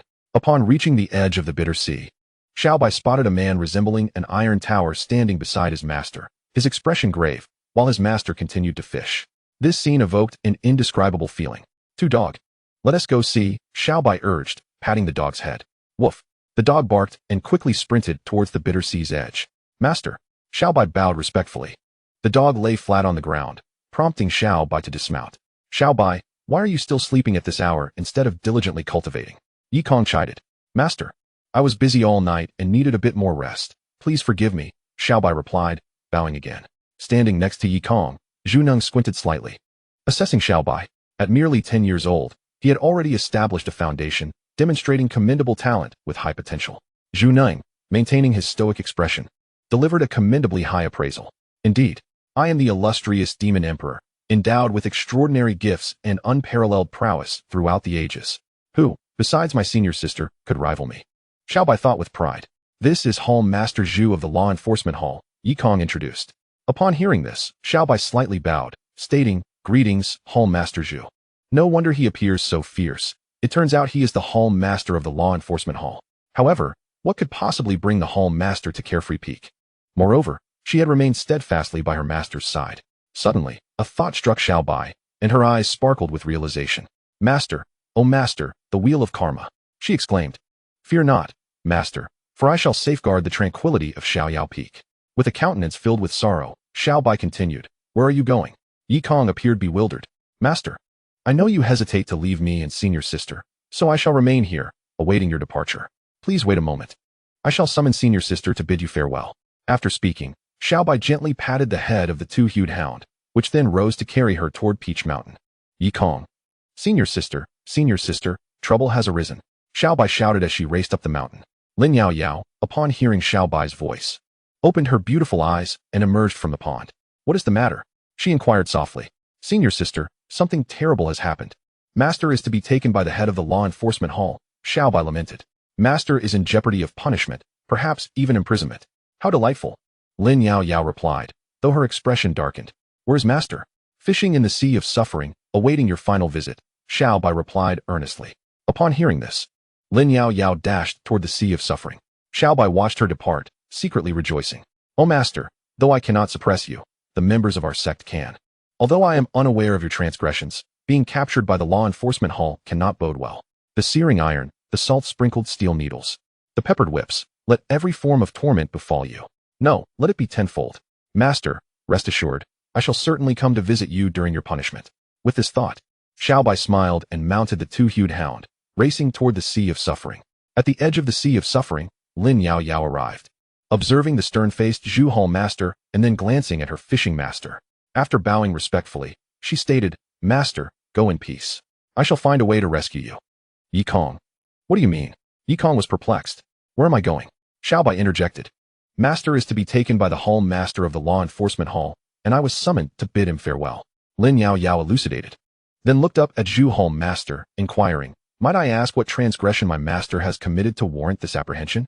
Yi Kong replied, "I have merely come to stay for a while. I do not intend to apprehend my nephew Yi Kong." Zhu Neng stated expressionlessly, "I apologize, nephew, for the misunderstanding." Yi Kong waved his hand dismissively, observing Xiaobai as she approached on the two-hued hound. Upon seeing her master, Xiaobai's smile faded, replaced by a sorrowful expression. Arriving at the shore, she dismounted and clung to Yi Kong's leg. "Master, go in peace. I shall take care of senior sister," she said, her face etched with grief. "I will bring senior sister to the law enforcement hall to see you. Travel well." Yi Kong, Lin Yao Yao, Zhu Neng. Yi Kong extended his hand, and Lin Yao Yao willingly offered a bamboo slip. "Xiaobai, who informed you that your master is to be taken away?" Yi Kong gently inquired. "The head of the law enforcement hall has come to capture master," Xiaobai replied, casting a glance at the fierce Zhu Neng. "I have merely come to stay temporarily." Zhu Ning stated expressionlessly. "Temporarily?" Xiaobai wiped away non-existent tears and stood up. "No way. You just came to stay temporarily, not to apprehend the master?" "I was so pleased for half a day, pretending to be unwell to avoid arousing suspicion." Xiaobai glanced at the bamboo strip in the master's hand, his knees weakening. "Master, I was wrong. Please be gentle." Smack. Chapter 58. Has your head been kicked by a donkey? On Peach Mountain. Xiaobai lay on the ground while Lin Yao Yao applied medicine to his wounds. "Ouch, sister. Be gentle. It hurts." Xiaobai grimaced in pain. "Serves you right for speaking carelessly." Lin Yao Yao dipped a twig into the medicinal liquid and spread it on Xiaobai's back. "I truly do not understand why the head of the law enforcement hall, with such a high status, would come to my carefree peak merely to stay temporarily. Not to capture the master," Xiaobai lamented. "I thought he was coming to apprehend the master, but it turns out he is just here to stay. Is it a case of having a brain full of water or being kicked by a donkey? Abandoning a perfectly fine law enforcement hall to come to this desolate place? Overindulgence perhaps." Xiaobai's hopes had been dashed, hence the pain. After finishing the application of the medicine, Lin Yao Yao did not proceed to practice in the pond, but instead gazed towards the Sea of Suffering. The head of the law enforcement hall, by his very identity, ranks no lower than the 9 peak masters. In some respects, his power even surpasses theirs. It is inherently unreasonable for him to suddenly come to my carefree peak to stay. Lin Yao Yao pondered. The Star River sect is vast, and the head of the law enforcement hall holds significant power, able to go wherever he pleases. There is no necessity for him to come to the carefree peak unless he has ulterior motives. "Sister, this head of the law enforcement hall is undoubtedly suspicious." Xiaobai agreed. "Stay put. I will go investigate the situation," Lin Yao Yao replied, making her way towards the Sea of Suffering. After donning his clothes, Xiaobai climbed onto the back of the husky. "Guzzi, keep up." The husky followed Lin Yao Yao towards the Sea of Suffering. "Apologies for the disturbance, young Master Yi," Zhu Ning said with an impassive expression. "Indeed, it was a disturbance," Yi Kong nodded slightly. "You have caused your disciple to misunderstand." Zhu Ning stood silently, refraining from further comments. After a brief moment of silence, he looked at Lin Yao Yao approaching and said, "In that case, I shall not stay here without contributing. How about I assist you in teaching your disciples?" Upon hearing this, Yi Kong pondered for a moment.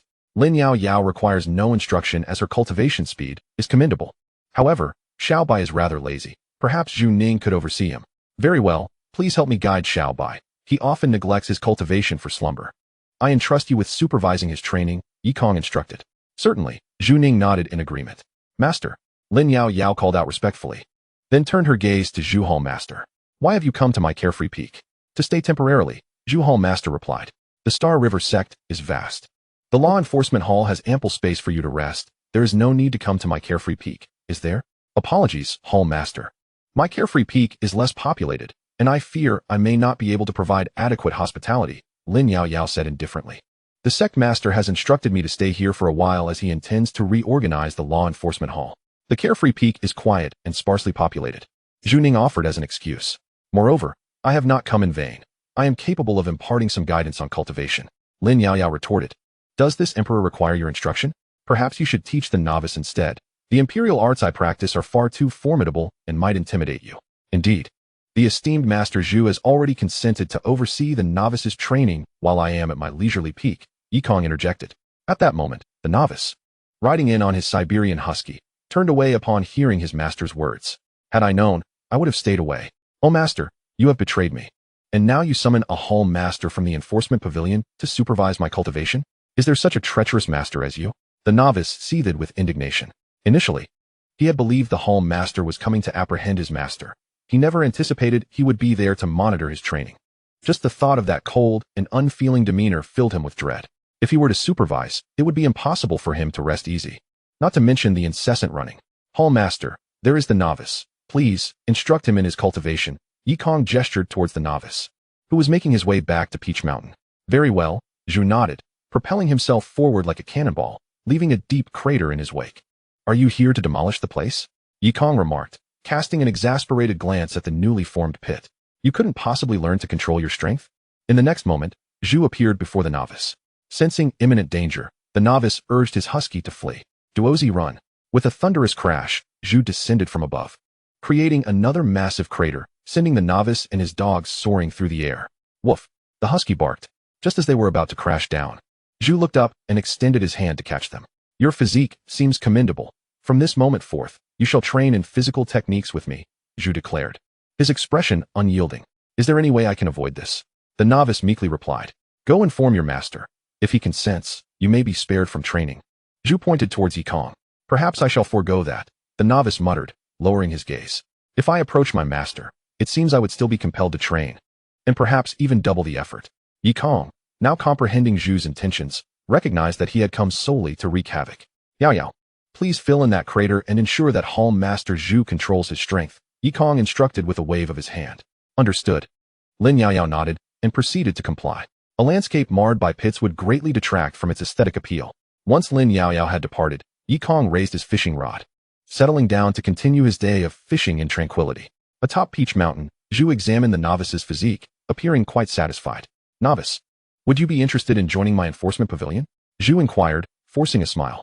The novice, upon witnessing Zhu's smile, felt a shiver run down his spine. I would rather die than accept. He resolutely declined. Hall Master Zhu, this is excessive. My master has kindly taken you in. And yet you seek to recruit my junior brother? Lin Yao Yao chimed in, displeased. Apologies, I was momentarily overtaken by a sense of affection for talent.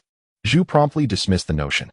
Lin Yao Yao, eyeing Zhu with disapproval, promptly sought out her master to report the incident. The arrival of Hall Master Zhu at their leisurely peak was clearly a harbinger of trouble, and she needed to devise a plan to send him away. Sister, take me with you. The inner lament of the little white one echoed. He was reluctant to practice physical techniques. All right, little white one. Let us commence with the simplest test. After noon, you must complete 100 laps without the aid of spiritual power, commanded Zhu Nang. Little White thought to himself, I knew physical training wouldn't be so simple. To start with 100 laps and no spiritual power?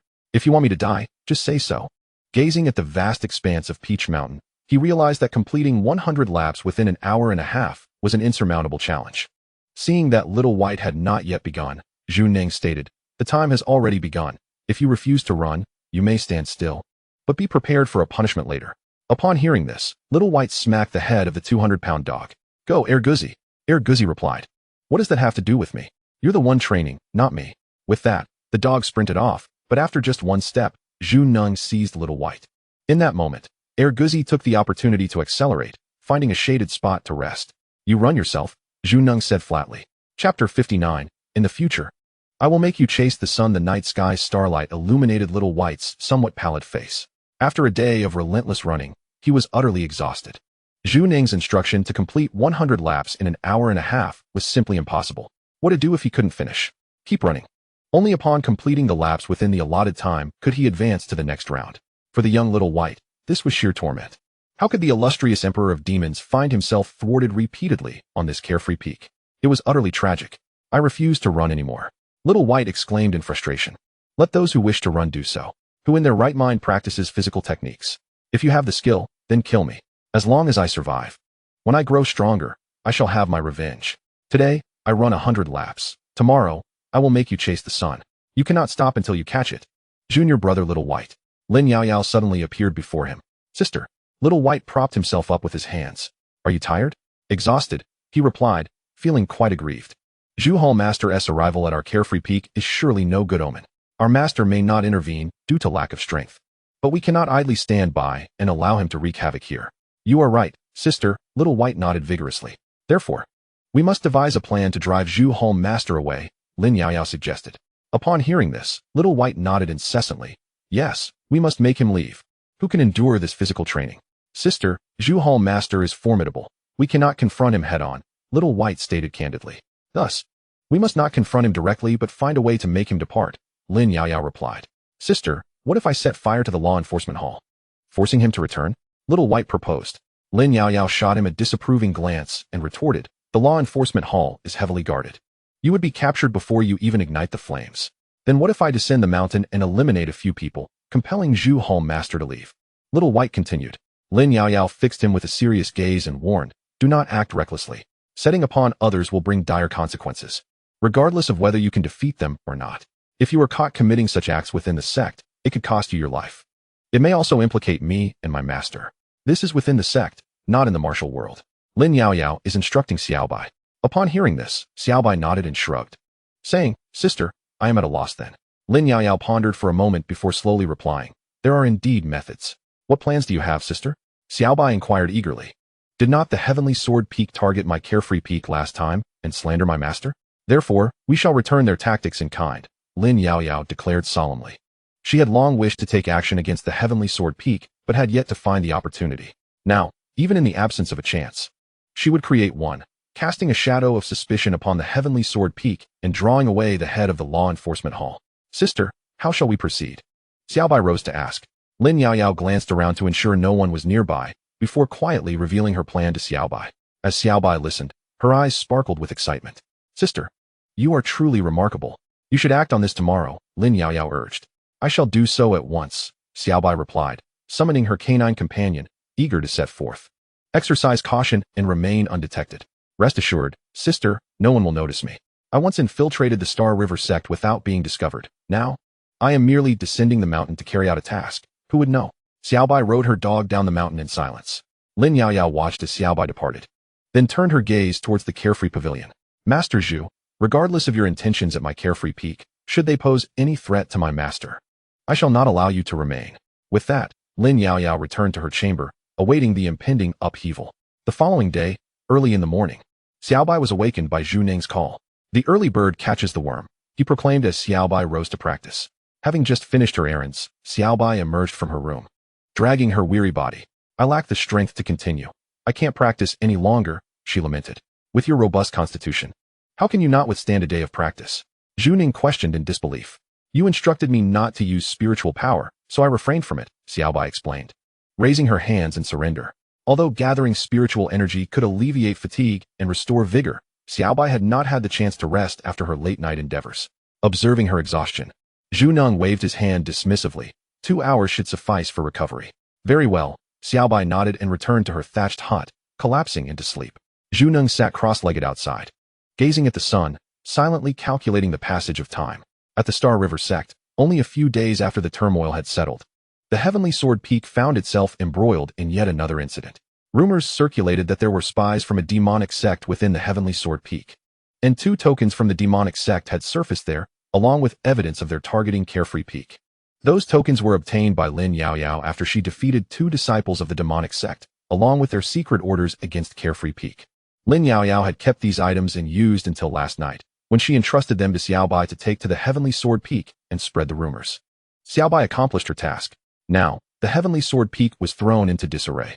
The origins of the tokens remained a mystery, and with the recent events involving demonic energy still fresh in memory, the appearance of the demonic sect tokens only fueled speculation. Regarding the previous incident involving demonic energy, has there been no clarity in the investigation? Are there still spies from the demon sect lurking at Tianjin Peak? Most critically, coincidentally, when Xiaobai lost the token, one was found in Chen Changqing's chamber. While Chen Changqing was reflecting at Sigua Cliff, his room remained vacant. The second elder of the sect promptly emerged to provide an explanation. He claimed this was a deliberate frame-up by the demon sect against Tianjin Peak, urging everyone not to believe it. After all, Chen Changqing was at Sigua Cliff. However, the second elder's words fell on deaf ears. It is implausible for a token from the demon sect to simply appear in Chen Changqing's room without him being present. Thus, It was the absence of his presence that allowed the token to be exposed, as noted by a disciple. The second elder found himself at a loss for a rebuttal. The disciples from the law enforcement hall intervened to investigate, yet the hall master was absent, making progress difficult. In desperation, the second elder sought out the hall master to discuss the situation. What? A token from the demon sect has surfaced at Tianjin Peak? Upon hearing this, Zhu Ning hastened to the scene for an investigation. The source of the previous demonic energy had yet to be clarified, and now the emergence of a demon sect token at Tianjin Peak further muddied the waters. Chen Changqing, who was reflecting at Sigua Cliff, was also summoned. Junior brother Qin, you continue your seclusion. I shall take my leave, Chen Changqing remarked, brushing off the dust from his attire. Do not forget to keep an eye on Xiaoyao Peak, Qin Shou replied, glancing back. Of course, Chen Changqing affirmed. And remember to intercede on my behalf, so that I may be released sooner, Qin Shou lamented. Rest assured, my brother, I shall not forget you, Chen Changqing said, clasping his hands behind his back as he followed the others out. The two of them, while at Sigua Cliff, were not engaged in introspection but rather strategizing against Xiaoyao Peak. Unbeknownst to Chen Changqing, he was not being taken to Tianjin Peak, but rather to the law enforcement hall. This time, Chen Xunyang chose to remain in seclusion, opting to remain oblivious to the unfolding events. He sensed he had been framed. Yet the identity of the perpetrator eluded him, leaving him indifferent. Upon arriving outside the law enforcement hall, Chen Changqing was momentarily stunned. Have you taken a wrong turn? Chapter 60. Out and back in at Xiaoyao Peak, Yikong strolled to the edge of the bitter sea, casting a glance around. Yet he did not spot Hall Master Zhu. Where could he be? Did he come for just a day and then leave? Yikong furrowed his brow slightly. Well, better for him to leave. It spares me the distraction while I fish. With a wave of his hand, Yikong activated the formation of Xiaoyao Peak. He would open it again during the 9 Peaks competition to avoid disturbances. Yikong cherished tranquility. Otherwise, he would not have guarded Xiaoyao Peak for a decade. Moreover, he had noticed Xiaobai venturing out the previous night. Xiaobai was off to stir up trouble. However, Yikong chose to remain silent, recognizing Xiaobai's temperament. After enduring setbacks, he would undoubtedly seek retribution. In any case, the situation was unlikely to escalate significantly, so he allowed Xiaobai to proceed. With that thought, Yikong shook his head, lifted his fishing rod, and settled down to fish by the bitter sea. Lin Yaoyao and Xiaobai, relieved that Hall Master Zhu had departed, finally exhaled. He has finally gone. No need to run anymore, Xiaobai rejoiced. Though you need not run, you must still focus on your cultivation, Lin Yaoyao advised. I understand, senior sister, Xiaobai responded. Sister, have you reached the pinnacle of foundation building? Xiaobai inquired. Not yet. I have just entered the late stage of foundation building, Lin Yaoyao replied. Given her extraordinary talent, transcending to the peak of foundation building should not pose a challenge. However, she was not in haste to cultivate and break through, preferring to proceed step by step. Rapid advancement could lead to an unstable foundation. A steady and measured approach would facilitate future cultivation. Foundation building is a process, a reinforcement of one's fundamental principles. But your cultivation has remained stagnant. You are still at the foundation level. You seem a bit underwhelming, Xiaobai, Lin Yaoyao candidly remarked. Had it not been for Master S' bowl of sweet water that diminished my cultivation, I would have already reached the pinnacle of foundation building. I am starting my cultivation anew, so of course, my progress is slow, Xiaobai muttered to himself. I will strive to improve, Xiaobai declared. Although he was currently only at the early stage of foundation building, he possessed numerous techniques.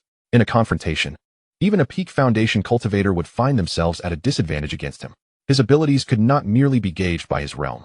With just over a month until the grand competition of the 9 Peaks, you must put in the effort to ensure you do not hold us back, Lin Yaoyao advised. Rest assured, Xiaobai confidently assured her with a pat on his chest. He did not regard the grand competition of the 9 Peaks as a significant challenge. Sister, what are the eligibility requirements for the grand competition? Xiaobai asked, looking up. The minimum cultivation level is foundation building, while the maximum is core formation, Lin Yaoyao explained. Ah, there are core formation cultivators as well? Xiaobai's spirit sank. If only foundation and golden core cultivators were present, he could easily navigate through the competition. He dismissed foundation cultivators as inconsequential and believed he could maneuver against golden core cultivators, even if he could not defeat them outright. However, encountering a core formation cultivator was an entirely different matter. Regardless of one's techniques, they could easily overpower him without contest. Thus, Xiaobai, our true adversaries are not the foundation cultivators, but those above the golden core level, Lin Yaoyao articulated. However, for the sake of fairness, the Xinghe sect will not allow us to face core formation experts, Lin Yaoyao speculated. If we were to encounter a core formation expert, the game would be over. One core formation cultivator could easily annihilate all foundation cultivators. The grand competition would lose all significance, she concluded. Indeed, Xiaobai nodded, bidding farewell to his sister before returning to his quarters for cultivation. In the law enforcement hall, Zhu Neng stood grimly at the head seat, holding an iron chain. Chen Chongqing found himself surrounded by a throng of disciples from the law enforcement hall, clearly about to face an inquiry. Master, what offense have I committed to be summoned to the law enforcement hall? Chen Chongqing questioned, perplexed. He had anticipated an early departure from the penitence cliff, only to be directly escorted to face charges. Chen Chongqing, this was retrieved from your room. Take a good look, Zhu Neng said impassively, producing a token belonging to a disciple of the demonic sect. Chen Chongqing took the token and glanced at it, suddenly exclaiming, this is not mine. It has nothing to do with me. It was found in your room. How can you claim it has no connection to you? Zhu Neng replied coldly. It truly has nothing to do with me. I have been at the penitence cliff and have not returned home. This is undoubtedly a false accusation, Chen Chongqing defended himself. This is a token of the demonic sect, indicative of its affiliation. Should it be verified, the consequences for you will be dire. False accusation? Who would accuse you falsely? It was precisely due to your absence from your chamber that the token of the demonic sect was discovered. Master Zhu stated solemnly. Chen Chongqing, upon hearing this, replied helplessly. But I know nothing about it. Bring forth a witness. Master Zhu commanded. Shortly thereafter, a female disciple was brought forth. Greetings, Master. The female disciple bowed respectfully. Do you recognize this person? Yes, she is my junior sister. It was she who found this token in your chamber. Surely she would not slander you? Chen Chongqing turned to his junior sister and inquired. Junior sister, where exactly did you find it? On your bed. Chen Chongqing retorted, Master, if I were truly a spy for the demonic sect, would I carelessly leave the token lying on my bed? This is undoubtedly a frame-up. Chen Chongqing defended himself earnestly. Master, we have found another token. A disciple from the law enforcement hall stepped forward, presenting another token. Where was it found? Master Zhu asked. In Chen Chongqing's courtyard. Chen Chongqing exclaimed, damn it, who seeks to put me to death? Unable to contain his frustration, he uttered a curse. Chen Chongqing, how do you explain this? Master Zhu inquired gravely. Master, I, Chen Chongqing, have always acted with integrity and would never engage in unscrupulous deeds. Moreover, the fact that this token was so easily found indicates that someone is framing me. Chen Chongqing asserted with righteous indignation. Integrity, you say? Is it also integrity to conspire with Qin Shou against the Tranquil Peak? That was an accident, Chen Chongqing replied, maintaining his composure. Master Zhu pondered for a long while, gazing at Chen Chongqing before stating, you shall go to the cliff of reflection and await further instruction while I ascertain the truth of the matter. Yes, Chen Chongqing replied, knowing Master Zhu was just and would not act against him without evidence. Furthermore, he trusted that Master Zhu would uncover the truth through his own investigation. Master Zhu took the two tokens to the Starry River Hall, presenting the matter to the sect leader while recounting the circumstances. No need for investigation. Chen Chongqing is innocent, Luo Yangtian declared. Sect leader, why is that? Master Zhu asked, perplexed. Do you not recall the demonic sect disciples captured by Qin Shou? I do. Among those disciples, 2 lacked identity tokens. Their tokens were likely lost and subsequently found by someone who then cast them into Chen Chongqing's courtyard to slander him, Luo Yangtian explained. In truth, Luo Yangtian had been aware of the situation as it unfolded and had already conducted a thorough investigation. His reason for remaining silent was to allow the second elder to handle it while simultaneously suppressing them. Well then, let this matter rest. A mere suppression of Chen Chongqing will suffice. Luo Yangtian waved his hand dismissively. Master Zhu bowed before taking his leave. Once he departed, the Grand Elder stepped forward. Sect leader, it has been revealed that the culprit is Xiaobai, the second disciple of Tranquil Peak, who rode a dog and threw the tokens onto the Sword Peak. The Grand Elder reported. Although Xiaobai had acted discreetly, the Starry River sect was rife with Luo Yangtian's eyes. Moreover, only Xiaobai was known to ride a dog. It was a simple deduction to ascertain the identity of the perpetrator, considering how rare it was to see someone riding a dog. Indeed, let this matter be concluded. Do not mention it again, Luo Yangtian replied slowly, intent on protecting the Tranquil Peak. Otherwise, according to the rules, Xiaobai would face punishment. And as for Yi Kong, his subordinate understood. The Grand Elder acknowledged with a nod and turned to leave. Truly, when will this cycle of vengeance cease? Luo Yangtian shook his head. On the cliff of reflection, while Qin Shou was contemplating his next move, Chen Chongqing returned. Why are you back again? Don't mention it, it's just bad luck. Chen Chongqing waved his hand, sitting beside Qin Shou and clenching his fists. I hope I find out who is plotting against me. Otherwise, I shall make them pay dearly. Chapter 61. The arrival of the demon music palace. Time slipped by, and 10 days had passed. During this period, everyone was engrossed in preparing for the Nine Peaks Grand Competition, resulting in a noticeable tranquility at the Star River sect. The Nine Peaks Grand Competition pertained to the ranking of the Nine Peaks, allocation of resources, and a demonstration of the sect's strength. The sect had become utterly quiet primarily because the sect leader had announced a few days prior that anyone causing trouble or making mistakes within the sect would lead to the disqualification of their entire peak from the competition. Consequently, the leaders of each peak, concerned for their own mountains, decreed that all disciples must enter secluded cultivation. They were not to emerge until the Nine Peaks Grand Competition commenced, with violators facing immediate expulsion from their peaks. Of course, expulsion was also a form of self-preservation. Once they were cast out, any mistakes committed would no longer be the responsibility of the peak. This represented a policy from above, met with compliance below. On the Carefree Peak, Yikong was fishing with a rod, while Xiaobai and Lin Yaoyao diligently cultivated during this time. Although they claimed indifference towards the Nine Peaks Grand Competition, it undeniably affected the very existence of the Carefree Peak. Thus, to remain at the Carefree Peak, they needed to take it seriously. By the edge of the sea of suffering, Yikong lifted his rod after a day of humble fishing. Just as he was about to return, a voice from the system sounded in his ears. Ding. Detection of the demon sect's imminent visit. A reception task has been issued. Reception task. The host is to welcome the demon sect. Task reward. One special item fishing opportunity. As the system's voice faded, Yikong furrowed his brow slightly. What could the demon sect want? Moreover, from the system's tone, they seemed to be coming openly. Were they seeking their demise? Yikong hesitated, contemplating whether to annihilate the demon sect. After some deliberation, he decided to wait and see. After all, as it was a reception, he couldn't allow them all to perish here. Shaking his head, he returned to his carefree pavilion to rest. The demon sect had not yet arrived. He would wait to greet them when they did. In a swift passage of time, another 10 days had elapsed. During this period, the sect had commenced arrangements for the Nine Peaks Grand Competition. The law enforcement hall was already mobilized, and Qin Shou and Qin Shanqing had been released. The time for the Nine Peaks Grand Competition was drawing near. As everyone busied themselves with preparations, only the Carefree Peak remained leisurely. Junior brother Qin Shou, do not forget our plan. Rest assured, senior brother Chongqing, with only 2 of them at the Carefree Peak, it will be a certainty to eliminate them during the Nine Peaks Grand Competition, Qin Shou replied with a faint smile. After exchanging farewells, one headed back to Beastmaster Peak, while the other returned to Sword Peak. In the following days, the Star River sect summoned back all disciples who had been executing tasks outside. The grand competition of the Nine Peaks is fast approaching, causing all tasks to be temporarily set aside. The Xinghe sect is diligently preparing for this event. On the Xianyao Peak, Xiaobai rides atop his husky, wandering about. After days of cultivation, he has progressed from the early stage to the mid-stage of foundation establishment. Following this breakthrough, he has ceased his cultivation, opting instead to leisurely explore the surroundings, allowing his skills to settle. He is cautious of advancing too quickly. After all, his foundation, built upon a fractured bone, is inherently unstable, and rapid progression could easily lead to collapse. Each step must be taken with utmost steadiness. Xiaobai, why are you wandering aimlessly instead of diligently cultivating? Lin Yaoyao admonished, her tone laced with irritation. It has been several days since Xiaobai's breakthrough into the mid-stage, and since then, he has refrained from serious practice, choosing instead to roam from place to place. Senior sister, I need to cultivate steadily. It's only been a short while since my breakthrough, and I require some time to consolidate my strength, Xiaobai replied, a hint of bitterness in his voice.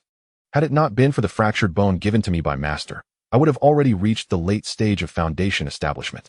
I'm apprehensive about advancing too quickly, fearing the collapse of my foundation. Very well, then focus on your consolidation, but do not disturb my cultivation. Lin Yaoyao waved her hand, allowing Xiaobai to continue his playful adventures. Xiaobai, riding his husky, galloped away. Lin Yaoyao shook her head, reflecting on Xiaobai's lack of talent, which rendered him unable to sustain his progress post-breakthrough. At this moment, she stands at the threshold of the pinnacle of foundation establishment, poised to achieve her breakthrough before the commencement of the Nine Peaks competition, which is merely 15 days away. There is ample time for her to reach her goal. By the bitter sea, Yikong sits on the water, fishing while occasionally stifling yawns. Will the demon sect ever arrive? Over 10 days have passed. They cannot possibly be delaying, he pondered. Could it be that they intend to stir trouble just as the Nine Peaks competition begins? Suddenly, Yikong realized that the demon sect's tardiness might be a calculated move, waiting for the right moment to disrupt the event. Such deep scheming. He mused as he glanced at the time, noting that there are still 2 weeks until the competition. 15 days, neither too quick nor too slow. The atmosphere during this period is exceptionally tranquil. Luo Yantian awaits, anticipating the arrival of the demon sect. Should they come, it would indicate the presence of a traitor within the upper echelons of the Xing'e sect. Conversely, if they do not arrive, the Nine Peaks competition will proceed as planned. Demon sect, please come. I have prepared numerous traps for you. If you fail to arrive, all my efforts will have been in vain, Luo Yantian pondered. He discreetly instructed his most trusted elder to set traps at the 3 competition venues, specifically designed to ensnare the demon sect.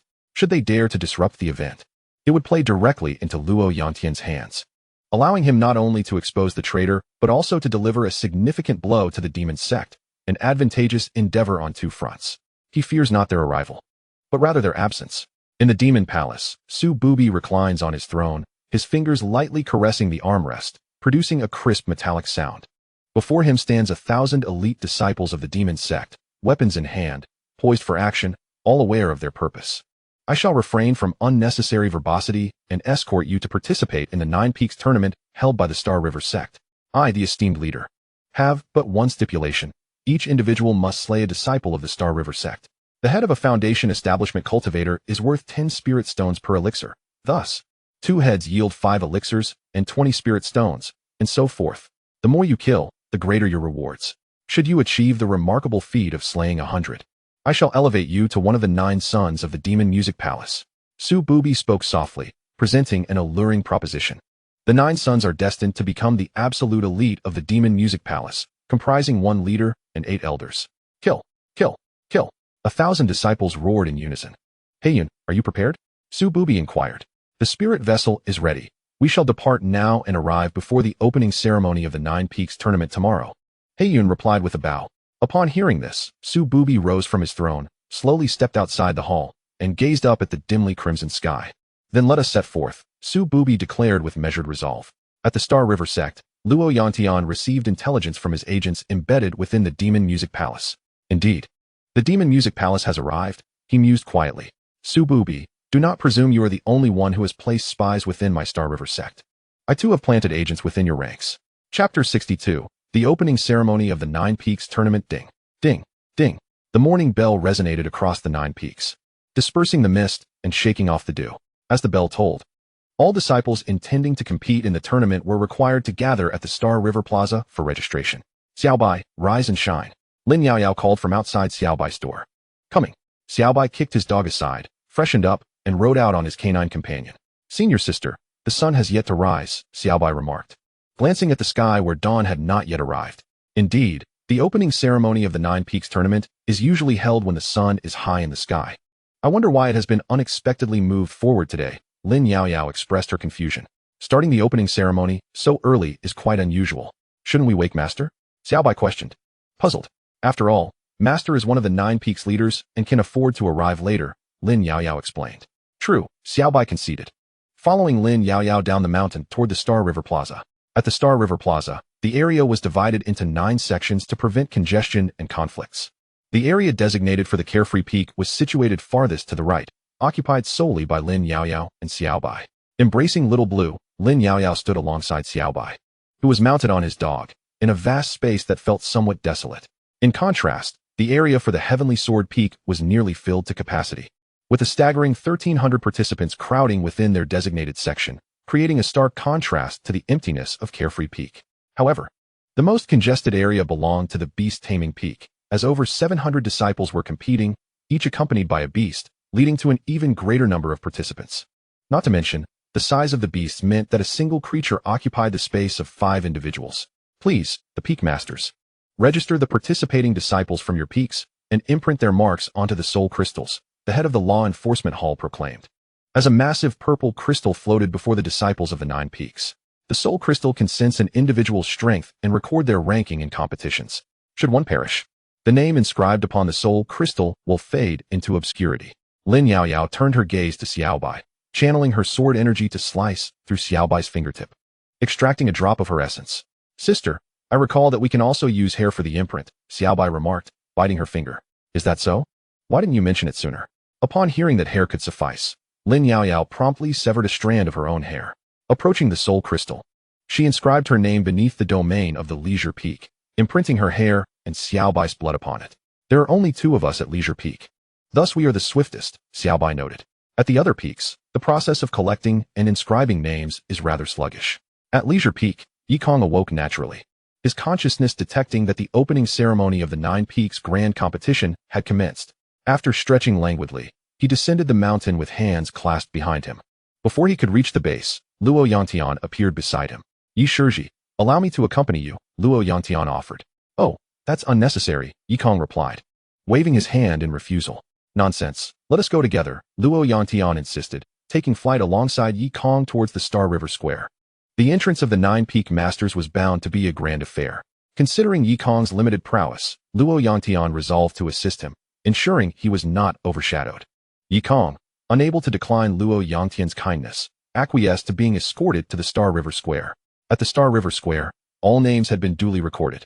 Chun Chongqing observed the empty region of Leisure Peak, a slight smile curling at the corners of his mouth. With only 2 participants. If you manage to secure a commendable rank, I, Chun Chongqing, shall read my name in reverse. The master of the Heaven Sword Peak, Chun Chunyang, made his entrance.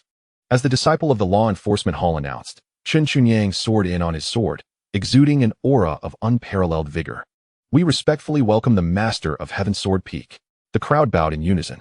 The master of 10,000 Flowers Peak, Lu Rian, entered next. Petals cascaded from the sky as Lu Rian, clad in a flowing blue gown, revealed her bare feet, each step a delicate blossom, captivating all who beheld her. We respectfully welcome the master of 10,000 Flowers Peak. Then, the master of Leisure Peak, Yikong, made his entrance.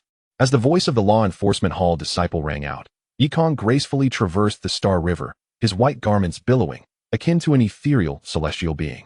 In terms of grandeur, none could rival Yikong. Ah, the master of Leisure Peak can actually command the Star River? How extraordinary! The crowd marveled, puzzled by how Yikong could wield such power, typically reserved for the sect leader alone. Behind Yikong, Luo Yantian harnessed the might of the Star River, paving the way for him, ensuring that Yikong's entrance was not devoid of spectacle. We respectfully welcome the master of Leisure Peak. The crowd murmured, though their voices were subdued. The sect leader has arrived. We pay our respects to the sect leader, they proclaimed loudly. In the air, Luo Yantian stood with hands clasped behind his back, his figure shrouded in mist, walking upon the very Star River that Yikong had traversed, positioning himself beside Yikong, turning his back to the crowd. Thus, all 9 Peak Masters, along with the sect leader, had gathered. The esteemed leaders of the 9 Peaks gathered around the master of the Star River sect, standing majestically in the air, Yikong of the Tranquil Peak, Qin Chunyang of the Heavenly Sword Peak, Qin Wui of the Beastmaster Peak, Lu Rian of the 10,000 Flowers Peak, Yao Zidong of the Dan Peak, Lin Lai of the Array Peak, Lu Fu of the Talismans Peak, Xiao Wu of the Martial Arts Peak, and Zhou Miexing of the Yin-Yang Peak. To my surprise, the grandeur of my master's presence was quite significant. I had imagined him arriving in a more weary state. Look at the starry path beneath master's feet. It mirrors that of the sect leader, suggesting assistance from him, murmured Xiaobai. Lin Yao Yao nodded in agreement, having prepared herself for any potential embarrassment on her master's part. Indeed, it seems master must have implored the sect leader for quite some time to ascend, she whispered. Master, as long as you do not bring shame upon me, I shall not bring shame upon you. In this 9 Peaks competition, I shall claim first place, proclaimed Luo Yantian, his voice resonating throughout the Star River sect. The crowd responded affirmatively. Moreover, during the 9 Peaks competition, no killing of fellow sect members is permitted, nor shall any treachery or collusion with dark forces be tolerated. Violators shall have their cultivation revoked and be expelled from the sect. Luo Yantian reiterated. We shall obey. The elders replied. The 3 great elders had already departed to make preparations, thus leaving Luo Yantian to speak. Outside the sect, the 3 elders observed a massive spirit vessel approaching from the distance, and upon extending their consciousness, they discerned the banner it bore, the Palace of Dark Melody. The name struck the elders' minds like a resounding bell. The Palace of Dark Melody truly approaches. Master, we are being observed. Should we take action? Heiyun inquired, standing beside Su Wudi. No, we are here to compete. It is not yet time for bloodshed, Su Wudi replied coolly. As the 3 elders noted the arrival of the Palace of Dark Melody, they sounded the alarm. Luo Yantian and Yikong both lifted their gazes toward the horizon simultaneously. They have finally arrived, they thought to themselves. Chapter 63.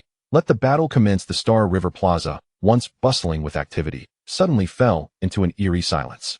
The 8 Peak Masters and their disciples brandished their weapons, while many faced the Palace of Dark Melody with palpable fear and uncertainty. In midair, The spirit vessel of the Palace of Dark Melody glided gracefully to a halt above the Star River sect. Luo Yantian, it has been quite some time, Su Bubi sneered. You are still alive, I see, Luo Yantian retorted dismissively.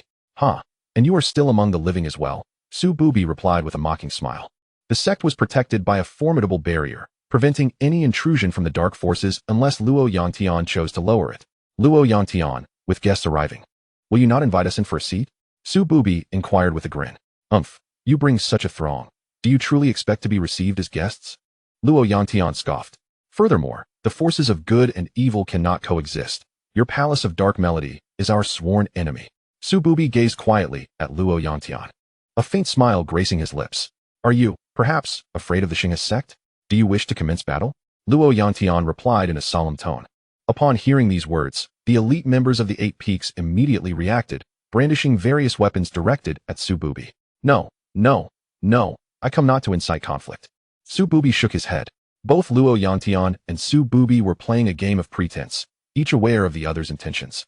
Luo Yantian was cognizant that the demon sect had arrived and knew precisely what their purpose was.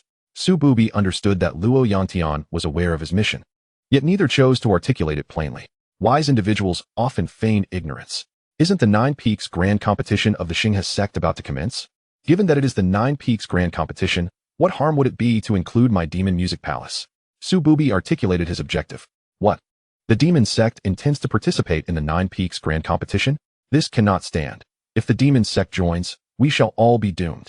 Many disciples panicked, fearing the prospect of confronting the demon sect. Our Xingha sect's competition is of no concern to your demon sect, Luo Yantian retorted coldly. The Xingha sect has declined in strength, lacking the courage to confront my demon sect, Su Bubi ruthlessly remarked. The demon sect, while indeed a peril, also served as a catalyst for the disciples to strive diligently in their cultivation and forge their mettle. Without the threat posed by the demon sect, the next generation of the Xingha sect would face no challenges. In certain respects, the existence of the demon sect is indeed necessary. Master, activate the formation. I shall receive the demon sect, Yikong interjected. He had observed the situation closely and understood the purpose of the demon sect's visit, to participate in the Nine Peaks Grand Competition. Yikong, the demon sect, is formidable. Should we open the formation and allow them entry, we would be in grave danger, Luo Yantian conveyed through his spiritual sense. Not to worry. Allow only Su Bubi to enter, Yikong said. Upon hearing this, Luo Yantian contemplated and realized the wisdom in it. Allowing only Su Bubi to enter meant that if he dared to act recklessly, they could eliminate him directly within the sect. In that scenario, the Demon Music Palace would be left leaderless, easily overcome. Moreover, my original intention was to include the Demon Music Palace in the Nine Peaks Grand Competition. How could we negotiate without his presence?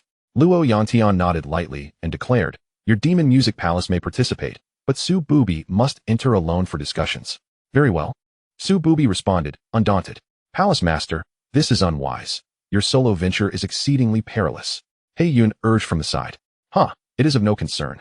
Su Bubi replied calmly, casting a glance at those beside Luo Yantian. He is here. Luo Yantian opened a gap, constructing a passage with the Xingha formation. Your methods of the Xingha are no match for those of the former Yi Yun, Su Bubi remarked with a gentle smile. Yi Yun was the previous sect master. Luo Yantian remained silent, discreetly observing Yikong, who maintained a tranquil expression, thus refraining from further commentary. Su Bubi stepped forward and stood opposite Luo Yantian. The ensuing matter shall be discussed in detail by the peak master of the carefree peak of our Xingha sect, Luo Yantian stated. Upon utterance of these words, the crowd erupted in commotion. What? The sect master is allowing the carefree peak master to converse with Su Bubi? Has he lost his senses? With a mere breath, Su Bubi could annihilate the carefree peak master. Is this not courting death? Was the sect leader truly intending to sacrifice the master of Xiaoyao Peak to annihilate Su Bubi? The expressions of the disciples varied, yet all were seized by shock. To have the master of Xiaoyao Peak negotiate, was this a serious endeavor? Lin Yaoyao gazed anxiously at her master in the sky. Master, please retreat swiftly. Your cultivation is merely at the Qi refinement stage. What courage or strength do you possess to negotiate with the leader of the Demon Melody Palace? This is tantamount to courting death. The Xingha sect is deliberately allowing you to negotiate, setting the stage for your demise, and providing them with an excuse to act. Alas, my strength has yet to recover, and I cannot save you. Oh, Master, all I can do is pray that a conflict does not ensue.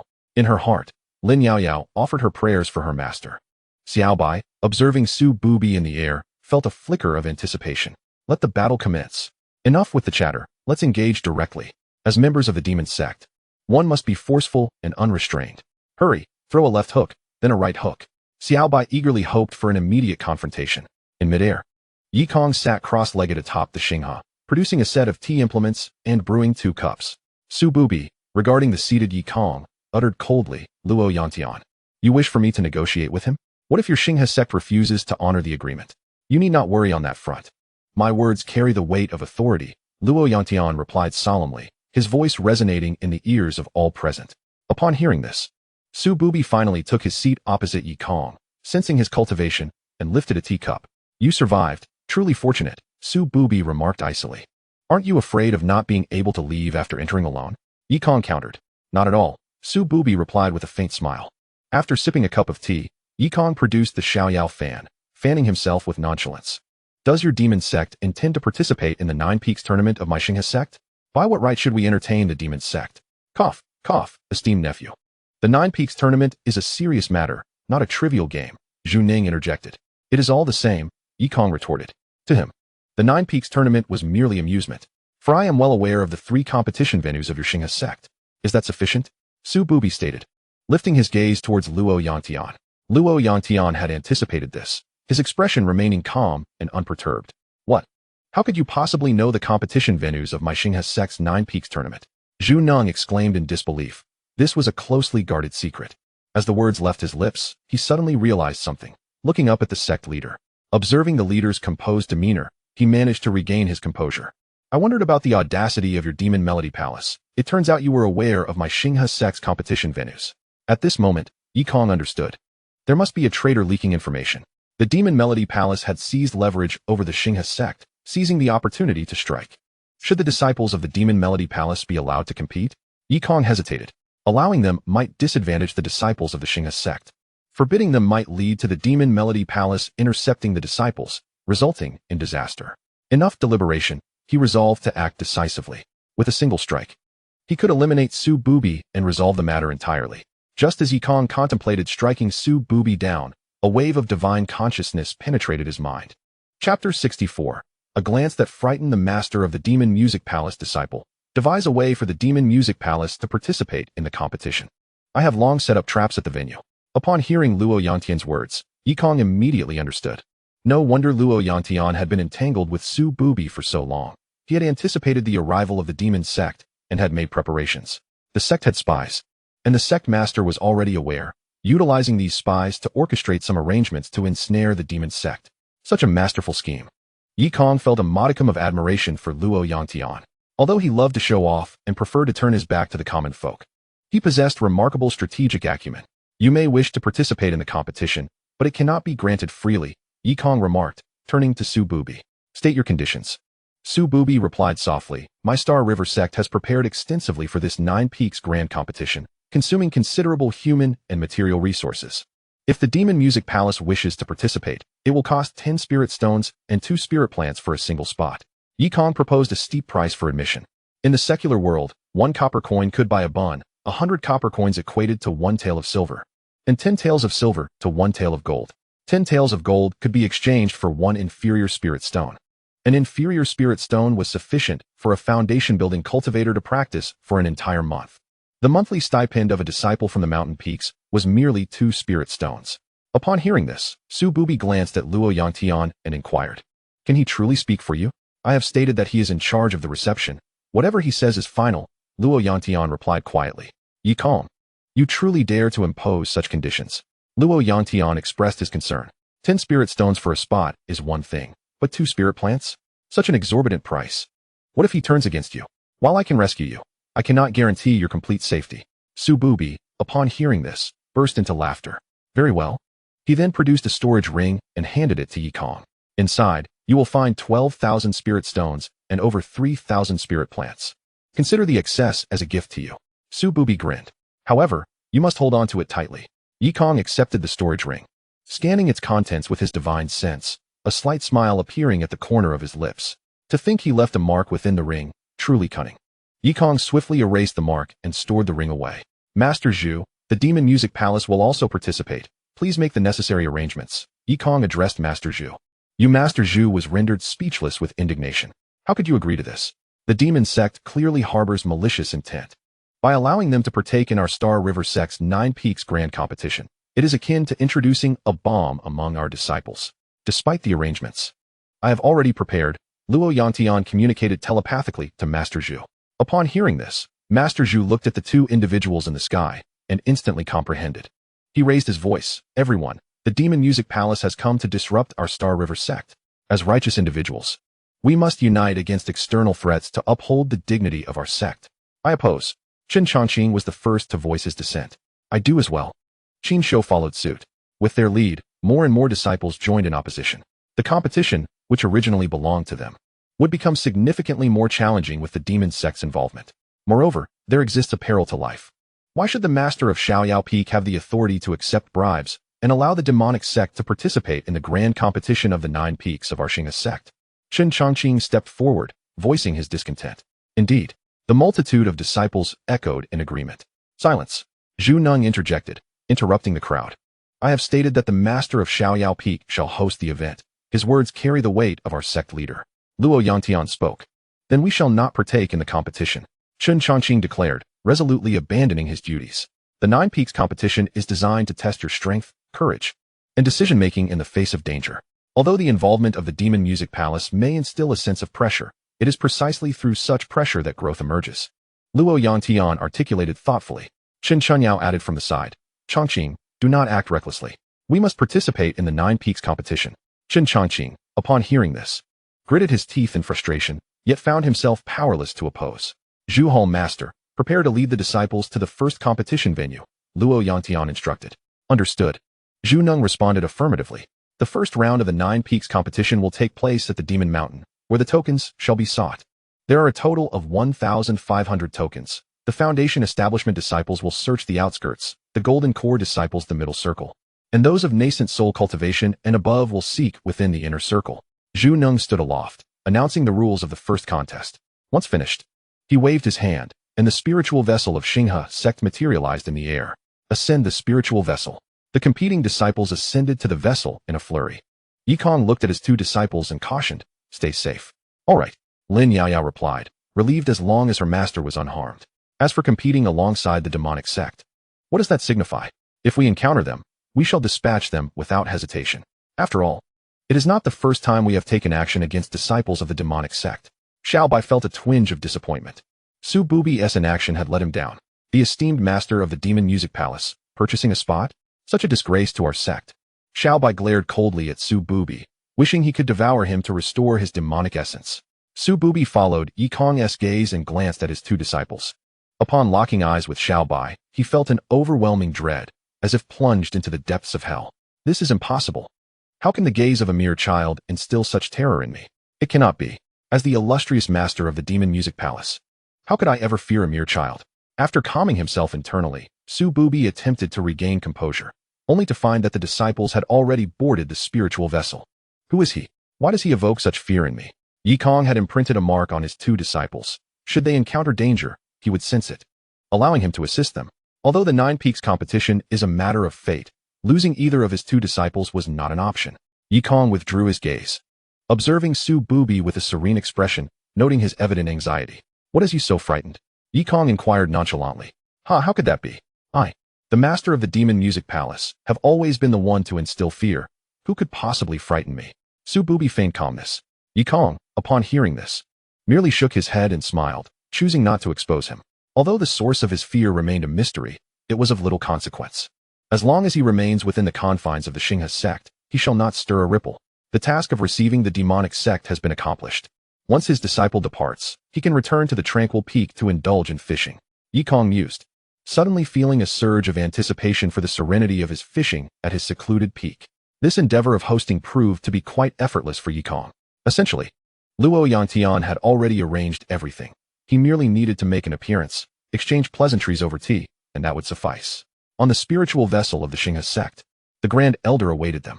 All peak leaders, step forward. The Grand Elder commanded in a solemn tone. The leaders of the 9 peaks approached, bowing in respect. The Grand Elder conveyed vital information through his spiritual sense, informing them that the sect master had anticipated the arrival of the demonic sect and had thus prepared traps at the competition venue. Each peak leader was entrusted with the responsibility to lead their disciples in ambushing the members of the demonic sect. I shall implant the locations of the traps and the means to activate them within your minds, the Grand Elder concluded, his thoughts weaving the necessary knowledge into their consciousness. Remember, upon reaching the demon mountain, do not engage in infighting. Our focus must be united against the common foe, he instructed firmly. Understood. The 9 peak leaders replied in unison. Chen Chongqing and Qin Shou exchanged glances, their heads bowed in shame. Just moments ago, they had been in the Xinghe Square, arguing against the participation of the demonic sect in the competition. Yet, it became evident that the Xinghe sect had already devised a countermeasure, eager for the disciples of the demonic sect to partake, so they could ensnare them. This realization filled them with a sense of remorse. Lin Yaoyao now grasped the true purpose of the initial round of the competition, to hunt down the disciples of the demonic sect. No wonder their master had been so fearless in confronting the situation. It turned out the sect master had long been plotting against the demonic sect, using their master as a pawn to draw hatred. The sect master was truly not a benevolent figure, employing her master as a shield. Chapter 65. The essence of the first round of competition within the Xinghe sect. After the disciples had departed, Luo Yangtian and the others remained suspended in midair. Su Buba was still within the confines of the Xinghe sect, posing a significant threat. How to manage him had become the most pressing dilemma. Allowing him to roam free would jeopardize the safety of the disciples participating in the 9 Peaks competition. Conversely, confining him would endanger the sect's own members. The dilemma was fraught with peril. Given Su Buba's audacity to enter alone, he must possess some form of leverage. Luo Yangtian surmised what that leverage might be. Should a confrontation arise, the Xinghe sect would undoubtedly suffer considerable losses. After much deliberation, Luo Yangtian finally commanded, Zhu Hall Master, escort Su Buba to the law enforcement hall and ensure he is closely monitored. I have little confidence in his confinement elsewhere. Only within the law enforcement hall, beneath my very feet, will I find solace. The law enforcement hall was situated directly beneath the Xinghe hall. Understood, Zhu Ning affirmed. Master Su, please follow me. Zhu Ning approached Su Wudi with a stoic expression. I came as a guest, not to be imprisoned. To take me to the law enforcement hall is rather dismissive of my status as a master, Su Wudi retorted coldly. And where would you prefer to go? Luo Yangtian inquired sternly. Since it is the master of the Xiaoyao Peak who is receiving me, I shall go to Xiaoyao Peak, Su Wudi replied, turning to Yi Kong. That is unacceptable, Luo Yangtian firmly rejected, disregarding the fact that Yi Kong's disciple possesses limited strength. The situation at the Xiaoyao Peak is further complicated by its status as a convergence point for the sect's spiritual veins. Should Su Bubi manage to disrupt it, the ancient ancestor of the Demon Music Palace may very well be unleashed, leading to profound troubles. One Su Bubi is already a formidable challenge. The emergence of the Demon Music Palace's ancestor would only exacerbate the conflict. Luo Yangtian is acutely aware of the gravity of the situation. His previous ability to suppress the Demon Music Palace's ancestor with a single strike was purely serendipitous. Upon hearing this, Yi Kong smiled calmly and replied, very well. I fear you may cause chaos elsewhere, but at Xiaoyao Peak, I can keep a watchful eye on you. Su Bubi, upon receiving Yi Kong's consent, turned to Luo Yangtian with a grin. Did you hear that? The master of your Xiaoyao Peak has agreed. Luo Yangtian shot a discontented glance at Yi Kong, retorting, rest assured, sect master, it will be fine. Yi Kong replied with a gentle smile. Sighing, Luo Yangtian found himself at a loss for words. Ah, dear disciple, you are blissfully unaware of the peril Su Bubi poses. Do not be deceived by his outward demeanor of indifference. He is a ruthless figure, capable of unspeakable violence. Very well, Zhu Tangzhu. Accompany Yi Kong and escort Su Bubi to Xiaoyao Peak, Luo Yangtian commanded, delegating the responsibility to Zhu Nong. Yes. Zhu Ning responded with a respectful gesture. Luo Yangtian then turned to Su Bubi, his voice cold. Should you dare to cause unrest at Xiaoyao Peak, I will not hesitate to eliminate you. Su Bubi let out a chilling laugh as he followed Yi Kong towards Xiaoyao Peak. I have come to your Xinghe sect to stir up trouble. However, the time is not yet ripe. After they departed, Luo Yangtian vanished, returning to the Xinghe Hall. He needed to suppress the ancestor of the Demon Music Palace without being distracted by matters at Xiaoyao Peak. Above the Demon Mountain, 2 spirit boats, one black and one white, soared side by side. This was the first venue for the competition, with a singular requirement: no infighting amongst sect members. The demon cult is the primary adversary, the Grand Elder instructed. Understood. The disciples responded in unison. They were well aware that with the demon cult's participation, an alliance against them was inevitable. Anyone who dared engage in internal conflict at this juncture would be courting death. The nature of the 9 Peaks Grand Competition has shifted. It is now no longer merely about collecting tokens, but about confronting the demon cult and surviving. Disciples below the golden core stage disembark from the spirit boats. The Grand Elder announced. Lin Yaoyao and Xiaobai happen to be below the golden core stage. The outer perimeter will be entrusted to you, disciples of Xiaoyao Peak. The Grand Elder instructed. At the perimeter, only the disciples from Xiaoyao Peak were present, while most of the other 8 peaks were occupied by golden core disciples, with 2 at the nascent soul stage. Very well, Lin Yaoyao replied. In matters concerning the demon cult, we shall follow the arrangements made by the disciples of Xiaoyao Peak. The Grand Elder turned to the others from the various peaks. On what grounds? Protested a disciple from Tianjin Peak. Chen Chongqing turned to him, casting a cold glare, and declared, we shall heed the Grand Elder's arrangements. If you refuse, I shall exercise my authority to impose punishment. Given the stakes of life and death, he felt compelled to first establish the authority of Xiaoyao Peak. Understood, the disciples of Tianjin Peak acknowledged. Lin Yaoyao and Xiaobai led the way as they descended from the sky, accompanied by over 800 foundation-building disciples. Once on the ground, Lin Yaoyao promptly informed them of the traps laid out by the Xinghe sect and the methods to activate them. I am aware that you do not heed my words, and I have grown weary of your fates. This is a trap meticulously crafted by the Xinghe sect specifically for the demonic cult, and I shall divulge all the details to you now. Should anyone dare to speak ill of my esteemed master again, let it be known that I, Lin Yaoyao, shall not spare the bonds of our fellowship. Upon concluding her statement, Lin Yaoyao seized Xiaobai and departed. Xiaobai, perched upon the back of a Siberian husky, gazed apprehensively at the traps set by the Xinghe sect. The malice of the Xinghe sect was palpable. They had intentionally lured the demonic cult to annihilate them. I had wondered why my master would engage in negotiations with the lord of the Mo Lu Palace. It was clear now that preparations had long been in place, and calamity was far from imminent. The Xinghe sect was truly cunning. Xiaobai had anticipated a confrontation, yet it seemed such an encounter would not transpire. Disciples of the Xinghe sect began to disperse in formations based on their peaks. With the traps laid by the Xinghe sect, they could now hunt the members of the demonic cult with greater ease. Only now did they comprehend why the leader of the Xiaoyao Peak had been sent to negotiate. The sect had long devised a plan and prepared countermeasures. On the spirit vessel of the Mo Lu Palace, over 300 foundation-building disciples emerged. Indulge yourselves, murmured He Yun. Kill. The chorus of over 300 disciples from the demonic cult echoed as they leaped from the spirit vessel, concealing themselves. Thus commenced a grim game of murder and slaughter. The outer circle was in chaos, and the inner circle mirrored this turmoil. Within the inner circle, the numbers swelled. With nearly 1,000 from the Xinghe sect, and over 500 from the Mo Lu Palace led by several peak masters from Wanhua Peak and Dan Peak. The innermost circle, however, was commanded by Chen Chongqing and Qin Shou, leading more than 500 in opposition to the Yuanning powerhouses of the Mo Lu Palace. This inner sanctum was fraught with danger, yet the likelihood of victory was significantly higher. In each region, 500 tokens were scattered, and the confines of the inner circle were compact, rendering the tokens easier to locate. Naturally, this area was also the most perilous, as it was the domain of Yuanning beasts and those in the later stages of Yuanning. When Yuanning cultivators encountered Yuanning beasts, they still had a fighting chance, yet against later stage beasts, the less formidable would meet their demise swiftly.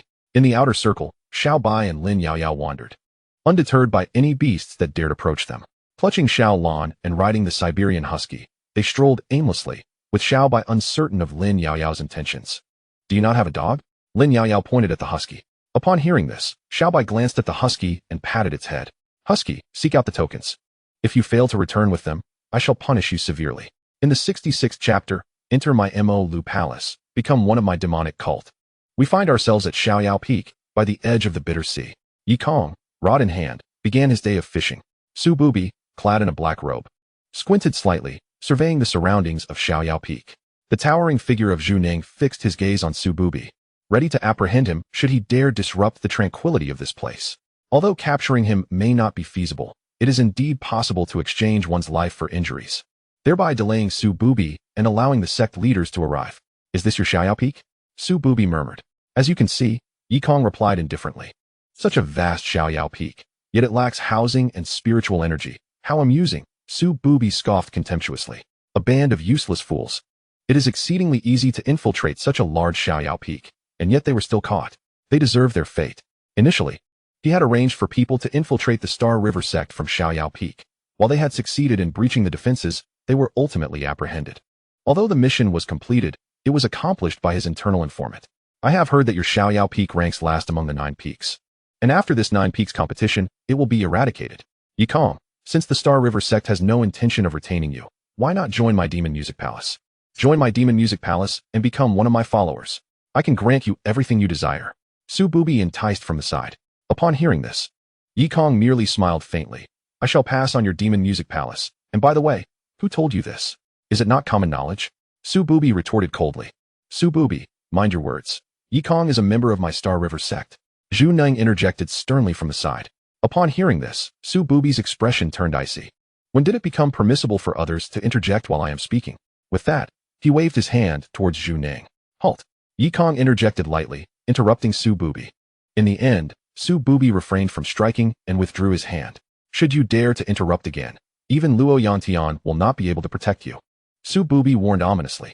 His earlier attempt was merely a test, to ascertain whether Luo Yantian would intervene.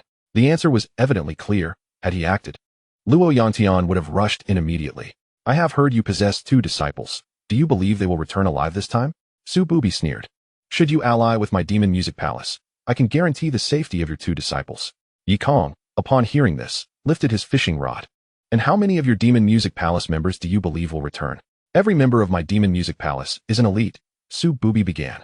But his expression abruptly stiffened as he turned to gaze in the direction of the Star River Palace, his eyes narrowing with a chilling demeanor. Luo Yantian. You anticipated my Demon Music Palace would come, did you not? On the Star River, Luo Yantian stood with his hands clasped behind him, his back turned to Su Bubi. Realizing this now is too late. In the outskirts of the Demon Mountain, Erha transported Xiao Bai and soon arrived at the entrance of a pig demon's cave, where he discovered 2 tokens. Lin Yao Yao set Xiaolon down and patted its body. Go retrieve the tokens. Meow, Xiaolon responded, striding towards the pig demon's cave with regal confidence. The pig demon within, merely a foundational level beast, initially intended to rush out for a fierce battle upon seeing Xiaolon approach, but was rendered paralyzed with fear as a flash of white light flickered in Xiaolan's eyes. Cowering on the ground, the pig demon dared not move. Xiaolon simply circumvented the pig demon and approached from behind to seize the tokens. Retrieving the 2 tokens, he brought them back and presented them to Lin Yao Yao.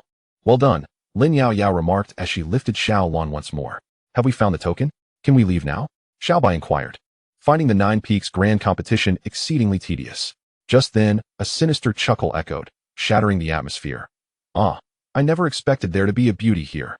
Lin Yao Yao waved her hand, conjuring a spiritual sword. Xiaobai, riding his husky, turned around to find 4 or 5 disciples of the demon sect behind him, their expressions greedy as they gazed at their senior sister. I am the senior brother. I shall go first, declared the foremost disciple of the demon sect. I am the fastest. I should go first. No, I possess the greatest strength. I should go first. The disciples quarreled among themselves, vying for the opportunity to strike first. Do not waste time. Let us all attack together, Lin Yao Yao said, her expression cold as ice. Attack together? I fear you cannot withstand it. The demon sect disciple replied with a sinister smile. Xiaobai, step back. You are not ready for the sight of death, Lin Yao Yao cautioned, shielding him with her hand. Xiaobai retorted, Senior sister, I have killed more than you have seen. It is merely killing. I, Xiaobai, have been doing this since childhood. I am not afraid. He said this while standing atop the husky, attempting to appear taller. If you are not afraid, then watch closely, Lin Yao Yao replied, cradling a cat as she charged forward. The demon sect disciples brandished iron chains, forming a formation to ensnare Lin Yao Yao. Standing on the husky's back, Xiao Bai's eyes glimmered with a dark light, instantly intimidating the 5 demon sect disciples. In that fleeting moment, the 5 disciples froze. As if confronted by hell itself, their hands momentarily stilled, hearts filled with dread, a fear that stemmed from their very souls. Seizing the opportunity while they were momentarily dazed, Lin Yao Yao thrust her sword forward. With a swift motion, she precisely severed the throats of the 5 demon sect disciples. You, the central disciple of the demon sect, gazed at Xiao Bai in panic, consciousness gradually fading. Xiao Bai remained calm atop the husky. I am, after all, the demon emperor. Although I have lost my demonic powers and physical form, my aura remains. Such trifling foundation establishment trash has caused me to expend a considerable amount of spiritual energy. After dispatching several disciples of the demon sect, Lin Yao Yao turned to Xiao Bai, noticing his complexion had paled somewhat. Xiao Bai, were you frightened? She asked softly. No, senior sister. Xiao Bai shook his head in denial. Lin Yao Yao observed him, sighing inwardly. Oh, Xiao Bai, your face is ashen, yet you claim not to be scared. If you weren't riding atop the husky, you would likely be too frightened to move. With a shake of her head, she led Xiao Bai away from that place.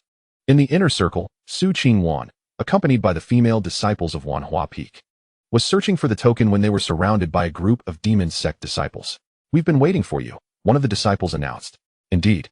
The beauties of the Wanhua Peak of the Star River sect are as lovely as they say," another disciple remarked, their eyes gleaming with avarice. They had lain in ambush here specifically for Su Qingwan and her companions. "Conveniently, I have been looking for you as well," Su Qingwan replied, her demeanor tranquil as she faced the demon sect without fear. The disciples of Wanhua Peak stood firmly behind her, while she exhibited bravery. They were the ones who felt apprehensive. "How is it? Are you planning to deliver it to my doorstep?" sneered the disciple of the demon sect. Su Qingwan's lips curled slightly as she formed several hand seals, exclaiming, "Soul-devouring formation, activate." In an instant, for beams of light surged from all directions, enveloping the disciple of the demon sect. "Sisters, infuse your spiritual energy and annihilate the demon sect disciple," commanded Su Qingxian. "No, it's impossible. How could you possibly know there was a formation here?" The disciple of the demon sect panicked. Once the soul-devouring formation was initiated, escape would be nearly impossible, leading to their demise. "How could we know?" Su Qingwan replied with a serene smile, "Because it was arranged by my Star River sect." Chapter 67. On the surface frantic, yet each harbors schemes at the idyllic peak, Su Buzai cast a cold, piercing gaze towards the Star River Hall. "You anticipated my return to the Demon Melody Palace and made preparations in advance?" Su Buzai inquired. "Indeed," came the voice of Luo Yangtian. Almost immediately, a spiritual doppelganger appeared before Su Buzai, turning its back to him. "You believe that my Star River sect is unaware of the spies you have infiltrated in our ranks? I refrained from searching merely because the grand competition of the 9 Peaks is about to commence, and I did not wish to stir unnecessary trouble. However, since you, the Demon Melody Palace, insist on intruding, as the sect master, I must take some action." Dark energy surged from Su Buzai, his crimson eyes fixated on Luo Yangtian. "So, you allowed the Demon Melody Palace to participate in the competition?" Su Buzai felt both furious and resentful. He had thought he had grasped a weakness of the Star River sect to compel them to allow his Demon Melody Palace to partake in the grand competition of the 9 Peaks. Little did he know that the Star River sect had anticipated that the Demon Melody Palace would be aware, thus laying a trap. "It would have been better if you hadn't come. Now you're as good as dead. Do you think this sect master would permit your entry otherwise?" Luo Yangtian spoke gravely. "I, Su Buzai, who has been wise all my life, never imagined I would fall into your hands." Luo Yangtian, Su Buzai declared, exasperated. Yikong sat by the sea of suffering, slightly raising his fishing hook. With the sect master's arrangements, his disciple was essentially safe. The sect master truly is extraordinary, having made such extensive preparations. Just as Yikong was reflecting, he suddenly sensed an unusual aura. Something is amiss. Yikong closed his eyes, extending his spiritual awareness, and detected the dark energy emanating from Su Buzai seeping into the ground, threatening to corrupt the spiritual essence. What a cunning ploy! He feigns desperation to stealthily invade the spiritual veins. If the dark energy contaminates the spiritual veins, the resulting release will be tainted as well. Not only will it fail to suppress the ancestor of the Demon Melody Palace, but it will also pollute the entire Star River sect. Su Buzai is truly calculating. No wonder he has become so formidable. With a thought, Yikong pressed his hand against the ground. Pure spiritual energy penetrating the earth to block the dark energy radiating from Su Buzai. Fortunately, this was at my idyllic peak. Had it been elsewhere, Su Buzai might have succeeded. At this moment, Su Buzai was still playing his part with Luo Yangtian. "Luo Yangtian, if anything happens to my disciples from the Demon Melody Palace, I will make your Star River sect pay dearly." Su Buzai pointed at Luo Yangtian's back, declaring, "Here lies my Starry River sect, and I, the sect master, can summon the power of the stars to annihilate you at any moment." Luo Yangtian declared with unwavering dominance. "Annihilate me? I dare you to try?" Su Bubi responded, unperturbed. If Luo Yangtian were to harness the power of the stars, the ancient ancestor of the Demon Music Palace would have a chance to escape. "I am not afraid of a direct confrontation, but I dread the treachery that might ensue." Luo Yangtian refrained from making a move. It was not worth his effort. "Luo Yangtian, do you have any inkling as to the identity of my secret guard from the Demon Music Palace?" Su Bubi inquired, his demonic aura intensifying. "So close. Just a fraction away. As long as I can corrupt the spiritual pulse of the Starry River sect to rescue the ancestor, the death of the disciples from the Demon Music Palace would be of no consequence." Su Bubi feigned exasperation, fervently channeling his demonic energy. "There is no need for me to engage in further dialogue with you," Luo Yangtian replied calmly. Yikong leaned on the ground, quietly observing Su Bubi's performance. Su Bubi's demonic energy was intercepted by himself, rendering any attempt to taint the spiritual pulse futile. Idleness breeds boredom. Watching the performance of the Demon Music Palace's leader was a welcome distraction. Zhu Neng stood beside Yi Kong, his fists encased in spiked gauntlets, feeling a surge of anxiety. He feared that Su Bubi might unleash his wrath upon them. Although Zhu Neng was not afraid of death, what would happen if they were to perish and Su Bubi destroyed the spiritual pulse? Sectmaster, why did you allow Su Bubi to enter? Could you refrain from provoking him? What if he turns against me and my nephew Yi Kong? Zhu Neng thought to himself, glancing at Yi Kong. Yi Kong, leaning against a stone with one hand propped on the ground, appeared utterly relaxed, a smile adorning his face as he watched Su Bubi. Yi Kong, you truly seem unconcerned. With your feeble cultivation, a mere wisp of Su Bubi's demonic energy could extinguish your life 1,000 times over. Had I not summoned a protective barrier with my spiritual power, the surging demonic energy would have long since claimed your life. You are remarkably unruffled. Yet, it is of little consequence, for your anxiety would bear no fruit. Su Bubi and Ro Yantian appeared to be at odds. Yet they were entangled in a web of deceit. One was the leader of the Demon Music Palace, the other the master of the Starry River sect, both possessing profound cunning. Yi Kong, wielding his staff against the ground, fervently absorbed Su Bubi's demonic energy, molding it into small orbs, preparing them as bait for fishing. Su Bubi sensed the accelerated loss of his demonic energy and felt a surge of delight. Ro Yantian, O Ro Yantian, I have now breached the spiritual pulse of your Starry River sect. Once my demonic energy corrupts it, my ancestor shall emerge and obliterate your sect. Do you truly believe I would be driven to desperation? You underestimate me. Let us see who can outlast whom. Ro Yantian too was biding his time, waiting for the Grand Elder and others to return to jointly launch a surprise attack on Su Bubi. In the Demon Mountain's inner circle, Chun Chanqing, clad in a flowing sword robe, exhibited striking features accentuated by a sword mark on his brow. Beside him, Qin Shi, adorned in a tawny lion robe with flowing hair, stood resolutely atop the back of a colorful beast from the nascent soul realm. Before them stood dozens of nascent soul experts from the demon cult, having meticulously prepared to eliminate the two of them. The suppression in numbers and the suppression in artifacts are evident. Among these two individuals, one is a small sword deity with formidable talent, and the other embodies the essence of an emperor, representing the future of the Star River sect. They must be eliminated to prevent their growth, ensuring that the demonic sect never rises again. At this moment, the expressions on Chun Chanqing and his companions' faces were a blend of joy, anticipation, and indifference. They were already aware of the ambush set by the demonic sect and felt no fear. In the past, such an ambush might have led them to flee in desperation, lamenting their fate. However, now the tables had turned, and it was uncertain who was truly ambushing whom. After waiting so long, you finally made your appearance. The demonic disciple sneered. This remark should be ours to make. Qin Shou replied with a faint smile. Humph. The others from the Star River sect have already been lured away. Let us see who will come to your rescue. The demonic disciple scoffed. Why would we need anyone else? Chun Chanqing declared as he drew forth a spiritual sword, readying himself.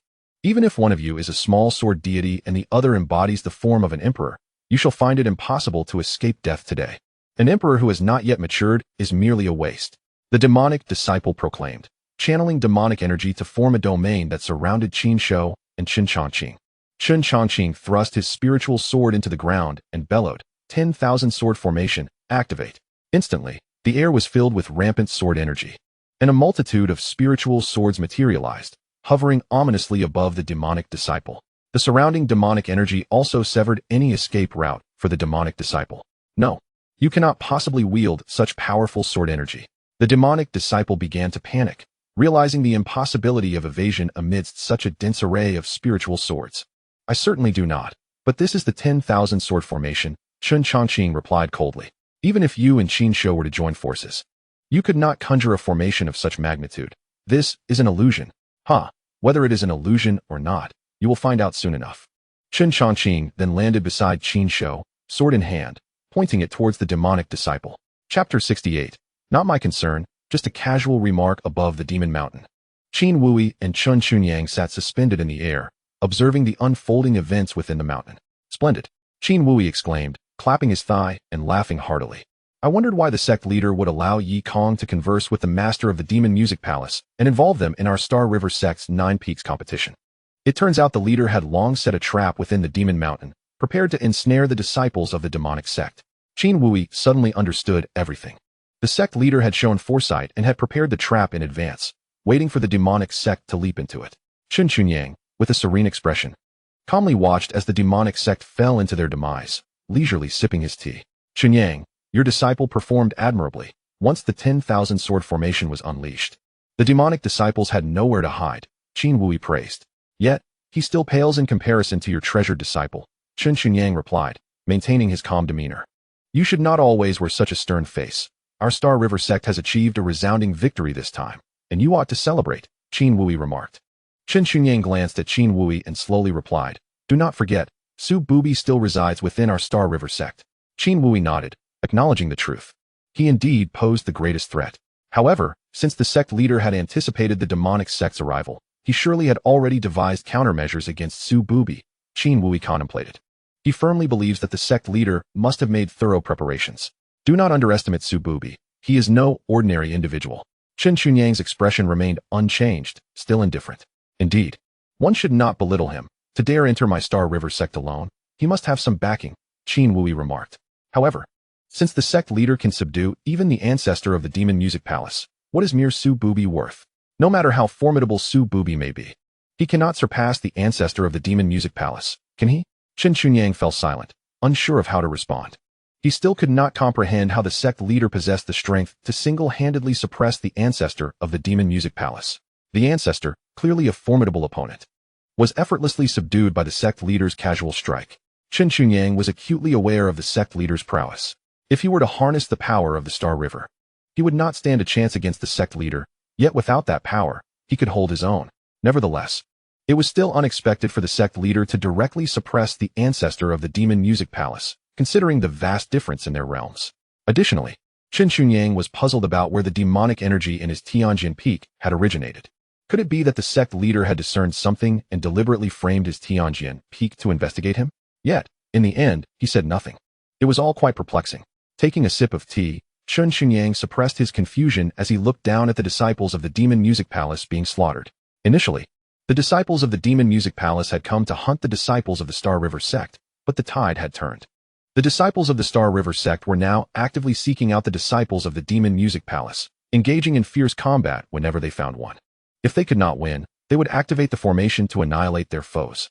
No one knew just how many formations the Star River sect had laid out on the Demon Mountain, leaving the disciples of the Demon sect defenseless. What began as an ambush by the Demon sect disciples had now transformed into an ambush by the disciples of the Star River sect against the Demon sect.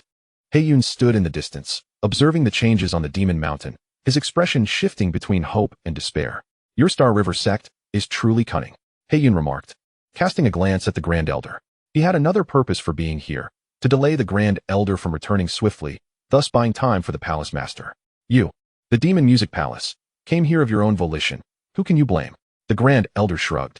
The traps laid here were the result of a collaboration between him, the sect leader, and several other trusted high-ranking members, possessing immense power. Once triggered, no one below the shackled realm would escape. Those above the nascent soul realm would be shackled. The conditions for participation were set for those below the nascent soul and above the foundation establishment, rendering the shackled realm cultivators unable to join.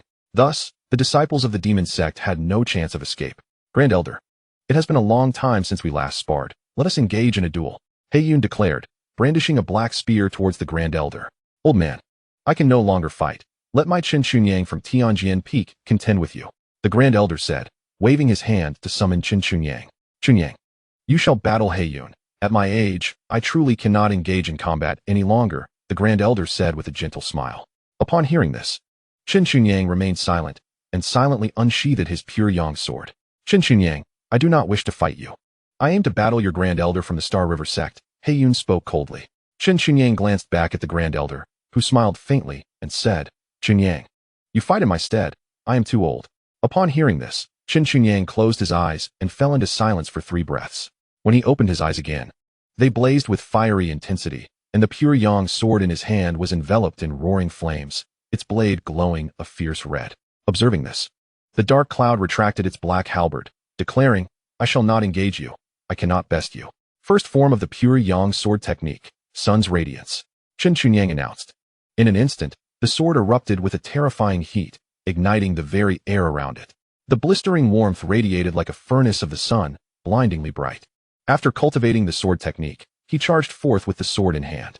The dark cloud transformed into mist, swiftly dissipating, and in the blink of an eye, the two vanished from sight, leaving only the flickering flames behind. The Grand Elder's eyes sparkled with brilliance as he extinguished the flames with a wave of his hand. "You truly strike hard," he chuckled, shaking his head. He then advised Qin Shou, "In half an hour, regardless of the outcome, bring the disciples back to the sect." "Yes," Qin Shou replied, showing great respect for the Grand Elder. The Grand Elder, clad in a flowing azure robe, vanished in an instant. Within the realm of the free and unfettered sect, Luo Yangtian was still locked in a standoff with Su Bubi. Luo Yangtian, in his true form, stood at the Stellar River sect, gazing into the distance. The Grand Elder should be returning soon, he murmured. He had been stalling Su Bubi, waiting for the Grand Elder's return. Despicable, shameless, unable to contend with my demon music palace, you resort to such underhanded tactics. The ancestor of the demon music palace raged from beneath the Stellar River, attempting to disturb Luo Yangtian's resolve. Despicable? You, from the demon music palace, brought this upon yourselves. It is of no concern to me, Luo Yangtian replied calmly. On the peak of the free and unfettered sect, Yi Kong yawned as he observed the ever-releasing demonic energy from Su Bubi. "Su Bubi, are you a weasel? You never seem to run out of demonic energy." Yi Kong inquired. "I have collected over 100 demonic energy orbs. I shall not worry about bait for fishing in the next stretch," Su Bubi retorted, glancing back at Yi Kong before turning away. "Currently, I am powerless against you, but once I corrupt all the spiritual veins, you shall be the first to perish." Yi Kong yawned again, fanning himself with his free and unfettered fan. "My peak is elevated. Do not stand too high, lest you attract lightning." Just as he finished speaking, thunder and lightning erupted in the sky. Boom. Su Bubi looked up at the ominously dark clouds, wondering if it truly would storm. Suddenly, a bolt of lightning struck down, landing squarely on Su Bubi's head. He hastily summoned demonic energy to shield himself, narrowly avoiding death by lightning. However, even with timely protection, he emerged charred and disheveled. His clothes tattered and his complexion darkened. Su Bubi glared angrily at Yi Kong, turned away, donned a black robe, and wiped the soot from his face, restoring his handsome visage. Yi Kong glanced at the free and unfettered fan in his hand and hastily tucked it away. "It is not my fault. I merely spoke carelessly." He had forgotten that his fan could summon wind and rain, invoking thunder and harnessing the forces of nature. Nevertheless, since the free and unfettered fan proved so effective, he decided to use Su Bubi as a test subject. After all, he was robust and resilient, impervious to defeat, a perfect little guinea pig. As Yi Kong pondered, holding the carefree fan in his hand, he gazed at the formidable Su Wubai before him. Chapter 69, Luo Yangtian, you despicable cretin. Upon the summit of the carefree peak, Yi Kong waved his fan and blew gently upon it. In an instant, a tempest erupted, stirring up sand and stones. A whirlwind spiraled upwards, heading straight for Su Wubai. The blinding dust whipped against Su Wubai's body with resounding thuds. Boom, boom, boom. The tornado lashed at Su Wubai as if it were a razor-sharp blade, tearing apart the black robe he had just donned and leaving numerous gashes upon his skin. Su Wubai's eyes glinted with a cold, unpredictable light as he planted his feet firmly on the ground, unleashing a torrent of demonic energy. The malevolent aura spiraled upward with the whirlwind, visible throughout the entire Xing'e sect.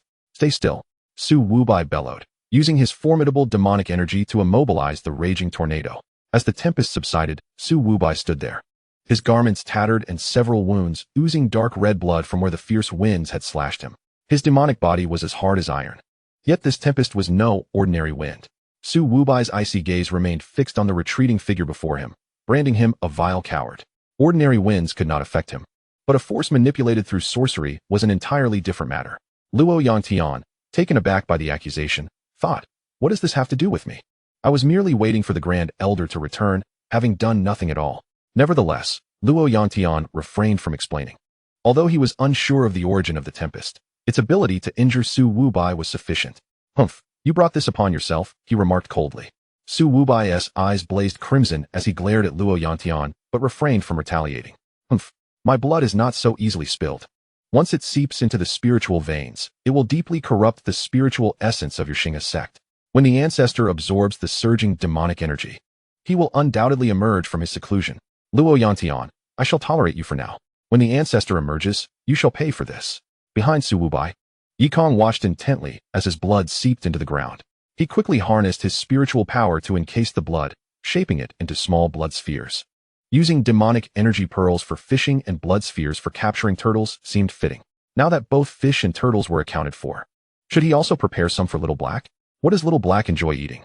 Blood would be harmful, and demonic energy would taint it. Never mind. Let Little Black go hungry for now. The extensive demonic energy released by Su Wubai had polluted the surrounding flora, necessitating a cleansing. Yikong reached into the bitter sea to retrieve a single drop of water, letting it fall onto the carefree fan, which began to sway gently. Master Zhu, did you bring an umbrella? Yikong turned to inquire of Zhu Neng. An umbrella?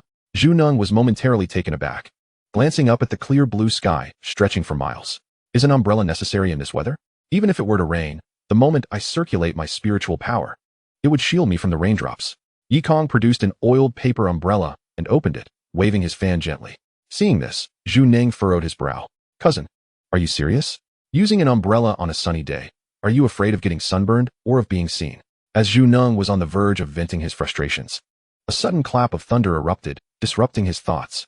The sky roared ominously, and a startling thunderclap echoed amidst the dark clouds.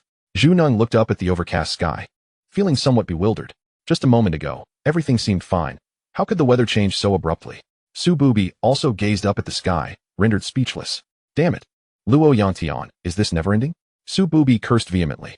Once is enough. Why strike me again? Luo Yang. This is not my doing. Outside the Xinghe sect, the Grand Elder was hastening his arrival when he noticed the sky thick with clouds, illuminated by flashes of lightning and accompanied by the sound of thunder. Was it possible that the sect master and Su Bubi had engaged in combat? The Grand Elder furrowed his brow. Only formidable beings could invoke such celestial disturbances. Without delay, he soared back to the Xinghe sect. On the peak of Xiaoyao, Yikong supported himself against the mountain, seated on a rock, his feet planted firmly on the ground, intercepting the demonic energy emanating from Su Bubi. Fishing had been abandoned, as he found himself unable to free his hands. There was no rush for the special reward. Rain was imminent. Yikong glanced up at the sky and remarked, "It's about to rain." No sooner had he spoken than a torrential downpour began to cascade down. The pattering rain fell upon Xiaoyao Peak, cleansing the demonic energy that Su Bubi exuded. This rain possesses a peculiar nature. Su Bubi observed the sky, feeling the rain wash away his demonic aura. Had he been detected? His brow furrowed slightly. Before he could finish his thought, a droplet fell and struck the top of his head. The force of the rain instantly knocked Su Bubi to the ground, rendering him motionless and breathless, akin to a fish out of water. This was no ordinary rain. It was water from the Sea of Bitterness.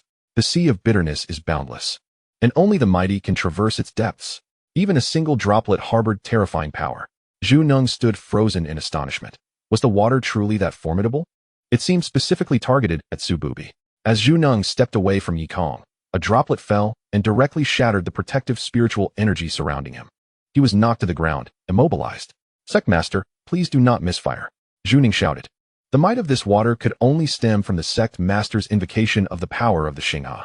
Only water infused with such cosmic strength could possess such overwhelming energy. A carp dragon from the Sea of Bitterness leaped from the water, transforming into a dragon. And after joyfully circling in the air, it plummeted back into the depths. Zhu Neng, facing the direction of the Xinghe sect, remained unaware of the dragon that had briefly appeared behind him. Su Bubi lay on the ground, and with Luo Yantian turned away from the Sea of Bitterness. None were the wiser. Zhu Neng, being nearby, had sensed something. "Disciple, is there something behind me?" Zhu Neng inquired, looking up at Yikong. Yikong turned to glance, observing the carp dragon blowing bubbles in the water. "There's a fish in the Sea of Bitterness behind you blowing bubbles," Yikong replied honestly. Upon hearing it was merely a fish, Zhu Neng relaxed. "Zhu Tangzhu, would you like me to lend you a hand?" Yikong asked. "No, don't. Stay away from that water." Zhu Neng hastily cautioned Yikong. "The rain is the water of the galaxy, imbued with a terrifying energy. A mere touch could pierce through you instantly. My physique can withstand it, but with your frail build, a single drop could claim your life." Upon hearing this, Yikong remarked, "Master Zhu, lying on the ground in such heavy rain will surely catch you a cold." "I like it," Zhu Neng replied. Yikong continued.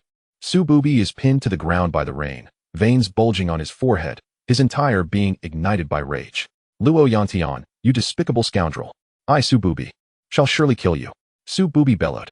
Luo Yantian retorted, "It truly has nothing to do with me. Who is responsible for this?" He, too, was bewildered by the origin of the water. "Master, I have returned," the Grand Elder announced as he hurried back to the Galaxy Palace. Upon hearing the Grand Elder's voice, Luo Yantian regained his composure. "So that's it. I wondered who had been secretly undermining Su Bubi. It turns out to be the Grand Elder. He has been back for some time, remaining in the shadows to weaken Sububi. Aside from the Grand Elder and myself, no one else possesses this capability. Well done, Grand Elder. Luo Yangtian commended. The Grand Elder responded. Huh, what have I done? Chapter 70. In the blink of an eye. You shall all turn to dust. In the Demon Mountain, Xiao Bai and Lin Yao Yao strolled leisurely along the periphery. They had already located the tokens and were merely gathering some spiritual herbs to assist in their cultivation upon their return. Relying on their master for cultivation resources proved to be exceedingly difficult. Ultimately, one must depend on oneself to seek out resources. Most spiritual herbs in the Demon Mountain are guarded by demonic beasts. However, on the outskirts, Erha and Xiao Lan are the undisputed overlords. Lin Yao Yao and Xiao Bai needed not lift a finger, with a call from Xiao Lan or a glance from Erha. The demonic beasts would part ways for them. While harvesting the spiritual herbs, Xiao Bai and Lin Yao Yao collected a considerable number of tokens, intending to sell them. These tokens represent places in the second round of the competition and are exceedingly valuable. Alas, the Xiaoyao Peak is impoverished. They could only rely on selling tokens to earn the necessary cultivation resources. After all, they were merely picked up. Sister, with so many tokens collected this time, we can finally enjoy some roasted meat, Xiao Bai exclaimed, cradling a pile of spiritual veins with a smile. You only think about food, Lin Yao Yao retorted, exasperated.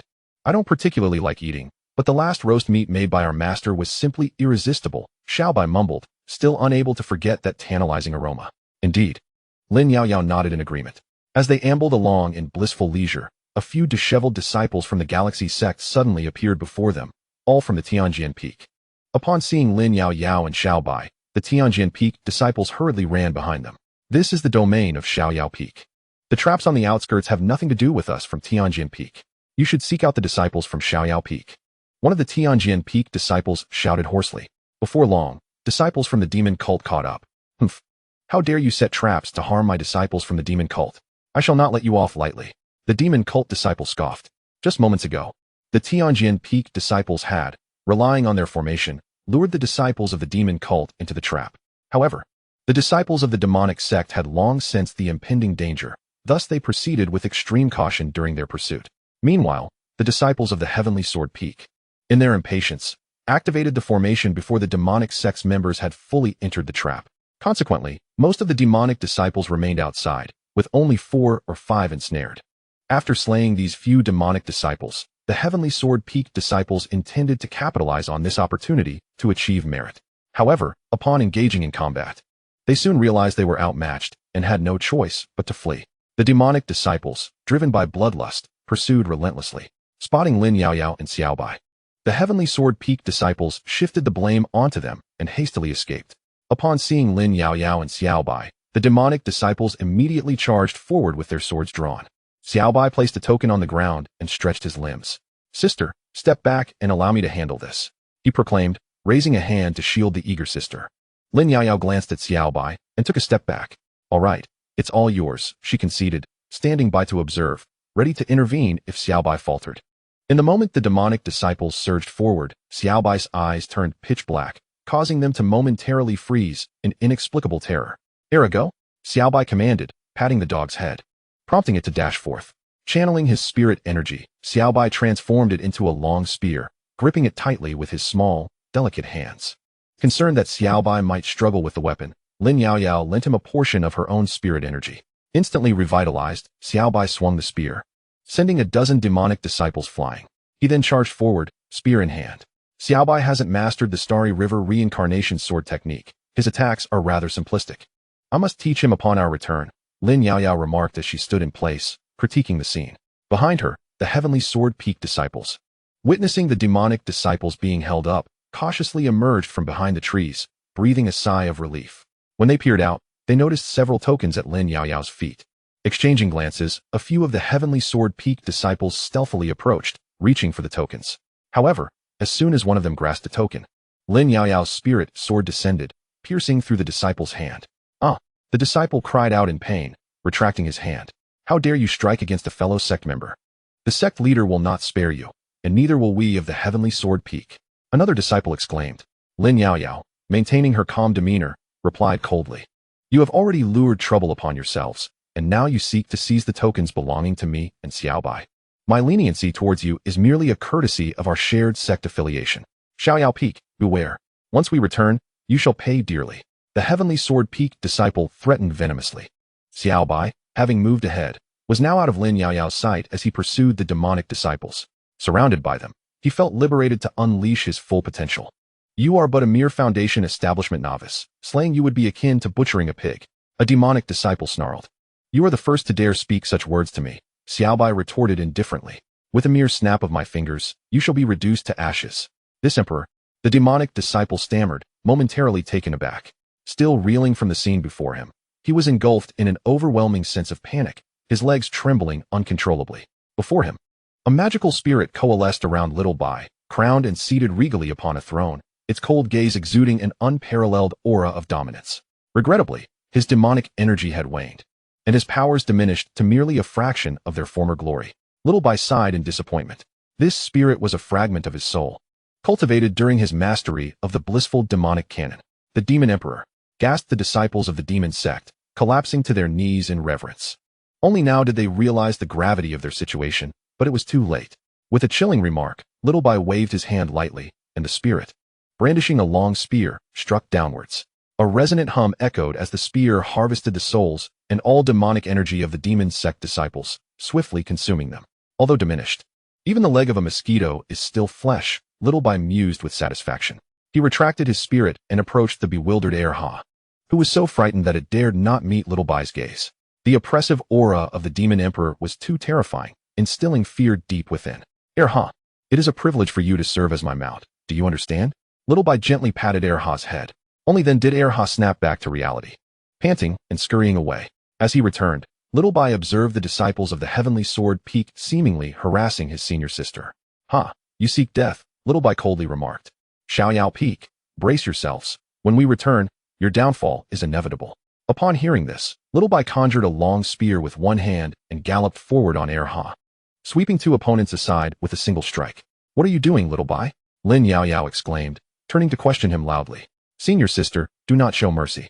They intend to retaliate against Xiaoyao Peak, so we should eliminate them, Little Bai replied, casting a glance at his sister. Do you dare to kill us? The disciples of the heavenly sword peak quivered, unable to suppress their retreat. They sensed the malice emanating from Little Bai, a truly fearsome presence. Regardless, no one is watching.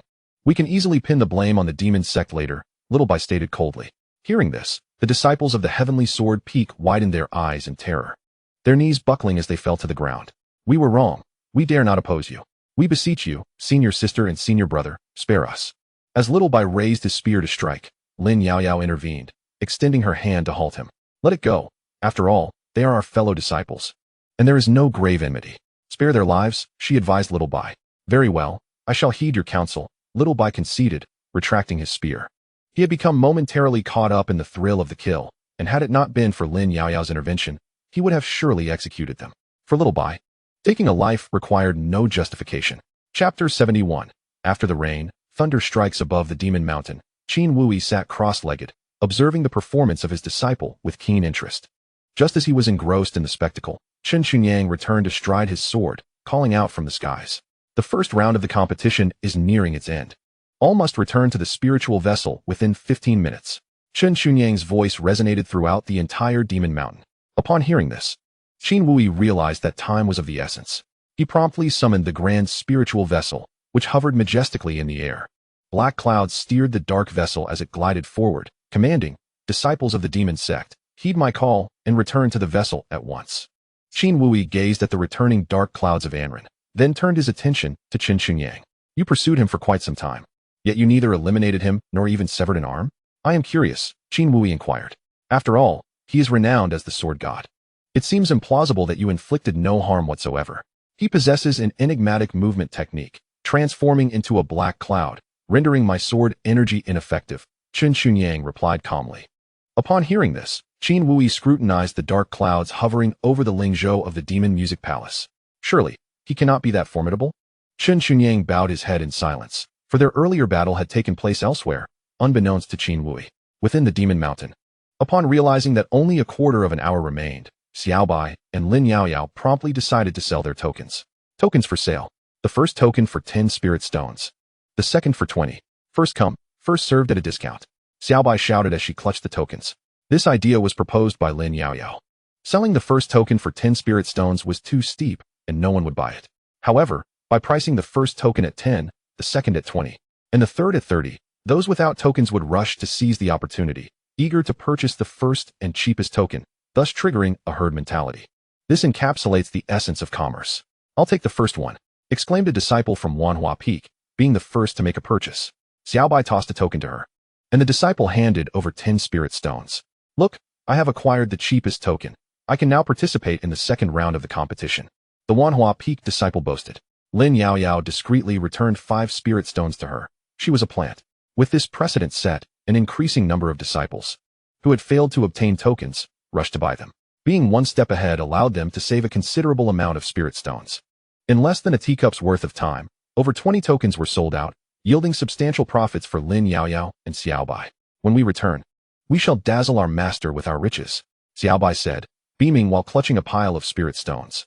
"Meow," called Xiaolon, a blue cat with a hint of white in its eyes, fixated on Xiaobai. The memory of being previously overwhelmed by a cat sent a shiver down Xiaobai's spine. "Senior sister, you ought to keep a close watch on your cat," Xiaobai advised Lin Yaoyao. Xiaobai refrained from speaking carelessly. "Although our master may possess slightly lesser cultivation, hold a lower status, and be a bit more idle, he is still quite good to his disciples," Lin Yaoyao replied. Xiaobai contemplated inwardly. "He is only kind to senior sister, but to me? Huh. He has diminished my cultivation, crippled my demonic body, and constructed my foundation with broken bones. Most crucially, he does not even share the meat with us. This is considered good? Let us depart. It is time to return. With so many spirit stones in hand, senior sister will treat you to a delightful meal, vexing our master in the process," Lin Yaoyao declared as she led Xiaobai back to the Lingzhou. Xiaobai looked up at her senior sister, feeling somewhat speechless. "Just moments ago, you advised me against speaking ill of our master, and now you are doing so yourself." Once they arrived beneath the Lingzhou, they soared back to the deck. A quarter of an hour later, the disciples of the Xinghe sect returned in droves. The first round of the 9 Peaks Grand Competition had witnessed considerable casualties, though not as severe as those inflicted by the demon sect. Of the 1,000 members from the demon sect, fewer than 200 remained aboard their Lingzhou, the rest having been ruthlessly slaughtered. Qin Wui gazed at the demonic sect's spiritual vessel, unable to contain his laughter. "Ha ha ha, let us go. This time, we shall deal a heavy blow to the demon music palace. Upon our return, I shall surely report to the sect master, and all shall be amply rewarded," he declared with a smile. A golden core disciple, standing beside the black cloud, spoke up. "The Star River sect has slain our disciples. This matter cannot simply be overlooked." The black cloud replied in a deep voice, "They have harmed our brethren from the demon music palace. We shall annihilate the Star River sect." Following closely behind the Star River sect's vessel, they made their way back to their stronghold. At the Star River sect, on the Leisure Peak, the heavy rain had poured incessantly, cleansing the peak of all demonic energy and impurities. Only when the malevolent miasma dissipated did the downpour cease. As the dark clouds parted, sunlight pierced through, illuminating Leisure Peak with a warm and comforting glow. Once the rainwater evaporated, Zhu Ning and Su Bubi struggled to rise to their feet. Su Bubi, gazing at the retreating figure of Luo Yangtian, felt an inferno of rage ignite within him. "Time and again, they strike at me. Do they truly believe Su Bubi to be so easily bullied?" He bellowed. Boom. A bolt of lightning struck down, landing squarely upon Su Bubi's head. Yikong was momentarily stunned, staring at the leisure fan in his hand. "This is not my doing," Yikong hastily clarified. Indeed, it was not his fault. He had yet to invoke the next ability of the leisure fan. The sudden crack of thunder was simply too bizarre. "Do not worry, my disciple, for I am here." A clear voice resonated from above, as the elder in a green robe, with hair white as snow yet a visage youthful, descended gracefully. The lightning strike moments ago had been conjured by this elder's spell. The elder landed before Yikong, one hand behind his back, facing Su Bubi. "You seek death." Su Bubi hissed coldly. "Death? Indeed, you shall find it here today," the elder retorted indifferently. With a roar of fury, Su Bubi discarded his black robe, revealing a flawless physique. The air around him crackled with demonic energy, exuding a terrifying authority. Yikong looked at the tainted stones around him, feeling speechless.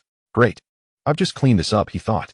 Behind Su Bubi, Luo Yangtian's spiritual avatar became exceedingly solid. This was a body replacement technique. The original body had switched places with the avatar. Now the avatar was positioned above the Star River, subduing the ancestors of the Demon Music Palace. Bang! Bang! Zhu Neng struck his iron gauntlets together, joining the encirclement. "Add me to the fray, 3 against 1. Su Bubi regarded Luo Yangtian and his 2 companions with a cold gaze, refraining from recklessly attacking. He had released a significant amount of demonic energy, tainting the spiritual veins of the Star River sect, leaving him insufficiently empowered for battle. Luo Yantian, are you certain you wish to strike within your own sect? Su Bubi asked in a grave tone. This is your chance to die. Luo Yantian replied sternly. Huh? Do you not fear that attacking me within the Star River sect will lead to its destruction? Su Bubi scoffed coldly. Battles among the strong can easily lead to apocalyptic devastation. If it means killing you, it is all worth it. The elder interjected. Do you dare to engage in combat on Leisure Peak? Su Bubi countered, his voice icy. Luo Yantian remained silent. He dared not act, fearing for Yi Kong's safety. The Grand Elder remained silent. The Immortal Peak served as a convergence point for spiritual veins. Should a conflict arise, the spiritual veins could easily be jeopardized, leading to their fragmentation and the emergence of the ancient ancestor of the Demon Music Palace, which would spell trouble. What is there to fear? Just kill, Zhu Neng exclaimed, brandishing his iron fist, ready to strike. Chapter 72. I want to report the disciples of Immortal Peak. A black and white spiritual vessel glided through the sky, hovering above the Star River sect, patiently awaiting its purpose. Of the 1,500 slots available, the demon sect retained just over 200 disciples, having secured only 150 initially. They had initially acquired a majority of the tokens, but these were intercepted by disciples of the Star River sect. After a brief wait, the second elder appeared in the air. Please hold on. The Grand Elder will arrive shortly, he announced, as Chen Chunyuan descended from the sky.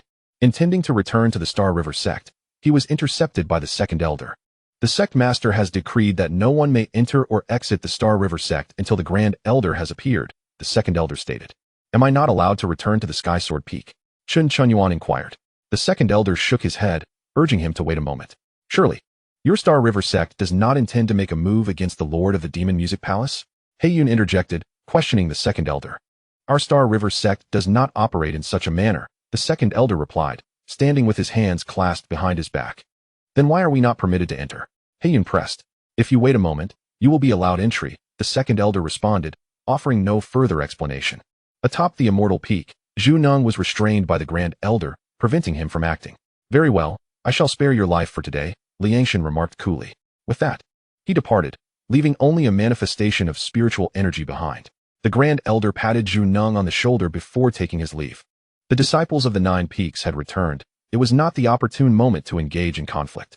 Should the Demon Music Palace take notice, it could ignite a sect-wide war. This was the primary consideration.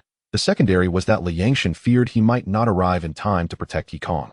Thus he chose to withdraw. Su Bubi observed their departure before retracting his demonic energy, a barely perceptible smirk gracing his lips. Humph, you Star River sect.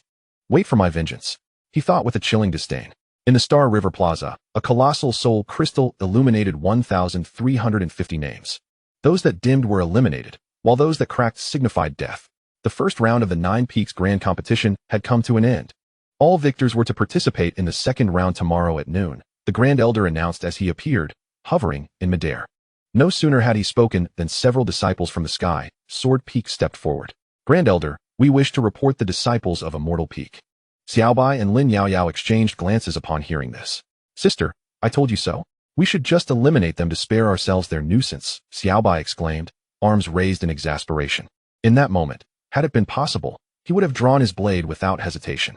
To show you mercy, and you turn around to report me? Who was it that knelt and admitted their wrongdoing? The Grand Elder directed his gaze toward the two disciples from Immortal Peak. What is the nature of your accusation? The disciples of Sky Sword Peak hurriedly replied. Disciples of Immortal Peak have harmed their fellow sect members, monopolized tokens, betrayed the sect, and colluded with the demon sect. A splash of murky water was abruptly thrown upon Lin Yaoyao and Xiaobai. The Grand Elder, upon hearing this, turned to fix his gaze upon them, inquiring coldly. Is this true? Xiaobai, riding on his husky, replied nonchalantly, absolutely not. Initially, the disciples of Tianjian Peak were pursued by the disciples of the demon sect. And in their desperation, they led the trouble to the vicinity of my sister and me. We intervened and eliminated the demon sect disciples, while the despicable Tianjian disciples attempted to steal our tokens amidst the chaos. My sister taught them a lesson. When they refused to accept defeat, I dealt with them, and they knelt in apology. Now, they return to bite the hand that once helped them. The disciples of Tianjian Peak are more treacherous than my dog. Xiaobai exclaimed vehemently. Lin Yaoyao found no grounds to dispute this assertion. Did you hear that? He has insulted us. A Tianjian disciple shouted. Had it not been for our swift escape, we would have been slain by those two. I implore the Grand Elder to impose severe punishment, revoke their qualification to compete, and expel them from the sect. Xiaobai narrowed his eyes, coldly scrutinizing them. You indeed harbored murderous intent against your fellow disciples, did you not? The Grand Elder addressed Xiaobai. Indeed, Xiaobai replied without hesitation. However, we did not conspire with the demon sect, and even rescued a pack of dogs from Tianjin Peak. Xiaobai retorted harshly. Mind your words.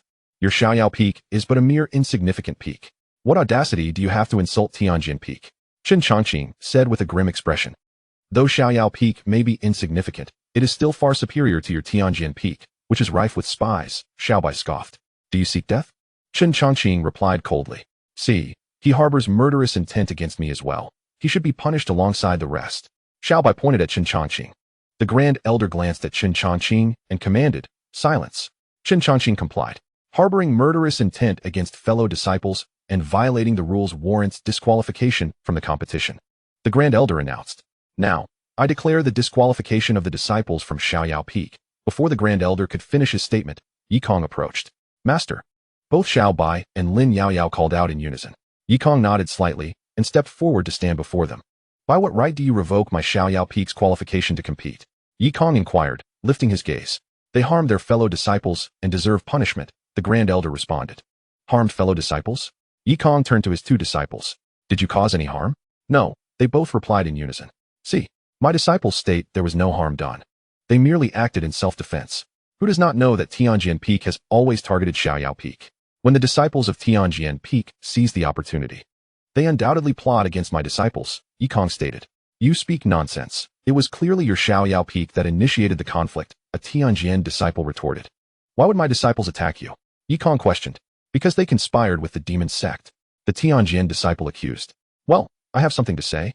A disciple from Wanhua Peak interjected, unable to remain silent. When we disembarked from the spirit ship, the disciples of Xiaoyao Peak informed us of all the traps on the periphery, including the activation incantations, allowing us to evade the pursuit of the demon sect disciples. Did you hear that? Xiaobai remarked. Moreover, do you see the blood upon us? It belongs to the disciples of the demon sect. The Grand Elder, upon hearing this, understood that colluding with the demon sect was out of the question. However, turning against fellow disciples was certainly within the realm of possibility. Yikong. The Xinghe sect indiscriminately targets your Xiaoyao Peak. Why do you remain within the Xinghe sect? Come to my Mo Lu Palace instead. Su Bubi emerged. Eager to witness the unfolding drama, Yikong chose to disregard him, instead fixing his gaze upon the Grand Elder. Are you certain you wish to punish my disciple? Certainly. The Grand Elder had yet to finish his sentence when the voice of the sect leader interjected. Grand Elder, you have overstepped your bounds. The authority to impose punishment resides with Chief Zhu. Zhu Ning stepped forth from behind Yikong, removing his iron fist and advancing toward the disciples of Tianjin Peak, delivering a fierce blow to them. Chief Zhu, why do you strike us? The disciples of Tianjin Peak protested. Why? My law enforcement hall's steward was guarding the disciples on the periphery and witnessed your despicable actions.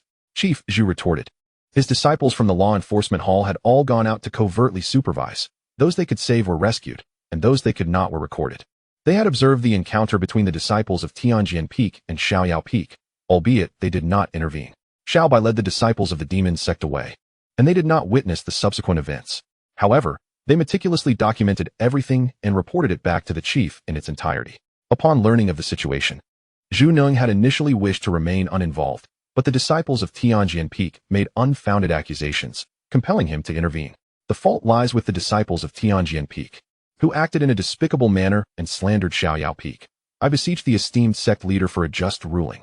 Zhu Neng turned toward the direction of Xinghe Hall and clasped his hands in respect. Xiaoyao Peak is innocent and has slain disciples of the demon sect. They shall be rewarded. The disciples of Tianjin Peak, having slandered others, shall be dealt with according to sect rules. The Grand Elder punishes without discerning the facts. He must come to Xinghe Hall to face the consequences immediately. Chen Chunyang and Qin Wui, due to lax supervision, shall have their salaries docked for 3 months. The voice of Luo Yantian rang out, delivering a fair judgment. Upon hearing this, no one dared to object. Wait a moment, what does this have to do with me? Qin Wui suddenly realized that his salary for the next 3 months had vanished. Chapter 73. Xiaobai is my ancestor Su Bubi, being within our Xinghe sect. You would do well to behave yourself. Luo Yantian casually warned Su Bubi. Huh. Su Bubi let out a cold laugh. Xinghe sect, you insult me today? And tomorrow I shall make you pay? Were it not for his desire to rescue the ancestor, Su Bubi would undoubtedly have caused a ruckus within the Xingha sect. Whether he could leave peacefully afterward mattered little to him. At worst, he would be subdued alongside the ancestor. Su Bubi gazed toward the spiritual vessel outside the Xingha sect and said slowly, Luo Yantian, as a guest of the Mo Lu Palace, would you deny us a place to rest? What do you intend to do otherwise? Luo Yantian replied in a deep voice. Since we are guests, it is not unreasonable for us of the Mo Lu Palace to be allowed to enter your Xingha sect for a night's rest, is it? Su Bubi responded slowly. Our Xingha sect is small and cannot accommodate the demons of your Mo Lu Palace. Luo Yantian stated, his voice fading, and the Grand Elder vanished along with it. Very well. Su Bubi did not seem to mind. After all, once the barrier of your Xingha sect loses its spiritual support, it will dissipate. I can afford to wait. Su Bubi ambled toward the direction of the Xiaoyao Peak with his hands clasped behind his back, while Zhu Neng, clad in iron fists, trailed closely behind him. Atop the Peach Mountain, Xiaobai extracted from his storage ring a robust black pig, entirely covered in fur. This pig demon possessed foundational cultivation and ruled its territory in the periphery. However, upon encountering the duo, it immediately lost its will to resist. As Xiaobai bent to retrieve the token, he landed a punch that knocked the creature unconscious, stowing it away in his storage ring. Senior sister, how about you handle the black pig while I start a fire? Xiaobai suggested, glancing up at Lin Yaoyao. Lin Yaoyao regarded the black pig and replied coolly, Xiaobai, I shall give you an hour to complete your task. Call for me once you are done. I will go meditate in the meantime. Xiaobai, seeking a compromise, replied, how about you tend to the fire, and I will manage the pig? Lin Yaoyao cast a sidelong glance at him, ignoring his plea, and turned back toward her thatched hut. I will emerge in an hour to eat, she stated. Xiaobai stood in place, bewildered by her indifference. Senior sister, at least lend a hand, he exclaimed, glancing back at the unconscious black pig, frustration bubbling within him as he kicked it. How can I, Xiaobai, the demon emperor, be reduced to roasting pig? Humph, then let none of us eat. Fuming, he strode away, only to encounter Su Bubi approaching with his hands still behind his back. You, come roast this black pig for me. I shall grant you an hour, Xiaobai commanded, pointing at Su Bubi before retreating to his room. Su Bubi stood momentarily taken aback, surprised. Command me? You dare to issue orders to this sovereign? You seek death. With those words, Su Bubi conjured a sphere of darkness. His gaze cold as he fixed it upon Xiaobai's thatched abode. Xiaobai re-emerged, placing a pile of dry grass before Su Bubi. Remember, complete it within the hour. Otherwise, he trailed off, a flicker of dark energy flashing in his eyes before he retreated once more. Xiaobai had briefly wielded the intimidating power of his remnant soul to instill fear in Su Bubi. Whether it succeeded or not was uncertain. Yet Xiaobai felt no trepidation. This was the Star River sect. Would Su Bubi dare to make a move against him here? Xiaobai remained resolute in his conviction, knowing that Su Bubi would not dare act. As for whether he would roast the pig, that was no longer Xiaobai's concern. The responsibility had been shifted onto Su Bubi. Who are you to issue orders to this sovereign? I am your ancestor. Xiaobai muttered dismissively before closing the door and lying down to rest. Zhu Neng watched in astonishment as Xiaobai returned to his hut and shut the door. Were the disciples of Xiaoyao Peak this audacious? This was the sovereign of the Demon Music Palace, a merciless fiend who would not blink an eye at murder. Allowing him to roast a pig was one thing, but to insult him as well? Yikong's disciple, your student is far too arrogant. Zhu Neng furtively glanced at Su Bubi, noting his calm demeanor, yet the demonic energy swirling around him filled him with despair. Is there still time for me to seek the sect master for assistance? Zhu Neng pondered anxiously, fearful of Su Bubi's wrath wreaking havoc upon Xiaoyao Peak. The key issue was that it was the disciples of Xiaoyao Peak who instigated this situation. Where could he seek redress? Just as Zhu Neng despaired, he witnessed Su Bubi bend down to gather the dry grass, moving toward the black pig. At that moment, the black pig suddenly opened its eyes, its black fur standing upright like a multitude of steel needles. Su Bubi gazed coldly at the black pig and calmly remarked, "It is your honor that this palace master personally attends to you. Just lie still." The black pig sensed an overwhelming aura of terror and immediately crouched down in fear. After preparing withered grass, Su Bubi turned to Zhu Neng and instructed, "Go fetch some firewood for me." Zhu Neng stood there, stunned. What is the meaning of this? You, the esteemed master of the Magic Music Palace, can bend so low? You would roast a pig without a hint of dignity? Zhu Neng lingered for a while, and upon seeing Su Bubi already taking action, he finally went to find firewood. Su Bubi looked at the thatched cottage of Xiaobai and recalled the child's previous gaze. Could he truly be the ancestor of my Magic Music Palace? After a prolonged contemplation, Su Bubi mused, that child's eyes instilled in me a sense of dread, coupled with a trace of demonic energy. In the Xingha sect, Aside from the ancestor and my kin, who else possesses such energy? It must be the ancestor's soul fragment that has escaped confinement, transformed into a child, lurking at Xiaoyao Peak, seeking an opportunity to break free from the seal and rescue the original self. Yes, it must be so. No one else would dare command me. Who, apart from the ancestor, would remain in this desolate Xiaoyao Peak? Indeed, he is the ancestor of my magic music palace. In that instant, Su Bubi suddenly understood. He is my forebear. Looking at the black pig on the ground, Su Bubi thought, ah, yes, the ancestor has always had a fondness for meat.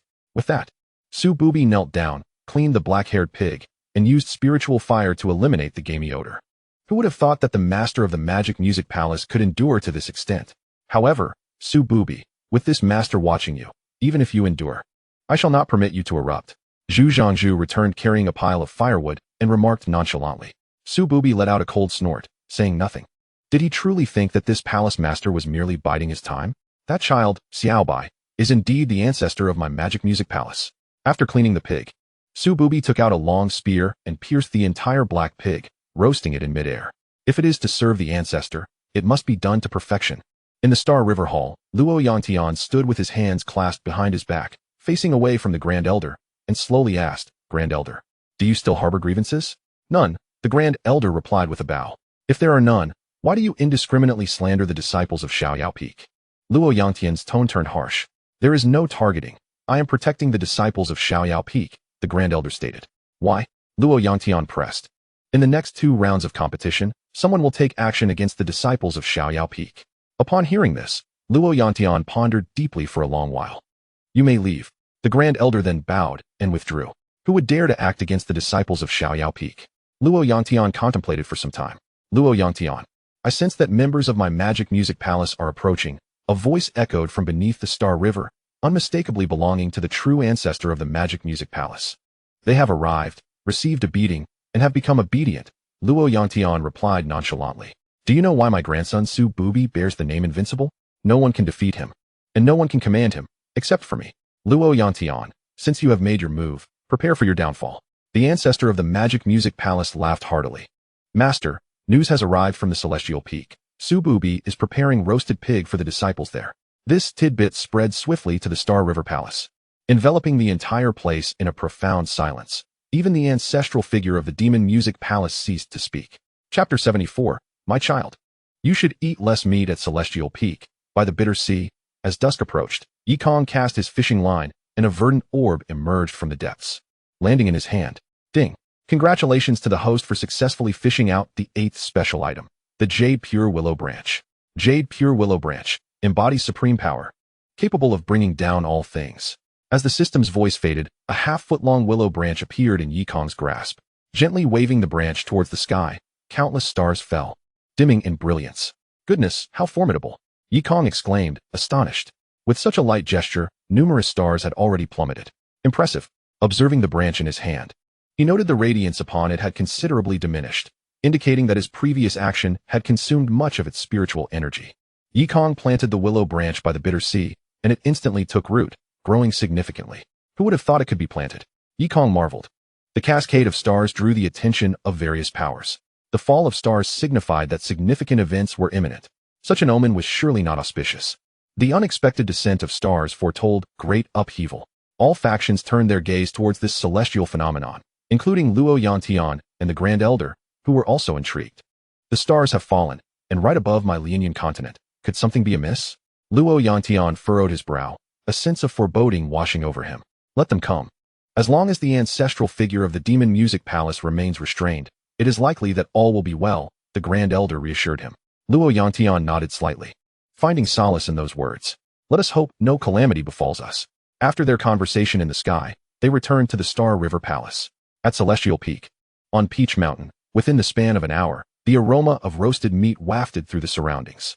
Xiao Bai, who had been sleeping soundly, awoke to the enticing scent. How delightful! She opened her door and beheld Su Bubi diligently roasting a pig. The pig, glistening golden, dripped savory oil onto the charcoal below, promising a delectable feast.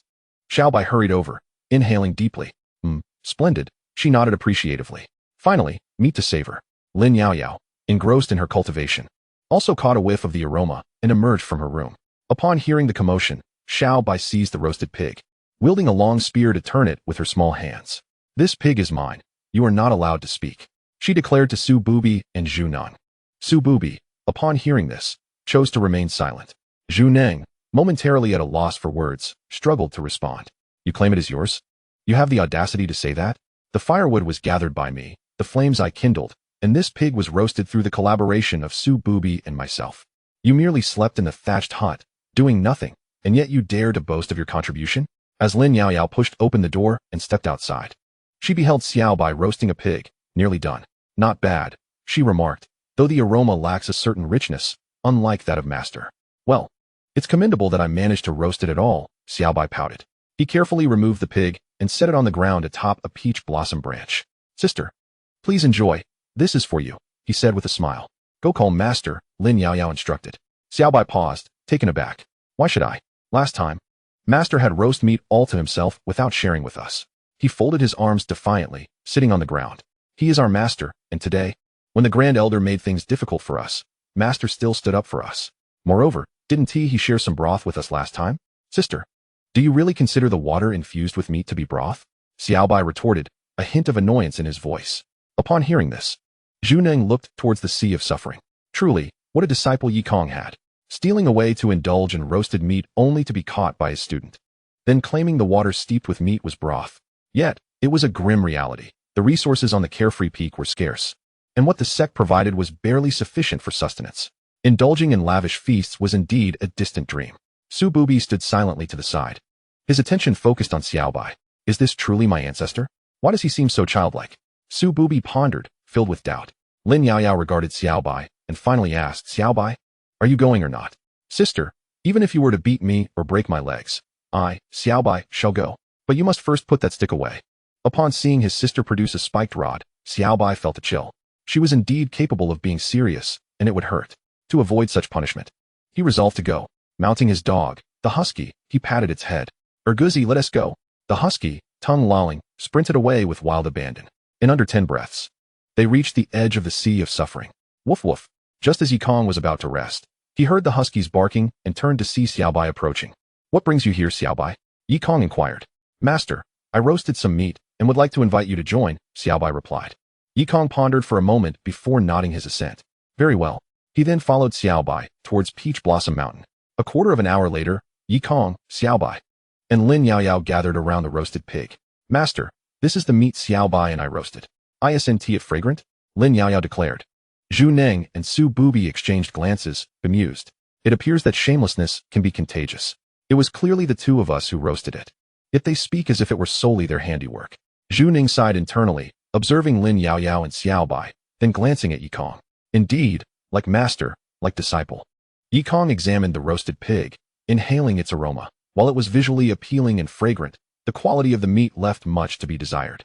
However, Yi Kong, observing the eager expressions of his two disciples, surmised that they must have expended considerable effort to roast this pig. Contemplating this, Yi Kong spoke slowly. "Well, it's acceptable. Although the roasting is commendable, it remains inedible." "Huh. If you possess the skill, why not roast it yourself?" Su Bubi retorted coldly. Yi Kong's critique was perceived as a challenge to his authority. As the master of the Demon Music Palace, who would dare question him? "I speak with my disciple.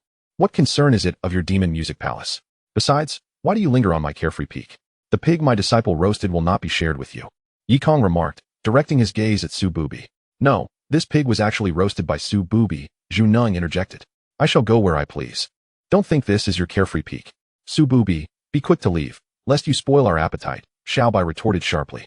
"If it is discovered that I did not roast it, my senior sister would surely slay me." Su Bubi, upon hearing this, cast a profound glance at Xiao Bai. Was he truly the ancestor? Never mind, that could be investigated later. Su Bubi rose, uttering a harsh declaration. "Carefree peak, will inevitably vanish." With that, he strode away, hands clasped behind his back. Zhu Neng remained rooted for a while, before finally reacting and hastily following Su Bubi out. He still could not grasp the situation. Once Su Bubi departed, Xiao Bai proceeded to slice the meat, distributing it among his senior sister and master. Naturally, the two hounds and Xiao Lan also received some bones. Disciples, as cultivators, you should consume less miscellaneous food to avoid obstructing your energy flow during cultivation, Yi Kong stated after taking a small bite. Lin Yaoyao paused in surprise. "Then why are you eating so greedily?" Xiao Bai silently lamented. thankful that he and his senior sister had prepared the roasted meat. Had it been Yikong's, they surely would have had no share. Chapter 75. Protecting the disciples of Carefree Peak at dusk after a satisfying meal. Yikong and his 2 disciples sat upon Peach Mountain, inhaling the fragrant scent of peach blossoms. Tomorrow marked the second round of the competition. Which would be the most perilous? Yao Yao, Xiaobai, remember to protect yourselves, Yikong advised, seated between them. Rest assured, Master, I have never let you down. Lin Yao Yao declared confidently. The first round of the competition merely involved retrieving tokens from Demon Mountain. Due to the interference of the demon sect, everyone had targeted its disciples, making the battles less intense. However, the second round would be a different matter altogether. With only a couple of hundred demon sect disciples remaining, the danger level had significantly decreased. In this round, 500 individuals must be selected from a pool of 1,500, resulting in fierce competition. Other peaks boasted dozens or even hundreds of disciples, while Carefree Peak had only 2, leading to a very slim margin for error. Should they inadvertently be eliminated, Carefree Peak would face defeat. Do your utmost. If you find yourselves outmatched, do not hesitate to withdraw, Yikong instructed. In comparison to the grand contest among the 9 peaks, Yikong was far more concerned with the safety of his disciples. Master, do not underestimate me and my senior sister. This mere contest among the 9 peaks, we shall bring back the first prize for you, Xiaobai pledged, thumping his chest. Yikong pinched Xiaobai's chubby cheek, smiling gently. Just focus on safeguarding yourself. Xiaobai internally scorned his master. Do not touch my face. Were it not for the need to remain at Carefree Peak to regain my strength, I wouldn't deign to serve you. After conversing for a while, Yikong noticed that night had completely fallen. He brushed off his trousers and stood up. All right, you all should return and rest. We have the second round of competitions to attend tomorrow. Lin Yao Yao and Xiaobai rose, clasping their fists in respect as they watched their master depart before retreating to their respective chambers to cultivate. Guzi, stop eating, Xiaobai called out. The husky, grasping a bone, scampered over and stood before Xiaobai. If you dare bring that bone into my room, I shall stew you, Xiaobai warned. Then returned to the thatched cottage. The husky lay outside, gnawing on the bone while also keeping watch through the night. At the foot of the immortal mountain, Su Bubi stood atop a massive stone, hands clasped behind his back, gazing towards the direction of Peach Mountain. Is he truly the ancestor? The ancestor is known for being domineering and audacious, never bowing down or acting meekly. His demeanor does not resemble that of the ancestor. Yet, his gaze is terrifying, imbued with demonic energy. Who else could it be if not the ancestor? Ordinary children possess no such prowess. Su Bubi pondered for a long time, murmuring to himself. Xiaobai is undoubtedly my ancestor, merely concealing his identity by adopting a humble demeanor and enduring in silence. Just as I am enduring, he resolved in his heart, ancestor, I, Su Bubi, shall rescue you. Throughout the night, he remained atop the stone, contemplating Peach Mountain. The following day, at noon, as the bell tolled, the disciples of the 9 peaks once again gathered at the Starry River Square. This time, the 9 peak masters did not make an appearance. They only showed up during the opening ceremony and the conclusion, otherwise remaining absent. The Grand Elder hovered in the air, announcing the rules for the second round of competitions. There would be 3 contest venues. The Foundation Establishment disciples would proceed to the Forest of the Moon, the Golden Core disciples to the Volcano of Flames, and the Nascent Soul disciples to the Frozen Soil of Snow. The disciples were tasked with collecting 3 innate spirits, Moon Essence, Flame Essence, and Snow Soul. The first 500 returning disciples would enter the final competition. You must travel on foot. Flying or using transportation tools is prohibited. The competition has already commenced as I speak, declared the Grand Elder. Once he uttered those final words, the 1,300 disciples surged forth.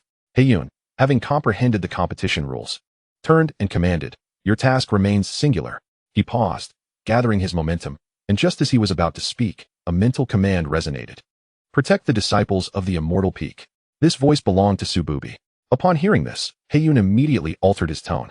Remember, safeguard the disciples of the Immortal Peak. Should anyone dare to harm them, you shall eliminate them. Although he did not understand why the Palace Lord ordered the disciples of the Demon Music Palace to protect the Immortal Peak disciples, he complied with the directive. Go forth, and ensure that no harm befalls the Immortal Peak. With a wave of his hand, the disciples of the Demon Music Palace clasped their fists in acknowledgement. Yes. They then descended from the spirit vessel. Protect the Immortal Peak? I have no intention of doing so. My purpose here is to kill, Heiyun thought to himself, bemused. Indeed. Protect the Immortal Peak disciples? Has the Palace Lord overindulged? Disregard Xiaoyao Peak. First, we must eliminate the son of the Emperor, Qin Shou. A dozen disciples of the demonic sect are encircling and pursuing Qin Shou, the emperor's son. They heed the command to kill. Yet who would listen to the order to protect? Nevertheless, there are still those who comply. Su Bubi's several direct disciples, Su Jiao, Su Ying, and Su Long, have been trailing behind Lin Yaoyao and Xiao Bai. In the Palace of Demonic Melody, there exists a rule that all direct disciples must adopt the surname Su. It is said that the founding demon lord of the palace was granted the surname Su by the demon emperor. Thus, all successive palace masters must bear this name. Ahead, Lin Yaoyao and Xiao Bai proceed slowly, one cradling a cat and the other riding a dog. Riding a dog is not considered a violation, as disciples of Beast Master Peak are accustomed to riding upon demonic beasts, and this is regarded as an exception. Sister, it appears we are being followed. Xiao Bai whispered to Lin Yaoyao. Indeed, it is disciples of the demonic sect, and they are at the golden core level, Lin Yaoyao replied nonchalantly. She had sensed their presence since her departure, but had feigned ignorance. Sister, there is a trap set by our sect 10 kilometers ahead. Should we utilize it? Xiao Bai inquired softly. There is no rush. I have sensed it. Only 3 disciples of the demonic sect are behind us, Lin Yaoyao stated. Xiao Bai, shall we engage in something bold? Lin Yaoyao suggested quietly, glancing at Xiao Bai. I would prefer not to, Xiao Bai replied, shaking his head. If we engage boldly, the likelihood of exposure is considerable. Do not be timid, Xiao Bai. I can handle 2 while you deal with 1 weak golden core cultivator, Lin Yaoyao encouraged. She had already reached the pinnacle of foundation establishment and regarded a mere golden core cultivator with disdain. Sister, I am only in the early stage of foundation establishment. Xiao Bai protested. Though I could prevail, I would have to use my trump card. Trust in your sister. You need only stall for a quarter of an hour. Once I have dispatched the golden core cultivator, I shall come to your aid. We need not rely on the traps set by Xing's sect, Lin Yaoyao proclaimed confidently. Xiao Bai remarked. The venue for the second trial also contains numerous traps, devised by the Grand Elder and Luo Yantian, specifically to eliminate disciples of the demonic sect. Prior to our departure, the Grand Elder informed everyone about these traps, allowing them to utilize them to ensnare the demonic disciples. Previously, Xing's sect had already investigated for spies within the Palace of Demonic Melody, preparing for this trial. With the spies eliminated, the task of dealing with the demonic sect becomes significantly more manageable. The spies have been purged, and the Palace of Demonic Melody remains blissfully unaware that the second trial will serve as their tomb. Chapter 76. Preparation. 3, 2, 1. Engage. Ahead of Lin Yaoyao and her companions is a 7-member team. They wield 7-star long swords and don azure and white robes, all dressed identically, even in their sword-holding stances.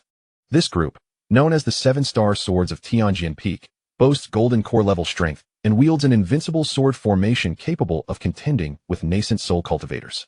Brother Chongqing, really, is it necessary for us, the 7-star swords, to intervene against just 2 disciples from Xiaoyao Peak? The one on the far left muttered in complaint. Alas, to ensure our success, it is imperative that the 7 of us take action.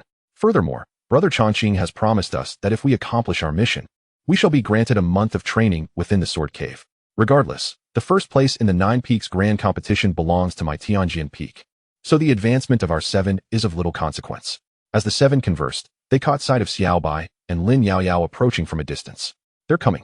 Conceal yourselves, urged the sword-bearer on the far right. In an instant, the 7 vanished from sight, taking refuge amidst the underbrush on either side. Lin Yaoyao and Xiao Bai quickened their pace. Xiao Bai, ahead lies an open area. When we reach the edge of the undergrowth, I will count to 3, and we shall dash forward, ready to confront the disciples of the demon sect. Lin Yaoyao instructed, turning to Xiao Bai. Understood, Xiao Bai replied reluctantly, her expression clouded with worry. Behind them, Su Jiao and the others followed closely, unaware that they had been detected. They continued to shadow Lin Yaoyao, providing protection along the way. Surely they won't notice us, right? Su Ying inquired. Not a chance. We are, after all, golden core practitioners, and we have masked our presence. They will not perceive us. Su Jiao whispered. In the underbrush, the 7-star sword-bearer lay flat against the ground, breathing slowly and faintly. When I count to 3, we charge forth and engage. The central sword-bearer declared. They're coming. As Lin Yaoyao and Xiao Bai reached the edge of the underbrush, Lin Yaoyao said, Xiao Bai, prepare yourself. She tightened her embrace around Xiaolan. A flicker of white light glimmered in Xiaolan's azure eyes. It sensed someone nearby. Xiao Bai grasped the fur of the husky with her left hand while placing her right hand on its head. Husky, brace yourself. 3, 2, 1. Lin Yaoyao counted, and as her voice fell, they surged forward, leaving only a crimson shadow in their wake. Xiao Bai gave the husky a firm pat on the head, prompting it to react and hastily follow suit. As the sword-bearer in the underbrush reached the count of 2, the figures had already darted away. They fled. Quick, pursue. The sword-bearer shouted. The three disciples of the demon sect trailing behind, taken aback by Lin Yaoyao's sudden flight, momentarily hesitated before hastening their chase. Coincidentally colliding with the emerging seven-star sword-bearers, the scene grew awkward. Upon reaching the open area, Lin Yaoyao turned back and saw the disciples of Tianjian Peak seemingly clashing with the disciples of the demon sect. What is happening? Lin Yaoyao was taken aback. From where had the Tianjian Peak disciples emerged? Xiaobai appeared equally bewildered, having prepared to unveil her secret weapon, only to find the Tianjian Peak disciples had appeared. We are merely passing through. If you wish to confront the disciples of Xiaoyao Peak, please proceed, one of the seven-star sword-bearers stated. Su Jiao narrowed his eyes, drawing forth a spear as he coldly declared, who said we intend to confront the disciples of Xiaoyao Peak. They had initially come to protect the disciples of Xiaoyao Peak, and now they had inadvertently encountered those who sought to challenge them. What a coincidence. Form ranks, commanded the seven-star sword-bearer. Tianshu sword Chundo, take your position. Tianxian sword Chunmo, take your position. Tianji sword Xiaomiao, take your position. Tianquan sword Xiaoman, take your position. Yuheng sword Xiao Luo, take your position. Kaiyang sword Xiao Sheng, take your position. Yaowang sword Dongqing, take your position. 7 individuals formed the seven-star sword formation, facing 3 disciples of the demonic sect. Formations, we are well versed in them as well. Su Jiao scoffed, his demonic energy surging. The 3 of them were connected by their dark aura, their minds intertwined. Lin Yaoyao and Xiaobai stood at a distance, astonished by the 2 groups as they arranged their formations. Sister, is Tianjin Peak here to assist us? Xiaobai looked up at her, perplexed. Lin Yaoyao's phoenix-like eyes were cool and serene as she gently stroked Xiaolan's long fur, deep in thought. No, the disciples of Tianjin Peak are not here to help us, she replied softly. It would be quite commendable if they did not obstruct our path. How could they possibly come to our aid? Moreover, they arrived with 7, all of whom are golden core cultivators. They likely intend to ambush us. But we ran too swiftly for them to react. Lin Yaoyao elucidated. Xiaobai immediately comprehended. Sister, your wisdom is unmatched. You sensed the ambush laid by the disciples of Tianjian Peak and counted down from 3, directly proceeding to 1. Xiaobai praised. Truly, you are worthy of being my sister, anticipating the enemy's moves. No, I merely wished to take the lead, leaving you as bait, Lin Yaoyao mused inwardly, nodding slightly. As your elder sister, how could I lack competence? Xiaobai nodded, genuinely admiring her. Then sister, shall we assist? He inquired, gesturing towards the battle ahead. Assist whom? Lin Yaoyao's question left Xiaobai momentarily bewildered. Indeed, assist whom? Neither side is virtuous. One is conspiring, while the other lurks in the underbrush, preparing to intercept. Shall we continue on our journey then? Xiaobai looked to his sister for guidance. Lin Yaoyao shook her head and suddenly smiled. Junior brother, would you like to partake in some delightful fun? Xiaobai regarded Lin Yaoyao's smile. Though enchanting, it filled him with an ominous premonition. The fun she proposed clearly favored her amusement, not his own. Sister, I am not interested. Xiaobai resolutely declined, patting the head of the dog beside him. Intending to leave, Lin Yaoyao reached out gracefully, grasping Xiaobai, and said with a gentle smile, No, you do wish to. Sister, I truly, very well, I wish to. Observing the displeasure on her face, Xiaobai realized he could not refuse. Xiaobai, neither of those groups are virtuous. You must secretly disrupt their formation. Lin Yaoyao instructed. And you, sister? I will oversee you from behind. Sister, let us not jest. Lin Yaoyao regarded him with utmost seriousness, saying quietly, Do I seem to you as one who jest? The disciples of Tianjian Peak are not virtuous. They are currently obstructing our path. Had I not possessed foresight, we would have been caught between them. Now that we have this rare opportunity, it would be remiss not to let them engage in a life-and-death struggle. Given the hardships we have endured, Lin Yaoyao spoke earnestly. Last time, we let Tianjian Peak go, only to be bitten back. This time, having seized the opportunity, we must retaliate. I, Lin Yaoyao, am a person who repays debts of enmity and kindness alike.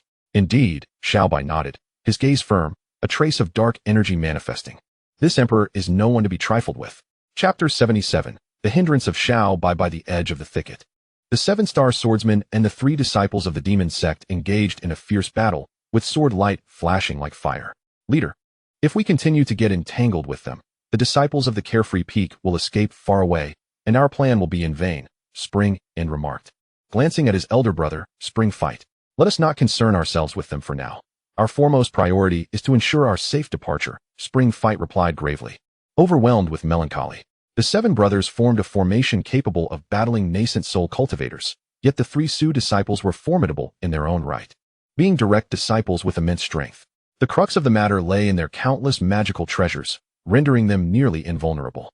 As the three disciples of the demon sect clashed with the seven-star swordsman, Xiaobai concealed himself among the bushes, observing intently. The seven-star sword formation was indeed extraordinary, yet it harbored a fatal weakness. The Yaoguang's sword, Dongqing, had scarcely unsheathed its blade. Remaining steadfast in its position as the heart of the formation, tasked with controlling the entire scheme and maintaining the formation's operation through its own spiritual energy. Should it make a move, the entire seven-star sword formation would be affected. Patiently, Xiaobai waited for the opportune moment. As the battle raged on, he suddenly emerged from the thicket, seizing Dongqing's legs with both hands and yanking forcefully. Caught off guard, Dongqing was violently toppled to the ground. After successfully executing his plan, Xiaobai dashed back into the bushes, mounting his husky and galloping away. The fallen Dongqing glared at Xiaobai's retreating figure, gritting his teeth in fury. Carefree peek. You shall pay for this. With Dongqing's fall, the entire seven-star sword formation was disrupted, severing the connection among the seven fighters, causing their spiritual energies to falter and significantly weakening their combat prowess. Seizing the opportunity, the three disciples of the demon sect launched a fierce counterattack against the seven-star swordsman. Xiaobai, riding his husky, joyfully approached his elder sister. Sister, let us depart. He beamed. Lin Yaoyao nodded slightly and waved her hand towards the distance, dispelling the concealment spell. Along the path leading to the moon forest, disciples of the law enforcement hall lay in wait in secret. While Xiaobai was busy creating a distraction, Lin Yaoyao had not been idle. She cast a concealment spell to shield the observing disciples. Consequently, even if the seven-star swordsmen sought retribution, they would lack evidence. The path ahead for Xiaobai and Lin Yaoyao was free from significant hindrances. The traps and mechanisms, along with the demon sect's ploys, were dealt with by their fellow disciples who had sprinted ahead. Swiftly they ran, treading through the storm. After about an hour, Xiaobai and Lin Yaoyao reached the outskirts of the forest. The moon forest was filled with towering ancient trees that obscured the sunlight, plunging the interior into a night-like darkness. Only the moon spirits occasionally appeared, radiating a pearly glow reminiscent of moonlight. Thus, the moon forest earned its name. Devoid of sunlight and steeped in perpetual night. Above the moon forest, Lu Ruqing, adorned in a lotus-blue dress, reclined gracefully upon a cloud, her enchanting figure gazing at Xiaobai outside the forest. You arrive a tad late, Lu Ruqing remarked, addressing Xiaobai and Lin Yaoyao. She was tasked with guarding the moon forest for the second round of the competition, having reclined on the cloud, awaiting Xiaobai's arrival. Little one, allow me to assist you. If you are eliminated, the subsequent trials will lack excitement. After Lu Ruqing finished speaking, she waved her delicate hand, and a wisp of ethereal light entered the moon forest. Outside the moon forest, Xiaobai and Lin Yaoyao exchanged glances before stepping inside. Xiaobai, stay close behind me. The moon forest is exceedingly treacherous and prone to ambushes, Lin Yaoyao cautioned gravely. Moments earlier, she had sensed a formidable presence entering the moon forest, which could spell danger. Understood, Xiaobai nodded lightly, her expression one of puzzlement. The aura she had just felt seemed vaguely familiar. Never mind, I'm aware that familiar presences are often not benign. Lin Yaoyao cradled Xiaolon, while Xiaobai mounted her husky, and together they ventured into the depths of the moon forest. Upon entry, the surroundings instantly dimmed, enveloped in darkness, save for the captivating azure glow of Xiaolon's eyes, twinkling amidst the night. In this pitch-black realm, Xiaolon thrived. As the moon spirits had yet to appear, the area remained devoid of illumination. Lin Yaoyao raised a wisp of spiritual fire in her left hand, its flickering light illuminating her exquisite features. Senior sister, where shall we search for the moon spirits? Xiaobai inquired. Moon spirits typically roam the moon forest, drifting about, making them elusive to track. Moreover, they are ethereal beings without a physical form and can only be captured through special techniques, Lin Yaoyao explained. No, we needn't search for them ourselves. Lin Yaoyao replied nonchalantly, stroking Xiaolon's back. We have Xiaolon. Xiaobai regarded the small creature in her sister's arms with skepticism. Just it. Indeed. Xiaolan's power surpasses yours. Have you forgotten? Lin Yaoyao gazed at Xiaobai with her enchanting eyes. Xiaobai fell silent at this, realizing her own inferiority compared to a mere cat. Recalling the time Xiaolon had bested her, she conceded the truth. Do you know why Xiaolon is named as such? It was bestowed by our master, Lin Yaoyao remarked after a brief pause. You will soon understand. With that, Lin Yaoyao released Xiaolon into the air. The moment it soared, its form became incorporeal, adorned with ethereal blue patterns, as if devoid of physical substance. A flicker of white light glimmered at its brow. This is a phantom blue cat, Xiaobai exclaimed in astonishment. The cat her sister had always held was, in fact, a mythical beast. In her bewilderment, Xiaobai glanced at the husky beneath her. Husky, you've embarrassed me. Husky, once transformed into a phantom, Xiaolan swiftly vanished into the night, reigning supreme in the shadowy expanse. Xiaobai, riding her husky, settled beneath a grand tree and sighed in relief. Finally, we can rest, she said languidly. With Xiaolan on our side, capturing a couple of moon spirits should be a matter of moments. No, we cannot rest yet, Lin Yao Yao replied, her expression somber as she sensed an impending crisis. At the same time, atop the carefree peak, Yikong sat by the sea of bitterness, one hand grasping a fishing rod while the other held the celestial mirror. This mirror not only diminished the strength of those it illuminated by 90%, but also revealed the individuals one wished to see. Peering into the inky blackness with the celestial mirror, Yikong noticed only a flicker of flame illuminating the visage of his beautiful disciple. However, he observed that Lin Yao Yao's delicate face was tense, as if facing a formidable foe, her hand gripping her spiritual sword tightly. In a hazy moment, one could discern Xiaobai reclining upon the belly of the husky, teetering on the brink of slumber. What manner of situation is this? Yikong found himself somewhat perplexed. One is on high alert, while the other indulges in laziness. Could it be that Xiaobai seeks to shirk his responsibilities, leaving his senior sister to watch over him? Upon contemplating this, Yikong's expression darkened. It seemed quite plausible. Xiaobai, who typically lazes about on the blissful peak, now dares to be idle during the 9 Peaks Grand Competition, surrounded by so many watchful eyes. The audacity to have his senior sister stand guard for him is particularly galling. When you return, I shall devise a fitting punishment for you. Yikong shook his head, setting aside the heavenly mirror, and resumed his fishing. Chapter 78. The night is also my domain in the moonlit forest. Lin Yao Yao gripped her spirit sword, vigilantly surveying her surroundings. Suddenly, a sharp arrow sliced through the air. Lin Yao Yao deftly sidestepped, the arrow embedding itself in a towering ancient tree. Xiaobai, awaken. There is danger. Lin Yao Yao cautioned the slumbering Xiaobai. Sister, please don't tell me you intend to use me as bait again. Xiaobai expressed his unease, fearing he might again become a target for his sister's schemes. Had you not mentioned it, I might have forgotten the idea altogether, but since you have, you shall indeed serve as bait while I take down our foes. Lin Yao Yao retorted, fixing her gaze on Xiaobai.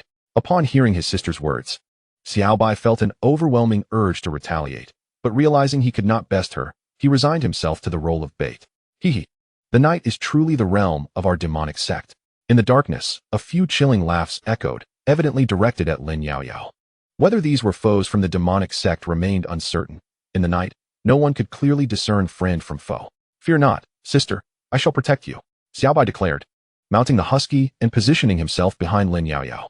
Since the threat was aimed at her, he would no longer need to act as bait. Sister, while beauty is not a flaw, excessive allure can incite folly, he remarked. Sister, you will lead the charge while I and the husky look for an opportunity to flank our attackers, Lin Yao Yao responded gravely. She did not fear the enemy. Yet the obscurity of the night made it challenging to identify where they might be lurking, rendering her vulnerable to ambush. Xiaobai patted the husky's head, and it stealthily approached the shadows. Lin Yao Yao extinguished her spiritual flame and slowly closed her eyes, relying solely on sound to discern the enemy's position. Once Xiaobai had distanced himself, he dismounted from the husky and extended his right hand, grasping a long halberd. The husky, sensing Xiaobai's intent to unleash his power, promptly lay low. I shall uncover who dares to strike from the shadows, Xiaobai declared coldly. With a flick of his wrist, an ominous aura enveloped him. A terrifying demonic shadow coalesced behind him, shrouded in dark energy, obscuring its features. Amidst the swirling miasma, one could faintly perceive a crown atop its head, seated upon a throne of bones, exuding a chilling malevolence. The shadow melded seamlessly with the night, emanating an overwhelming aura of dread. Though Xiaobai's current strength was limited, he could only manifest the oppressive presence of the shadow without harnessing its true power. The husky, with its front paws cradling its own head, lay on the ground. Unwilling to look up, Xiaobai's delicate face turned pale as she shut her eyes, utilizing the shadowy essence to seek out those hidden in the darkness. Through this mystical sight, Xiaobai discerned the presence of 7 or 8 male disciples, approximately 100 meters away from her senior sister, 2 from the demonic sect and 6 from the Xingha sect. A cold scoff escaped Xiaobai's lips. The ethereal shadow enveloped the heads of the 8 individuals. Just as the 2 demonic disciples prepared to launch a surprise attack, they were suddenly gripped by an overwhelming sense of dread, a pressure that compelled them to kneel. The 6 disciples from the Xingha sect also sensed something. It felt as though a colossal entity had fixed its gaze upon them. Senior, we are disciples of the Mo Lu Palace, merely here for training. and we mean no disruption to your rest. Please forgive us. One of the Xinghe disciples said, bowing his hands respectfully. Upon hearing this, Xiaobai could not help but smirk inwardly. Did they truly believe her to be a fool? Lin Yaoyao, who was encircled, also sensed a formidable aura emanating from her side. With keen perception, she discerned the silhouettes of the 8 individuals within that potent presence, as if the aura had deliberately revealed their forms to her. Whoever is aiding me from the shadows, I, Lin Yaoyao, shall remember this kindness. With that, Lin Yaoyao invoked the Star River reincarnation sword technique, causing her spiritual swords to rapidly multiply into thousands, hovering behind her, each radiating an exquisite sword intent.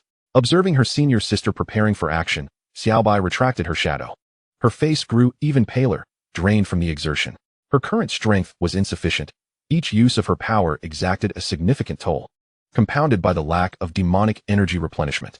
After retracting the shadow, Xiaobai lay feebly on the ground. The husky, sensing the terrifying aura dissipate, finally lifted its head to see its little master sprawled on the ground. It approached, gently lifting Xiaobai onto its back and slowly making its way towards Lin Yaoyao.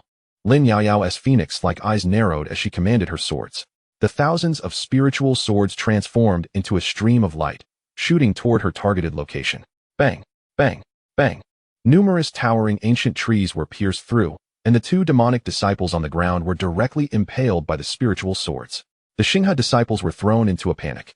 Senior sister, we are from the Xinghe sect. Before they could finish their plea, they too were pierced through by the swords, meeting a swift demise. Those who harm from the shadows, I, Lin Yaoyao, care not for your identity, Lin Yaoyao declared coldly.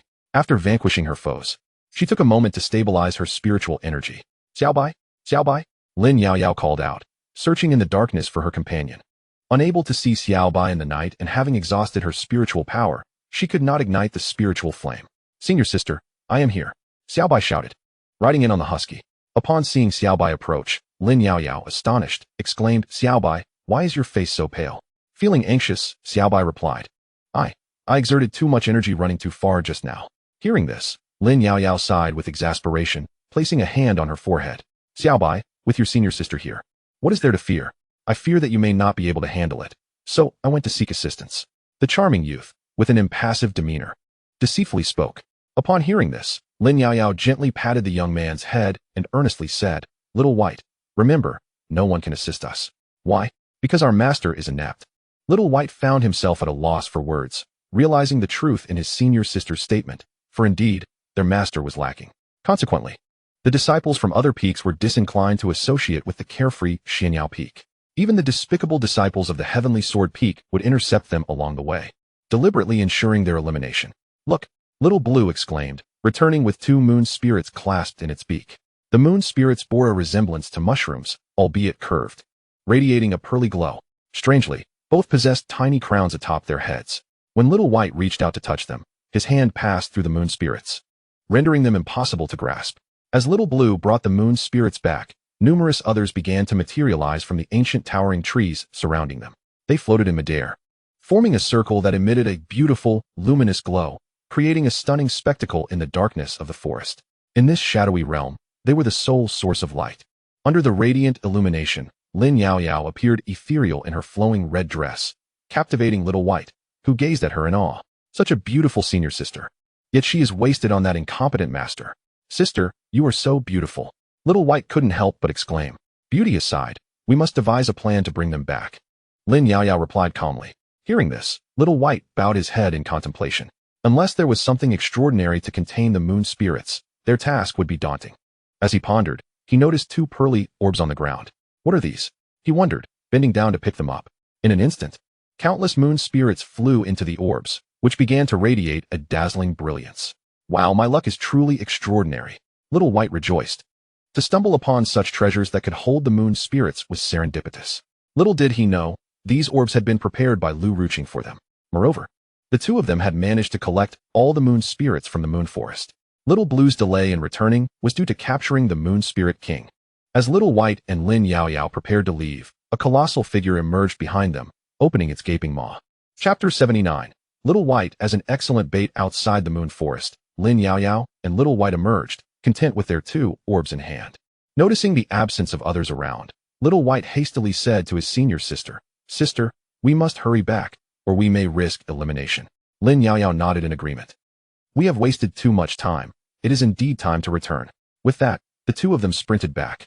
The disciples of Xianyao Peak exhibited astonishing speed, returning in less than 15 minutes, and the brilliance of the moon's spirits they gathered was remarkable. Lu Ruqing, reclining in the air, pondered this perplexity. Others had entered the forest and had yet to emerge. Yet, these two returned in such a brief span of time. Their speed was astonishing. Unless they had caught the moon spirits immediately upon entry, it was perplexing, as the moon spirits were still supposed to be in slumber. Without some exceptional method, they would not have been able to locate the moon spirits. Lu Ruoyan pondered for a moment, then unfurled her spiritual sense. To her astonishment, she discovered that the moon spirits within the moon forest had vanished. What was happening? Lu Ruoyan was utterly bewildered. It is essential to understand that the moon spirits and the vicious moon demons of the moon forest share a symbiotic relationship. The moon demons protect the defenseless moon spirits, while the moon spirits assist the moon demons in reproducing. Their bond is indissoluble. The complete absence of the moon spirits would incite the wrath of the moon demon king, and consequently, all disciples participating in the trials of the moon forest would suffer dire consequences. The moon demons only appear when the moon spirits are present. It is likely that the moon demon king would not be long in making his appearance. There were still numerous disciples in the moon forest searching for the whereabouts of the moon spirits, oblivious to the fact that they had long since disappeared. I must seek the sect master. A grave crisis is upon us. Lu Ruoyan's figure flickered as she hastily returned to the Xing'e sect. Faced with the moon demons, she felt utterly powerless. At Xiaoyao Peak, Yi Kong, having finished fishing, picked up the Tianluo mirror and glanced into it. Xiaobai and Lin Yaoyao were each holding a ball and were sprinting back. Have you resolved it? Yi Kong exclaimed in surprise. This efficiency is astounding. Suddenly, Yi Kong noticed a terrifying ghostly figure trailing behind Xiaobai and Lin Yaoyao. The specter was dozens of feet long, with a gaping maw and a menacing gaze. Did you not notice something following you as you emerged? Yi Kong remarked, extending his finger to point at the ghostly figure within the Tianluo mirror, thereby directly diminishing its strength by 90%, allowing his disciples to handle it. Were it not for me, you would have faced dire consequences. Yi Kong shook his head and set the Tianluo mirror aside. With the ghostly figure's power reduced to a mere 10%, it posed no significant threat, and his two disciples would be able to manage it. Outside the moon forest, Xiaobai and Lin Yaoyao were walking when they suddenly heard a chilling, terrifying roar. The sound sent shivers down their spines and raised goosebumps all over their bodies. That noise is truly dreadful. When the two turned around, they beheld a colossal, pitch-black apparition. Resembling a shadow, under the blazing sun, its massive form began to shrink dramatically. With a substantial reduction in power, it ultimately became no larger than Xiaobai himself. What kind of ghost is this? Xiaobai stared in disbelief. Despite his extensive experience, he was at a loss to identify this entity, regardless of its nature. It certainly harbors ill intentions. Lin Yaoyao swiftly drew her spiritual sword, set Xiaolan down, and tossed the ball to Xiaobai. You hold onto the moon spirit. I shall take care of this. Very well.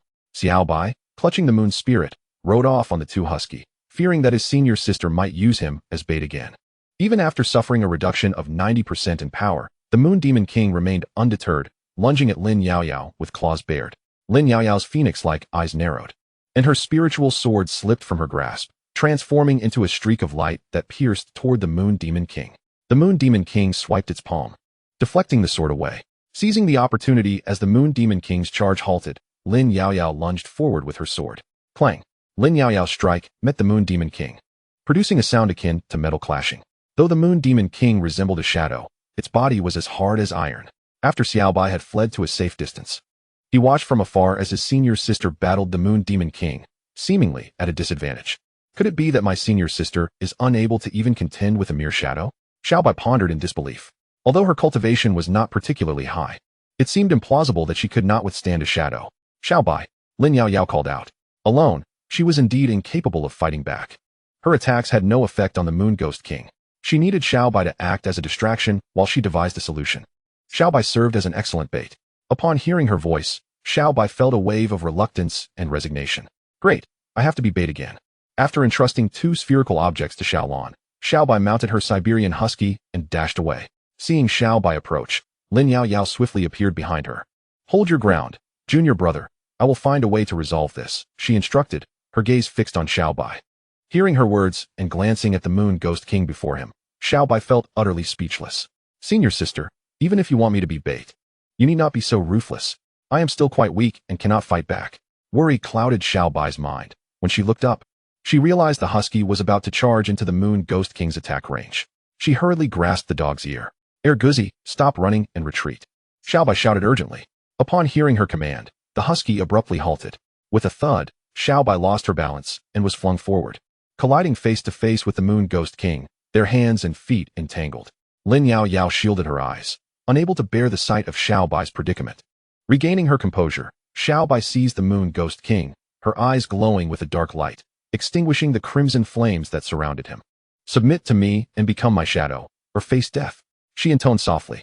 The Moon Ghost King beheld a sea of corpses and blood reflected in Xiaobai's eyes.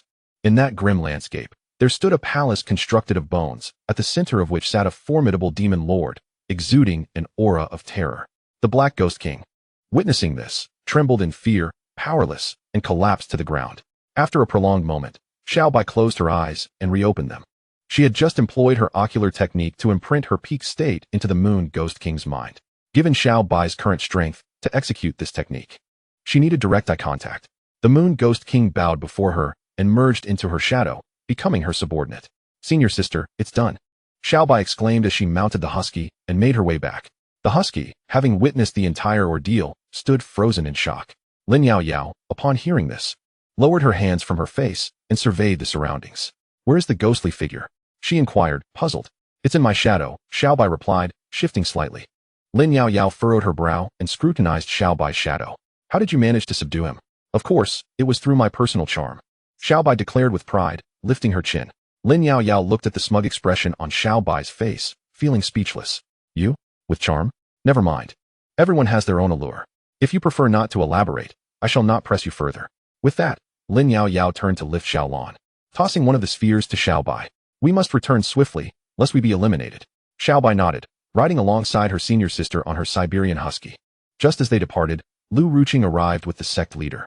Master, it is right here. Lu Ruqing pointed below. Luo Yantian, with his back to her, glanced downward and saw no one present. He then extended his divine sense, realizing Lin Yao and Xiaobai had already moved far away. They had distanced themselves, and fortunately, encountered no mishap. Lu Ruqing, hearing this, felt perplexed. It cannot be. They had clearly confiscated all the moon spirits, and it is impossible for them to leave unscathed. Just as Lu Ruqing spoke, a cry for help echoed from the moon forest. Help! Help! Luo Yantian dispersed his divine sense and observed numerous moon ghosts surrounding the disciples of Xingha's sect. At this sight, Luo Yantian felt somewhat speechless. The disciples of Xiaoyao Peak had taken all the moon spirits, leaving the other disciples to bear the consequences, now besieged by moon ghosts. Such is the inevitability of fate.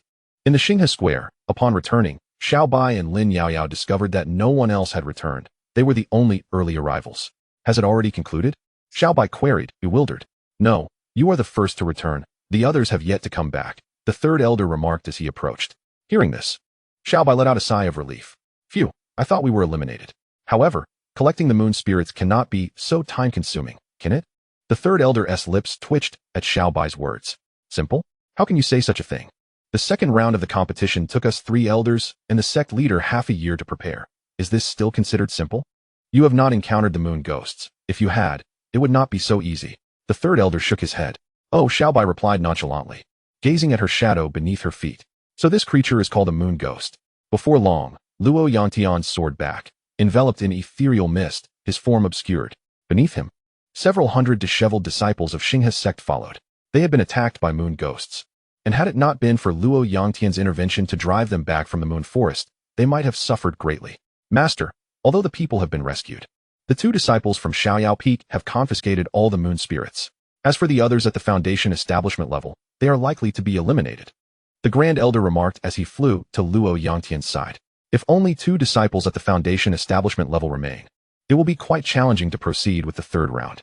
Luo Yangtian understood this dilemma without needing the Grand Elder to state it. However, the pressing question remained. Would it be appropriate to ask them to relinquish the moon spirits for the benefit of the other disciples? If it were any other peak, it might be feasible, but this was Xiaoyao Peak. I shall seek out Yi Kong. You maintain order in the meantime, Luo Yantian declared before vanishing from sight. There was no other option but to seek assistance. The Grand Elder, observing the disheveled Foundation establishment disciples in Xingha Square, shook his head in resignation. At Xiaoyao Peak, Luo Yantian, clad in ethereal white garments, his long hair flowing, approached Yi Kong. Master, it is time for a haircut, Yikong remarked with evident disdain. Our bodies and hair are gifts from our parents. How can one simply cut them off? Luo Yangtian replied with an air of indifference. Could you please keep your distance next time you make an appearance?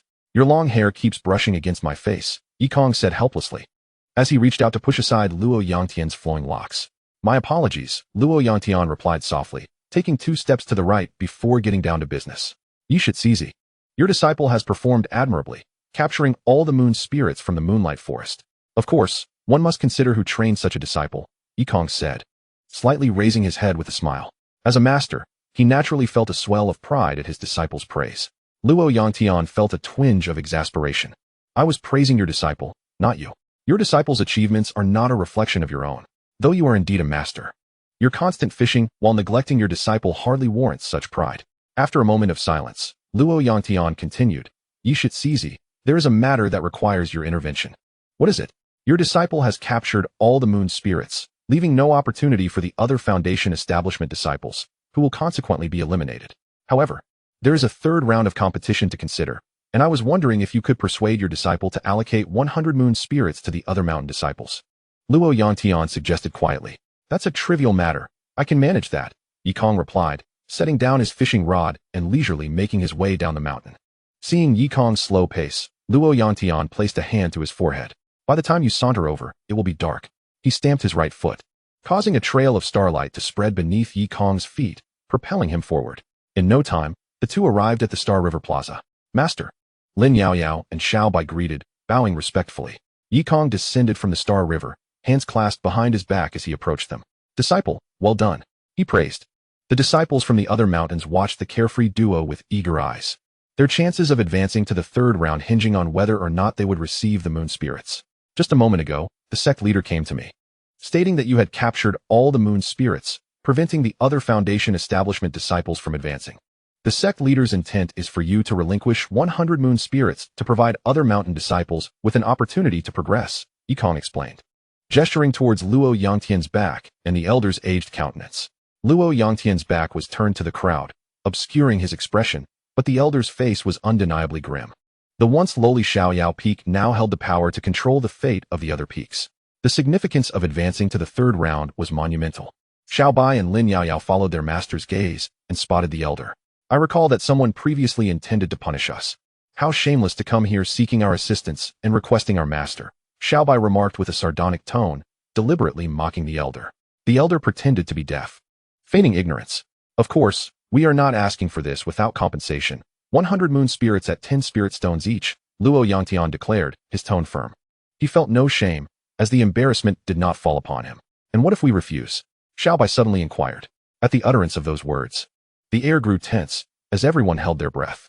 If they truly chose not to comply, no one could enforce their will. The other 8 disciples gazed longingly at the retreating figures of the Grand Elder and the sect leader. It's fine if you don't give, Luo Yangtian remarked with a nonchalant tone. Sect leader, this is unacceptable, the other peak masters said, their eyes fixed on Luo Yangtian. If we fail to advance to the 3rd round, our mountain's ranking will significantly diminish. Senior sister, shall we proceed with this? Xiao Bai looked up at the silent Lin Yaoyao, fully aware that her decision would be final. If she said yes, they would comply. If she said no, no one could persuade her otherwise, except for their master. After a prolonged contemplation, Lin Yaoyao lifted her gaze towards their master and Luo Yangtian, smiling lightly. I can offer 498. Upon hearing the number 498, Luo Yangtian stumbled slightly, nearly losing his balance. That's rather excessive. 100 would suffice. There is no need for such a multitude. If you grant 498, then all will advance, leaving the golden core and nascent soul disciples without a chance to progress. He stated. The competition for the 9 peaks only allowed for 500 participants. If Lin Yaoyao offered 498, combined with her and Xiao Bai, the Foundation establishment disciples would monopolize the 3rd contest. It's either none or 498, Lin Yaoyao asserted firmly. Thus, the Foundation establishment disciples rejoiced. Advancement was a joyous prospect. Luo Yangtian, momentarily at a loss for words, sought help from Yikong. Sensing the sect leader's plea, Yikong gazed at Lin Yaoyao with a gentle smile. Yaoyao, let us not be reckless. Perhaps we could adjust it to 500, he suggested with a serene demeanor. Luo Yangtian. The crowd stared in astonishment at Yikong. Are you serious? Adjusting it to 500? Is that truly a mere adjustment? I'll heed the master's words. Lin Yaoyao responded with a respectful gesture. Luo Yantian was left utterly speechless. Nephew, let us not escalate this, shall we? How about 250 spirit stones for a month? What do you think? He proposed. It cannot be any more, or the third contest will face considerable difficulties. Lin Yaoyao nodded slightly. Her objective had been achieved. By offering such a substantial amount at once, she aimed to compel Luo Yantian to yield, thus allowing her to profit further. Very well, but I have one condition, she declared, capturing the attention of everyone present. Spirit stones can be distributed to anyone, except the Tianjin Peak. Chapter 81. Qinshou. Returned first. As Lin Yaoyao finished her statement, an uproar erupted from Tianjin Peak. On what grounds? Why are we excluded? The disciples protested vehemently. There are so many of us at Tianjin Peak. We deserve at least 50 spirit stones. Exactly, we should at least receive 50. The disciples of Tianjin Peak shouted in outrage. I simply want to give them to you. What can you do about it? Lin Yaoyao turned, her expression cold as she regarded them. You Tianjin Peak are despicable and shameless. If my senior sister says no, then it's a no. Xiaobai chimed in, having long harbored disdain for the disciples of Tianjin Peak. Left speechless by Lin Yaoyao and Xiaobai's retorts. The Tianjin Peak disciples could only look to their sect leader for guidance. Sect leader, our request is modest, just 50 spirit stones. Don't tell me it's due to your own inability to obtain them. Luo Yantian replied with indifference. The disciples of Tianjin Peak, feeling helpless, could only relay the situation to their peak master. Upon learning the news, the master of Tianjin Peak soared through the skies on his celestial sword, which, once drawn, caused all the swords of Tianjin Peak's disciples to detach and hover behind him. What a disgrace. Return and seclude yourselves. The master of Tianjin Peak berated them fiercely. However, the response came, but master, we. Silence. Chun Chunyang thundered, his voice echoing with authority. The disciples of Tianjin Peak, heads bowed in defeat, retreated back to their mountain. Brother Chun, you truly spare no effort, sending them all back to seclusion. Now, not a single foundational disciple from Tianjin Peak will participate in the battle, Lu Ruqing remarked with a hand over her mouth, chuckling softly. Without foundational disciples, Tianjin Peak still boasts golden core and nascent soul practitioners, not to mention the little sword deity, Chun Changqing. The first position shall forever belong to Tianjin Peak. Chen Chunyang replied coldly before returning on his sword. As he departed, he cast a glance at Su Bubi, who stood at a distance, hands clasped behind his back. Su Bubi caught sight of Chen Chunyang, but merely glanced hastily before averting his gaze. Sectmaster, I wish to report the disciples of Xiaoyao Peak colluding with the demonic sect. Before Chen Chunyang could return, he heard someone making a report against Xiaoyao Peak. Turning around, he saw it was his own disciple, Qixing Jinzi, although 6 of them were injured and 1 lay on the ground. When Chun Do voiced the accusation, the crowd's immediate reaction was, again? Is Tianjin Peak never-ending? First contest, a report. Second contest, another report. A disciple from Wanhua Peak stepped forward. Xiaobai and Lin Yaoyao gazed calmly at the disciples of Tianjin Peak, both having already devised a countermeasure. Though Xiaobai had lagged behind, as long as no admission was made. Who would know? Chen Chunyang, not wishing to stir trouble, returned on his sword. Return to Tianjin Peak, do not bring shame upon us, he declared, his expression indifferent. Wait a moment, you claim we have evidence of collusion. May I ask where this collusion occurred? Lin Yaoyao directed her question at Qixing Jinzi. You brought 3 disciples of the demonic sect and deliberately ambushed us. Chun Do retorted angrily. Moreover, that Xiaobai hindered us from deploying the Qixing sword array. Feigning innocence. Xiaobai shook his head vigorously. I did not. You are spouting nonsense. Master, Tianjin Peak is again slandering Xiaoyao Peak. Clarify your words. Where did my disciples ambush you? Yi Kong inquired. Right at the path to the moon. Silence. Return to Tianjin Peak. Chun Chunyang bellowed, interrupting Qixing Jinzi to prevent further escalation of danger for his peak. I shall speak, Su Jiao interjected, a faint smile gracing his lips as he addressed the disciples of Tianjin Peak and the gathering. Initially, we 3 intended to pursue the disciples of Xiaoyao Peak, but as we passed through the thicket, they suddenly emerged, blocking our path. Upon inquiry, we discovered they were also there to ambush the disciples of Xiaoyao Peak.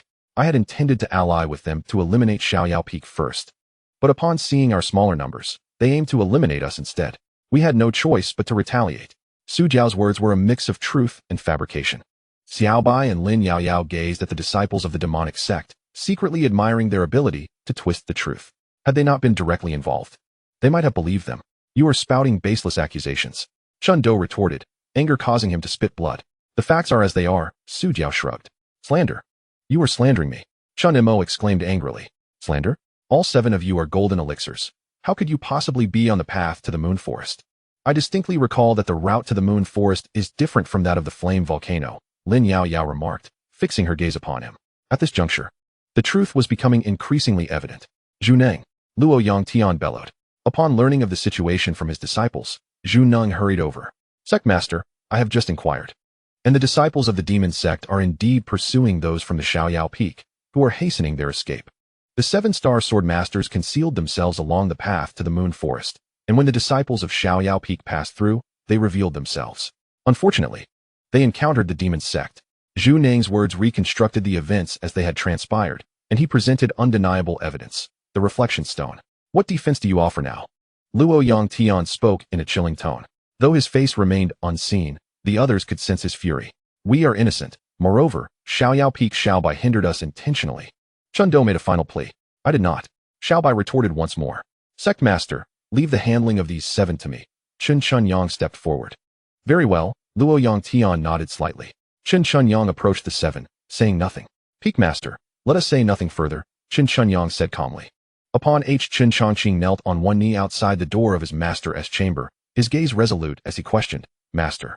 The 7-star sword-bearer acted upon my command to intercept the disciples of the Carefree Peak, and they bore no malice. Their offenses do not warrant death. Why then must you slay them? He could not comprehend why the 7-star sword-bearer, who had committed no wrongdoing and had merely followed orders, would face such a fate at the hands of his own master, who surely understood this truth. Are you here to place blame upon your master? Chen Chunyang's indifferent voice resonated from within the room. Certainly not. Chun Changqing bowed his head, pondering for a long while before articulating, I merely seek an explanation. The Heavenly Sword Peak also deserves clarity. After a prolonged silence, Chen Chunyang's voice emerged once more from the chamber. Were it not for the coercion of the Carefree Peak, would I have resorted to such measures against the 7-star sword-bearer? I too am left with no choice, Changqing. If you wish to avenge them, then direct your efforts against the disciples of the Carefree Peak in the final contest. In just a few sentences, Chen Chunyang had shifted the focus onto the Carefree Peak. Upon hearing his master's words, Chen Changqing's expression darkened. He was not foolish, and he discerned the underlying implications in his master's statement. Yet, he could not fathom why his master would take the life of the 7-star sword-bearer for the sake of an inconsequential reputation. Although the pressure from the Carefree Peak was indeed a factor, it did not seem to be the primary motive. After much contemplation, Chen Changqing remained perplexed.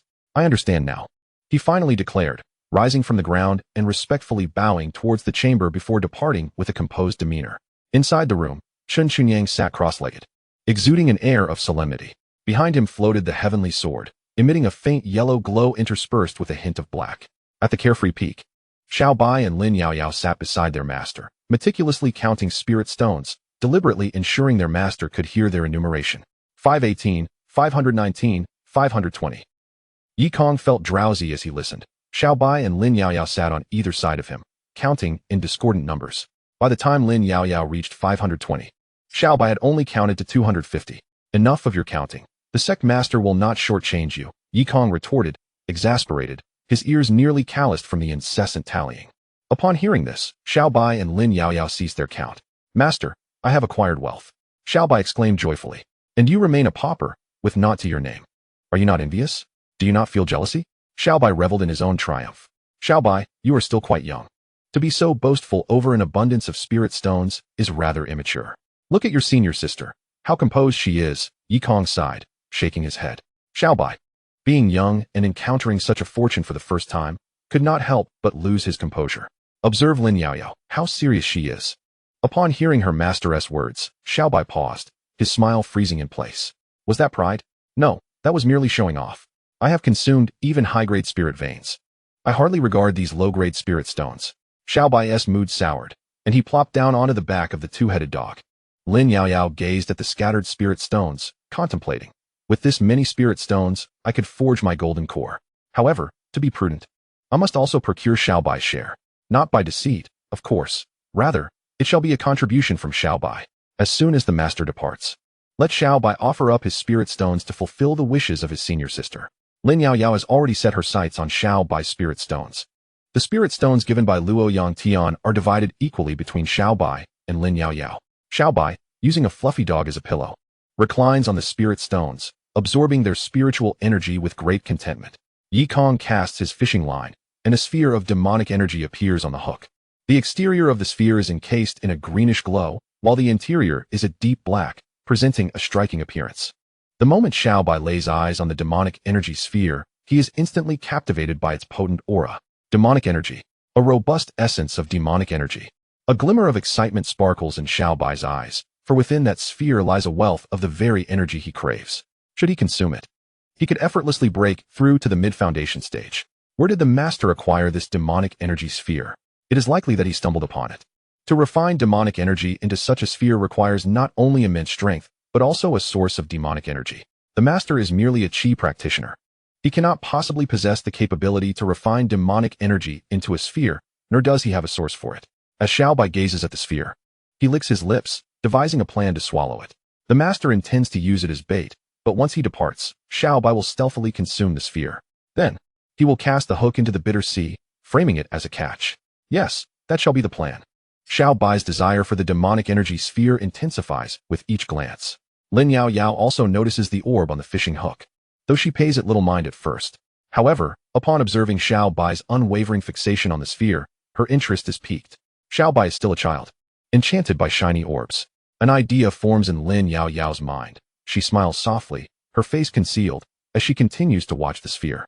Unbeknownst to Yikong, both Lin Yaoyao and Xiaobai are secretly plotting to claim the demonic energy sphere for themselves, while he contemplates the third contest scheduled for the following day. The third contest will take place within the sect and promises to be grand and fiercely competitive. Currently, the disciples of the demonic sect number only 50, having lost over 900 from an original 1,000, either dead or injured. It is a tragic tale.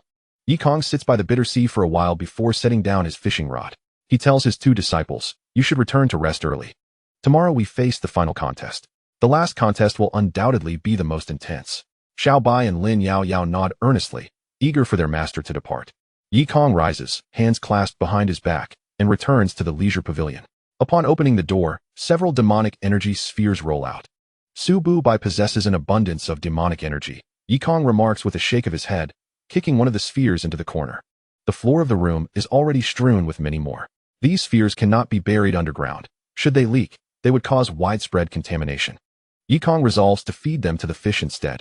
By the bitter sea, Xiaobai notices that his senior sister has yet to leave, and he hesitates to seize the demonic energy sphere. "Senior sister, are you not leaving?" Xiaobai turns to inquire. "No rush, I shall sit a while longer." Lin Yaoyao replies calmly, "I know you all too well. The moment I leave, you will snatch the sphere. I will wait until you are gone to take it, and then I shall sell it back to you." As the young apprentice observed his senior sister's reluctance to depart, he decided to ride off on his spirited husky, intending to retrieve the magical energy sphere once she had left. After she had walked away, Lin Yaoyao took down the magical energy sphere, admiring its beauty with a smile as she walked away with it. Upon returning to Peach Mountain, the young apprentice spotted his senior sister and hurriedly sought refuge. However, upon her return, Lin Yaoyao noticed the husky's tail protruding from its hiding place. "Xiaobai," Lin Yaoyao called out. Hearing his senior sister's voice, he crouched down even lower. "No need to hide. Your husky's tail is standing upright," she remarked. Upon hearing this, Xiaobai turned to see the husky's tail raised high. "Husky, you'll get a lesson when we return," he muttered, emerging from behind a small mound of earth.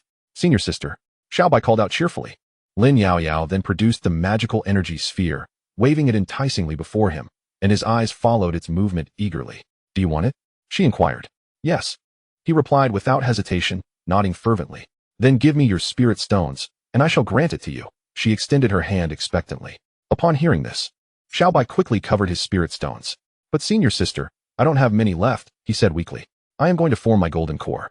I fear I won't have enough spirit stones. If you lend me yours, I promise to return the remainder to you later," Lin Yaoyao explained earnestly. "Can I refuse?" Xiaobai asked weakly. "What do you think?" He had no retort and obediently surrendered his spirit stones. "Here, take this sphere. Once I form my core, I will look after you." Lin Yaoyao tossed the sphere to Xiaobai and walked away with his spirit stones. Clutching the magical energy sphere, Xiaobai stood there in despair. What a loss. In a thatched cottage at Peach Mountain, Xiaobai held the magical energy sphere, consumed by anguish. Nearly 1,000 spirit stones were exchanged for a single magical energy sphere. It was an immense loss. He realized he had been tricked by his senior sister. Yet he had no choice but to part with his spirit stones, for she was his senior, and he could not contend with her. The husky approached and sniffed the magical energy sphere, barking twice. "It's all your fault." Xiaobai kicked the husky away in frustration. If only the husky hadn't revealed its tail, perhaps he could have evaded this predicament. After the husky darted outside, Xiaobai, tears brimming, lifted the magical energy sphere and swallowed it whole. Instantly, the sphere dissolved within him, infusing him with a dense magical energy that coursed through his limbs. His skin darkened from a pale hue to a deep ebony, his eyes turned blood red, and runes began to swirl around him, emanating a formidable aura reminiscent of a great demon. As the magical energy circulated within him, his cultivation level surged to the mid-stage of foundation establishment, transforming his entire demeanor into one of chilling darkness. Such potent magical energy surpasses even what I have consumed before, Xiaobai murmured. Whose magical energy is this? He pondered, speculating, could it belong to the ancient ancestor of the demon palace suppressed beneath the galaxy? Indeed, only he could possess such pure magical energy. If this emperor were to consume him, his strength would undoubtedly be restored by a mere 1%. Alas, it seems there is no opportunity. Sighing silently, Xiaobai closed his eyes, suppressing the demonic energy within him, which then returned to his dantian, causing his complexion to revert to normal. Upon reopening his eyes, the crimson hue dissipated, and his gaze became remarkably clear. Regrettably, there was only one, if only there were more. Xiaobai felt a tinge of regret, lamenting that he had not even savored its essence before it vanished. Woof! At that moment, Era returned, clutching a sphere of demonic energy in its mouth. It dropped the sphere before Xiaobai. With a swift motion, Xiaobai seized the sphere, gazing at Era in astonishment, and burst into laughter. Erguzi, where did you find this? Woof! Era glanced outside and barked. Xiaobai swiftly mounted Era's back, urging it to lead him to where the sphere had been discovered. Era sprinted with fervor, quickly arriving at the entrance of the carefree pavilion. Xiaobai beheld the pavilion before him, the very place where his master rested. Did you find it inside? Xiaobai inquired of Era. Woof! Era responded with a bark. Xiaobai dismounted, cautiously stepping into the pavilion. In the courtyard within, an array of peculiar plants flourished. Era guided Xiaobai to a corner, where he discovered 7 or 8 spheres of demonic energy. Astonished, Xiaobai gasped in delight. With so many spheres, he could potentially ascend to the pinnacle of foundation establishment in no time. He might even achieve a breakthrough to the golden core stage. Quickly, Xiaobai gathered the spheres and stored them in his storage ring. Era approached the door, ready to bark. Woof! Just as Era began to call out, Xiaobai swiftly covered its mouth. You foolish dog, do you wish to get me killed? Xiaobai felt a surge of anxiety, praying his master would not hear. Who was outside? Yekong, who had just lain down, awoke. Run! Xiaobai smacked Era on the head, and it took off in a flash. Yekong opened the door and witnessed Xiaobai riding Era as they fled. What brings you to my courtyard, Xiaobai? Yekong asked, puzzled, glancing at the grass nearby. Here to steal some grass? As Yekong opened the door, several spheres of demonic energy rolled out. Unfazed, he turned back to close the door, returning to his rest. Stealing grass is stealing grass. As long as you're not here to cause mischief, it's fine. Xiaobai, being young, had a penchant for pranks. Yekong understood this and had even prepared a bamboo stick. Should I strike the hands or the backside? Yekong mused as he lay back down. Meanwhile, Xiaobai hastily rode Era back to his thatched cottage, locking the door and placing Era against it as a barricade, finally exhaling in relief. Thank goodness. My master did not discover me, Xiaobai said, patting his chest. Wait, why should I be afraid? Even if my master found out, he could not overpower me.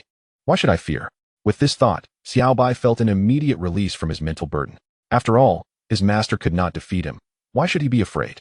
So long as his sister did not arrive, who could contend with him on Carefree Peak? Xiaobai retrieved the stolen demonic energy spheres, and along with the one Era had brought back, he now possessed a total of 9.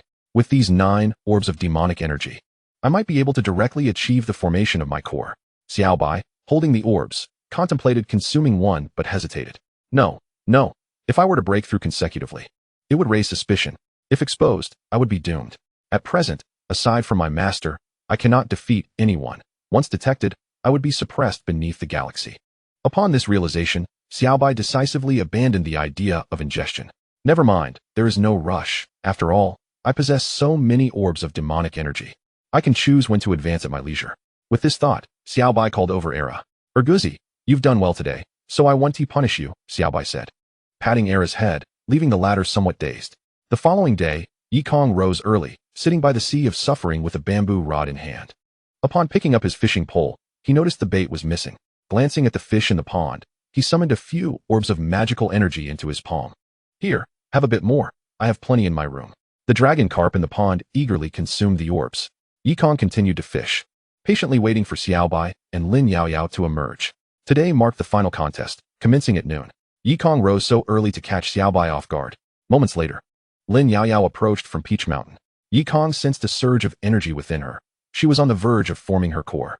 However, Lin Yaoyao was deliberately suppressing her spiritual power, prioritizing the competition over her advancement. Forming a core is a lengthy process. Without 3 or 4 days, one cannot succeed. Master. Lin Yaoyao greeted respectfully. Yikong nodded slightly. Take a moment to rest and adjust your state. Lin Yaoyao sat cross-legged beside him, her aura becoming denser as she compressed her spiritual energy, preparing to unleash her potential after the 9 Peaks competition and directly form her core. Before long, Xiaobai, still groggy, rode in on Era. He had been overly excited the previous night, not falling asleep until midnight, and thus was not in the best of spirits that morning. Xiaobai. Yikong called out. Master, Xiaobai replied, approaching Yikong's side. Xiaobai is here for punishment. Upon hearing this, Xiaobai instantly became alert. Why? You rode Era into my courtyard yesterday to steal grass, thinking I wouldn't notice? Consider this a lesson to understand that thievery is unacceptable, Yikong stated. Wielding the bamboo rod. Steal grass? Both Xiaobai and Lin Yaoyao looked perplexed. Xiaobai then recalled stuffing a handful of grass into Era's mouth to keep him quiet, realizing he had been misunderstood by his master. Never mind. As long as he hadn't discovered my theft of the orbs, I can endure this punishment. Xiaobai stepped forward, extending his small hand. Just as Yikong was about to strike, Lin Yaoyao quickly interjected. Master, please don't hit his hand. Hearing this, Xiaobai assumed his sister was pleading for him and looked at her with gratitude. Giving so many spirit stones to my sister has finally paid off. Lin Yaoyao cast a glance at the touched expression of Xiaobai, then turned to her master and said, the duel at noon must not be hindered by a hand slap. It would be wiser to strike the rear instead. Allow me to restrain Xiaobai. Xiaobai exclaimed in disbelief. Chapter 84. The quest for the Morning Star at the Star River Plaza. The 9 Peak Masters gathered, suspended in the air. Yikong stood upon the Star River, his white attire billowing elegantly, exuding an undeniable charm that led many to wonder if he were the sect leader himself, for no one had ever witnessed the leader's visage. His presence rivaled that of Luo Yantian. On the plaza, 500 disciples who had advanced to the final round stood, among them 50 from the demonic sect. Su Bubi stood with his hands clasped behind his back, gazing towards the Star River Hall. What I await is this final duel, he mused, turning his attention towards Xiaobai. Elder ancestor, wait for me. I shall soon rescue your corporeal form. Xiaobai stood on the plaza, one hand gripping his rear, still stinging from the earlier punishment. His senior sister held him down, while his master struck. Any attempt to resist was futile. Having endured the beating, he had yet to recover fully. Xiaobai lifted his gaze to Yikong, coldly vowing inwardly, you shall wait, for once I regain my strength, I shall retaliate, and I shall not employ mere bamboo strips. I shall wield thorny brambles. The sect leader has arrived. A voice rang out, and all present in the sect bowed in respect. Though Luo Yantian had not yet appeared, a magnificent star river flowed through the sky. Looking up, the celestial expanse glimmered with brilliant stars, a sight to behold. Luo Yantian approached, treading upon the constellations. Enveloped in the star river, his hands clasped behind him, presenting his back to the crowd. No need for formalities, he spoke softly. Only then did the assembly rise and gaze at the vast starry sky. The third round of the 9 Peaks competition, tread the star river and seek the morning star. Dear disciples, in your pursuit of the morning star, you may attain the legacy of the star river. This challenge serves as your reward. Among the myriad stars, only one shines brightly for you. That shall be your morning star, illuminating your path. Luo Yantian declared from above. The third round of the competition was divided into 2 segments. The first involved seeking one's own morning star, while the second entailed a contest of martial prowess for supremacy. Those fortunate enough to qualify for the search of their morning star would undoubtedly achieve great heights in the future. Thus, Luo Yantian personally intervened, seeking to provide more disciples with the opportunity to discover their morning star. Step upon the star river. The Grand Elder's commanding voice echoed as the river expanded beneath the feet of the 500 competing disciples. One by one, they ventured forth upon the star river, in search of their morning stars. The brighter the morning star, the clearer the path ahead. Many onlookers, consumed with envy, longed to traverse the star river and seek their own morning stars, yet found themselves without the opportunity. With this event occurring once every decade, they lamented the missed chance, uncertain of when or if they would ever have another. As Lin Yaoyao and Xiaobai stepped onto the star river, they found themselves captivated by the breathtaking scenery. As for the quest for the morning star, they felt no urgency. Both were acutely aware of their own paths. Whether they found the morning star or not was of little consequence. Their purpose was purely to revel in the beauty surrounding them. The Grand Elder commanded, "Fixate on Su Bubi." Luo Yantian conveyed this message telepathically. The emergence of the Star River would significantly diminish the power suppressing the ancient ancestor of the Demon Music Palace. If the demon sect intended to rescue their ancestor, this moment was their prime opportunity. Upon receiving the order, the Grand Elder summoned the second and third elders to monitor Su Bubi closely. Standing with his hands clasped behind his back, Su Bubi exhibited no signs of anxiety as he observed the disciples of the Demon Music Palace ascending to the Star River, offering a subtle nod. 50 disciples from the demon sect hastened to the center, their demonic energy surging fervently. "With our blood, we sacrifice to the great and noble demon emperor. We seek your aid, grant us your power, and taint the Star River," they proclaimed. "As disciples of the Demon Music Palace, we dedicate our lives to you, imploring for your strength." After the 50 disciples fervently completed their declarations, they assumed a formation, igniting their vital essence to offer their lives as a sacrifice. "Quickly stop them," Luo Yantian shouted. Should the sacrifice succeed, the fearsome demon emperor would descend, and even a mere fragment of his soul could obliterate the Star River. Once the Star River was destroyed, the ancient ancestor of the Demon Music Palace would inevitably emerge. Chun Changqing and the others rushed towards the 50 disciples of the demon sect. "Ah, the sacrificial ritual has commenced. You cannot impede it. The Demon Music Palace has sacrificed so many for this moment. Great Demon Emperor, descend upon us," Su Bubi declared, his hands gesturing reverently. "Who calls upon my name? Who seeks to borrow my strength?" A powerful and authoritative voice resonated through the cosmos. "We, the disciples of the Demon Music Palace, offer our sacrifice to you." Beseeching for your strength, the 50 disciples intoned with utmost sincerity. Xiaobai narrowed his eyes, glancing around, noting that his senior sister had also come to assist. He then softly declared, "Do not borrow." Once more, the resounding voice echoed across the heavens, stating, "Do not borrow." At this proclamation, all were rendered speechless. For none had anticipated such a turn of events from the Demon Emperor. Not borrowing. This is quite the predicament. Yikong contemplated, initially intending to intervene. But upon hearing the voice, he withdrew his spiritual energy. He had observed a force of cosmic law manifest during the disciples' sacrifice. However, with the utterance of "do not borrow," it dissipated. Xiaobai, witnessing this phenomenon, looked skyward, contemplating, "I did not expect that the power of the laws I comprehended still lingers. Yet I lack the strength to wield it or harness the sacrificial energy. Otherwise, possessing the power of the laws would allow me to recover swiftly." A tinge of regret washed over him as he reflected on the rule he had established, now beyond his grasp due to his weakened state. Although unable to control it, he could still declare a refusal to borrow. The 50 disciples, engulfed in their sacrificial flames, were devastated. "O Demon Emperor, you cannot forsake your loyal followers. We offer our lives, beseeching you to bestow a breath upon us to collapse the Star River." As they spoke, they bowed down, their life force burning ever more rapidly. On the cusp of demise, if you say "do not borrow," then cease the superfluous chatter. If you must perish, do so swiftly. The voices of the cosmos resonated once more, tinged with impatience. After speaking, Xiaobai clasped her hands behind her back and continued her search for her morning star, seemingly oblivious to all else. The 50 disciples of the demonic sect were utterly exasperated, while Su Bubi stood in sheer disbelief. "Impossible, absolutely impossible. Equivalent exchange. I offer 50 lives for a mere breath of yours. Why do you not reciprocate?" Su Bubi gazed skyward, his face a mask of incredulity. "In the realm of rules, the amount you sacrifice is precisely what you may borrow in return. Yet now, I refuse to lend you my power. Your sacrificial force cannot be absorbed by the rules." I was terrified.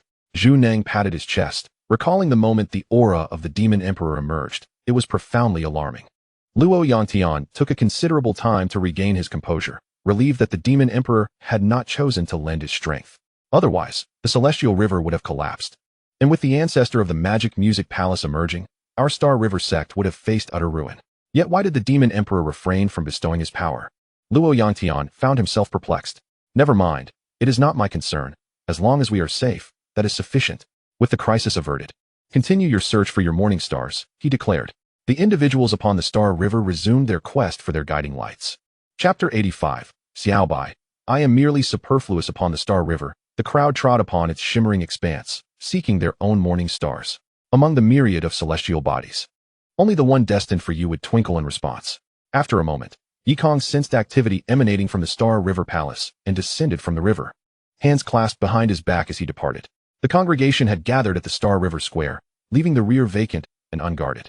Upon reaching the Star River Palace, Yikong discovered that the seal suppressing the ancestor of the Magic Music Palace had been breached. Dark energy seeped forth from within. No wonder Su Bubi appeared so unperturbed. He had anticipated that someone would stealthily unseal it. Yikong realized the extent of Su Bubi's preparations. First, he sought the demon emperor's strength, then dispatched individuals to the Star River Palace to clandestinely create an opening. Had Yikong not sensed the malevolent aura, the ancestor of the Magic Music Palace would have surely emerged. However, what puzzled Yikong was the fact that the Star River Palace was protected by prohibitions set by the sect leader. Aside from the 9 peak masters, the 3 elders, and the heads of various halls, no one could enter. Even an attempt to force entry would be sensed by Luo Yangtian. Yet, someone managed to silently breach the defenses and create an opening, prompting deep contemplation.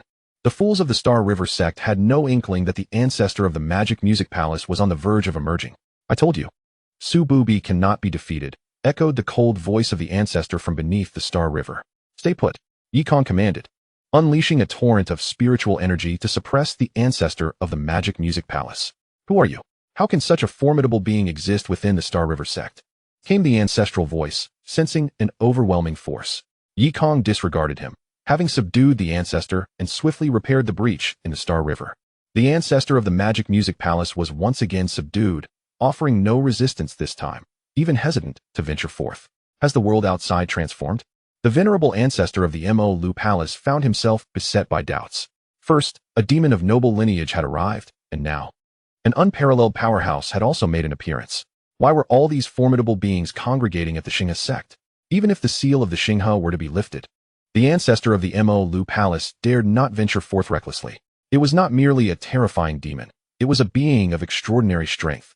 A situation too daunting to withstand. After subduing the ancestor of the Mo Lu Palace, Yikong returned to the Xinghe Square with his hands clasped behind his back. Upon his return, he noticed Qin Chunyang soaring towards him from a distance. Where had he been?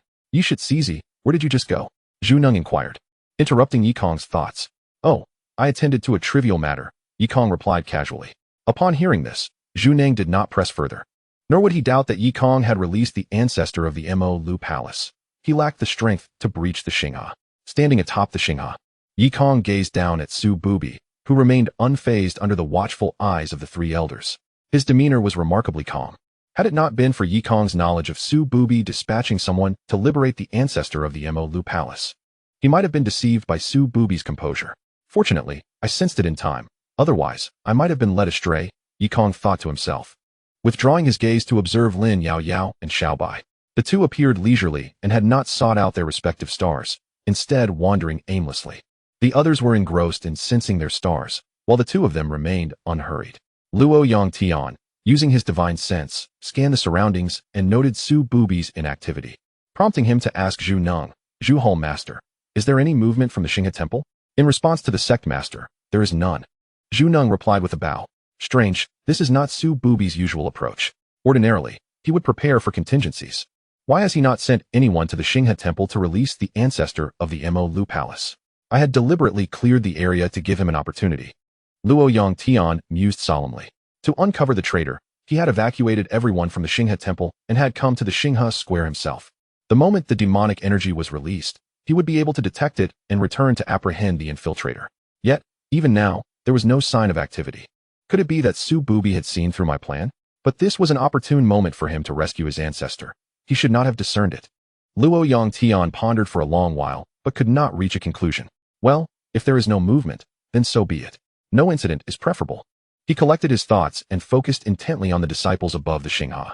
Yi Shidi, it seems your 2 disciples lack direction, Qin Wui remarked, pointing out Qin Shou, who had successfully located his guiding star. On the Xinghe, Qin Shou rode atop his steed, standing on a brilliant, luminous star. Alas, my disciple is rather dull-witted. Yikong sighed and shook his head. Seeing Yikong standing on the Xinghe, Luo Yangtian's mind stirred. In an instant, the starry river beneath Yikong soared into the air, lifting him along with it. Yi Shizi, this is the extent of my assistance. Whether you can find your own path depends on your innate talent. Luo Yangtian utilized his privileges to elevate Yikong. The various peak masters, though somewhat surprised, did not voice any objections. Disciple Yi has merely attained the cultivation of qi, and his ascent is futile, Qin Wui remarked, hands clasped behind his back. Indeed, it has never been heard that a practitioner of qi could illuminate their own guiding star, Lu Ruan candidly stated. The disciples of the Star River sect were also awaiting the spectacle, eager for amusement. If the esteemed peak master could not even ignite a single guiding star, it would be quite a disgrace. Yi Kong ascended, hands behind him, approaching his two disciples. Lin Yao Yao and Xiao Bai frowned slightly, wondering, what is master doing here? Is he here to embarrass himself? I cannot afford such humiliation. Sighing, Lin Yao Yao resolved, let me illuminate a guiding star for master. She closed her mind, seeking her path, and instantaneously, a star beside her flickered to life. With hands behind his back, Yi Kong approached the star. In his heart, he pondered, what is my path? As soon as this thought crossed his mind, a myriad of stars began to twinkle, encircling him.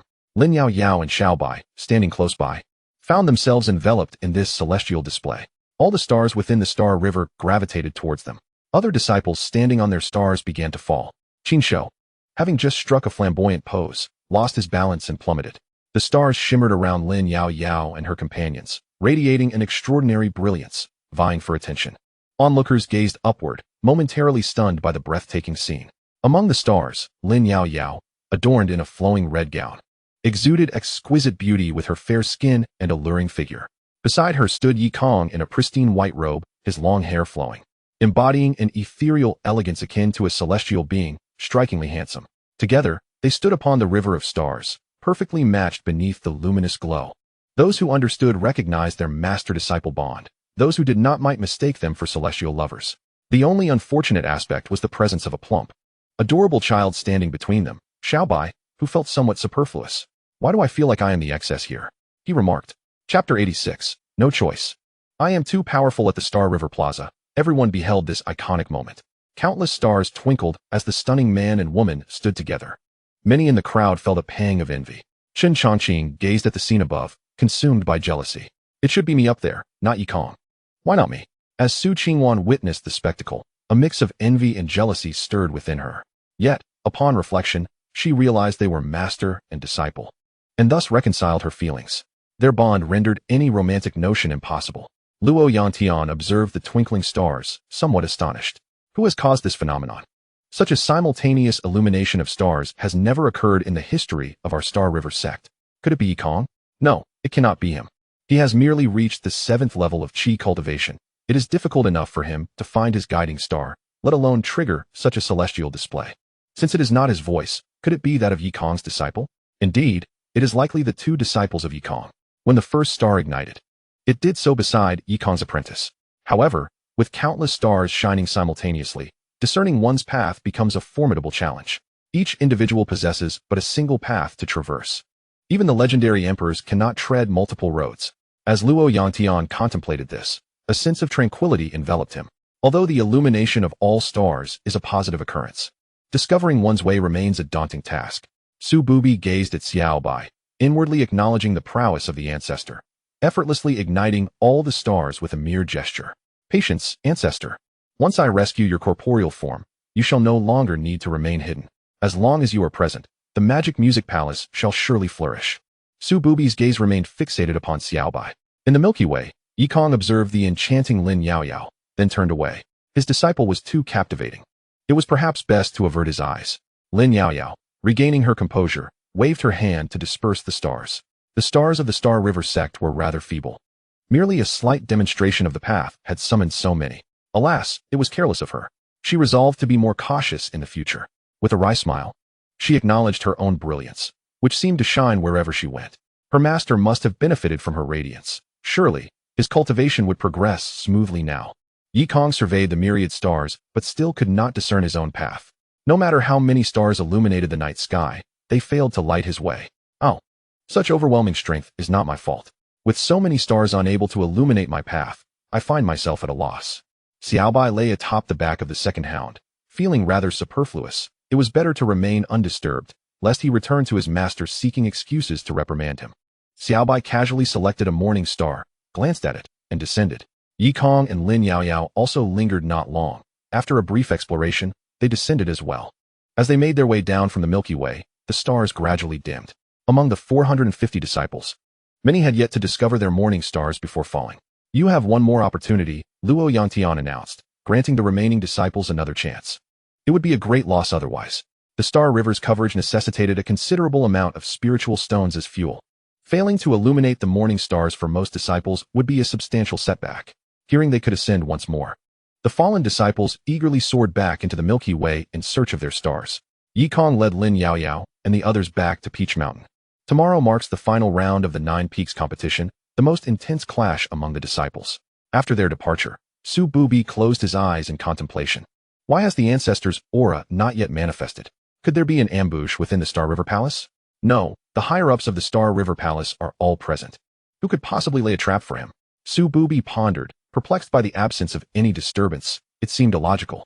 Well, I shall inquire later this evening. On the blissful peak, Xiaobai and Lin Yaoyao remained seated beside Yikong, observing their master as he fished. Master, have you found your path? Lin Yaoyao inquired, gazing intently at her mentor. Not yet, Yikong replied, shaking his head.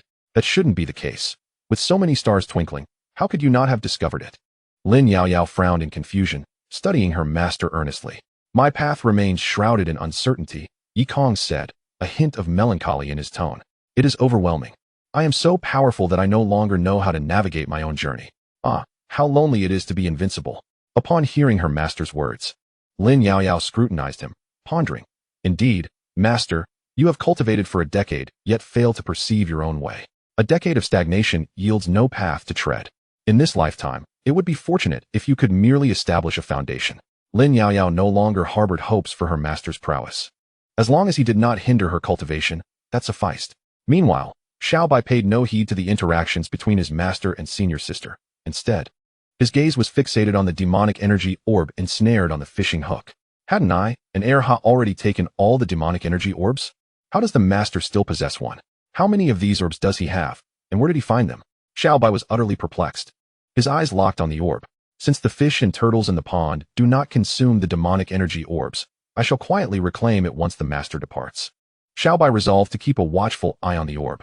After sitting by the sea of suffering for a while, Lin Yaoyao returned to Peach Mountain.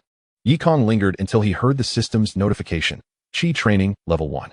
Upon hearing this, he decided to return. Once Xiaobai noticed that both his master and senior sister had left, he hurriedly pulled the fishing hook from the water and retrieved the demonic energy orb. Success! A smile spread across Xiaobai's face as he clutched the orb while making his way back. On his return, he happened to pass by Su Bubi, but chose not to engage. Su Bubi observed the demonic energy orb in Xiaobai's possession and sensed a familiar aura emanating from it. Such a familiar energy, and it has coalesced into a sphere, truly. The mark of an ancestor. No one else possesses such power or this recognizable energy. To condense one's demonic energy into a sphere, secretly utilize it, and restore one's strength. Su Bubi felt a surge of admiration. What are you looking at? Juning asked from behind Su Bubi. His task was to closely monitor Su Bubi, following him wherever he went, and he was forbidden from venturing anywhere outside of Xiaoyao Peak. Nothing much. It is nearly dark. Let us descend, Su Bubi replied, placing his hands behind his back as he stood atop a stone. Night had fallen. A vague voice echoed, I understand. You may withdraw. Su Bubi spoke calmly. The voice that had just sounded was a secret phrase from his magic music palace, indicating that the Star River had been breached, yet for some unknown reason, it had been mended. Zhu Neng, recognizing the source of the voice, promptly informed the sect leader. Leader, an insider has surfaced to relay messages to Su Bubi. Upon receiving Zhu Neng's transmission, Luo Yantian immediately set out to investigate. Yet, the traitor proved to be cunning. After transmitting from a great distance, they vanished without a trace. Chapter 87. A novice is sufficient to deal with you in the shadowy embrace of night. Luo Yantian stood with his hands clasped behind his back, his gaze clear and piercing as he scrutinized the area where the spy had recently appeared. As he ventured out to pursue, he sensed a potent disturbance, which dissipated almost instantaneously. Who could it be? Luo Yantian murmured softly. The Grand Elder and Second Elder soon materialized behind him, bowing respectfully. Master, we have conducted an investigation.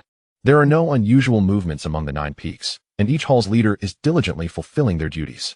Luo Yantian raised his eyes to the overcast sky, where clouds obscured the moonlight, plunging the world into an oppressive gloom. Tomorrow marks the final round of the competition. Master, all disciples of the demon sect have been eliminated. Should we expel Su Bubi? Inquired the Grand Elder, bowing once more. No, there is no need. I have other plans for him, Luo Yantian replied quietly. Having long been scheming against Su Bubi, tomorrow is the finals of the 9 peaks competition. We must not take hasty actions. We will first announce the rewards and penalties. Understood. The Second Elder responded with a bow, and together with the Grand Elder, they departed. Luo Yantian remained alone in the darkness, his expression contemplative. I hope I do not find you, he said in a low voice before vanishing into the night. On a stone, Su Bubi gazed into the pitch-black night, his eyes bright and his lips curling into a subtle smile. My people are not so easily found. Do not be complacent. Even a fox will eventually reveal its tail. Zhu Neng remarked from behind Su Bubi. Humph, Su Bubi scoffed, disregarding the comment. Search all you want. Finding them would not bode well for your Xinghe sect. He remained unfazed by the possibility of Xinghe sect uncovering his people. If they did, it would only bring misfortune upon them. Throughout the night, Su Bubi stood on the stone, alternating his gaze between Xiaoyao Peak and Tianjin Peak. The following morning, Yikong stretched lazily, yawning as he approached the edge of the bitter sea. The master must have caught the spy by now, he mused, looking towards the direction of Xinghe Hall. Last night, just as he was about to sleep, he heard an unusual sound, followed by Su Bubi's response, prompting him to act covertly and reveal the spy's location. If one searched diligently, they would surely find it. Yikong then settled by the bitter sea, picking up his fishing rod to continue his angling. Today marks the final contest, which will determine the ranking of the 9 peaks. Lin Yaoyao and Xiao Bai rose early to prepare. This last contest pertains to the very survival of Xiaoyao Peak. Having finally found a tranquil mountain to cultivate, Lin Yaoyao was reluctant for it to end prematurely. Meanwhile, Xiao Bai sought merely to subdue her master, to gain the upper hand, and restore her image as the demon empress. If Xiaoyao Peak were to perish, how could she ever dominate her master? Despite their differing motivations, their ultimate goal remained the same. The two adjusted their breaths, regaining their optimal states before making their way to the bitter sea's edge. Are you ready? Yikong inquired softly. Do not worry, master. With me, Xiao Bai, she replied, glancing at her senior sister's slightly off demeanor before adding, and the beautiful and charming senior sister by my side. Securing first place will be effortless. Not seeking the top position, merely entering the top 100 would suffice, Yikong stated. Achieving a rank within the first 100 would be considered a commendable accomplishment. At that point, the stability of his Xiangao Peak would also be assured. After fishing for a while, Yikong put down his rod. Let us go? It is time for the competition, he declared. Accompanied by Xiao Bai and Lin Yaoyao, he descended from Xiangao Peak and made his way to the Galaxy Square. The 450 contestants stood assembled in the arena. The Grand Elder and the Second Elder collaborated to initiate the proceedings, dividing the stage. Luo Yangtian harnessed the power of the galaxy, suppressing the cultivation levels of the Jindan and Yuanying disciples to the pinnacle of foundation establishment. The 450 participants would compete in pairs, determining the final rankings. Once the battleground was established, the Second Elder rose high into the air, his countenance imposing, and announced, the final round of the 9 Peaks competition will determine the rankings and resource allocation among the 9 peaks. The first place winner will receive additional rewards, while those at the bottom will face a reduction in their mountain's cultivation resources, with the Peak Master also subject to penalties. After delivering his address, the Second Elder cast a deliberate glance at Yikong. Why are you looking at me? Yikong queried. If Xiangao Peak fails to secure a position within the top 100 this year, its qualification for operation will be revoked, the Second Elder warned sternly. Understood, Yikong replied, turning his attention to his 2 disciples. Good luck, my apprentices. Lin Yaoyao and Xiao Bai maintained calm expressions. Not only would they secure a place in the top 100, but claiming the first position was also well within their capabilities. Whoever can thwart the disciples of Xiangao Peak from entering the top 100 will be generously rewarded by Tianjin Peak. For 3 years, the Sword Cavern of Tianjin Peak will be open to you at your leisure. Chen Chanqing proclaimed to all contestants, his intentions to target Xiangao Peak laid bare. Indeed, anyone who successfully obstructs them will have their pick of the beasts from Yusho Peak, and I shall personally assist in taming them. Qinshou added, fanning the flames of rivalry. Both were resolute in their intent to challenge Xiangao Peak. Lin Yaoyao, with her icy gaze and commanding presence, surveyed the surroundings without a hint of trepidation. One Xiao Bai is more than sufficient to deal with you all, she declared indifferently. Indeed, one Xiao Bai is enough. Xiao Bai affirmed, stepping forward. I can handle them myself. Although he was merely at the mid-level of foundation establishment, his prowess was formidable. The rules of the competition stipulated one-on-one matches. The victor would advance while the loser would be eliminated. The first round was limited to the duration of a burning incense stick. If no victor emerged by its conclusion, both would be disqualified. As the Second Elder's voice faded, all participants were randomly assigned to the stages. Lin Yaoyao's opponent was a disciple from Wanhua Peak, while Xiao Bai faced a disciple from Yusho Peak, both mounted on dogs. Xiao Bai rode a husky, while his opponent rode a wolf dog. The competition commenced. With the Second Elder's voice echoing, an incense stick was lit. Lin Yaoyao waved her hand, conjuring a spirit sword. The Wanhua Peak disciple matched her strength. Both at the pinnacle of foundation establishment, surrounded by swirling petals as she stood at the center. Sister, prepare yourself, the Wanhua Peak disciple exclaimed, unleashing an array of petals that shot towards Lin Yao Yao like sharp darts.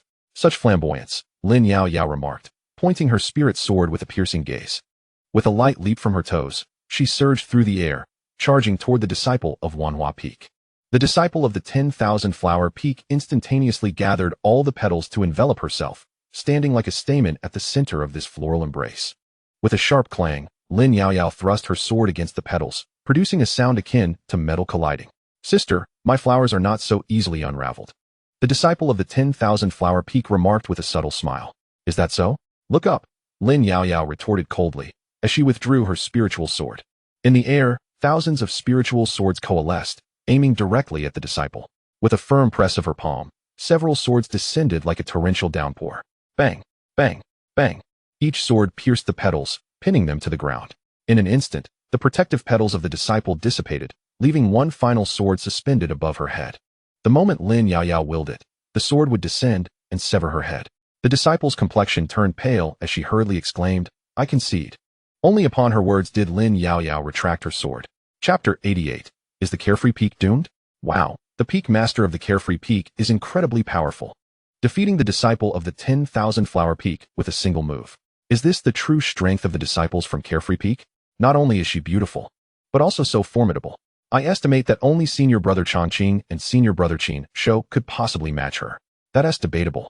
If they encounter a golden core senior brother or sister, it may not be certain they can prevail. The disciples murmured in astonishment at Lin Yao Yao's prowess. The same level of cultivation, yet she dispatched her opponent in an instant. Such strength was beyond their reach. The most striking aspect was her beauty. Who could win her heart? Such a stunning and powerful individual. Unexpectedly, although Yi Kong's disciple may be weak, the ones he has trained are quite impressive. The second elder remarked with a gentle smile. Are you complimenting me or belittling me? Yi Kong shot him a glance. Moreover, my own strength is not to be underestimated. I have already reached over 3,700 layers of qi cultivation. Is that weak? It's merely that I have not established my foundation yet. While Lin Yao Yao's contest concluded, the battles on Xiao Bai's side continued. Compared to Lin Yao Yao, Xiao Bai's fights were far more effortless, requiring no personal involvement. On the arena, Xiao Bai dismounted from the back of the era, resting a hand on its head. Your dog is merely a common household pet, while mine is a foundational beast. A wolf dog. The disciple of the beast taming peak sat proudly atop the wolf dog. A wolf dog overpowering a house pet. What a mismatch. Oh whoa. The wolf dog howled, its aura radiating. Woof woof. Era panted, sticking out its tongue. Xiao Bai settled beside it, saying, Era, if you can't win, tonight I'll have dog meat for dinner. Woof. Era barked, its eyes gradually turning crimson. If it fails, Xiao Bai would certainly have it for dinner. A household pet is just that, only capable of barking. Mocked the disciple of the beast taming peak. Wolf dog, attack him, commanded the disciple, pointing at Era. Woof woof. The wolf dog growled, crouching low, its long black fur concealing its eyes, unwilling to gaze upon Era. Come on, urged the disciple of the beast taming peak, observing Era. After all, it was just a household pet. Why fear it? The wolf dog refrained from speaking further. Being of tea, the two-hued hound approached step by step, while the wolf dog lay on the ground, slowly retreating. Woof. Scram. The hound barked. Upon hearing these words, the wolf dog felt an immense relief, abandoning its master, tucking its tail, and hastily fleeing down the stage, racing back to the beast master peak. After driving away the wolf dog, the hound finally approached the disciple from the beast master peak, its crimson eyes fixated upon him. At that moment, the disciple comprehended the oppressive feeling the wolf dog had experienced in the face of the hound. I surrender. Upon hearing the words of surrender, the hound's crimson eyes softened. Panting happily, it trotted over to Xiao Bai. Xiao Bai gently patted the hound's head and said nonchalantly, Well done, I won't beat you tonight. In the sky, Qin Wui observed his disciple being subdued by a mere dog, his expression turning pensive. Why did that dog resemble the Wangyue hound so closely? Qin Wui mused. Previously, he had instructed Qin Shou to retrieve the Wangyue hound, but Qin Shou informed him that it had already left the Xinghe sect, returning to the Monster Mountain. Qin Wui had not given it much thought since then. However, the appearance of the hound now raised his suspicions. It could not possibly be the Wangyue hound. The latter was considerably larger, adorned with a lunar mark on its forehead, which this dog lacked, its fur merely sharing a slight resemblance. With this realization, Qin Wui dismissed his doubts. As the incense stick burned down, the first round of the competition concluded, revealing its results. Many disciples had yet to determine a victor even after the incense had finished burning, resulting in only 200 advancing to the next round. This implied that if either of the two disciples from the Xiaoyao Peak won just one more match, Xiaoyao Peak would secure its position. The second round, limited to the duration of 2 incense sticks, would now commence. The second elder proclaimed from above, as the various platforms converged, whether intentional or coincidental. Lin Yaoyao found herself facing the little sword god, Chen Chongqing, from the Tianjin Peak. Xiao Bai's opponent was equally formidable, the Emperor's demeanor from the Beastmaster Peak. Qin Shou. Both were pitted against the strongest contenders from Tianjin Peak and Beastmaster Peak. The spectators glanced towards the second elder, suspecting foul play. This was undoubtedly deliberate. Otherwise, how could it be that the disciples from Xiaoyao Peak encountered the Peak disciples from both Beastmaster and Tianjin Peaks? Xiaoyao Peak seemed doomed. Targeted by the disciples of both the Beastmaster Peak and Tianjin Peak. It was a grim situation. Who could have anticipated they would face such formidable opponents in the second round? Whether it was mere chance or orchestrated, one could only blame the misfortune of Xiaoyao Peak. Not a single disciple held high hopes for Xiaoyao Peak's representatives. Su Bubi scrutinized Xiao Bai with narrowed eyes. The prowess of my ancestral master from the Mo Lu Palace is beyond your comprehension. Even if he were suppressed to the foundation establishment stage, he could still triumph over those at the nascent soul stage. Su Bubi held great expectations for Xiao Bai. Should he ever discover that Xiao Bai was not his ancestor, he wondered if he might collapse under the weight of that revelation. Yi Kong observed the opponents that Xiao Bai and Lin Yaoyao faced, lifting his gaze towards the second elder. This elder has not interfered with the allocation of opponents. It was entirely random. The sect master can attest to my integrity. The second elder declared with unwavering righteousness. He truly did not intervene. Who could have known that the carefree Peak encountered the two strongest opponents by mere misfortune? This was a random allocation, beyond his influence. Even if he had intervened, he would not dare to be so blatant about it. Victory and defeat are determined by fate. No one would interfere, the Grand Elder spoke slowly. With the second elder's explanation, the crowd began to feel some sympathy for the carefree Peak. It seemed that from this day forth, the carefree Peak might cease to exist. One could only say that all of this was destiny. What do you think will become of the carefree Peak if it disappears? I do not know, but having once held the position of Peak Master, at the very least, one ought to retain the status of an inner disciple, right? As the disciples murmured among themselves, the contest on the arena was about to commence. This is the fate of your carefree Peak, Chen Chongqing stated coldly. Without the carefree Peak, throughout the entire Star River sect, besides my heavenly sword Peak, no one would shelter you. Not necessarily, Chen Shizhi, Lu Ruqing declared from the air. Such a beautiful female disciple, my Wanhua Peak would not let her slip away. Even without the carefree Peak, there remains my Wanhua Peak. Upon hearing this, Chen Chongqing's expression darkened instantly. If Wanhua Peak truly sought to snatch disciples from him, he would be at a disadvantage alone. Are you perhaps overly confident? Lin Yaoyao waved her hand to draw forth her spiritual sword, her eyes devoid of any emotion. Her countenance as frigid as 3 feet of ice. She inspired admiration while simultaneously instilling a sense of caution. You dare wield a sword in my presence? Chen Chongqing glanced at the spiritual sword in Lin Yaoyao's grip, unable to suppress a laugh. I shall make you aware of the origin of my reputation as the little sword god. On another arena, Xiao Bai, riding a husky, observed the foolish Qin Shou. Little brat, do not claim that I am bullying you. Kneel down and concede, and I, Qin Shou, shall spare your life. Your dog, while somewhat useful, cannot compare to my dazzling leopard, a yuan-ing demon beast. Do you know what a yuan-ing demon beast is? It can devour a child in one bite. Qin Shou proclaimed confidently from atop the dazzling leopard. Fool. Xiao Bai rolled his eyes, bewildered by Qin Shou's unfounded confidence. Chapter 89. Defeating you with a single sword on the arena, Lin Yaoyao, wielding her spiritual sword, engaged in several exchanges with Chen Chongqing, steadily landing on the ground. Initially, their skirmish was merely a probing of each other's capabilities. Surrender. You are not my opponent, Chen Chongqing asserted, pointing his sword at Lin Yaoyao, his expression calm. Humph. Lin Yaoyao scoffed. She had discerned that Chen Chongqing's foundation was commendable, yet not exceptional. Seeing that Lin Yaoyao refused to yield, Chen Chongqing flicked his long sword. A radiant light emanating from its tip. Here it comes. Senior brother Chongqing is serious. That is the renowned sword technique of Master Pure Yang, the Pure Yang sword. I never expected Senior brother Chongqing would employ it. Naturally, Senior brother Chongqing, being the only direct disciple of Master Pure Yang, would certainly utilize it. What a tragedy. It seems the carefree Peak is destined for historical obscurity. The expressions of the disciples varied, yet they all anticipated the impending defeat of the carefree Peak's disciples. Disciple, give it your all. If you win, your master shall treat you to a feast of chicken.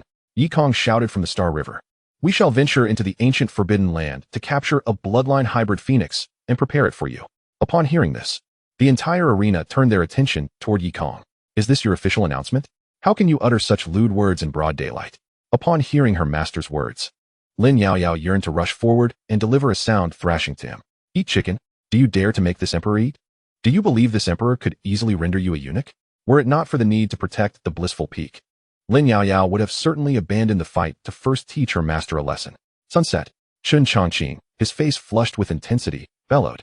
As the scorching radiance of his sword emitted an aura of terrifying heat, his gaze chillingly cold.